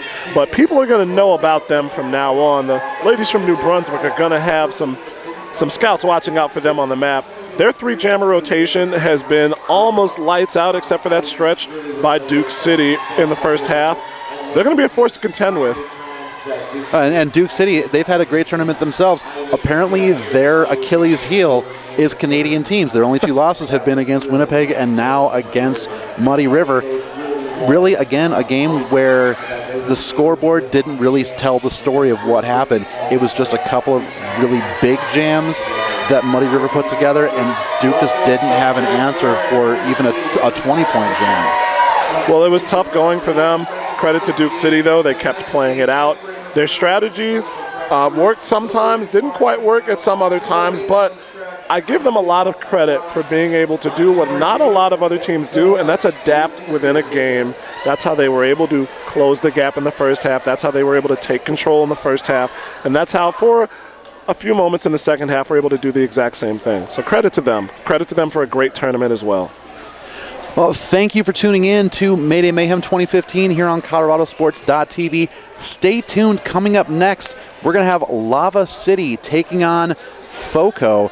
There's the Lava City Roller Dolls taking on the FOCO Girls Gone Derby. And then coming up after that will be Winnipeg and Cheyenne to see who gets to play Muddy River tomorrow at 11:30. So stick around right here on ColoradoSports.TV. I'm Wilhelm Scream. I'm Jumping Spider. Thank you and enjoy your day.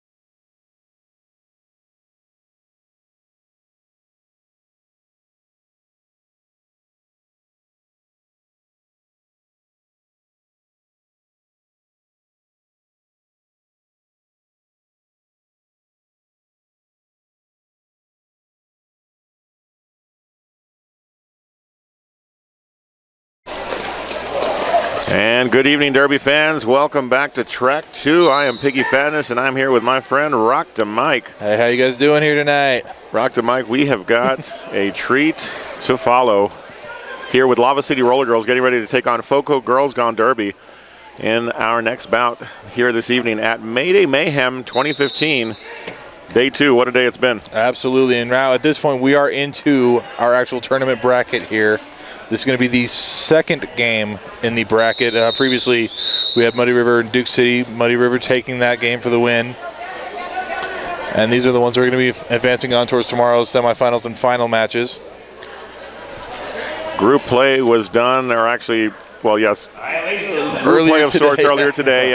Began yesterday and finished earlier today. And now, as you said, we are into the elimination rounds of what has been a really well-matched tournament. All types of play that we've seen here in the last couple of days. But right now, the stakes get ever higher as Lava City Roller Girls, coming to us out of Bend, Oregon, will be taking on FOCO Girls Gone Derby from Fort Collins, Colorado. Yes, FOCO just a few miles down the road from where we are right here in Loveland, Colorado. FOCO Girls Gone Derby will be in the white, and the black with orange trim is Lava City Roller Dolls Smoke and Ashes. We will keep you up to speed on all the action. Thank you so much for joining us here on ColoradoSports.TV. And we are set to go. Game underway here on Track 2. Thank you very much for joining us. We will begin the action here in just a moment as the officials are getting into place. Rock to Mike, the path that these two teams have taken to get here has really seen quite a lot of different styles of play. And these two teams pretty well matched in terms of what they bring to the track.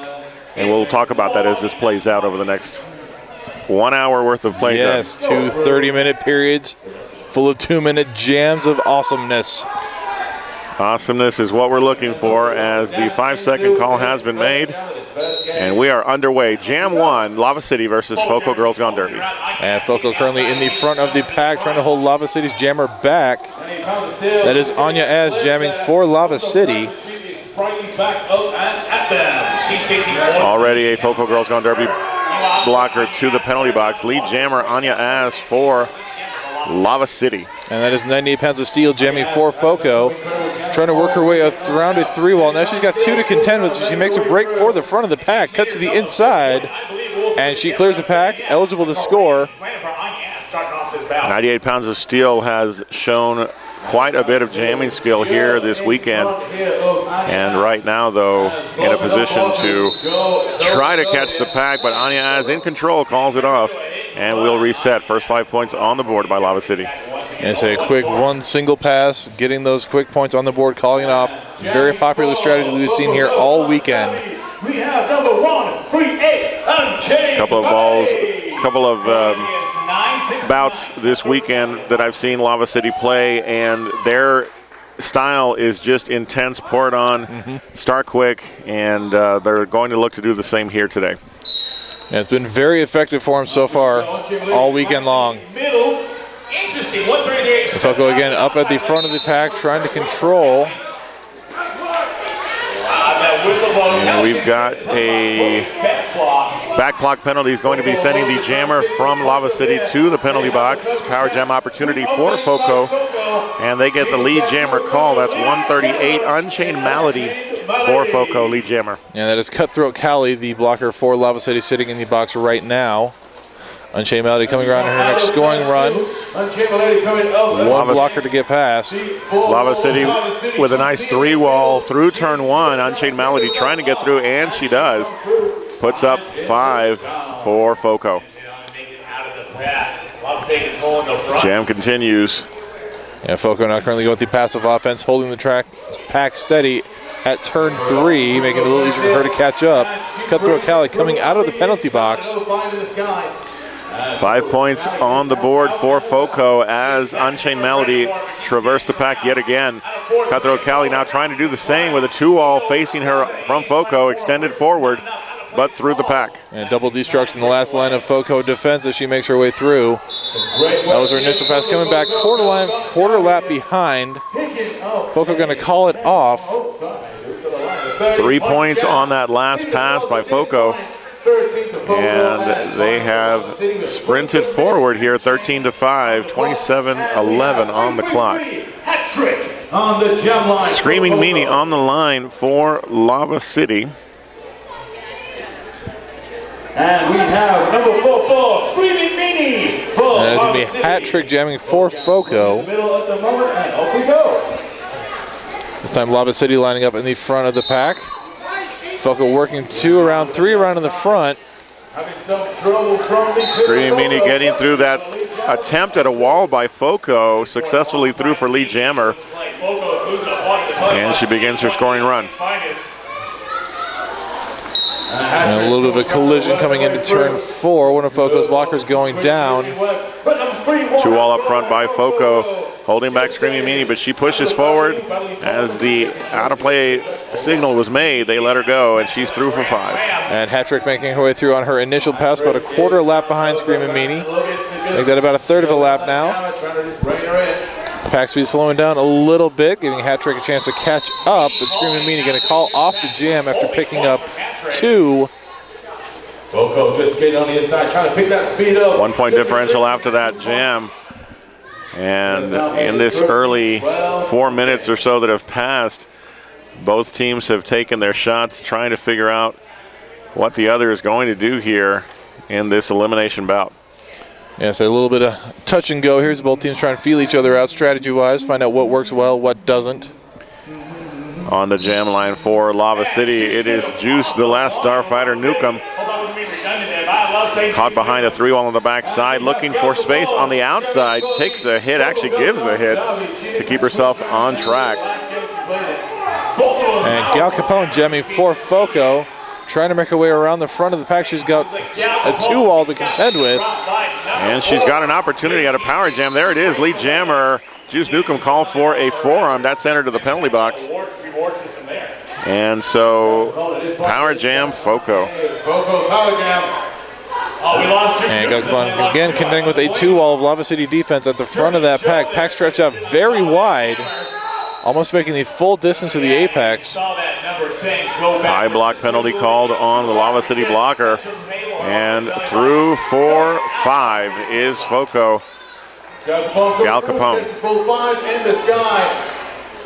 Our power jam now over as Juice Newcomb rejoining play. Back at the point of turn 4, but Gal Capone makes it through on the inside for 5 more to extend the Foco lead. So Juice Newcomb coming up on the back of the pack. No pack being called. Pack reforms. Juice Newcomb continues through and does clear and finish her initial pass. Gal Capone likely going to call it off as soon as she makes it through this time. Gets forced to the outfield, calls it off early. And puts 2 more on the board. Make that 3, 26-12, 23 minutes, 50 seconds. The clock is moving. Rock to Mike. Foco coming out strong after some difficulty earlier today. They seem to have regrouped and have started out well here in the early going. Definitely. A little touch and go, very much back and forth the first couple of jams, but Foco now are starting to break away. And a couple of big high-scoring jams, really starting to drive that score up. Both teams capable of creating momentum swings, as we see right there. Lava City taking the lead jammer call. And Anya Az jamming against 98 pounds of steel. And that pounder about a half a lap behind. Quickly through the pack, puts up 4, calls it off. Lava City. So with that, Foco currently 26, Lava City 16. Only a 10-point margin. Just under 23 minutes left to play in the first half. We still got a lot of derby to play here, and based on how these first few jams have gone, I think we're going to see a lot of back and forth as this continues on. That certainly seems to be what is going to happen as we get set for our next jam. Lava City out quickly. That is Cutthroat Cali for the lead jammer position. So Lava City going with the very popular strategy, having one of their blockers facing backwards to direct traffic and guide her fellow blockers as people come up and through. Also been a very effective strategy we've seen here a lot this weekend. Very common in roller derby in general at this point. Right. Unchained Malady facing off against the Lava City blockers who bridge her back to the middle of the apex between turns 1 and 2. And that allows Cutthroat Cali to get through for 5. Pack speed's picking up a little bit right now as Unchained Malady tries to fight her way through, gets forced out of bounds by Disable Her. She quickly comes back in, works her way around. Cutthroat Cali going to call off the jam after picking up an additional 4. Once again, if you've joined us here on ColoradoSports.TV in the white, it is Focal Girls Gone Derby facing off against the team in black with orange trim, Lava City Roller Dolls. Yeah, and with that 9-point jam previously, now down to a 1-point differential. Foco on top by 1, 26-25. We are in period number 1 here in this elimination bout. Patrick taking a very quick hit to the outside from Lava City's jammer. That did not stop her, though, from getting lead jammer hat trick for Foco. This has been a familiar sight this weekend as hat trick is quick off that line and can take hits and keep going. And Screaming Meanie forced out of bounds, but it was an out-of-play block. So double destruction going to take the penalty for that. Taking hit on hit. Hat trick getting through the center of the pack, one blocker to beat. And she is forced out with a nice block by number 86 from Lava City, Volatile. And hat trick trying to fight her way through, got a 2-wall, sees the other jammer and calls it off quickly. And with that, we have a tie game. Both teams sitting at 29. 20 minutes and counting as the next jam gets set up. You just made me feel better for the rest of the battle. We've got 2 Foco blockers in the penalty box, 1 standing. A slight advantage here right now for Lava City. Anya as jamming for him. She's already out, your lead jammer. Gal Capone clearing the pack through turn 2. Yumi Nice putting a big hit on Juice Newcomb. As Anya makes her way through, calls off the jam after exiting the pack, picks up 4. She took a shoulder check squarely on her shoulder and just ran right through it.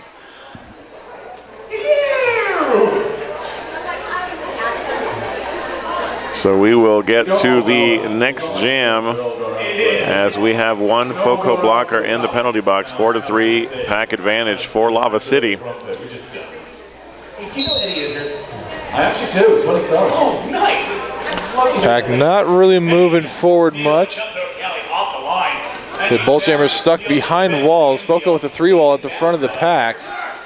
Cutthroat Cali pushing through that 3-wall on the inside line, getting past LA's Finest, which is not easy to do. No, it is not. LA's Finest has been dealing out some of the harsher blocks all weekend long.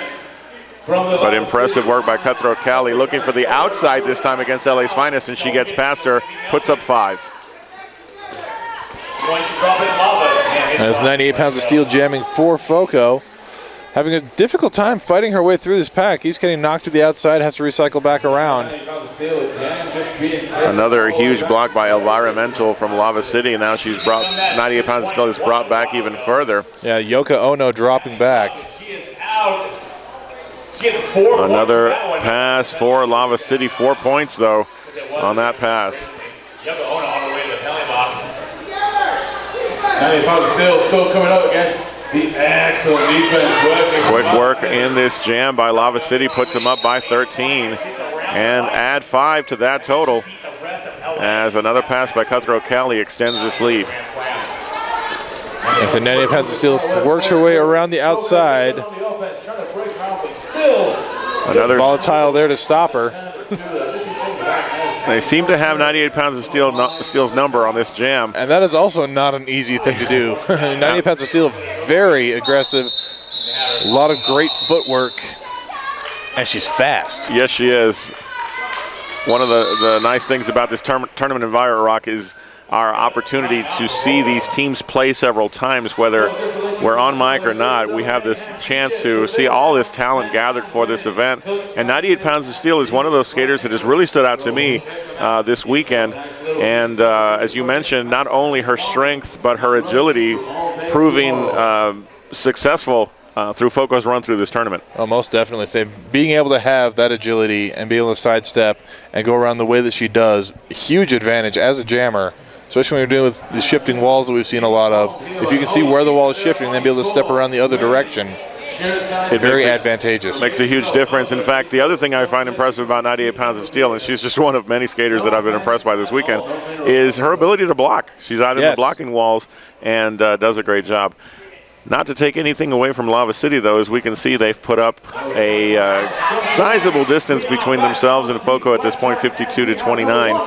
If I'm good at the math, it's 23 points here at the 17-minute, 8-second mark. That looks right to me. Yeah, both teams doing good work here defensively. Lava City just currently with the better offensive approach.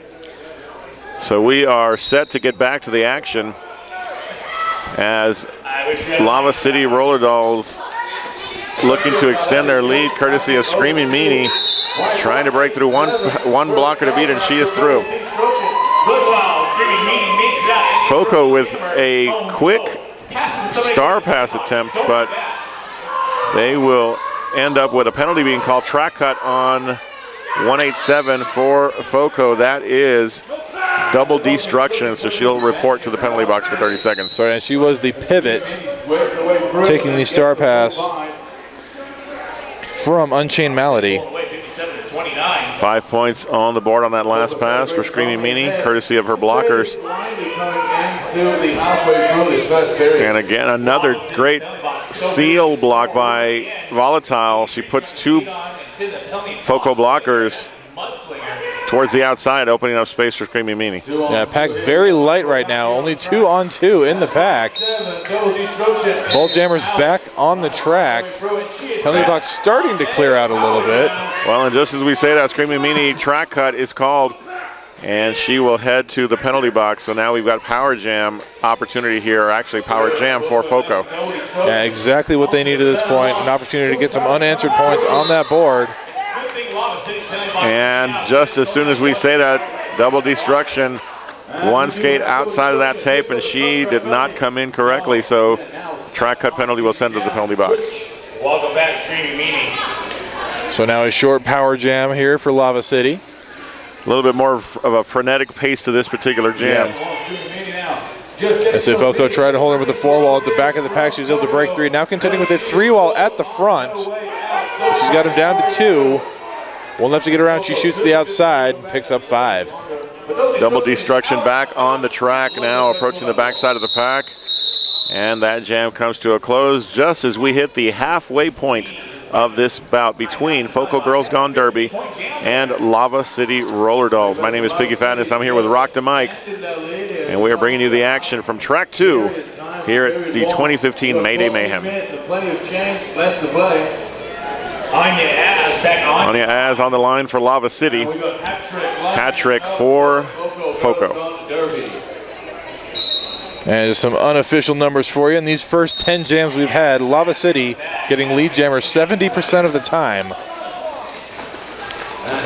That is evidenced by the score, and they add another lead jam call to that total. Anya Az in control of this jam. Still just trying to fight their way through. A big hit sending FOCO's pivot over towards the benches. Patrick trying to fight her way around these last 2 Lava City blockers. She gets forced to the outside by Volatile. Volatile, a name that we've called several times already in this first 15 minutes, because she is placing herself in the right position constantly to be able to block well. And Volatile being assessed an out-of-play penalty. I believe that was a failure to return. She's looking into her bench. Her bench knows what to call it off after getting that grand slam. Jam is called off as Lava City has now extended their lead to 43 points. And we will reset. Very physical in the opening of this first period. Lava City currently down 2 blockers. They've got 2 up at the front, Dame Deviant and Dirty Joe. Full set of blockers for Foco. And we are underway yet again. Foco not budging, trying to do everything they can to hold Lava City's Jammer back. And Gal Capone getting through for Foco. Gal Capone, another one of the Foco jammers that has seen a lot of success in this tournament. Right there in control. And Cutthroat Cali jamming for Lava City. Bringing the pressure, forcing the call off. Foco picking up 4. Still plenty of time for Foco to keep going with this, as long as they can continue getting that lead jammer status, getting those 1 or 2 quick scoring laps in. They can cut this deficit down to nothing. There's plenty of time left on the clock. They just have to focus on holding back that Lava City jammer and getting theirs through in order to do that. In addition, it's also about keeping those penalties down, and that will be what we'll look at. One of the things we'll look at as we move ourselves forward here. Jamming for Foco is number 98 pounds of steel, and she is through, lead jammer. And that looks a whole lot more like the 98 pounds of steel we've been used to seeing here this last couple of days. And Penny Dropper taking her first turn wearing the star for Lava City. Hard to get around that butt, but she does. She is out. No pass, no penalties there, and causes the point. Penny Dropper completes her initial pass through the pack, 98 pounds of steel, now dealing with a 2-wall, but she's getting some assistance from her teammate, Elvira Menzel. Actually, that was Yubi Nice who created some space for her, but the jam comes to a close. And 3-3 in that jam. Differential stays the same. Scores now, Lava City 75, Foco 36, and Nanny Penza Steel trying to call it off. She's only able to get one hand at first. You have to have both hands hitting your hips repeatedly for the call off to be legal. Little frustrated, understandable. Sure. But once she was able to get that second hand down, it was called off. Pushing forward against the 3-wall from Foco is Anya Az. And familiar sight so far in this first half is Anya Az clearing for lead jammer. But right outside of the pack is Foco's Unchained Malady. Yeah, Unchained Malady currently about a half a lap behind. Closing in on some ground, down to about a quarter lap to make up now. 3-wall by Foco to slow down Anya Az, forcing the call off. And Anya Az only picking up 2 points on that one. 10 minutes, 22 seconds. The clock is moving. Screaming Meanie on the line for Lava City. Now for Lava City, we have Fofo Screaming Meanie. 5-on-5 on the track. Penalty box has cleared out. Foco again in front. Sandra Decomposer flipped around backwards to guide things. Timeout has been called by someone. It is an official timeout. That has been signaled. So while we get a moment, Rock to Mike, we want to say thank you to our friends at ColoradoSports.TV. They have been providing this stream free of charge to all of our friends in the Derbyverse. That's right.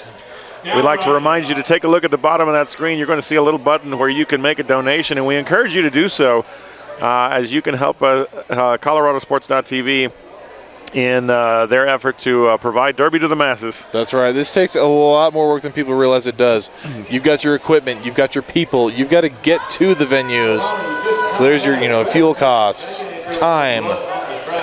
Very small crew doing this. They're working very hard with us here all weekend. Very happy to have them and all their contributions. So please hit that donate button. $5, $10. It's the weekend. You don't need to go to Starbucks. You don't need those lattes. The money's right there for you. Just change your priorities up a little bit for a weekend. That's right. Latte for local Derby. Yes. Screaming Meanie wearing the star for Lava City. She's got one skater to get past. Yeah, you be nice there at the front, holding her back, forcing her to the infield and dropping her. But quick recycle with a nice block set up by number 4 from Lava City, Dame Deviant, shortening the distance that Screaming Meanie had to go to recycle back. And hat trick, Jamie for Foco. Got trapped behind a shifting 3-wall there. Now she's still trying to work her way through. And she picked up a cutting the track penalty. Foco with some nice defensive work to slow down Screaming Meanie. 2-wall up front by UB Nice, and Screaming Meanie is able to get past it, puts up 5 as that jam comes to a close. Yeah, so currently I'm seeing 4 penalties combined for both teams and their jammers. All of them being cutting the track penalties. Foco currently with 3 of those 4. Penalties have been what teams have really, I mean, that's become the story for so many of the games we've seen, especially today. But again, early on in this bout, yes, Lava City's got control, but Foco has some explosive derby left in them, and I'm sure we'll see that come out as the bout progresses. Yeah, agreed. So we've still got 8 minutes and some change left here in this first half. I'm sure everyone's going to go in at halftime, discuss what worked, what didn't work, and adjust. In the meantime, Cutthroat Cali, Lava City lead jammer, 3-wall set up by Foco on the front, anchored by number 50. That is the original Skankster. And Hattrick back out from her time in the penalty box, works her way around the front of the pack, cleared to score. Both jammers within feet of each other as they make their way around. We should see a call off here fairly quickly. There it is right there. It's almost as if you know what's going to happen. I may have a crystal ball hidden somewhere underneath this table. Rock the mic, prophet extraordinaire. Not sure I'd go that far. So, Juice Nukem, a.k.a. Juice the Last Starfighter Nukem, on the line for Lava City. And the jammer for Foco is Gal Capone. Yeah, you can't see where we're at, but we're actually on the opposite end of the track from the jammer line. Very difficult to see who they are when they first line up. But once that action starts, everything becomes clear. Gal Capone, lead jammer for Foco. And Gal Capone breaking Lava City's streak. Lava City had the previous 3 jams in a row where they got that lead jammer status. Not to be denied, though, Juice Nukem has cleared and made her initial pass, but Gal Capone is looking for a move on the inside. Moves out to the right and the outer part of the lane, back inside, and she is through. We'll see what she put up to make that 3 points. Yes, a smart move by Gal Capone, getting knocked down, sliding across that apex instead of trying to backtrack and get up. Just calls it off right there. Juice Nukem coming around, great call there. You know, excellent jammer awareness. And back on the track, we've got 98 pounds of steel. 98 pounds of steel on the jam line for Foco. Anya Az for Lava City. Anya Az straight through the middle of the pack, lead jammer. 98 pounds of steel takes the move on the inside, and she is through as well. Picks up a cutting the track penalty, though. That will make it power jam, Lava City. So Lava City now with the chance to pad their lead a bit here. So we're starting to wind down this first half. Through for 5, Anya Az getting a lot of assistance from her blockers as Foco attempts to put a 4-wall together. And Lava City doing a good job holding the pack steady, making it much easier for Anya to get back around. So when you're trying to chase a pack down to get around, much, much harder to do. It takes a lot more energy. This way, with the pack being held still, she's got a chance to get around, figure out what she wants to do. Like you say, Lava City doing just enough to keep the pack still, a little bit of disruption, but Anya Az strong on her own, as we saw right there, pushing past the Foco blockers. And multiplayer block being assessed to Nilla Waster. Yoka Ono, the one being the penalty being assessed to 0-0 versus a 1-0-0 as far as their numbers go. So a little bit of confusion. Yeah, and that actually opened up the space for 98 pounds of steel to complete her initial pass. as Lava City has crossed the century mark. 4 minutes, 42 seconds, 106-39 here in this first period. Yeah, seen a lot of the teams that we've seen this weekend range in the mid 100s as far as ranking goes. We've seen a lot of these lower scoring games. So obviously very well matched games here as far as the teams go. Defense really being the star of the weekend. It really has been. Very in evidence throughout this weekend. And as we continue with this particular bout, we see that attempt by FOCO to set up that wall, but it's so quickly disrupted as now pushing forward through that wall was Penny Dropper. Second time, I believe, on the jam line. That would be correct. FOCO now doing a nice job of bridging her back almost to the opening of turn 1. And Unchained Malady jamming for FOCO, trying to get around that last Lava City blocker. She clears. And she will be your lead jammer. Back block sends Penny Dropper to the penalty box. This is Power Jam FOCO, which is really what they want at this point to try to finish this half with some momentum. I say 5 points right there. Already lining up her next shot as she goes to put some more up on the board. Lava City trying to get to the front, trying moving this pack forward. FOCO really needs to get a goat, kind of hold that pack back. But she gets through, she picks up another 5. And there we go, FOCO with that goat, trying to keep her back, holding this pack steady. Doing some excellent leg. Outside line pass by FOCO. Unchained Malady puts up another 5. And Penny Dropper back in. Jam is now over. I didn't see, was that called off or did it go the full 2 minutes? Whatever it was, it came to a close. It was very close either way. It's unfortunate. I was looking down to make some notes, and I did not see where the call-off initiated from. Hat trick on the line for FOCO. And Cutthroat Kelly facing off with her for Lava City. Now Lava City taking the front line. Typically we've seen FOCO in the front of the pack at the start of the jams. FOCO with 1 blocker in the penalty box. Well, jammers jockeying for position as they look to find an opening. And just exploding out of nowhere. Cutthroat Cali jamming for Lava City. Hat trick for FOCO. She does get, Anya Az does get forced out by a nice block by Dead Zeppelin, who then drew her back. Backside of the pack, Lava City attempting at a 4-wall, but strong work by Hat Trick to get through. It is Cutthroat Cali who's going to be your lead jammer. Hat Trick coming out almost a full lap behind her. You can see that attempt by the FOCO blockers to try to put their walls together, but Lava City just extending the pack out, positioning themselves to prevent that wall from coming together. With that, approaching 1 minute on the clock, Rock the mic, and we will line up for our next jam. Yeah, Lava City right now on top, 110, FOCO 54. Go Capone for the first time. FOCO fields Gal Capone. And FOCO again in the front.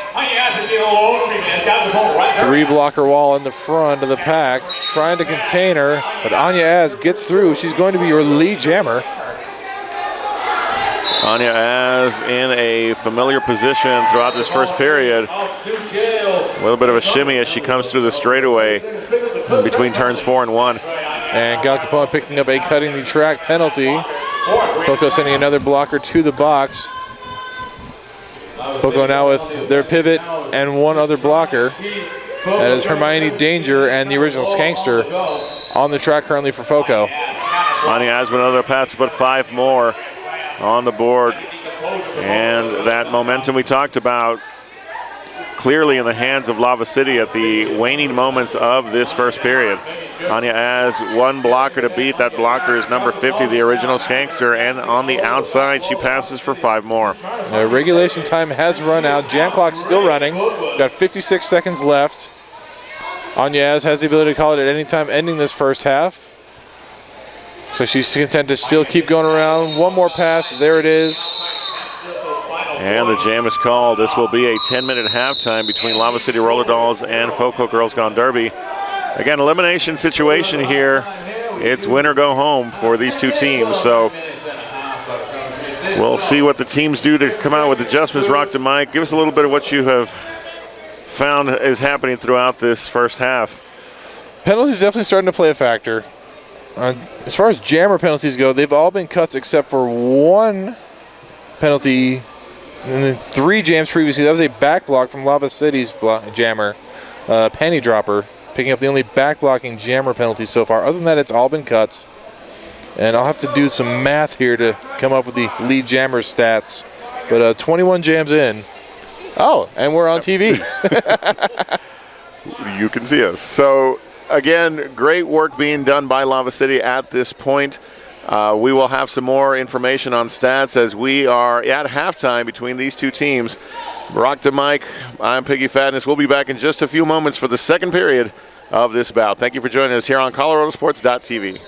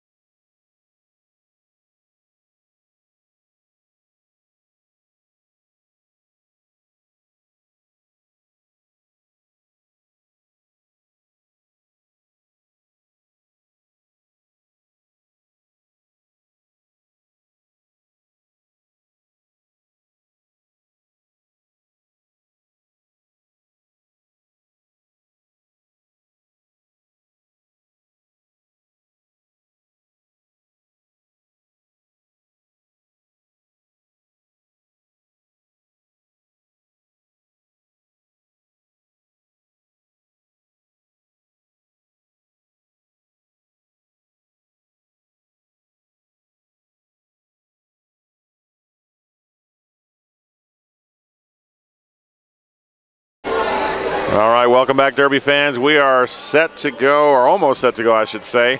Rock to Mike here. My name is Piggy Fatness. Rock, talk to us a little bit about the first half. All right, did a little bit of number crunching here. 21 jams in. Right now, a 2-to-1 ratio as far as lead jammer tracking goes. Lava City getting 14 of those 21 jams. FOCO getting lead jammer the other 7.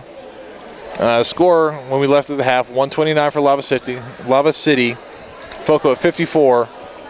Lead jammer clearly the key here, yes. Being able to get in, get those 1 or 2 quick scoring runs. We have seen a couple higher scoring jams. Power jams have been a big factor in that. Penalties really kind of a factor at this point. We're seeing a decent number of jammer penalties. 7 jammer penalties, 6 of those were cuts, 1 back block. Looking at the track, the rope is a little on the short side, so I think that's probably part of the reason into it, because a lot of skaters actually feel for that rope as a physical barrier. Right. And when it's shorter, it's a little easier to slide over it. So you just have to be a little more cognizant of where that line is, right, and make sure you don't cross it. But we've seen some very aggressive gameplay. A lot of people taking big hits. Yes. In which case, you're focusing on staying upright, not quite as concerned with where that tape is. That has definitely been what we have seen. Thank you, Rock, for that update. We have 98 pounds of steel on the line for FOCO. And for Lava City, looks to be in favor of Lava City. Anya Az to get us started. A very popular matchup. So both jammers feature very prominently in their respective rotations. Anya Az getting the better of that matchup here in the early, or throughout the first period. But it's second period time and we are off. And for the entirety of the first half, every time Anya Az jammed, she was lead jammer. She looks to continue that streak. 2 blockers in her way, now 1. And there's the call. Lead jammer continuing that 100% margin is Anya Az, lead jammer, Lava City. And 98 pounds of steel fighting her way through, about a half a lap behind. Lava City did a good job holding the pack steady. Apex jump from Anya Az. And she's going to call off the jam, picking up 4. She rode the hit mid-air as well. That was just stupid. 4 points on the board, taking them to 133. Halfway across the floor. A very impressive Apex jump there. Glides right over it. Very clean, perfect landing. That was a picture-perfect Apex jump. And we will set for the next jam. Cutthroat Cali for Lava City, wearing the star. And she is facing off against Unchained Malady for FOCO. 4 wall up front, now 3 by FOCO, trying to hold back Cutthroat Cali. It's that space between turn 1 and 2 where the walls tend to fall apart for FOCO. But Unchained Malady trying to sneak through on the front side of the pack, and she has the lead jammer call for FOCO. Power jam scenario now as a track cut was called on Cutthroat Cali. Unchained Malady will look to take advantage of this to try to close this gap here in the first few minutes of period number 2. Yeah, that 2 wall is just trying to get around Yoko Ono and Nilla Waster. 0-0 and 1-0-0. That's going to play havoc with us here throughout the rest of this game. Unchained Malady puts up 5 now, has a 3 wall to contend with by Lava City. They're trying to push her through to the infield, but she is able to power through that wall. And Cutthroat Cali exiting the penalty box, looking to rejoin play. Unchained Malady gets through. That's going to be good for 5. Unchained Malady with that strong upper body that is able to push through 2 and 3 walls so simply.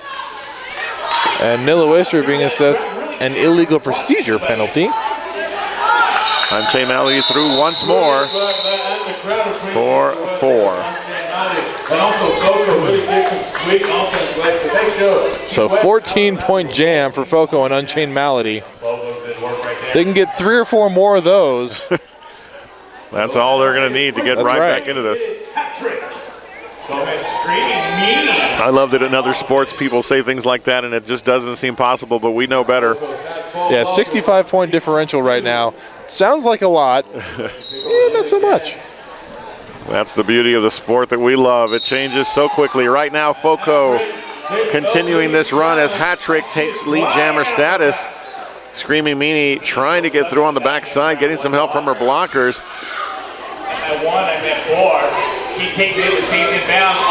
Lava City sending up a 2 wall on the backside of the pack. On the outside, untouched, is Hat-Trick. And Hat-Trick taking some advice from her bench, calling it off, picking up 4. Say, Screaming Meanie coming around quickly towards the back of that pack. Say, well, FOCO needs, a few high-scoring jams. Yeah. Better just to get the quick 4, not sacrifice any additional points from Lava City, and take a fresh start to it. We have number 86, Gal Capone. Gal Capone is on the line for FOCO. Anya Az, a familiar face in this particular bout, on the line for Lava City as we are underway with this next jam. Nice force out But a forearm is called on Dame Deviant. She will report to the penalty box. And another lead jam for Foco. Anya Az's streak is now broken. Yes. That's the key to Foco keeping their confidence going, is that ability to stop a streak like Anya had going. Now a 3-wall that is easily maneuvered by Gal Capone, 4-4. So, Rock, all of a sudden, we have Foco with 3 jams successfully accomplishing, again, a few points at a time, Yeah. but how often have we seen that pay off? Oh, very often. And so that's 3 jams in a row that Foco's gotten that coveted lead jammer status. First jam was, 13-point jam, followed by 2 4s. We got 98 pounds of steel on 98 pounds of steel on the line for Foco. And for Lava City, it is Cutthroat Cali. And Foco lining up at the pivot line, harkening back to an earlier era, giving their jammers, some time to actually work their way through. Cutthroat Cali, though, with the lead jammer call. Lava City back in their comfortable position of taking lead jammer, but Foco has definitely shaken them up just a bit here. We'll see what they can do with Cutthroat Cali wearing the star. And 98 pounds of steel going full grip on that throttle, trying to get up in the front. One blocker to get past. It's a little tripped up. Oh, we've got a penalty being called. That is going to send 98 pounds of steel to the penalty box. It's a blocking with the head. That's going to open up the power jam opportunity for Lava City as Cutthroat Cali puts up 5 on that last pass.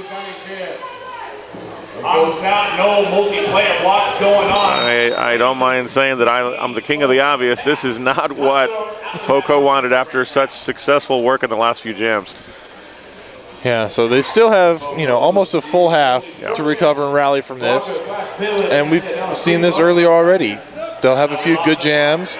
They'll have a couple where they kind of drop the ball a little bit, then they pick it back up. Momentum shifting back and forth this entire game. So the middle, and she is flying out. Let's say 98 pounds of steel already back in, makes it through her initial pass, forcing the call off. Lava City, though, picking up 15 on that jam. We will set up for our next jam. Anya Az wearing the star for Lava City. And Foco will look to see their scenario right now. That's 2 blockers on the track due to penalty. 2 in the box. Unchained Malady looking to get past this Lava City wall, but gets stifled on the jam line. That's going to be Anya Az, lead jammer. Anya Az actually looks like she's jumping up a couple spots in the rotation. Lava City currently looking like they're running a 4 jammer rotation, so she skipped 2 spots in that. 4 points on that pass as Lava City again with the momentum over the course of the last few jams. So they've got a comfortable lead at this point as long as they can continue controlling it like this. These small scoring jams, really, the long-term strategy. Right. Everybody clearly, you want to get those power jams where you can start racking up those 15, 20, 25-point jams. But when you can't do that, being able to get through, get that one pass and call it off before the other team has an opportunity to score, very successful strategy. Requires some patience. It does. And the thing that's really coming into play now, there's these walls of Lava Cities, 3 or 4 combos that are really, really wreaking havoc on the jammers for Foco. The jammers for Foco, as we're watching Hat-Trick right now get lead jammer, they are skilled and they are fast, but the Lava City players just that much bigger and that much quicker to put those walls together. Yeah, so defense really, as we've been seeing all weekend long, such a huge factor in how these games have turned out. And Lava City doing, as you said, a very great job shifting those 3 walls, the 4 walls, really adjusting, finding where that Foco jammer is at, and shifting to where they need to be to stop her. And as we continue to watch the action, 5 points on the board because of a penalty called on Screaming Meanie that makes this a power jam now for FOCO. Power jams in favor of FOCO. Usually end up with a 14-point in their favor. If they do that, they'll Backside of the pack, we've got that 3-wall by Lava City. As Hattrick tries to maneuver, gets forced to the infield by a nice block. Quick to recycle, though, and back on track. That time she shoots around to the outside, jukes to the in, gets through, picks up 4, and calls it off. There was a 5th point as the power jam was in effect just to the last possible second. At this point, 152, playing 86 as we dance into the next jam. Yeah, Lava City right now currently sitting on a score of 152. FOCO 86, Lava City in black and orange, FOCO in white. Timeout has been called. Official timeout gives us an opportunity to once again say thank you to all of you who have joined us from the Derbyverse here on ColoradoSports.TV.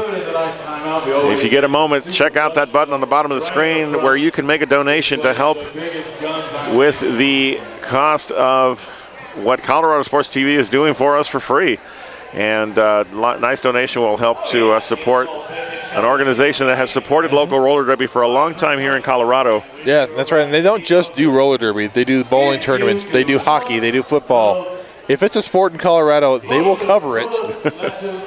They just need to know what's going on, when, and that there is a demand for it. Absolutely. That's the thing that I love is, and I'm sure you do too, Rock, is that local roller derby support that we see everywhere we go. And it is alive and well here in Colorado.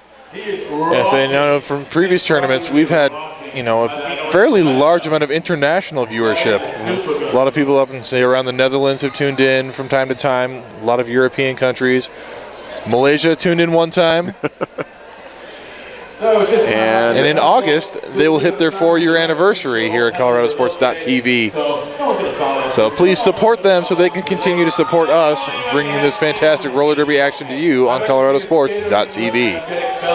We are in the midst of an official timeout. We'll wait for an update to see what is occurring.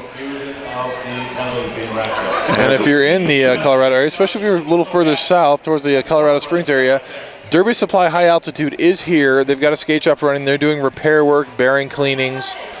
They do custom vinyl work, shirts, hats. I got my hat custom vinyl from them earlier today. Actually, no, I got this done yesterday. I started wearing it today.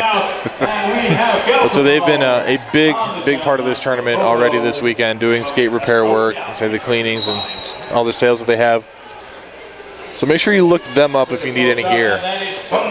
So back to the track we go, as we are 20 minutes remaining, and Cutthroat Cali, lead jammer for Lava City.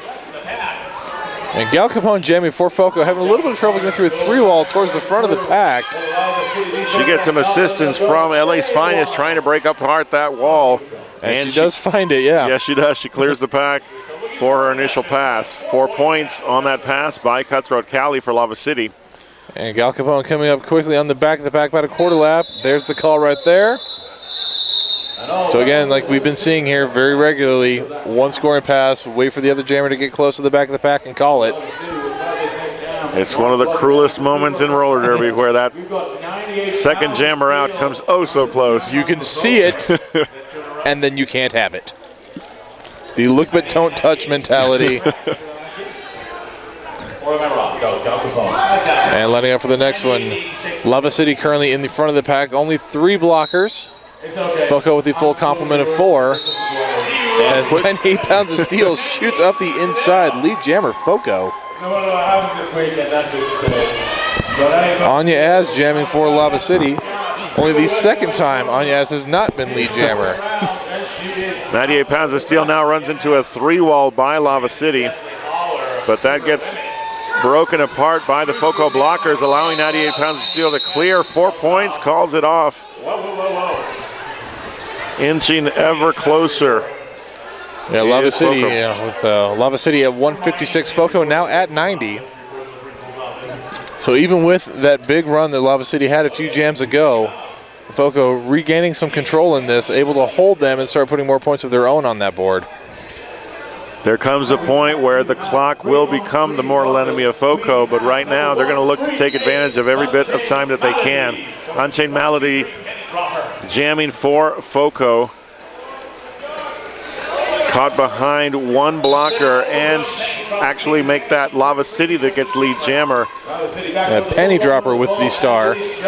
Unchained Malady got caught behind a strong wall by Lava City and is still trying to clear for her initial pass. Yeah, UB Nice trying to get her some assistance to open up a hole for Unchained Malady to find her way through. Big hit from Environmental, but not enough to take her out. 4-point pass for Lava City as they extend their score total to 160. 70-point differential at the 17-minute mark, 17-minute and change. And it gets called off just at the right time for Lava City. Screaming Meanie now with the star for Lava City, and hat trick on the line for FOCO. And I see 5-on-5 on the track. Both teams back up to full strength. So penalties have definitely been adding up as a factor here, especially in this second half. Sort of see a lot more blocker penalties starting to show up, right? In those lighter weight packs, making it easier for one side to get through, much more difficult for the other. Screaming Meanie gets to the front first and clears lead jammer right as a low block penalty was called on FOCO, sending their blocker to the box. Yeah, double destruction getting that low blocking penalty. She's not going to let Sandra Decomposer also going to the box for FOCO. That seems to have been the pattern throughout the course of this bout, and something that plagued FOCO earlier in the day is that it's not just that single penalty, it's coming in doubles and so quickly, jam to jam. And so that's starting to play a role here in this particular game. I say when you're starting two blockers down, those two blockers who are on the track have to work that much harder. We've seen some fantastic things when there's only one or two blockers on the track. So you just have to get a little creative sometimes with how you approach that situation. Sure. But you can be successful when you're shorthanded. It's a simple numbers game at that point, and right now we are at an official timeout. 90 points for FOCO, 164. And we are getting ready to get back to the action, just short of the halfway point of this second period. Yeah, FOCO going to be fielding the original Skankster and Princess of Wales as their blockers to start. Gal Capone jamming for FOCO. But it's Anya Az with the pass that gets her lead jammer. Gal Capone has completed her initial pass as well, about a half-track distance behind. Anya has running into a two-wall, but no pack is called, so it gives her an opportunity to sneak around. She gets a quick forward, calls off the jam. That block by Princess of Wales, not a block that people usually get around. No. But Anya Az was able to absorb that hit and skate right through. So again, that comes down to agility and being able to stay up on your feet, being able to work those toe stops and stepping around quickly. Up to the jam line from Lava City, the real Slim Cali. Cutthroat Cali on the line for Lava City. And hat trick will be jamming for FOCO. One blocker, one solitary blocker for FOCO on the track. And Cutthroat Cali makes the pass. And that is the Deathly Holler lone blocker. She is getting some support though now as Sandra Decomposer and Double Destruction rejoin play. White jerseys tumbling out of the penalty box and onto the track. But Cutthroat Cali has done the damage as she clears that wall, puts up four. But, FOCO looking for some points of their own, and they did get two. So free hat trick, did pick up 2 points. We are going to be starting 3-on-3 in the pack for this next jam. Both teams with one blocker in the box.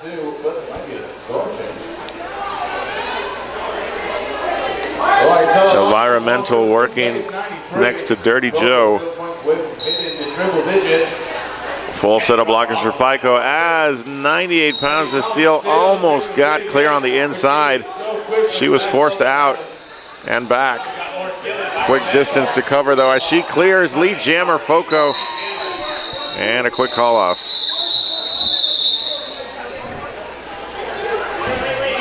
.13:36, clock is moving.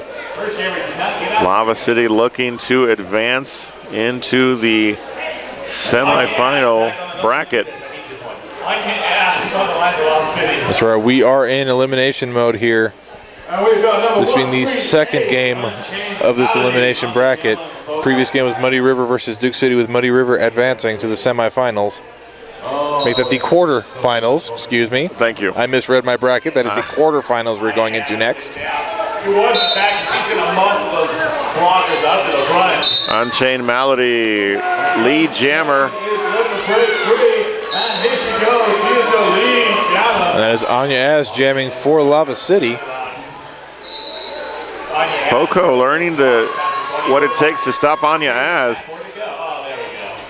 But also credit to Unchained Malady for getting out of that pack quickly. Lava City now converges on her with a 2-wall. And she does pick up. Anya Az picking up 4. Yeah, you're right. Things moving so quickly here. Yeah, so Anya Az slipping through a little quicker than Unchained Malady was ready for. She saw it coming, goes to call it off.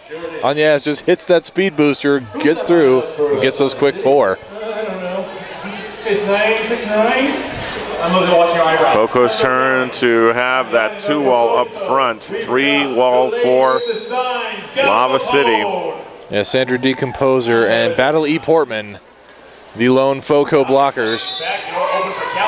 As Cutthroat Cali gets around and lead jammer. It's 2 jams in a row now with Cutthroat Cali, where she just burst off of that line untouched and through. Now through the pack, easily 5 points on the board for Lava City. And Gal Capone fights her way through the pack around the outside, chasing down Cutthroat Cali about a quarter lap behind. Juice Newcomb quickly through that 2-wall attempt by Foco that cleared space for Cutthroat Cali to get through and put up another 4. Official review is being signaled by the Foco coach. So inside of 11.5 minutes remain. Foco Girls Gone Derby out of Fort Collins, Colorado, just up the road, putting up 93 against Lava City's 185. As our friend Rock the Mic said earlier, this is for a quarterfinal position in tomorrow's action. We've had some impressive teams moving forward into these brackets. Teams that you may have watched over the 2 tracks that have been busy with Derby over the last couple of days. Coming up are bouts that include OKC taking on Rage City. Also, Cheyenne taking on a very impressive Winnipeg team. I think they've sort of been the surprise here this weekend, as they just became fully sanctioned WFTDA in December, and one bout prior to Mayday Mayhem, and it was a loss, and they came in strong and are now in the elimination brackets, well positioned to make a run for the Mayday Mayhem Championship. Yes, very tricky trying to schedule them as far as the seeding goes for this bracket, having just recently been brought up. But yeah, definitely, the breakout stars here. Everyone, very impressed with what Winnipeg has done. Very gracious team as well. Regularly, after every game, they come around thanking every single referee, every single non-skating official, the announcers. I've been just sitting up on the platform. They came by and thanked me. Yeah. So classy. Very, very classy, yes. Yeah, appreciative classy. of what they do. And that's really, I think, reflected by all of the teams that we've seen here this weekend. Just a high level of great play by the WFTDA teams that have been here this weekend. Back to the action we go. We have on the Lava City side, we've got number 83 wearing the star, and that is Mudslinger. And her first time jamming in this game. Foco, though, with the lead jammer call. That is hat trick. They are now in position to try to cut into this lead, but the clock now part of the mix here. Yeah, nice. Hat trick getting lead jammer 3 out of 4 times this half. Calling it off as she takes a hard hit on the outside. We'll take a moment to have her attended to. Now, she did call off the jam before they had to bring the medical over. So if she does get cleared by medical and she's okay, she won't have to sit out 3 jams. There'll be a conversation between her and her bench coaches. Yes, absolutely. But from an official standpoint, she will not have to sit out 3. Might not be a bad idea. Right. That hit she took was pretty brutal, but again, credit to her strength and the work being done by our AMTs here at the event, which really, you know, leads us to the conversation of the number of people that we need to thank for all that's gone into this, beginning with our hosts, Slaughterhouse Derby Girls. They have done a great job of putting this event together for the 5th year in a row, and one that I can honestly say has been quite an experience and very enjoyable, given the level of play, given the amount of work being done by officials, both referees and NSOs.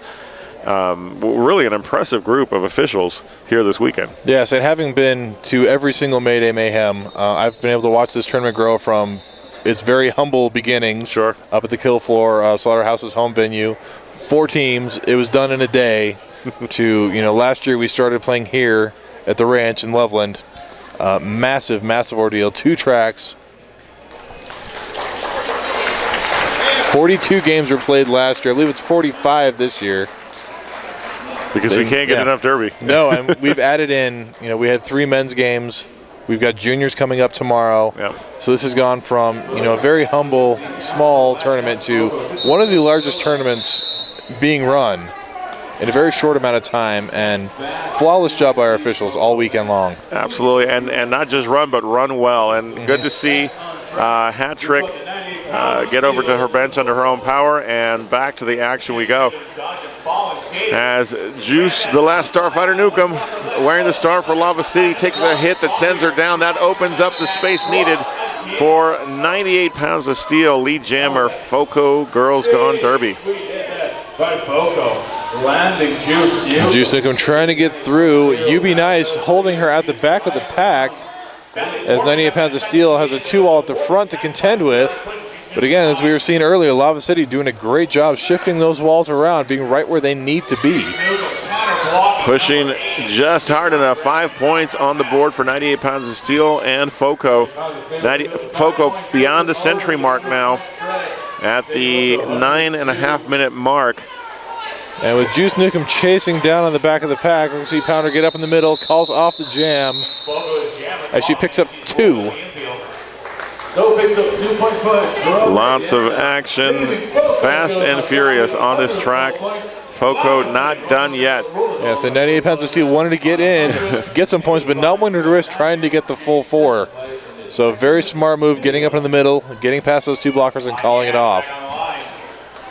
Anya Az, familiar face throughout this bout, looking to continue her success. She is on the track. And she's jamming against Unchained Malady for Foco. Anya Az quickly around the outside, gets the lead jammer call. Pack moving at a pretty brisk speed as Unchained Malady gets forced to her knees, but right back up.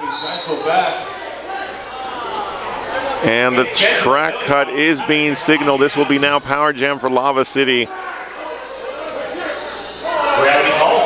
5 points by Anya Az. She calls it off and sets up her team with a power start in this next jam.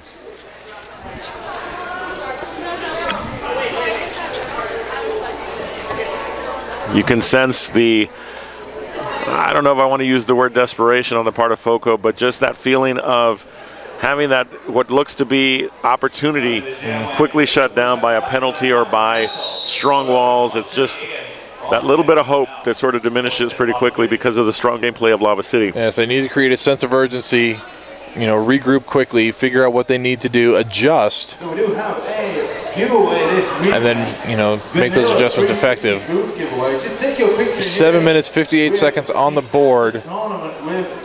If Foco could get a couple of big power jams here, they could still come back and tie this up. Given on the base of play that we've seen so far with the small scoring jams, the give and take method of it. I don't project that happening. Right. We have seen miracles happen before. Yes, we have. I will not rule it out. Foco still got plenty of fight left in them. Sure. So they just need to take this time out to, really look in, rally, and give it everything they've got to finish out strong in the second half. It's the constant hope that we as spectators have that hope remains for a team, but there's also the reality of what Lava City has done well, and that is their wall work, their strong jammers. I think of people like athletes like Anya Az, Callie Cutthroat, just run through that jammer line of Lava City, and each of them has definitely contributed to the overall success. These two teams just kept our attention locked in. Jammer now for Lava City is Dirty Joe. First appearance, if I'm not mistaken, Rock. And Dirty Joe clears for lead jammer. Yes, this will be her first time jamming. And that's really a sign of where Lava City feels they are. That ability to start fielding some different jammers. Let's get a look at these players as we head into the next round. They're in that mode of finishing this one off. Right. And finishing it off strong. Yeah, so you want to conserve, your regular jammers a little bit here. You don't want to get them a little too worn out, because while this may be the last one for them today, they still have tomorrow to deal with. Still much to be done by Lava City. So, again, we never like to call it too soon, but the gameplay by Lava City indicates that they are going to, and I'm seeing it in the blocker rotations as well. They're starting to play their roster to get looks and figure out what's happening and how they're going to play in the next rounds. Nice hit by Elmire. And Sandra Decomposer gets tripped up, taking out the jam ref. There are reasons the referees have to wear pads as well, and it's situations like that. On the rare occasions when I have been a skating official, I've found myself in similar situations. And it's just sometimes it comes out of nowhere. You don't see it coming. And you are very thankful that you have pads that still have lots of cushion left in them. Because those surprise ones seem to hurt a little bit more than when you're ready for it. Gal Capone on the line for Foco, Cutthroat Cali for Lava City. Full set of blockers on the track as this jam gets past turn 2 and the speed picks up. Cutthroat Cali caught on the back side of the pack. Gal Capone trying to break through the front, and she does. Lead jammer Foco. Again, as we've been saying, Foco still pushing hard. 4-wall by Lava City, and Gal Capone turns for a complete flip penny dropper. Literally rotated her a full circle as she pushed through. I said sometimes you just have to find a way to get through, and sometimes that means creating your own hole. That's where we tend to see blockers who take their turns as jammers having a little bit more advantage doing that because they're used to putting in those hits. 3 points on that pass, bringing Foco Girls Gone Derby to 107 as the clock approaches the 5-minute mark of this bout. Still, if I'm not mistaken, Rock, we still have one more bout to go here on track 2. Yes, we do. The schedule was delayed a bit, so extra action of sorts here on track 2. Want to take a moment to once again say thank you. As we have an official review on the track, want to say thank you once again to ColoradoSports.TV. And thank you to all of you who have joined us throughout the last couple of days here at Mayday Mayhem 2015. Stay with us as we have yet one more bout to go here on this track. And then a full slate of Derby action tomorrow, which, as you mentioned earlier, Rock, will feature the Junior Derby athletes. The future of our sport going to get featured here this weekend. And as far as that upcoming bout, it is going to be Winnipeg, who we've been very impressed with. Looking forward to see what they're doing here, taking on the Cheyenne Capital Stars, who themselves have had some impressive wins this weekend. So if you can hear our voices, don't go anywhere. Get yourself a drink, get a snack, and stick around because that is going to be a barn burner. Winnipeg versus Cheyenne, which will follow after this particular bout. Yeah, we've got about 5 minutes left in this game. Short intermission, probably 10, maybe 15 minutes. Plenty of time for you to go grab some snacks, some beverages, take care of some business, do what you got to do, come back. Winnipeg and Cheyenne, it's going to be a fantastic game to close out the day. All right, official timeout is over. Lava City with a flat wall going along the side of the track. It's been a while since I've seen that, but Lava City on a power start and lead jammer.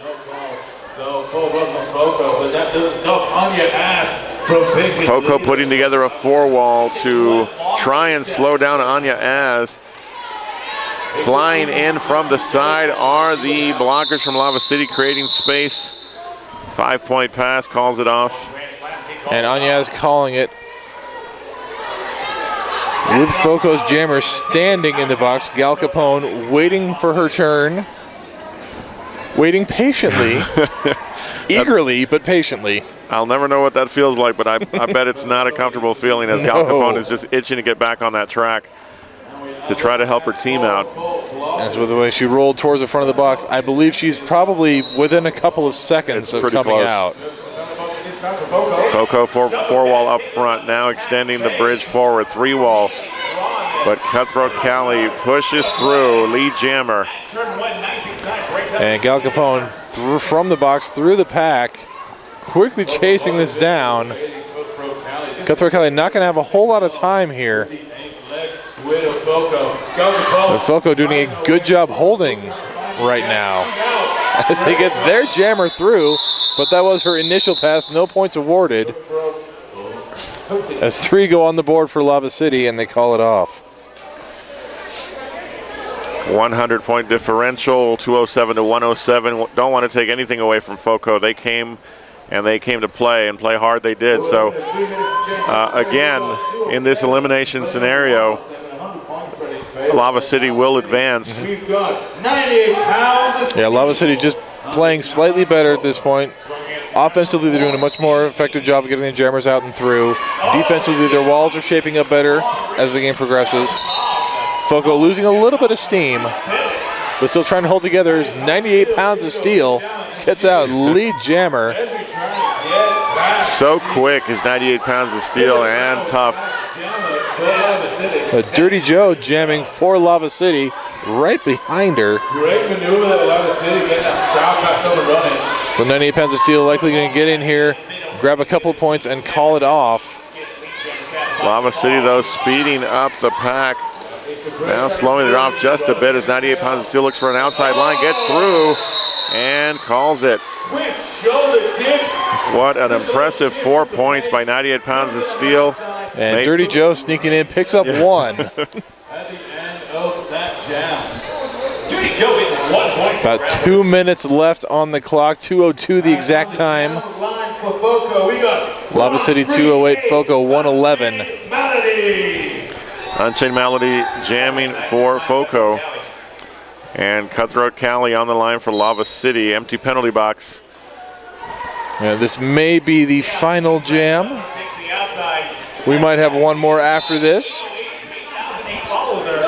High block penalty being called. That is going to send Cutthroat Cali to the penalty box.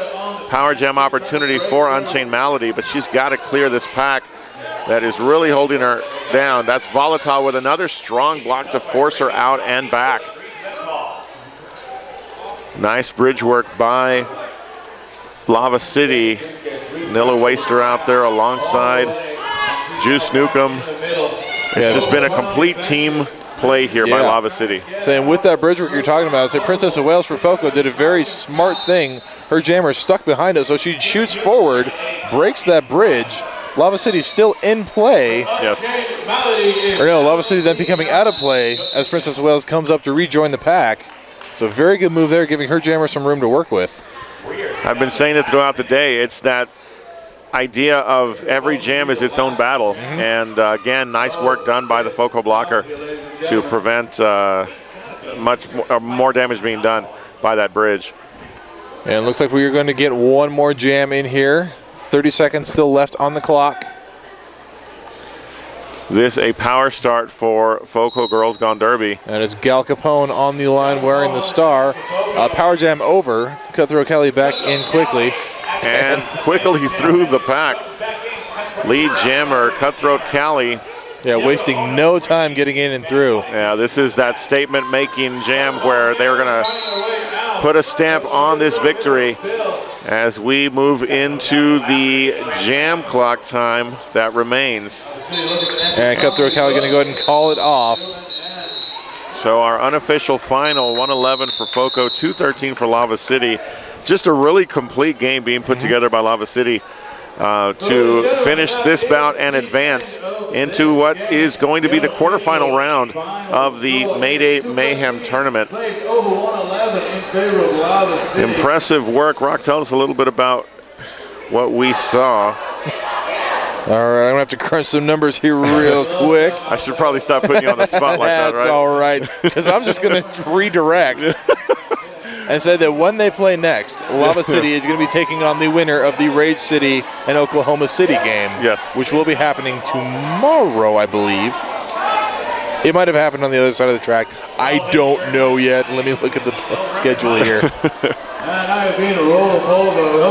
That's going on the other side. So quarterfinals will be set by the time this evening is over.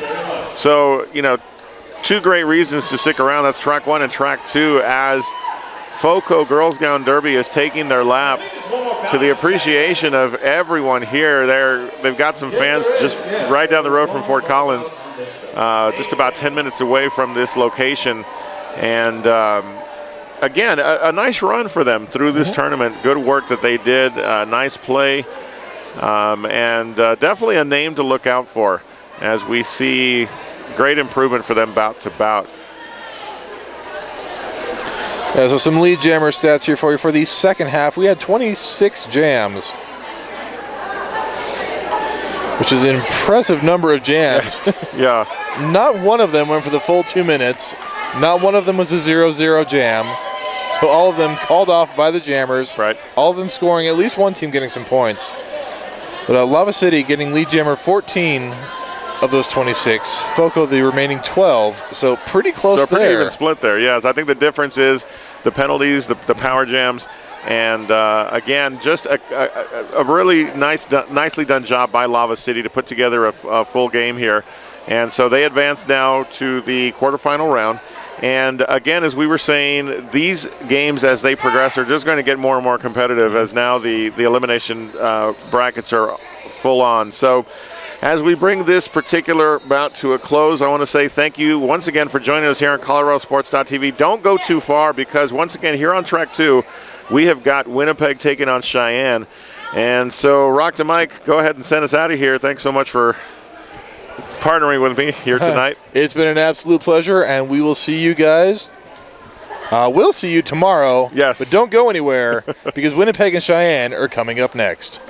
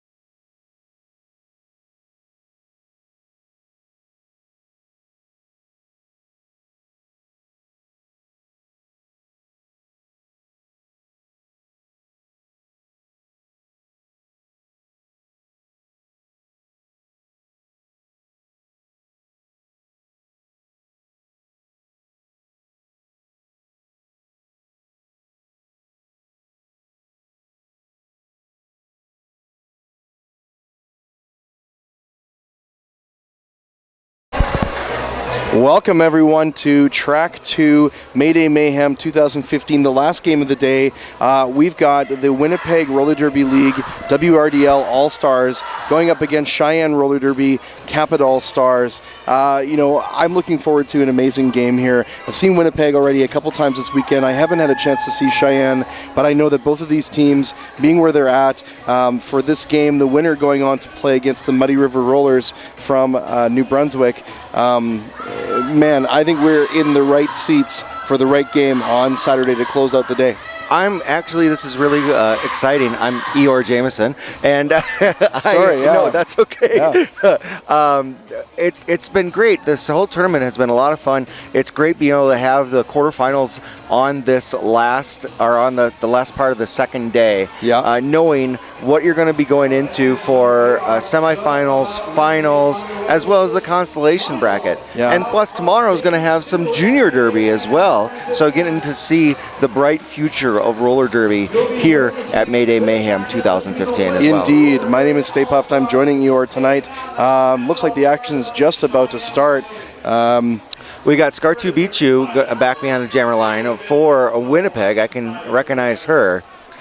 Cheyenne, I can't even see a face right now. So we will catch up on the jammers as they come around the track. We're in a bit of a different vantage point on the other side of the pivot line.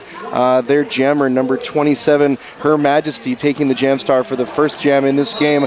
Wow, huge hit as Skartu Bichu breaks through in the stretch and picks up this first lead jam in the first jam of this game. Pack now moving in between corners 3 and 4, moving fairly quickly. Both jammers in a point scoring position. Skartu Bichu noticed that she had some opposition there, decided to call it off. Not before picking up 4 points up on the board. 5 points for Winnipeg Roller Derby.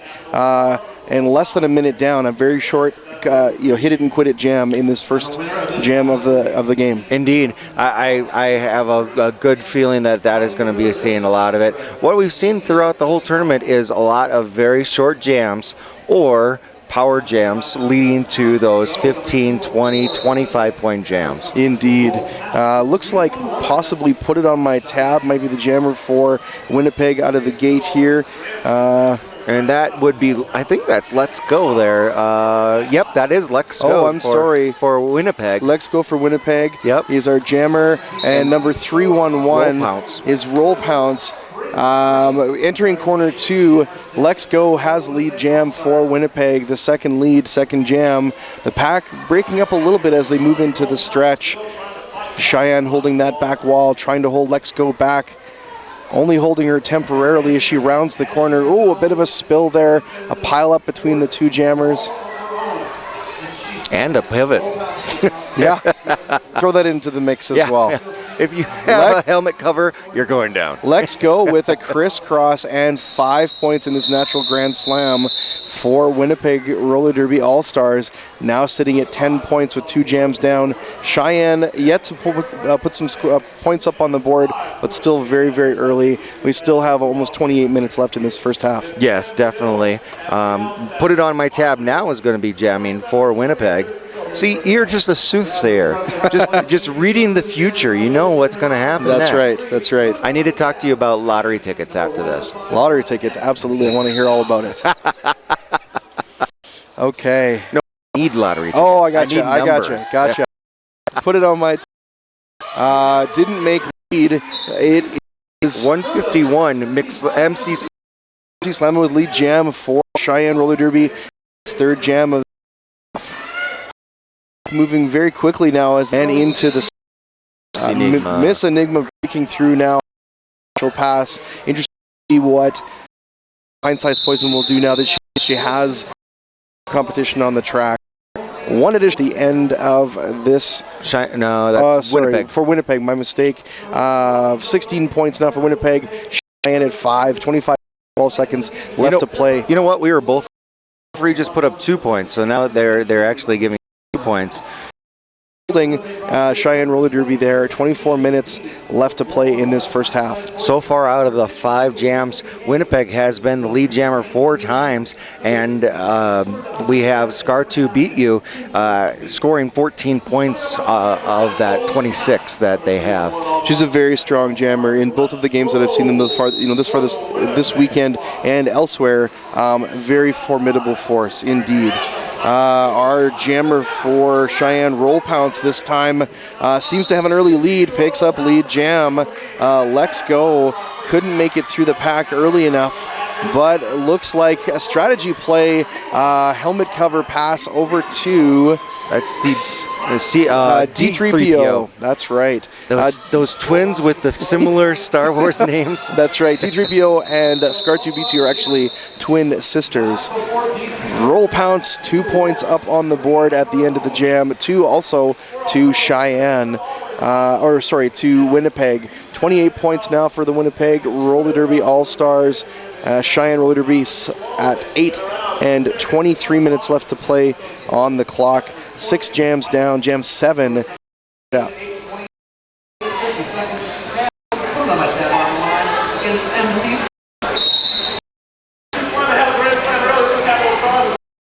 Slamma your jamma for this time, but put it on my tab. Tried to make a break for it. Got a cut track penalty as she came through on the first turn. MC Slamma picking up the rebound and now in lead jam, power jam position for Cheyenne. Her teammates opening up a huge gateway to pass through. Winnipeg holding that front wall as they enter corner 3. MC Slamma, getting knocked into the inside. Forced to reposition almost all the way back to corner 1 as Tenacious V skates her back. MC Slamma picking a different route this time as she approaches corner 3. Wow, a twist around the pack and 5 additional points in this power jam. Put it on my tab, bold move. Did you see that as she came back out of the penalty box, skated right by MC Slamma like, hey, I'm here, I'm back, deal with it. This is the kind of competitive play that, look, I've got goosebumps. Yeah, exactly. I'm looking forward to this kind of thing. And tomorrow, more of the same. Absolutely. So MC Slamma, she has jammed twice, lead jammer both times. Only jammer so far from Cheyenne that has been able to get lead jam status. Interesting. Okay. Another lead jam for Cheyenne. That's number 1, 2, 3. Hooked on Onyx. It worked for me. Yeah. I'm not only the president, I'm also a client. You know what? Pint-sized poison, your jammer for Winnipeg. Lead jam already awarded to Hooked on Onyx. She has 5 points up on the board for Cheyenne. Exactly what they need to close up that gap. The pack moving towards corner 3. And Pint-sized poison struggling a little bit to get past those Cheyenne blockers. She's going to have to do a little bit of bob and weave to finally break through the pack, and she does. Both in a point-scoring position now. There we go. Getting some urging from the bench. Hooked on Onyx gets the go-ahead, call it off. It's time to do so. Yes, indeed. Roll with it. Me now. Or I'm sorry, no, it wasn't roll with it. Who just Hooked on Onyx? I should have remembered that. No worries. She has 9 points just on that last pass. Just under MC Slamma with 10 for Cheyenne. Only 6 points now separating these two teams. Winnipeg at 28, Cheyenne at 22. 20 minutes left to play in this first half. Again, very early still in this first half of this game. I would not be surprised if we see a really high-scoring game from these two teams. Yeah, which has been kind of unusual with this tournament. We have seen a lot of low-scoring games with this tournament so far. Indeed. Lex Go is your jammer for Winnipeg. Her Majesty. Her Majesty for Cheyenne, exactly. Both caught up in the fray of some heavy blocking. Her Majesty victorious this time as she hits corner 3 and has lead jam, deciding what to do, getting a little bit of instruction from the bench as she passes. Now approaching that back wall of Winnipeg. Her Majesty is pushing her way through that wall, spreading them out and forcing them to let go of her. 5 points scored for Roll Pounce. Her Majesty, Her I Majesty. believe, has got those points. And tying up this game just about, only 1 point separating the two as we're headlong into this jam about halfway through. I just like saying roll pounds. Yeah. Oh, a big shoulder hit on Winnipeg's pivot, holding that star cover. The pass hasn't been successfully completed yet. Okay, now we have a star pass officially. Flem Fatale. Flem Fatale officially becoming a point scorer in this jam. Let's see if the additional points make up the difference. Wow, we have a lead change now at 18 minutes and 22 seconds left to play. Cheyenne now 3 points ahead of Winnipeg, 31-28, 9 jams down. Super exciting already.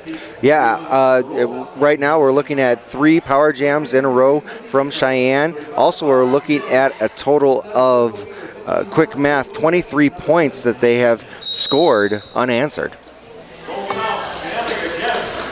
We got roll pounce against Put It On My Tab. Put It On My Tab taking an early sprint onto the inside of corner 1. Has lead jam. The pack has barely moved past the pivot line already. Put It On My Tab trying to crash through it early just before corner 2. Didn't quite pay off for her, but she has got some get up and go in this game. Oh, not only this game, Put It On My Tab has been notorious watching her where she is the one that she doesn't necessarily go around, she goes through the blockers. Indeed. 5 points up on the board, natural grand slam for Put It On My Tab. Roll pounce getting forced to the outside after corner 1. Unfortunately, Rance had hit her out outside of the legal engagement zone, meaning that roll pounce could pass, and Rance is headed to the penalty box. That's going to leave a deficit for Winnipeg as they start this next jam. An additional point up on the board for Winnipeg, and the lead changing hands once again, 34-31, Winnipeg versus Cheyenne. Less than 17 minutes left to play in this game, 10 jams down. This is going to be the whole game. It just seems like we're going to be having lead change after lead change. Rance in the pants, definitely a huge loss sitting in the penalty box, as she is one of their Winnipeg's better jammers, or blockers. Yeah. Scar2B2 up against MC Slamma this time in Jam 11. Scar2B2 creeping around the outside, has lead jam, but MC Slamma ducked in underneath the wire, would have given her fierce competition, so she decided to call it off early. Jam 11 a wash. 16 minutes left to play in this game. 34-31 still for Winnipeg. No points awarded. And a 5-on-4 as we start Jam 12. Miss Enigma and Pint-Sized Poison on the jam line. Miss Enigma and Pint-Sized Poison taking the jam line for Cheyenne and Winnipeg respectively. A big diamond formation for Winnipeg at the front of the pack, but Miss Enigma found an opening on the outside, sneaked around, unfortunately got hit out, so she had to reposition herself behind corner 1. Big booty block by number 14 on Winnipeg. Their jammer, Pint-Sized Poison, has that lead jam. She's rounding the track, trying to catch up to the pack now between corners 3 and 4. Pint-Sized Poison being hit out on the outside, but just beating the blocker on a foot race, getting back in the track. So 5 points up on the board for Winnipeg and Pint-Sized Poison. She had a race on her hands, decided to call it off. Unfortunately, no points awarded to Cheyenne at the end of that jam. We've hit the quarter mark in this game, 12 jams away. Winnipeg with an 8-point lead. It's going to be interesting to see what happens as we come back into the second half of this game. Both of these teams are really good at figuring out what the other team is doing and adjusting their strategy. I know from past experience with Cheyenne, that's exactly how they play. We've seen it happen over and over again with Winnipeg. We still have, obviously another quarter before we hit the half. But if this is any indication, it's going to be a tight race all the way to the end. Yes, indeed. Looks like let's go. She was the first one through, but no pass, no penalty. And she is not going to be a lead jammer. Instead, 123 hooked on Onyx has a lead And as she passes her bench, they remind her that she is lead and she needs to call it off because Alexo was about ready to score some points. Back in Canada, that's what we call damage control. Yes. Yeah. Look, we're probably not going to score more points, so we might as well call it off. Yes. Yeah. Okay. Right now we're looking at 13 jams, and 5 of them Cheyenne has won, and Winnipeg has won 8. So close to a 2-to-1 ratio. That's what we had before that last jam for Winnipeg. Your jammer for Her Majesty is for Cheyenne. Put it on my tab for Winnipeg. Wow, crashing through like a wrecking ball before corner 1. Put it on my tab. Has lead jam. Her Majesty not too far behind. Her Majesty doing a great job of just preventing the hit from rancing her pants and another block earlier. Eeyore, I don't know if you caught that, but she looked like she was going to do a star pass, took the star off, changed her mind midway, and put it back on. She was making some kind of adjustment, yeah. Yeah, okay. 3 points up on the board for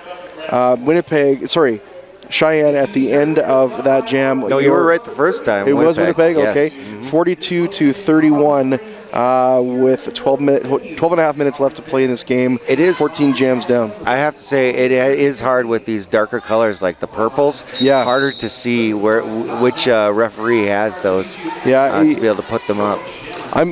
I'm wondering if they should have a rule. Bring a piece of fabric from one of your jerseys when you show up at a game, right? Mm-hmm. So it shouldn't be hard to do. Yeah, yeah. Roll Pounce, or otherwise known as RP, your jammer for Cheyenne. Scar2B2 is in there jamming for Winnipeg. Awesome. Pivot for Cheyenne. Headed off to the penalty box. Unfortunately, I didn't see the call. Scar2B2 with a lead jam as she breaks through the pack in corner 2. The pack moving at a moderate pace between corners 2 and 3.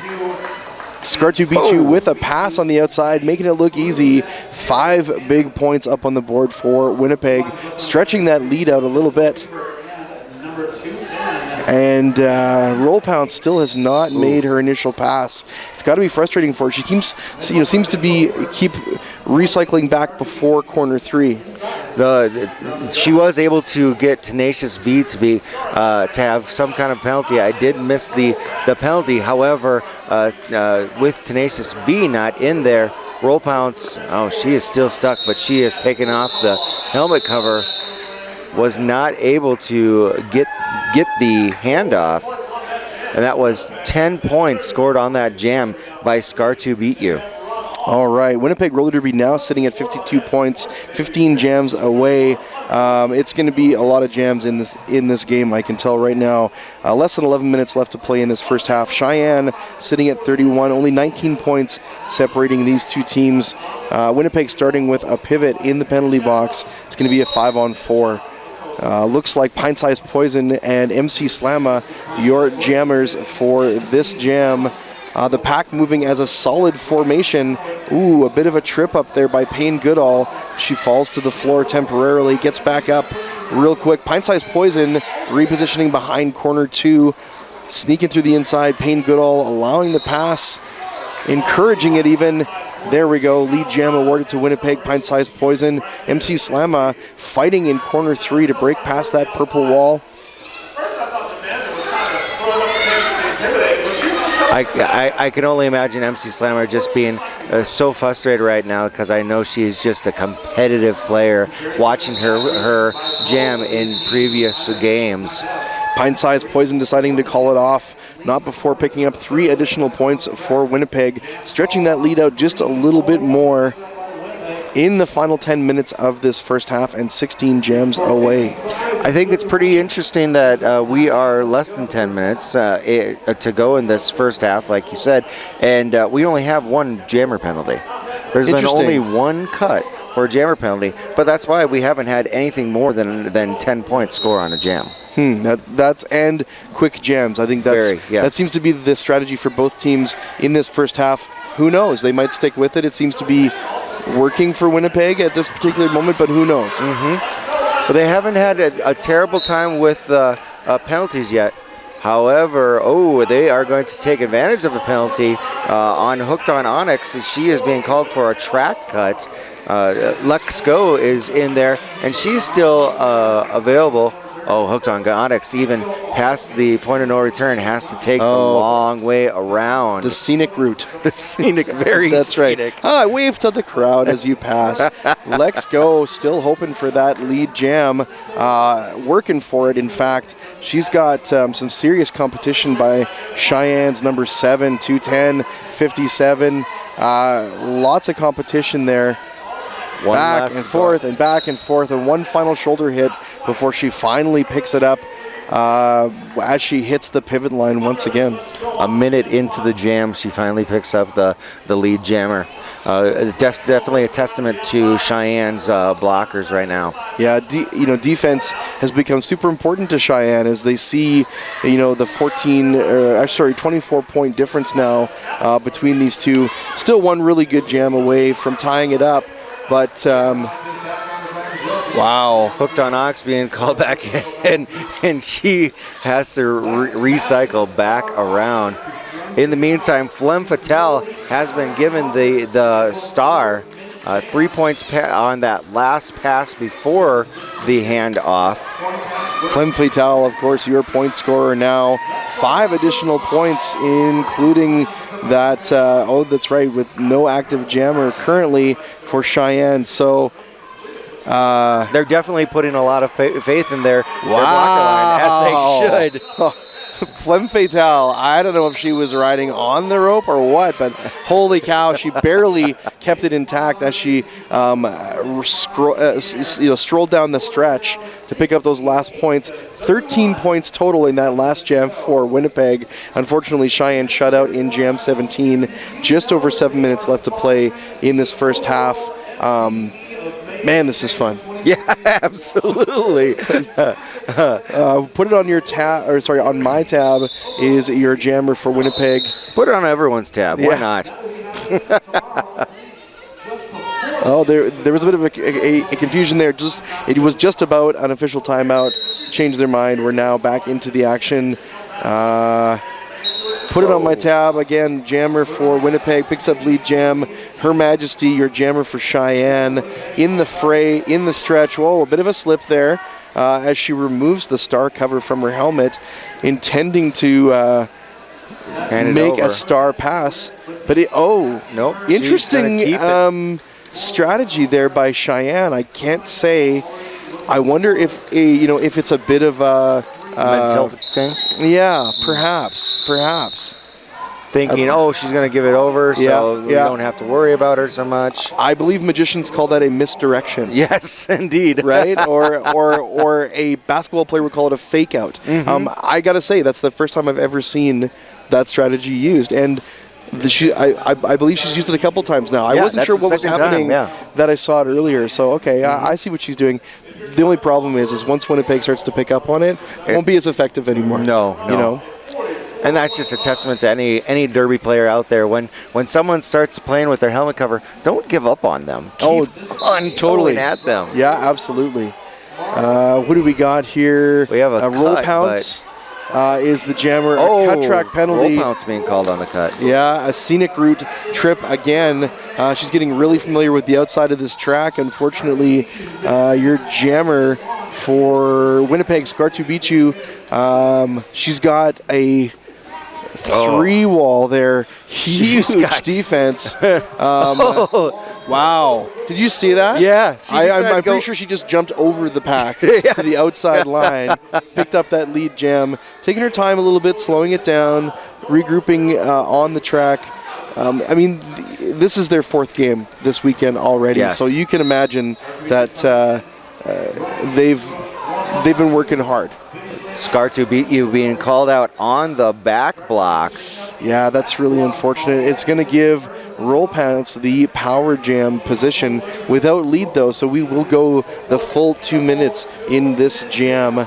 Something to note, Roll Pounce just was released as Skartubicu was sent to the penalty box. So she is going to be sent in there for that full 30 seconds. Oh, that's right. Yeah. Okay, we've got the action happening in corner 3 and 4. Winnipeg tying up Roll Pounce before they hit corner 4, causing her to reposition back before the turn 3. She takes a bit of a sprint, making sure that she's well behind the pack, almost waiting for Skartubicu, who they made eye contact as she rolled back out of the penalty box. I wonder, maybe she's got a bit of a plan there. Maybe once she wants to ride the tailwinds there of the other jammer as she comes in. 4 last points for Winnipeg up on the board now, sitting at 35 points for Cheyenne at the end of that jam. 4 also for Winnipeg, so 76. They both scoring 4 points in that jam. Yeah. Nothing for different, but that was jam 19, and the last time they scored was jam 9. Interesting. So Cheyenne being held with scoreless for 10 jams. MC Slamma, your jammer for Cheyenne now, faced off against Pint Size Poison, who has lead jam once again. MC Slamma taking a bit of a slide in corner 3 to the outside. She's going to have to reposition behind the turn, and she's got a wall of purple to contend with as she comes around. Pint Size Poison back and forth as she so eloquently does. Takes a knee and calls off the jam. 4 additional points for Winnipeg at the end of that jam. No more for Cheyenne, unfortunately. Our score 80-35 for Winnipeg. Just over 2 minutes left to play. We might see another couple jams in this half. It's not uncommon that we've seen 21, 22, even 23 jams in a half so far in this tournament. For MC Jamma, I wish there was something a little bit easier in there where you could say, MC Jamma, MC Slamma is your Jamma from Cheyenne. It just doesn't work very well, but it seems like there should be something else there, a third one. It's all about writing the rhymes for the announcers. Right. Wow, a bit of a tangle. Ooh, a huge tangle up in the corner. Onyx getting almost trounced on in between corners 1 and 2. Let's see. Lex Go, our jammer for Winnipeg, indeed. Lex Go has the lead jam, but Onyx has made that initial pass as well. Also in a point scoring position. Lex Go doing damage control, calling it off. Unfortunately, that'll make jam 21 a wash for both teams. Just over a minute left to play in this first half. Score sitting at 80-35 for Winnipeg. I can literally count the number of times Cheyenne has scored lead jam out of those 21 jams. Yeah, that's unfortunate. 5 times. Well, you know, the one thing about it, though, is that hopefully that they've identified that as well and are able to look at that into the second half and go, gals, this is where we need to get stronger if we're going to catch up and overpass this team. And they've scored all but 7 points on those lead jams. Her Majesty, the jammer now for Cheyenne. Put it on my tab for Winnipeg. Back and forth, right up to the line. Huge booty blocks there by Roll Pounce at the back of the pack. Put it on my tab. Pants. Huge hit on Roll Pounce. Oh, wow. And put it on my tab. Wow. Flem Fatale is a bruiser. 2 big consecutive shoulder hits. They're rocking the track, but allowing their jammer to go through. Put it on my tab, and Her Majesty in a race now to catch up to the pack in corner 1.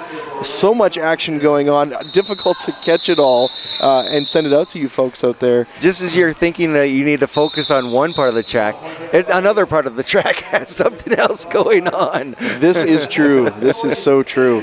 Cheyenne was able to score 1 point on that last jam on that pass. So awesome. A good strong end to the half for Cheyenne. Obviously, they know that they can do this. They just may have to make a couple adjustments coming back from the half. Our score as we leave you at the half, 80 points for Winnipeg, Cheyenne at 36. Just under 10 minutes in our half. I'm Stay Puffed. I'm Eeyore Jameson. And we'll be back very shortly. Don't go away. You don't want to miss it.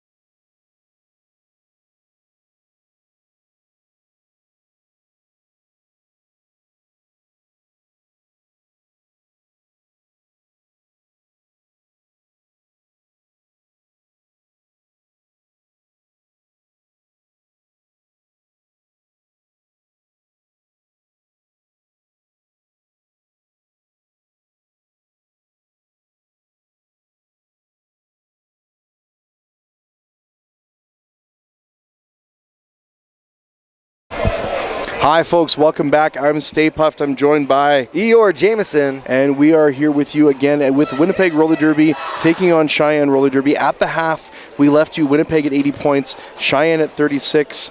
Very interesting. I think we had 22 jams in that first half. Our point score leaders for Winnipeg, 11:07. That's Scar beat you with 28 points in the first half. 10 points for Lex Go, number 63. Put it on my tab. Had 13 points. Flem Fatale actually picked up 10 points in that first half, and 411 Pint Size Poison with 19. On the other side, Cheyenne, number 27, Her Majesty had 10 points. 311 Roll Pounce with 7. 151 MC Slamma with 10 points. And we'll get back to some stats here after we get through the first jam. The whistle's gone. The pack is holding. The jammers aren't moving. Is the clock moving? Oh, no, I'm sorry. Oh. That was the warning whistle. The whistle in your head went off. Yeah. I'm so excited. I'm just ready to go. Let's just run the clock and let her go. Scar2 beat you, returning jammer in lead jam position. Her Majesty trying to take her off the track. It's a jammer race. Wow. So some shoulder hits there. It's a jammer battle right now. That's right. They're going back. They and forth. are posturing to a certain degree. It's a duel, a match even. Her Majesty calling it off. 1 point for Cheyenne. You know what, little ones, it's okay. They're going to take it. They got a bit of a point gap to catch up on here in this second half. Her Majesty was the one that ended the last half on that power jam, or not power jam, taking lead jam, only scoring 1 point, but still, as we said going in out of the first half, it was a moral victory. Always good to be able to start working on getting better towards the second half. Indeed. Our jammers for this matchup: Lex Go for Winnipeg taking the jam star. Roll Pounce for Cheyenne getting forced to the outside of corner 2. Lead has not been established yet. Okay, I am a liar. Lex Go now with lead jam. As soon as I say it, that's when it happens. That's the curse of the announcer. Indeed, yes. The pack moving between corners 3 and 4. Unfortunately, Roll Pounce picked up a forearm penalty, is headed to the penalty box. She didn't even notice it at first. Now she's on her way. That gives Winnipeg the power jam. Lex Go with lead as well. She's got some Cheyenne blockers to deal with first, though. I was going to say Roll Pounce was taking her time going to the penalty box. At first, you can understand it wasn't too sure if that was called on you, but you usually need to get going so you can serve your time and get back out there. Yeah, I wouldn't be surprised if these girls are feeling a little bit of fatigue, even starting off this second game. They can see the end of the tunnel. They know it's only another 30 minutes. Lex Go with 4 points up on the board. 5 correction there for Winnipeg.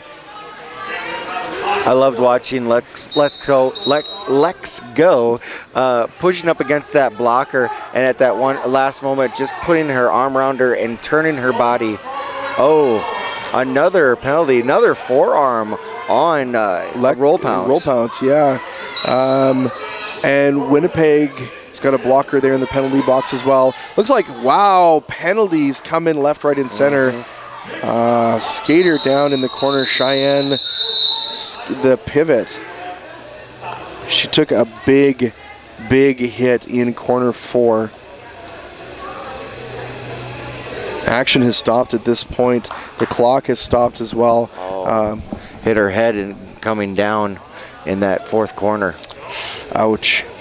Well, this is a perfect opportunity to thank the EMTs, one of the volunteer teams that are here this weekend. Important. We can't have tournaments without them, or any other regular event. So thanks to our EMTs. If you end up listening to this broadcast later, we really appreciate having you here.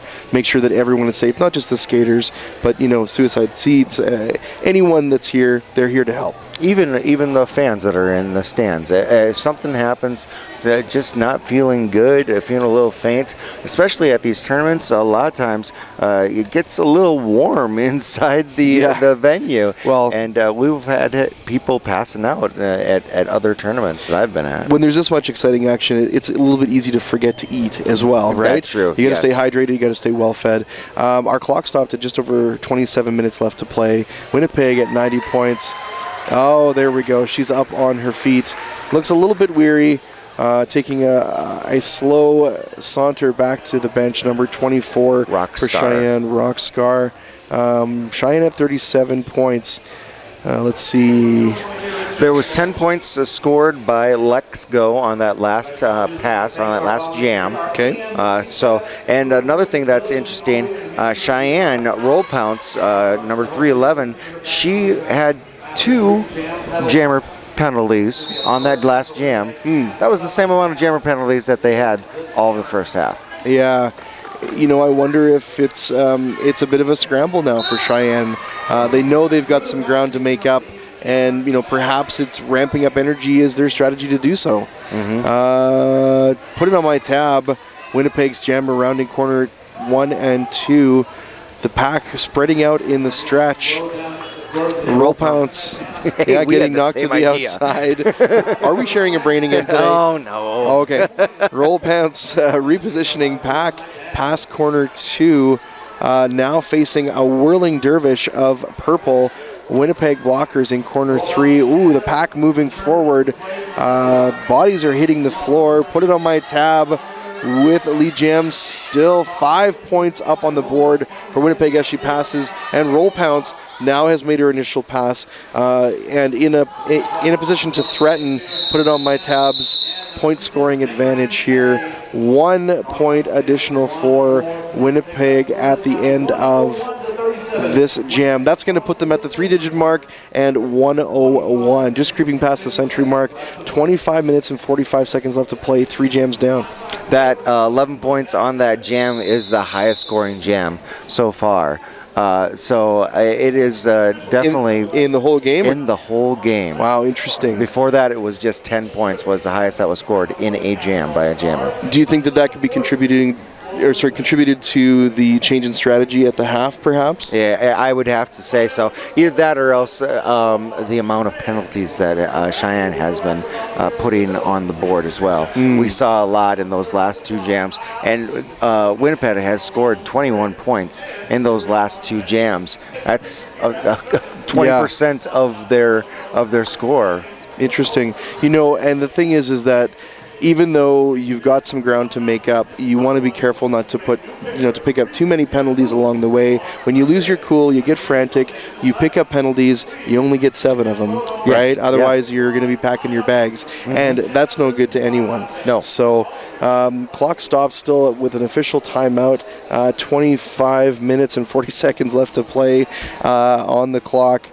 I see what's going on here. We had an official timeout for a time clock correction. We actually have almost 26 minutes left to play in this first half, and the score for Winnipeg being rolled back to 100. So we had a couple corrections there on the board. 3 jams down. So they must have taken away that last point that they scored for Winnipeg. Yeah. Interesting. The officials are still having a conversation about it, not really quite sure. No, Hey, folks, while we got a second here to talk to you, just to remind you again that ColoradoSports.TV puts a lot of effort and energy into bringing you this live derby on their webpage. There is a donate button on the page. If you haven't seen it, do a quick search for it. If you got a couple bucks, want to help them out, that would be fantastic. It means that they can continue to do things like this for you. That also helps keep a paywall out of the equation. Yes, indeed. Just think of it. Yesterday was 14 hours times 2 tracks. Wow. Today was 16 hours times 2 tracks. Well, give or take, I suppose. We had a little bit of a break in there. Tomorrow we're going to have another 8 hours of play. So add that all up. Yeah.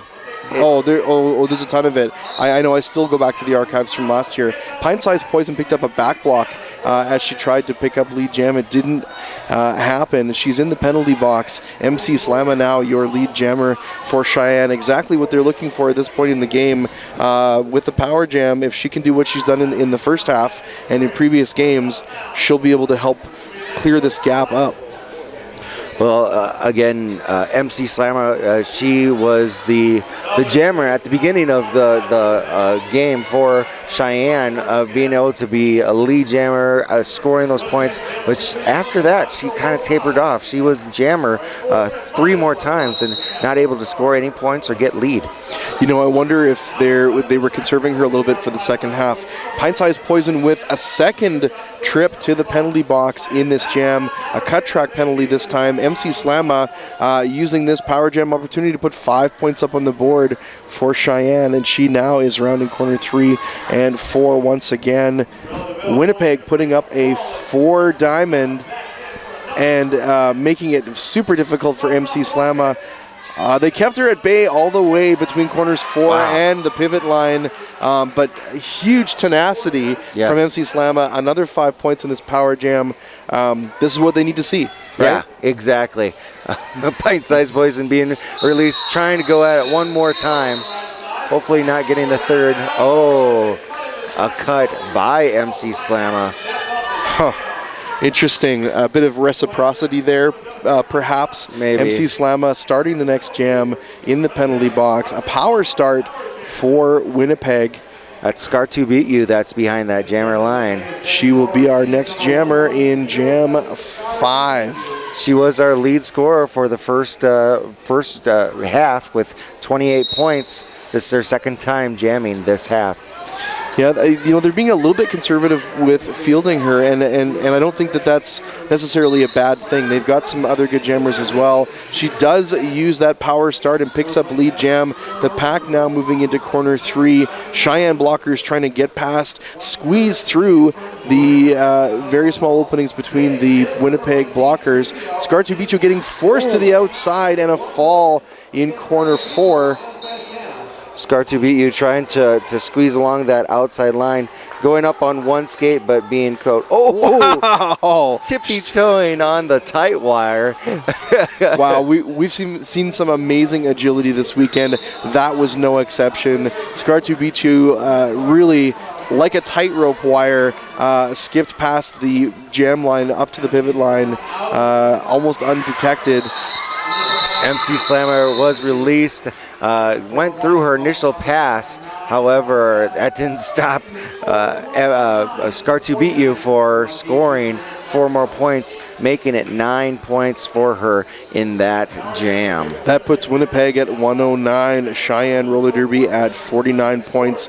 Just over 22 minutes left to play in this game. Jam 5 in the pocket, Jam 6 coming your way. I believe that is Lex Go, our jammer for Winnipeg this time. Indeed. And that is number 123. Roll Pounce. No, Hooked on Onyx. Oh, sorry. Hooked on Onyx there. Now you're the one who wants to say Roll Pounce. Yeah, that's right. Pushed to the outside in corner 1. Repositioning a little bit and getting tangled up by the Winnipeg blockers. Lex Go with lead jam for Winnipeg as she rounds the turns and skips through on the inside, making it look unbelievably easy. Well, when the pack is so spread out, it's easy just to be able to skate around, or how she did, just along the inside. Yeah, it was like, hey, look over there. Oh, there's 5 more points up on the board for Winnipeg. And 10-point total for Winnipeg in that jam. 11 points, I stand corrected. Cheyenne Roller Derby unfortunately shut out in Jam 6. Just under 21 minutes left to play in this game. The penalty box empty once again. That was officially the highest scoring with that 11 there. Okay. Since it was taken away last time. Right. Okay. But you know, it's interesting because we have seen a lot more higher scoring jams in this tournament thus far. These two teams are about 1, maybe 2 passes of the pack. Call it off. I don't want to give up that opportunity. Miss Enigma. Enigma with lead jam for Cheyenne. Perfect opportunity to try and bridge that gap. Put It On My Tab does not have lead jam, but she is out of the fray as well. The pack moving very swiftly. A bit of a roller coaster ride now. Whoa, big hip check from C3PO. Or D3PO. D3PO, that's right, yeah, in corner 4. Caused the Cheyenne Jammer to tap it off.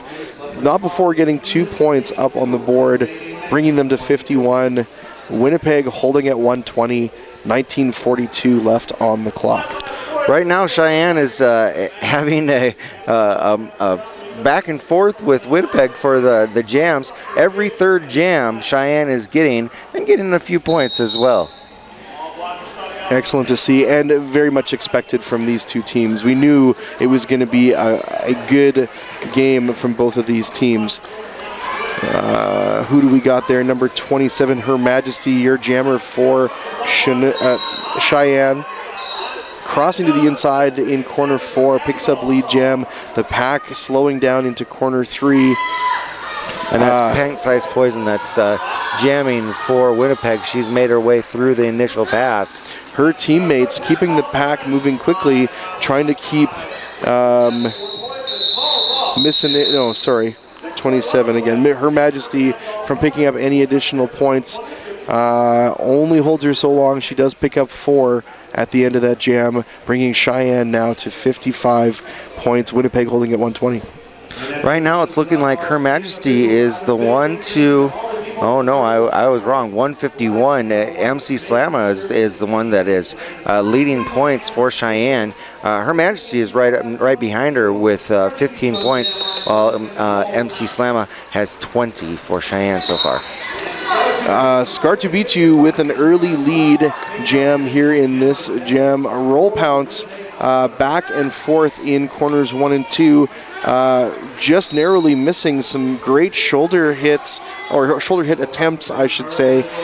She also has cleared herself of the pack, but doesn't have lead. So Skartubitu is going to plan her exit with the tap of the hips. It was about a minute and a half into that jam. Decided probably wasn't worth making another lap to maybe pick up 1 or 2. They've got a significant lead at this point. Yes. So expending energy is probably, not expending too much energy is probably a bigger priority for them right now, rather than picking up little points. Well, even on top of that, expending time. Oh yeah, is really important as well. Just being able to eat up that clock and being able to just kind of sit on that lead right now. Very true, very true. Who's our jammer? We got Lex Go out there for Winnipeg. And Hooked on Onyx. Hooked on Onyx Cheyenne. for Cheyenne. Interesting. Okay, another change up there, and lead jam for Cheyenne. You know what? Sometimes you roll the dice and it works. Yes, indeed. Hooked on Onyx, what was her record there in the first half? First half, she had 9 points. Not bad. Just, almost equal her counterparts on the team. Yeah, so far this is her second jam in this half, with jam 10 just coming to an end. So getting a little bit of urging from the bench, she decides to call it off, not before picking up 4. Winnipeg was in the midst of picking up 3. So a little bit of extra work there for only 1 additional point, unfortunately, but a team timeout has been called by Winnipeg as the clock stops. 16:27 left in this game. Winnipeg holding their, up a little bit, those 3 points, 127. Cheyenne Roller Derby at 61. Winnipeg taking maybe some time to regroup. And I don't think it's necessarily at this point about how we're going to get some more points. Mm-hmm. I would venture a guess to say this is really about, okay, everybody catch their breath. Yeah. We still have 16 and a half minutes to play. We can't lose this lead, but we also need to keep our heads about us as well. So far, the second half, it has been very equal for lead jams. Winnipeg has had 5 of the 10. Cheyenne has had 4. They actually had 5, but they lost one of those just at the end, if you remember, for MC Slamma getting that penalty just as the time was running out. So lead jams definitely being shared right now. However, Winnipeg is definitely showing that when they have lead jam, they are capitalizing on them a little bit more. In this half, Winnipeg has scored 30, 40, 47 points to Cheyenne's 22. Okay. Interesting stats there in this second half. We're back to the action now. The whistle's been blown. We've got, is that Roll Pounce or is that Onyx out there? Onyx 3-2-1. That is get past in this one. Decided, you know what, it's time to just give it up. I have to say this real quick. Roll Pounce. Looking at it, she has 5 jammer penalties. Oh boy. So I don't believe that I saw her in there as a blocker so much. So I don't think she's gone out on a penalty on a blocker. But she is definitely. She's very much. Yeah, you wouldn't want to lose close to 14 and a half play in this game. Yeah, indeed. That's going to weigh heavily on the strategy for Cheyenne as we part of this game. Oh, okay. Oh, we're right back. Oh, hey, look at that. We are back right away. It's just that quick. Skartu beat you, your jammer for Winnipeg, and lead jam awarded to her as she passes the pack in the stretch. MC Slamma is taking the place of a Roll Pounce, and she's just being released from the penalty box. Back out on the track, taking the long way around. Skartu beat you, looking for an opening. Wow, on the inside. I think she was almost at 45 degrees there. She leaned into that turn and picked up 5 points for Winnipeg. But you know what? That's exactly why they're in the position that they're in. Yes. And not, I don't know, yeah, undefeated, I think, so far in this tournament. Winnipeg, yes, definitely. Yeah. Winnipeg coming in number 1 in their pool. Oh, that's right. Yeah. Sitting at 154 Cheyenne points. 11 minutes, 42 seconds left on the clock. 13 jams and jam 14 coming away. The box is empty once again. It's a 5-on-5. We get started. If I was on the bench, I don't even know what I'd be saying. Guys, we got to do this. We got to do this. Everything. Winnipeg is just proving that they can. They're just seeing that lead jam. They're those penalties. That's the main reason why we're behind the blockers, Tenacious V and number 117 Girl Meat.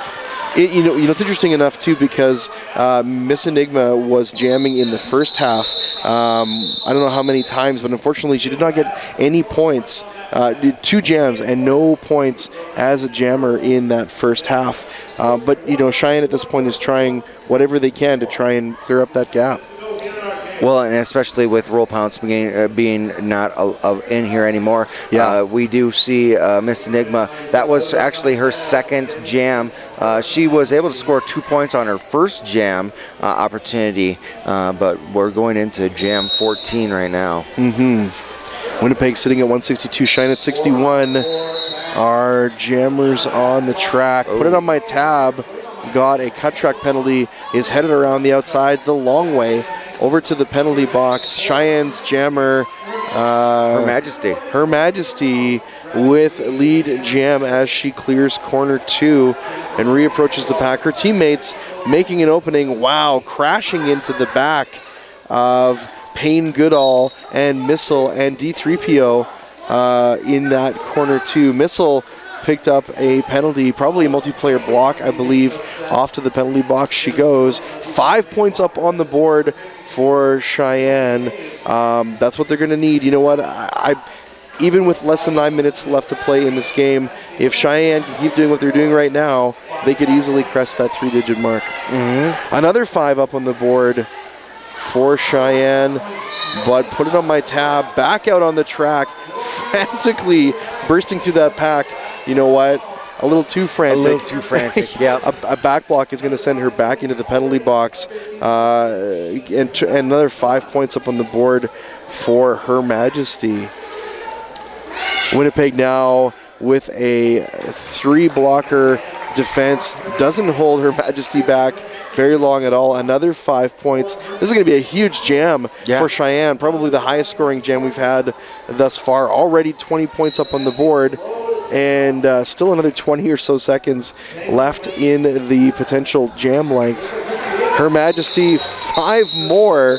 Wow, 25 points up on the board for Cheyenne. You know what? If they can do this a couple more times, they can easily doable. Match this up. Yes, Can you imagine us sitting here in 7.5 minutes losing our freaking minds over a catch-up like that? Everyone would have to turn down their computers just a bit.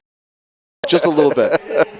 Winnipeg now sitting at 162, holding there. No score for them in that last jam. Cheyenne at 86, a 25-point jump in jam 15. Jam 16 underway now. Pint-sized poison is your lead jammer for Winnipeg. An early start. Onyx is now also through the pack in a point-scoring position. Not the ability to call it off, unfortunately. So Pint-sized poison knows she's going to have to do some quick thinking. She does. Backs her hips up. Gets 2 points up on the board for Winnipeg and calls it off before Onyx can get anything else in jam 16. Just under 7 minutes left to play in this game. We were talking about how you'd have to turn down the volume on your computers. Yep. And again, I want to thank ColoradoSports.TV for allowing this to be possible. Having no paywall, allowing you to be able to listen to this virtually for free. I say it that way because really you should donate a couple of dollars. Only $5 or $10. If everyone that listened would donate that, it would make it worthwhile. Indeed, indeed. Skartuvicu, the jammer for Winnipeg, gets pushed to the outside, loses ground, and Miss Enigma has got lead jam this time for Cheyenne. Yes. She picked up some points last time, did she not? Not last time, but the time before that. Okay, all right. So now the pack in the stretch between corners 2 and 3. 5 big points up on the board for Miss Enigma. Now bringing Cheyenne to 91. We're easily going to see a 3-digit. We had a pass the star. And just as Payne Goodall was being hit, she was able to jump on 1 foot and do a little apex jump in that 4th turn. So much action going on. I look away for half a second, and I missed all of that. Did you stop time on me? I may have. Okay, all right. Just a little bit. Yeah. So now what do we got here? Winnipeg Roller Derby shutout in that last jam, 165 still. Cheyenne Roller Derby only 6 points away from that 3-digit mark. Just over 5 minutes left to play, 17 jams away, and jam 18 coming your way. The penalty box is empty. It's a 5-on-5 as we start this one. Lex Go with a hop and a sprint down the inside lane has lead jam for Winnipeg. MC Slammer just stuck behind. Well, as the announcer says it, she gets by the. Lex Go with a huge jump like a hurdler. Oh my goodness. And I think she was pretty proud of herself there. She tapped she tapped it off, and then one more just to say Shooter McGavin there. Yeah, that's right. That's right. That's what it's all about. Winnipeg Roller Derby with 4 points and call it off real quick at the end of jam 18. Just over 4 minutes left to play in this game. Out of the last 8 jams, Cheyenne has only gotten lead jam twice. Now, one of those 2 lead jams, they scored 25 points, but it is definitely looking that Winnipeg is starting to take over. Well, Onyx with lead jam for Cheyenne. This could be the 3-digit setup that they need. Put it on my tab, also free of the pack. Won't be calling it off, unfortunately, but Onyx sneaking through on the inside. A quick 4 points and calls it off. 98 points now on the board for Cheyenne Roller Derby. Just under 4 minutes left to play. We're probably only going to see a couple more jams out of these teams. I'm confident that Cheyenne's going to find somewhere to pick up those additional 2. You know, it's going to be really tough to clear up this gap. But that being said, we saw that 25-point jam. Yeah. You know, what if Cheyenne got 2 of those? Yeah. Very easily got can here? happen. And Pint-Sized Poison being called out on a back block penalty. That's Her Majesty out there, your jammer for Cheyenne, and has a power jam with that lead. She's the one that scored 25 points in that last power jam. Let's see if we get a repeat out of Her Majesty. She plows into the back of that purple wall easily. Wow, shoulder, get out of my way. Another 5 points for Her Majesty as she passes. She's going to have to do that a few more times. Oh, big shoulder hit on Sin and Tenacious V there in that Winnipeg blocker wall. Pint-Sized Poison, wow, came out of nowhere, crossed in between that pack, had her initial pass, could have kept Cheyenne from getting any advantage points. Didn't happen, but two additional points for Cheyenne at the end of that jam. They've now crested the 3-digit mark. They're at 105, a very respectable score, but just over 2 minutes left to play and 20 jams we've already seen thus far in this half. MC Slamma taking the jam line against Scar2B2. Easily high point scorers generally. Of course, as you mentioned earlier, MC Slamma hasn't been the point scorer that much in this game for Cheyenne. She's been having a tough time trying to get through those Winnipeg blockers, especially Rance in their pants, who she is just racing MC Slamma down. Wow, Scar2B2 with lead jam this time. MC Slamma really close behind her. Scar2B2, I think, is going to have her work cut out for her here. It's really a matter of let her pass and call it off, but run the clock a little bit. Don't make it, don't give them any extra time. Right. So really some great clock management there by Winnipeg Roller Derby. No points awarded at the end of that jam, of course, with that jammer race, the typical strategy, call it off, do some damage control. Jam 22 coming your way, and just over a minute left in play in this game. I don't think we're going to see another jam out of this one. No, I think this is going to be the last jam. Lexco is going to be the jammer for Winnipeg, and number 333, Miss Enigma, is going to be jamming this jam for Cheyenne. Let's go, lead jammer for Winnipeg. A solid end to this game, I would imagine. She's probably going to take her time. She's not moving very quickly right now. Watching what's going on this side. Miss Enigma struggling like crazy to get through that 2 and 3 wall in corner 3. Lexco biding her time, holding back. She doesn't really need the extra points. Miss Enigma, though, has broken free of the pack. Wants to reapproach. Lexco getting some tips from the bench. 4 more points up on the board in this jam. She's going to watch the clock go away. There's no question about it at this point. Yeah, as the clock turns 0, she puts her hands on her hips. She knows that's all that she needs to do, and that is going to be the end of the game. Unofficial final score, 173 for Winnipeg Roller Derby All-Stars. Cheyenne Roller Derby with a very, very respectable 108 in this game. What a fun game to watch. Yeah. The score maybe not as indicative of the play that we saw. We saw some great, fast, hard-hitting derby, huge jumps, amazing holds to that inside and outside line. Wow, that was worth way more than the price of admission on this one. Again, folks, thanks for joining us today. We will see you tomorrow, bright and early. You don't want to miss it. Some more amazing derby coming your way. I'm Stay Puffed. Thank you very much for tuning in. I'm Eeyore Jameson. Have a good night, everyone. And take care.